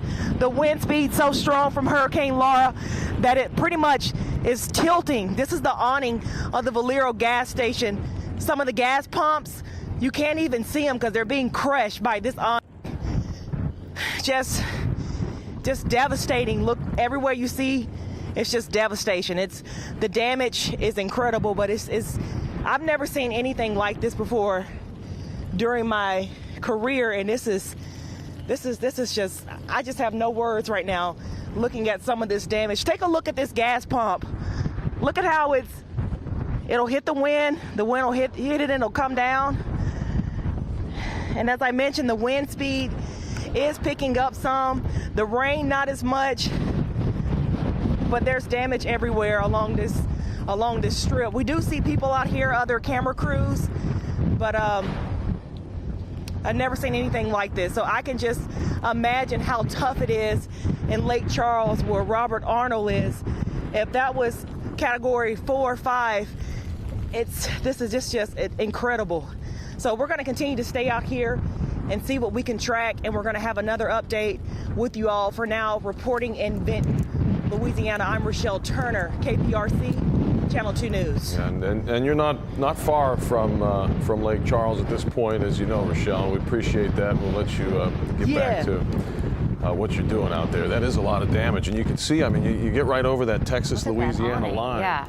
And this is really one of the first stops that you would make on a drive there, and this is the first sign, I guess, of really destruction that we didn't really see on the Texas side. Exactly. You kind of see where that line starts, where really the heaviest winds, the highest winds were there to cause that damage. We've been following that impact all night, and Lake Charles, again, about 25-30 minutes away from where Rochelle is just now. Channel 2's Robert Arnold has been there tracking landfall. Robert, you've seen some powerful winds and pounding rain. What is the situation like right now? It's finally calm. We still have a few winds going through the area, but it is nothing anywhere close to what it has been throughout the night and morning. We're pretty much seeing the tail end of Laura coming through this area, and that is a welcome sign given just how incredibly powerful these winds have been throughout the night and throughout the morning. Listening to Rochelle's report confirms some of my worst fears about the destruction that's going to be in this area. We're waiting for the sun to come up before we can get out, venture out, and try and get a better idea of just how much damage has been done in the Lake Charles area as well as the greater Calcasieu Parish area. We have seen a lot of things. Like you look down over here, you've got a street light that came down. I mean, these are just little bits of things that we can show you in our small area where we are here in the parking garage of the Golden Nugget. We came here because we wanted to be high off the ground in case the storm surge did come into the parking lot. Fortunately, that surge did not materialize nearly as devastating as was predicted, and that's a good thing, especially since we are seeing how the wind has truly just ripped so many things off of the side. You've got that entire siding that's down. You've had these signs that have been ripped off of steel cables. We've seen entire grates, those barriers, go flying through this parking garage. So the winds were incredibly powerful. And the one thing about these hurricane force winds, when they go for hours and hours and hours, they will just sit there and they will work and they will work and they will work, and they can pry loose what may have been considered some of the strongest materials. We saw some of the signs that direct traffic flow through the area. They flew off easily, as I showed you earlier. Those street lights from the parking lots, some of those came down. We've seen trees snap in half. We've seen others get pushed over because the ground is saturated and those heavy winds just push it over. Like I said, though, some have snapped. We've seen large branches snap. The good thing, we have not seen the flooding, but we're not going to get a complete picture of the damage in this area until we can get out and about, and that's not going to really happen until the sun comes up. Reporting live from Lake Charles, Robert Arnold, KPRC, Channel 2 News. All right, Robert, thank you. Making our way back toward Texas now with our Kathy Hernandez, who's been, where her latest stop was Bridge City, Texas this morning. Yes, Kathy, good morning. That area was close to the landfall of this hurricane. What is the situation there?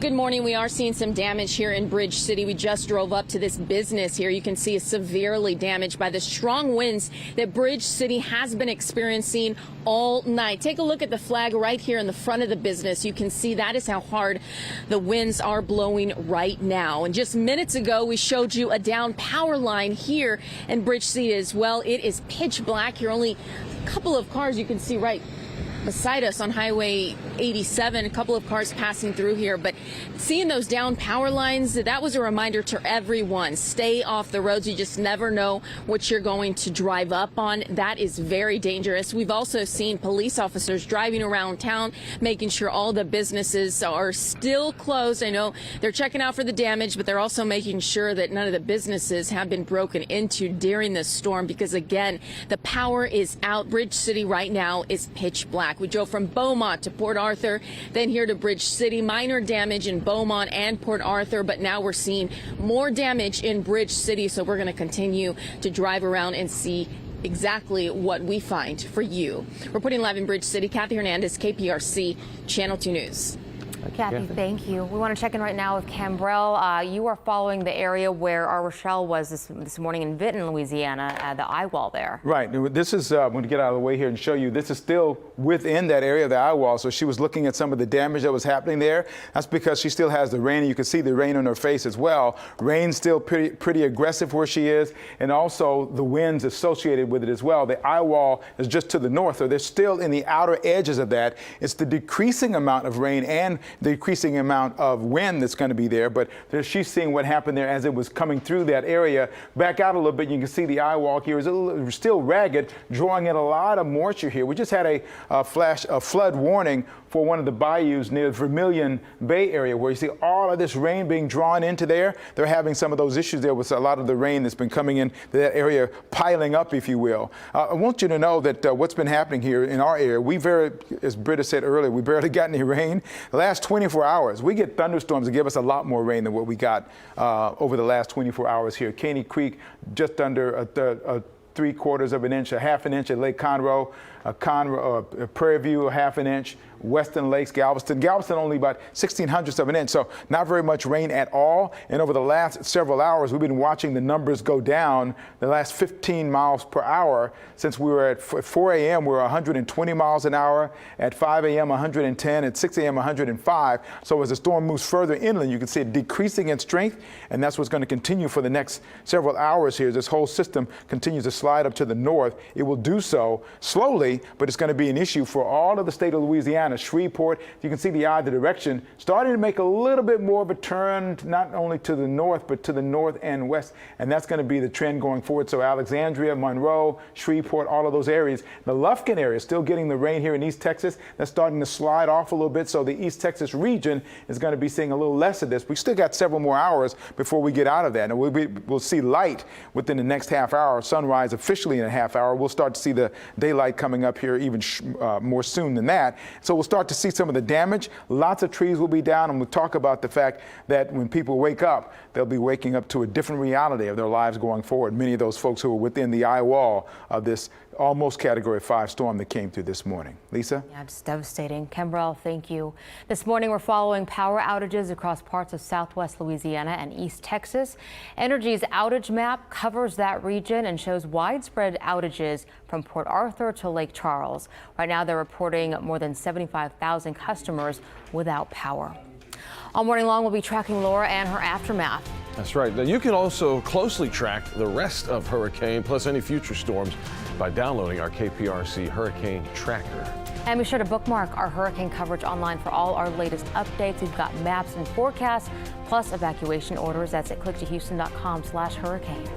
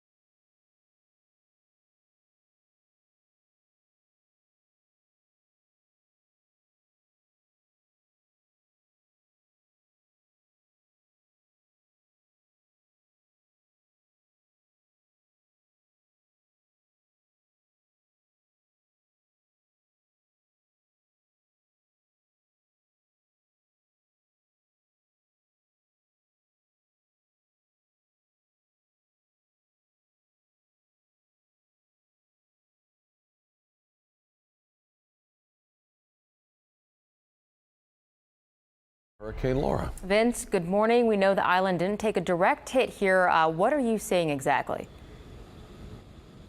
Lisa, good morning. Right now I'm on Marina Boulevard, and the good news here, the rain has stopped and the wind has really died down. But the bad news, there is still a lot of water here. Now I want to show you guys a quick stark contrast. If you look over to my right, you see a home. It's surrounded by water. The water went up to the driveway though, and it stopped. Now the stark contrast, if you pan over to the right, this area does look like a lagoon. There's a home. You see water is up against the structure. Hopefully it's not seeping in. Again, this is along Stewart Road and Marina Boulevard.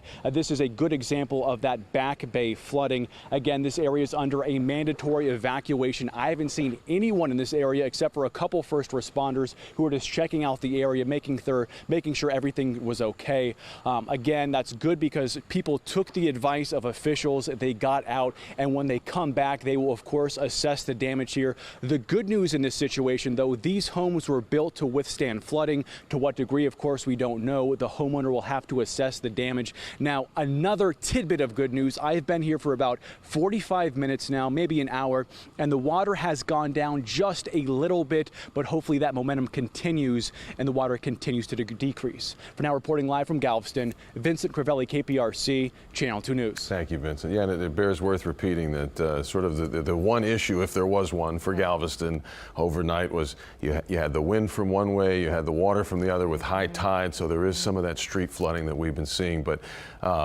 spared compared to what we've seen and what could have happened, right? Exactly right. So. Yeah. And of course that's echoed north of there too. If you want to check out the Bolivar Peninsula, we've seen Highway 87 was covered with rocks overnight. That's right. Brittany Jeffers is there. Brittany, the main road is closed this morning. What are conditions like? We know that the road behind you was cleared out, it seems. Yeah, dramatic change out here within the past hour or so. This area, as you were talking about, Highway 87, covered in rocks and debris for hours. That started yesterday when the water started pushing that debris onto the roadway. What you're looking at right now was completely covered in rocks and sand and other debris, wood as well.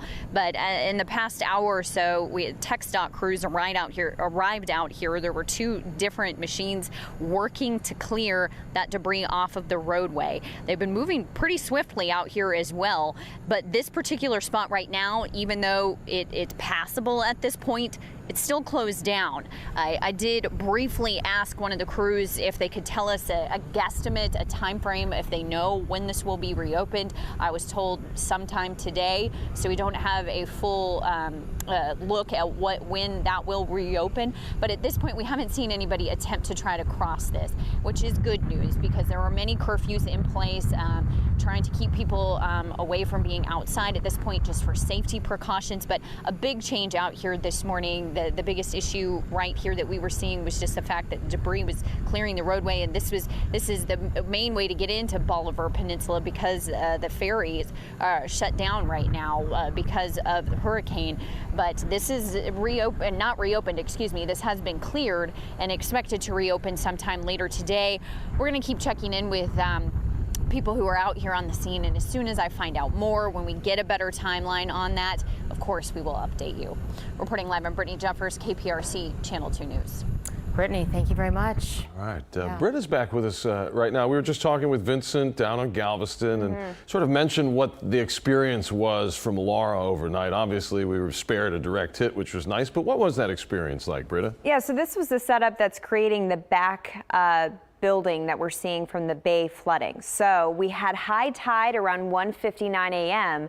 That was very close to the landfall of Hurricane Laura just to our east. So we have all that big push of water from Laura at the same time as our natural high tide happening in Galveston Bay close to about 2 o'clock in the morning. At the same time, we had a strong offshore wind. I know right now in Galveston it's pretty calm out there, but if we rewind time back to 2 o'clock in the morning, we had a 25 to 30 mile per hour offshore wind. Nothing terribly strong, but enough to push all that bay water onto the north shore of the island. The issue was we also had high tide at the same time of all this unfolding, and that creates a little bit of a crunch. So you have that back bay flooding that occurs. We were anticipating this setup, which is why they called for those evacuations. We will continue to see improvements with what we are tracking warning. So what Vincent is showing you is not going to be getting worse because the wind is definitely calming down. And of course, we're heading closer to low tide at this point. We still have a coastal flood warning for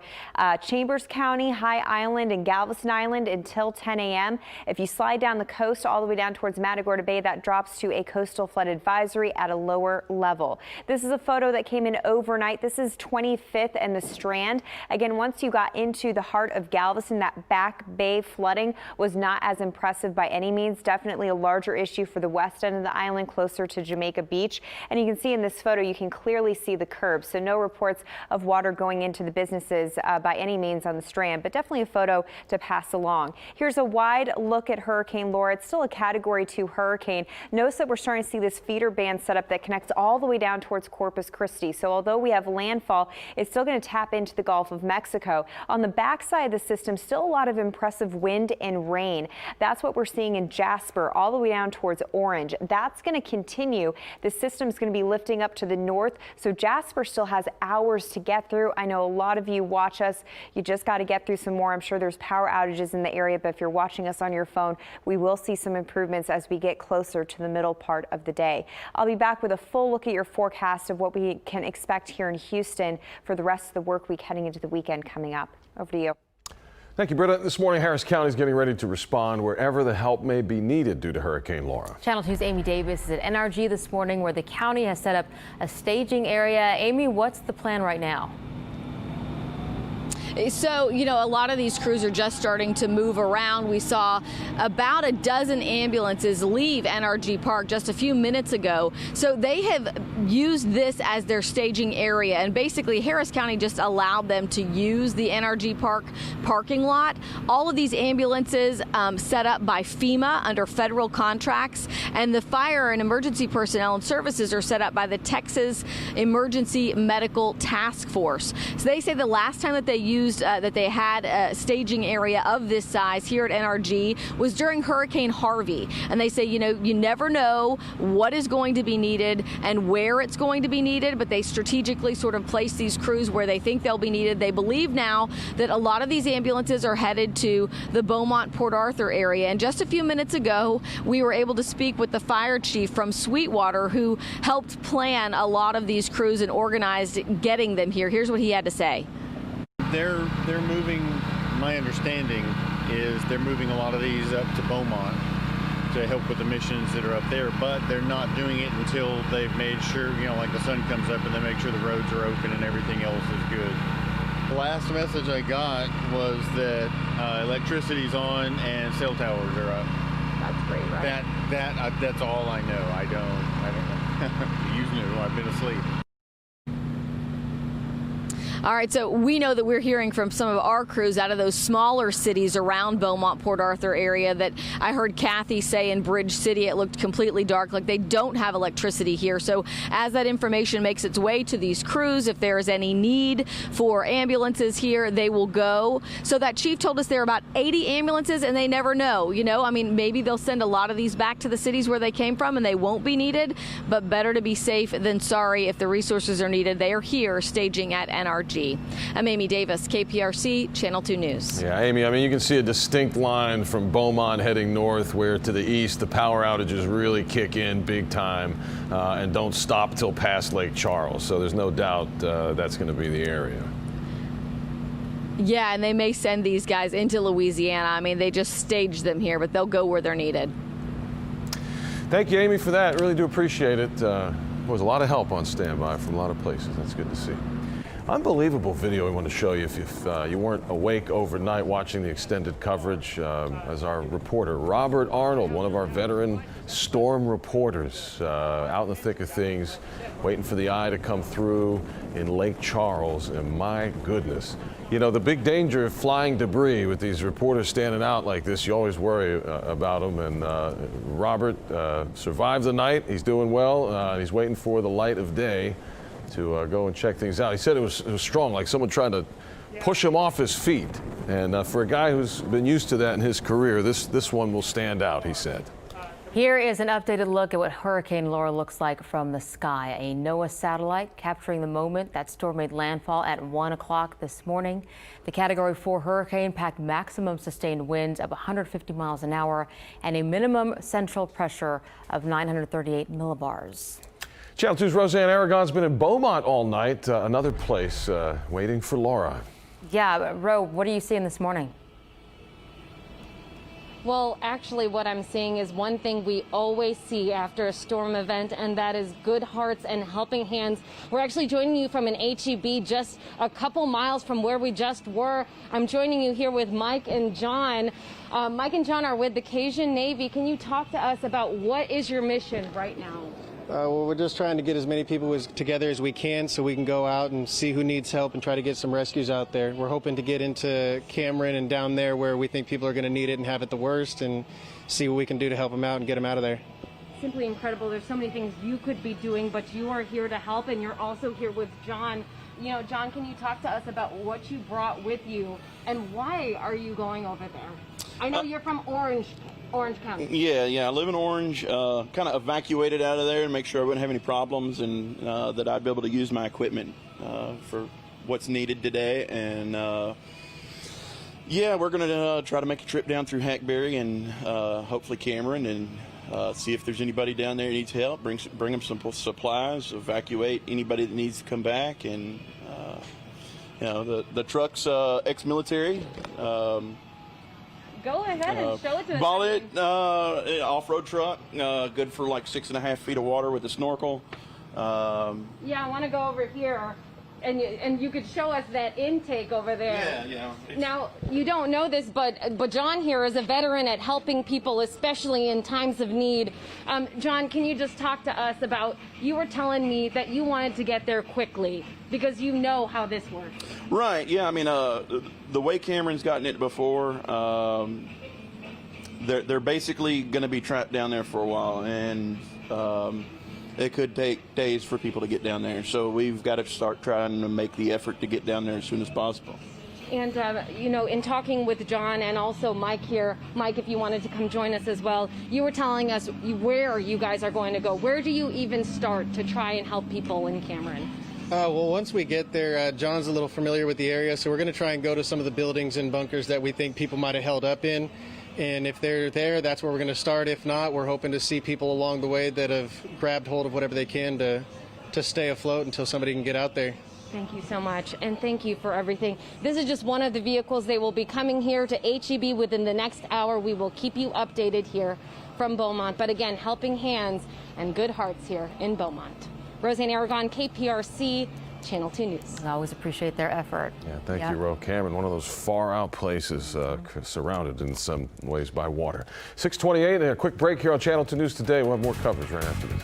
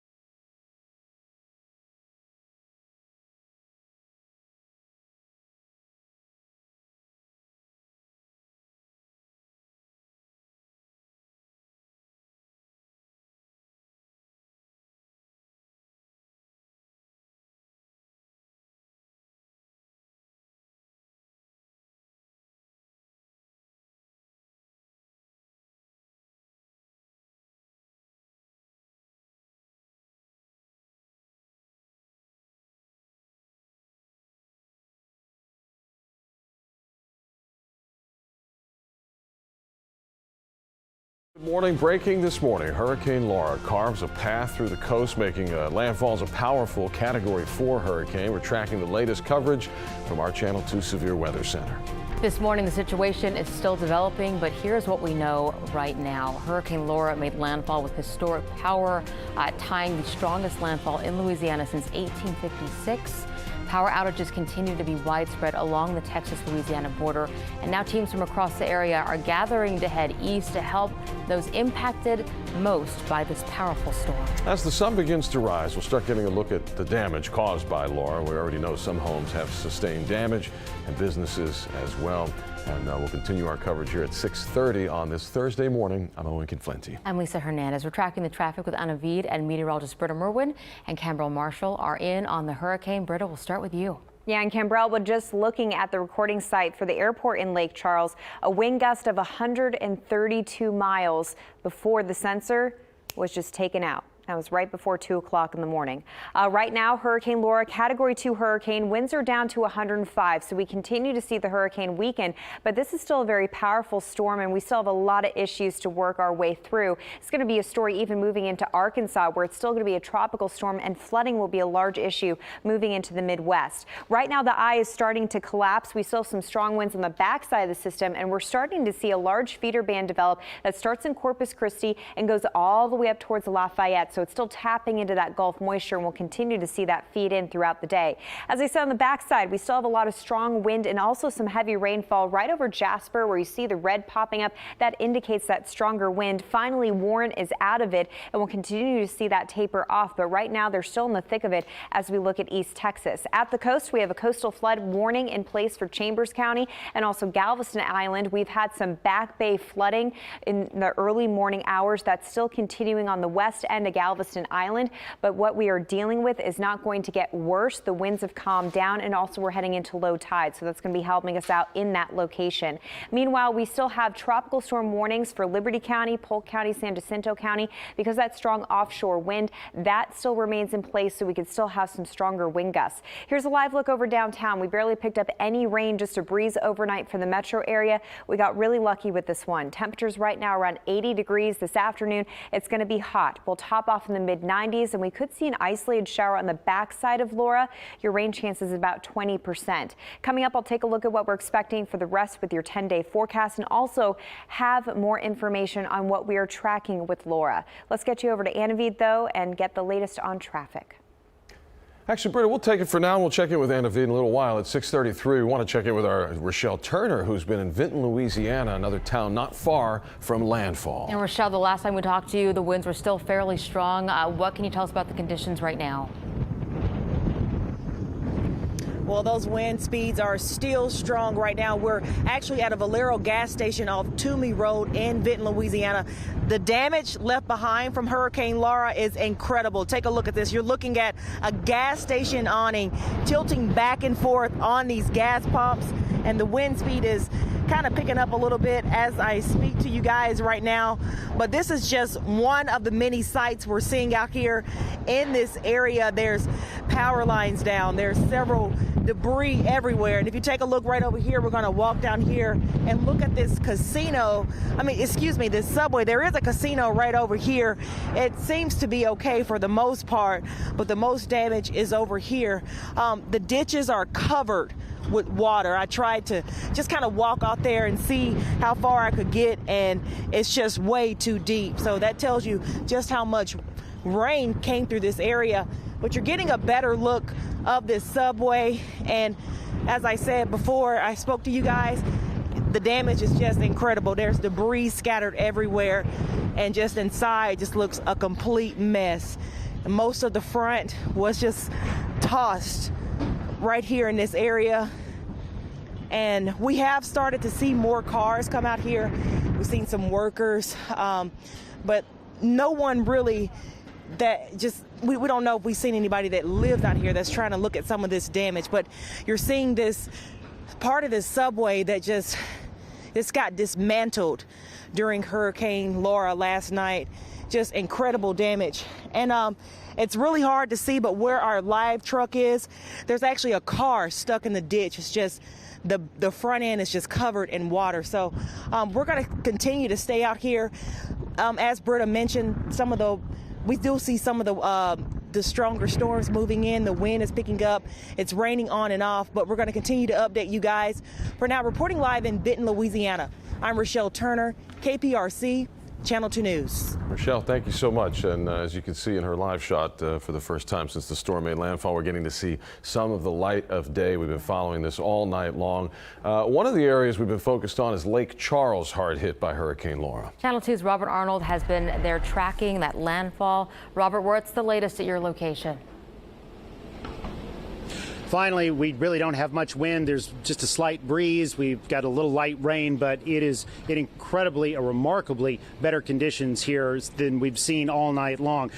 Now that we've been able to move a little bit out of the parking garage where we were hunkered down to try and give ourselves a little break from the wind, you can see where some of this damage is coming from. And one of the things I had mentioned earlier is you had this light that flew into the garage. I'm not sure where that came from. Now we see where it came from. They've been ripped off of the light poles out here, and that's where they came from. We also had started seeing these large chunks of like styrofoam and stucco, and we couldn't figure out where that was coming from. Well, now we can see it was coming from the side of the L'Auberge casino, and it flew off, came across the parking lot, and hit over here. We're seeing some other damage like fences down.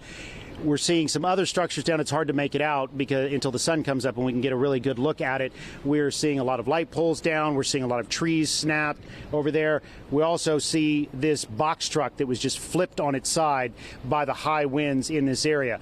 The amazing thing that we are not seeing, though, is we are not seeing this parking lot underwater.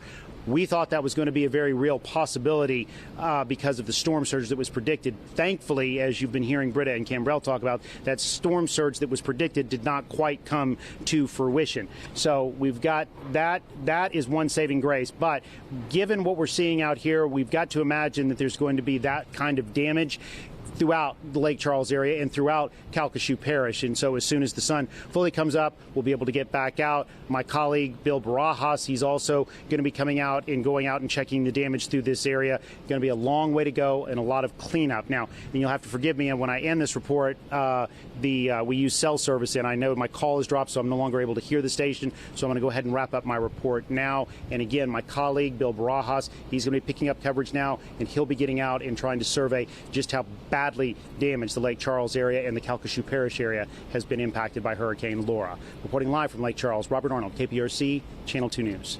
All right, we're so grateful to Robert. He's been out there hours and hours bringing us live updates throughout the night. Finally seeing the light of day, so we'll see what comes from there. There's our Kathy Hernandez checking in. She's been in Bridge City following Hurricane Laura. Yeah, Kathy, that area was close to the landfall of this hurricane. What's the situation there right now? Well, right now they still don't have power here in Bridge City. We're driving around now, and as you said, sun is coming up. We're going to start seeing daylight here, and we're seeing more and more damage. This fence here has come down. This is a house here on Donald Street in Bridge City. We want to walk here to the backyard where you can see several trees are down. They have multiple fences that are broken here as the trees fell on top of them. They also have power lines back here, so people have to make sure that they are very cautious when they're looking at all of the damage that they have experienced here in Bridge City. Right there in the corner, even a bigger tree is down here. The good thing, you look at this house, it's just extremely close to these branches, to these trees, and it did not collapse on the roof. It did not come onto the house at all. So that is some good news here as we're in Bridge City, just walking around, driving around, looking at the damage now as the sun comes up. They are going to have some cleanup here in Bridge City. And as we reported earlier, some power lines were down on Highway 87. There was also some damage to a business there, but we're seeing more damage here as the sun comes up. So we'll, of course, continue driving and see exactly what we see. We just see families just pulling up here, maybe arriving after that storm. They were somewhere else safe and now arriving here to see the damage. But we're going to check on them, see what they have to say. Guys, back to you. Yeah, they did the right thing if they got out of the way. Kathy, thank you so much. Cambrell, over to you. As quickly as Laura ramped up, she's losing some of her strength at this hour. Yeah, and that's good news for everybody who's close by and watching it all happen. At 1 o'clock or so is when it came across in Cameron, Louisiana, as a Category 4 storm, pretty close to 5. You just had to be 157 to be a Category 5 storm. That was 1 o'clock. By 4 o'clock, it was down to 120 miles an hour. And then 5 o'clock, 110, 6 o'clock, 105. I think by 7 o'clock, it's going to be down a little bit more than that as it moves inland. It's losing some of its steam going forward here. So Category 2 at this point. You know what's going to be happening here? It's going to stay, this according to the National Hurricane Center, staying even as a Category 2 as it moves on up into the northern part of Louisiana going into Arkansas. So later on this afternoon, still estimated to be a Category 1 storm. That may not happen. As quickly as this storm is diminishing in power, it may in fact be a little bit less than that. But here's the actual radar loop, and you can see that eye that was so very finely defined is now ragged, and as it moves on up to the north, still a tremendous amount of rain associated with it, but not a rain event as much as it has been a wind event. And that's good news for many folk, but when you have 150-mile-an-hour winds, it's not a good thing for anybody, for those folks who had to experience those hours and hours of that kind of impact. Guys? Cambrell, thank you for that breakdown. This morning, we're following power outages across parts of southwest Louisiana and East Texas. Energy's outage map covers that region and shows widespread outages from Port Arthur to Lake Charles. Right now, they're reporting more than 120,000 customers without power. We'll certainly keep you posted. A terrifying moment for a meteorologist on the front lines covering Hurricane Laura. Justin Horn, who works at our sister station at San Antonio, is covering the storm from Orange, Texas. This is what it looked like this morning when things were starting to heat up. At this point, the strong winds had already caused a lot of folks there to lose power.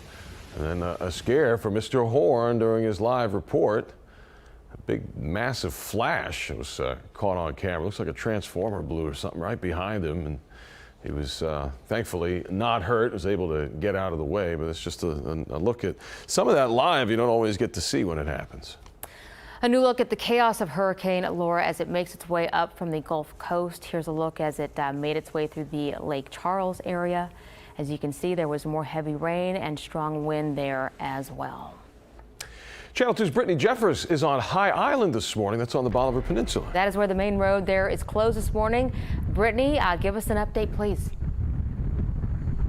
Well, a few hours ago, it was a big mess out here, but now we're seeing a big cleanup. This area behind me, Highway 87, was completely covered in debris. We're talking large rocks, wood, just other different remnants. You can still see some of it kind of scattered across the road and off to the side out here this morning. This, of course, was pushed in from waves from the Gulf, and now that the sun starting to come up, you can see some of the waves out there.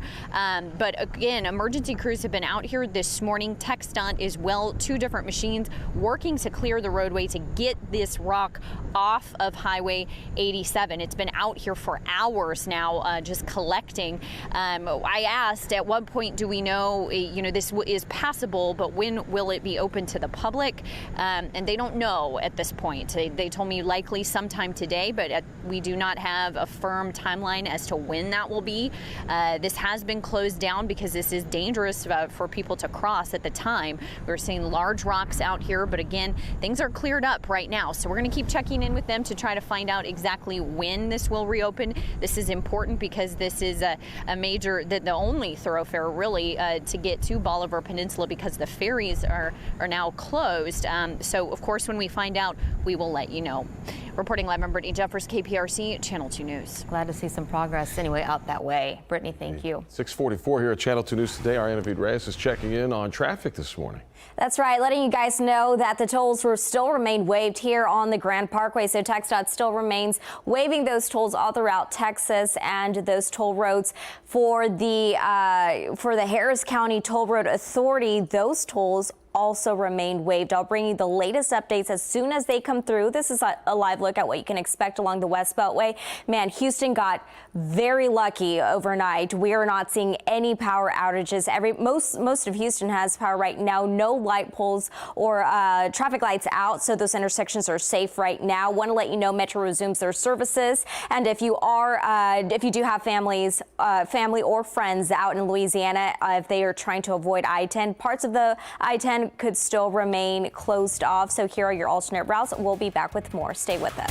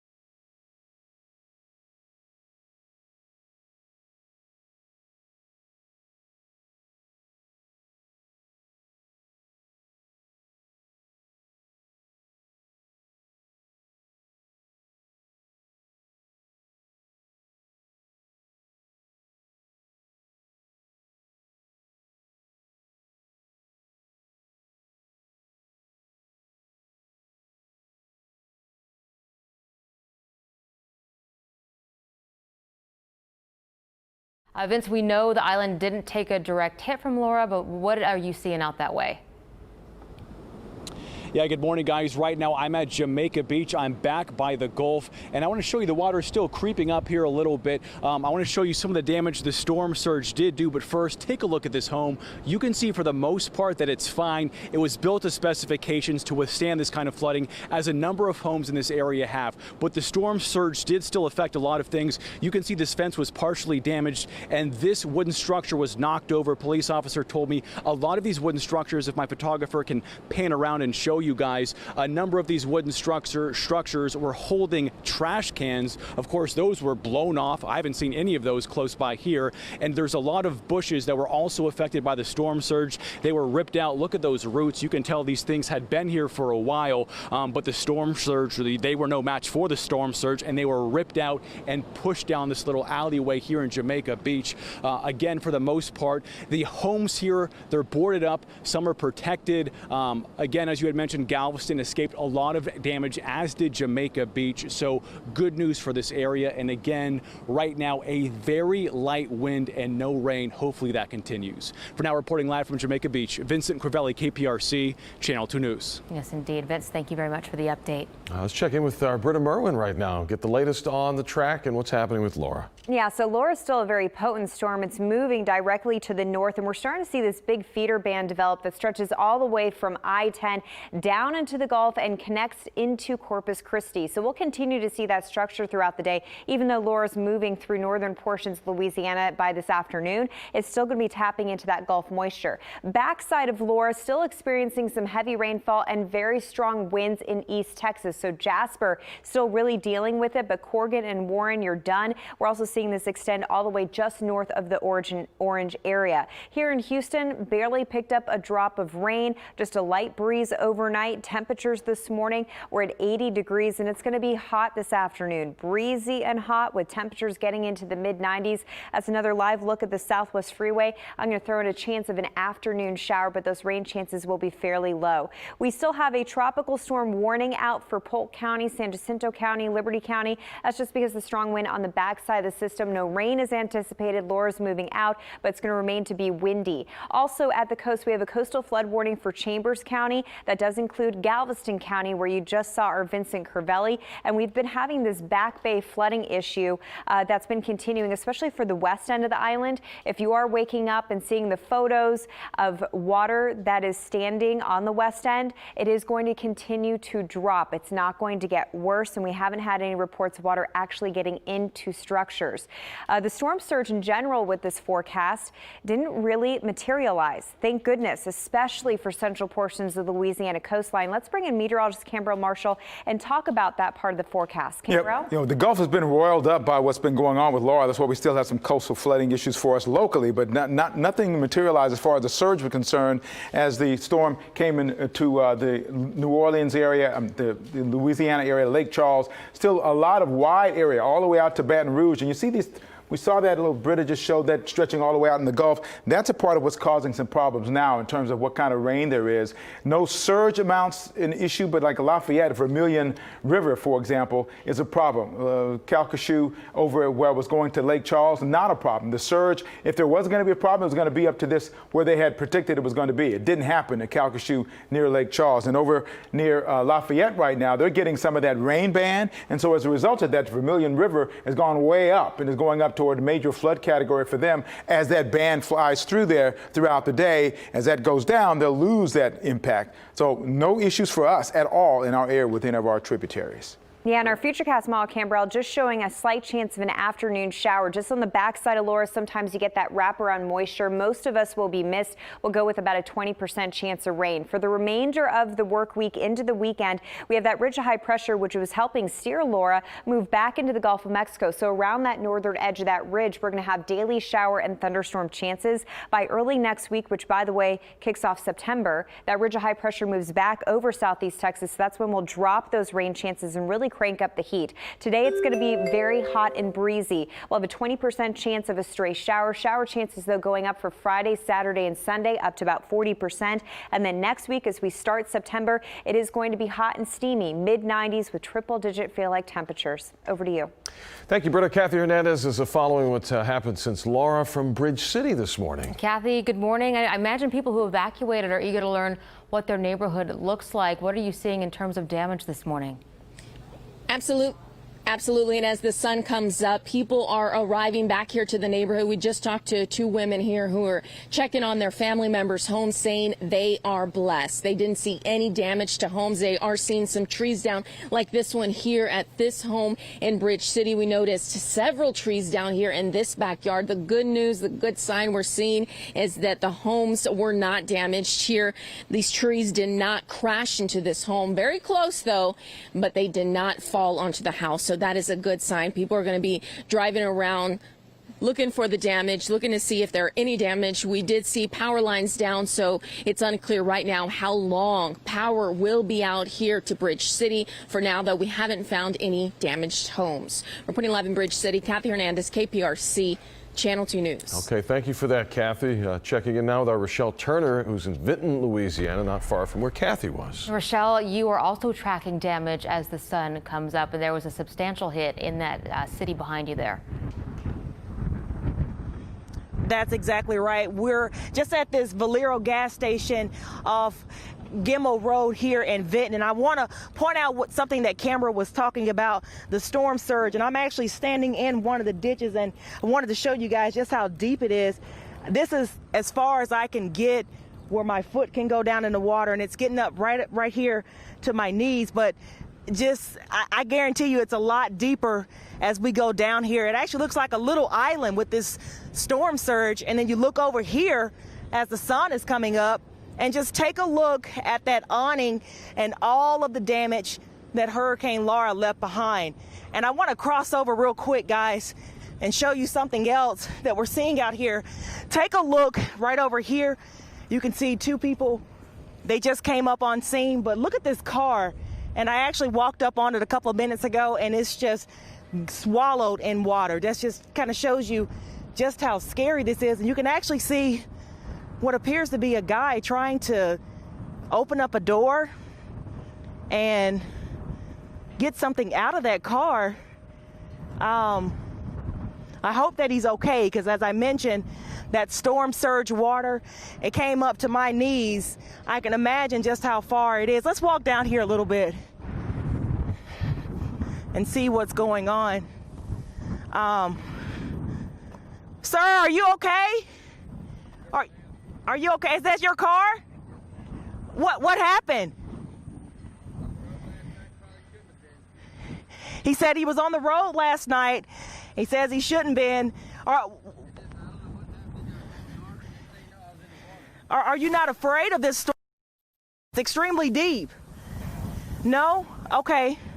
Well, please be careful. Please be careful. So, guys, we're starting to see people come out here and take a look at some of this damage.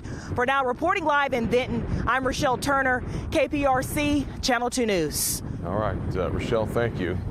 City of Beaumont's Emergency Management Office shared this statement from the mayor, telling folks to stay inside and off the roads until first responders have had a chance to do the initial damage assessments. They say you can self-report damage to your home down trees at beaumonttexas.gov or by calling 409-785-4700.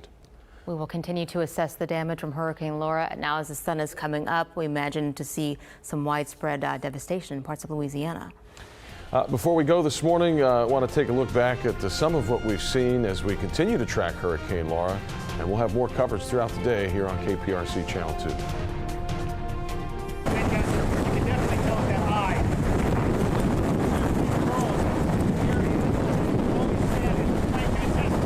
That eye wall is going to be some of the most brutal winds, and that's what we're certainly getting.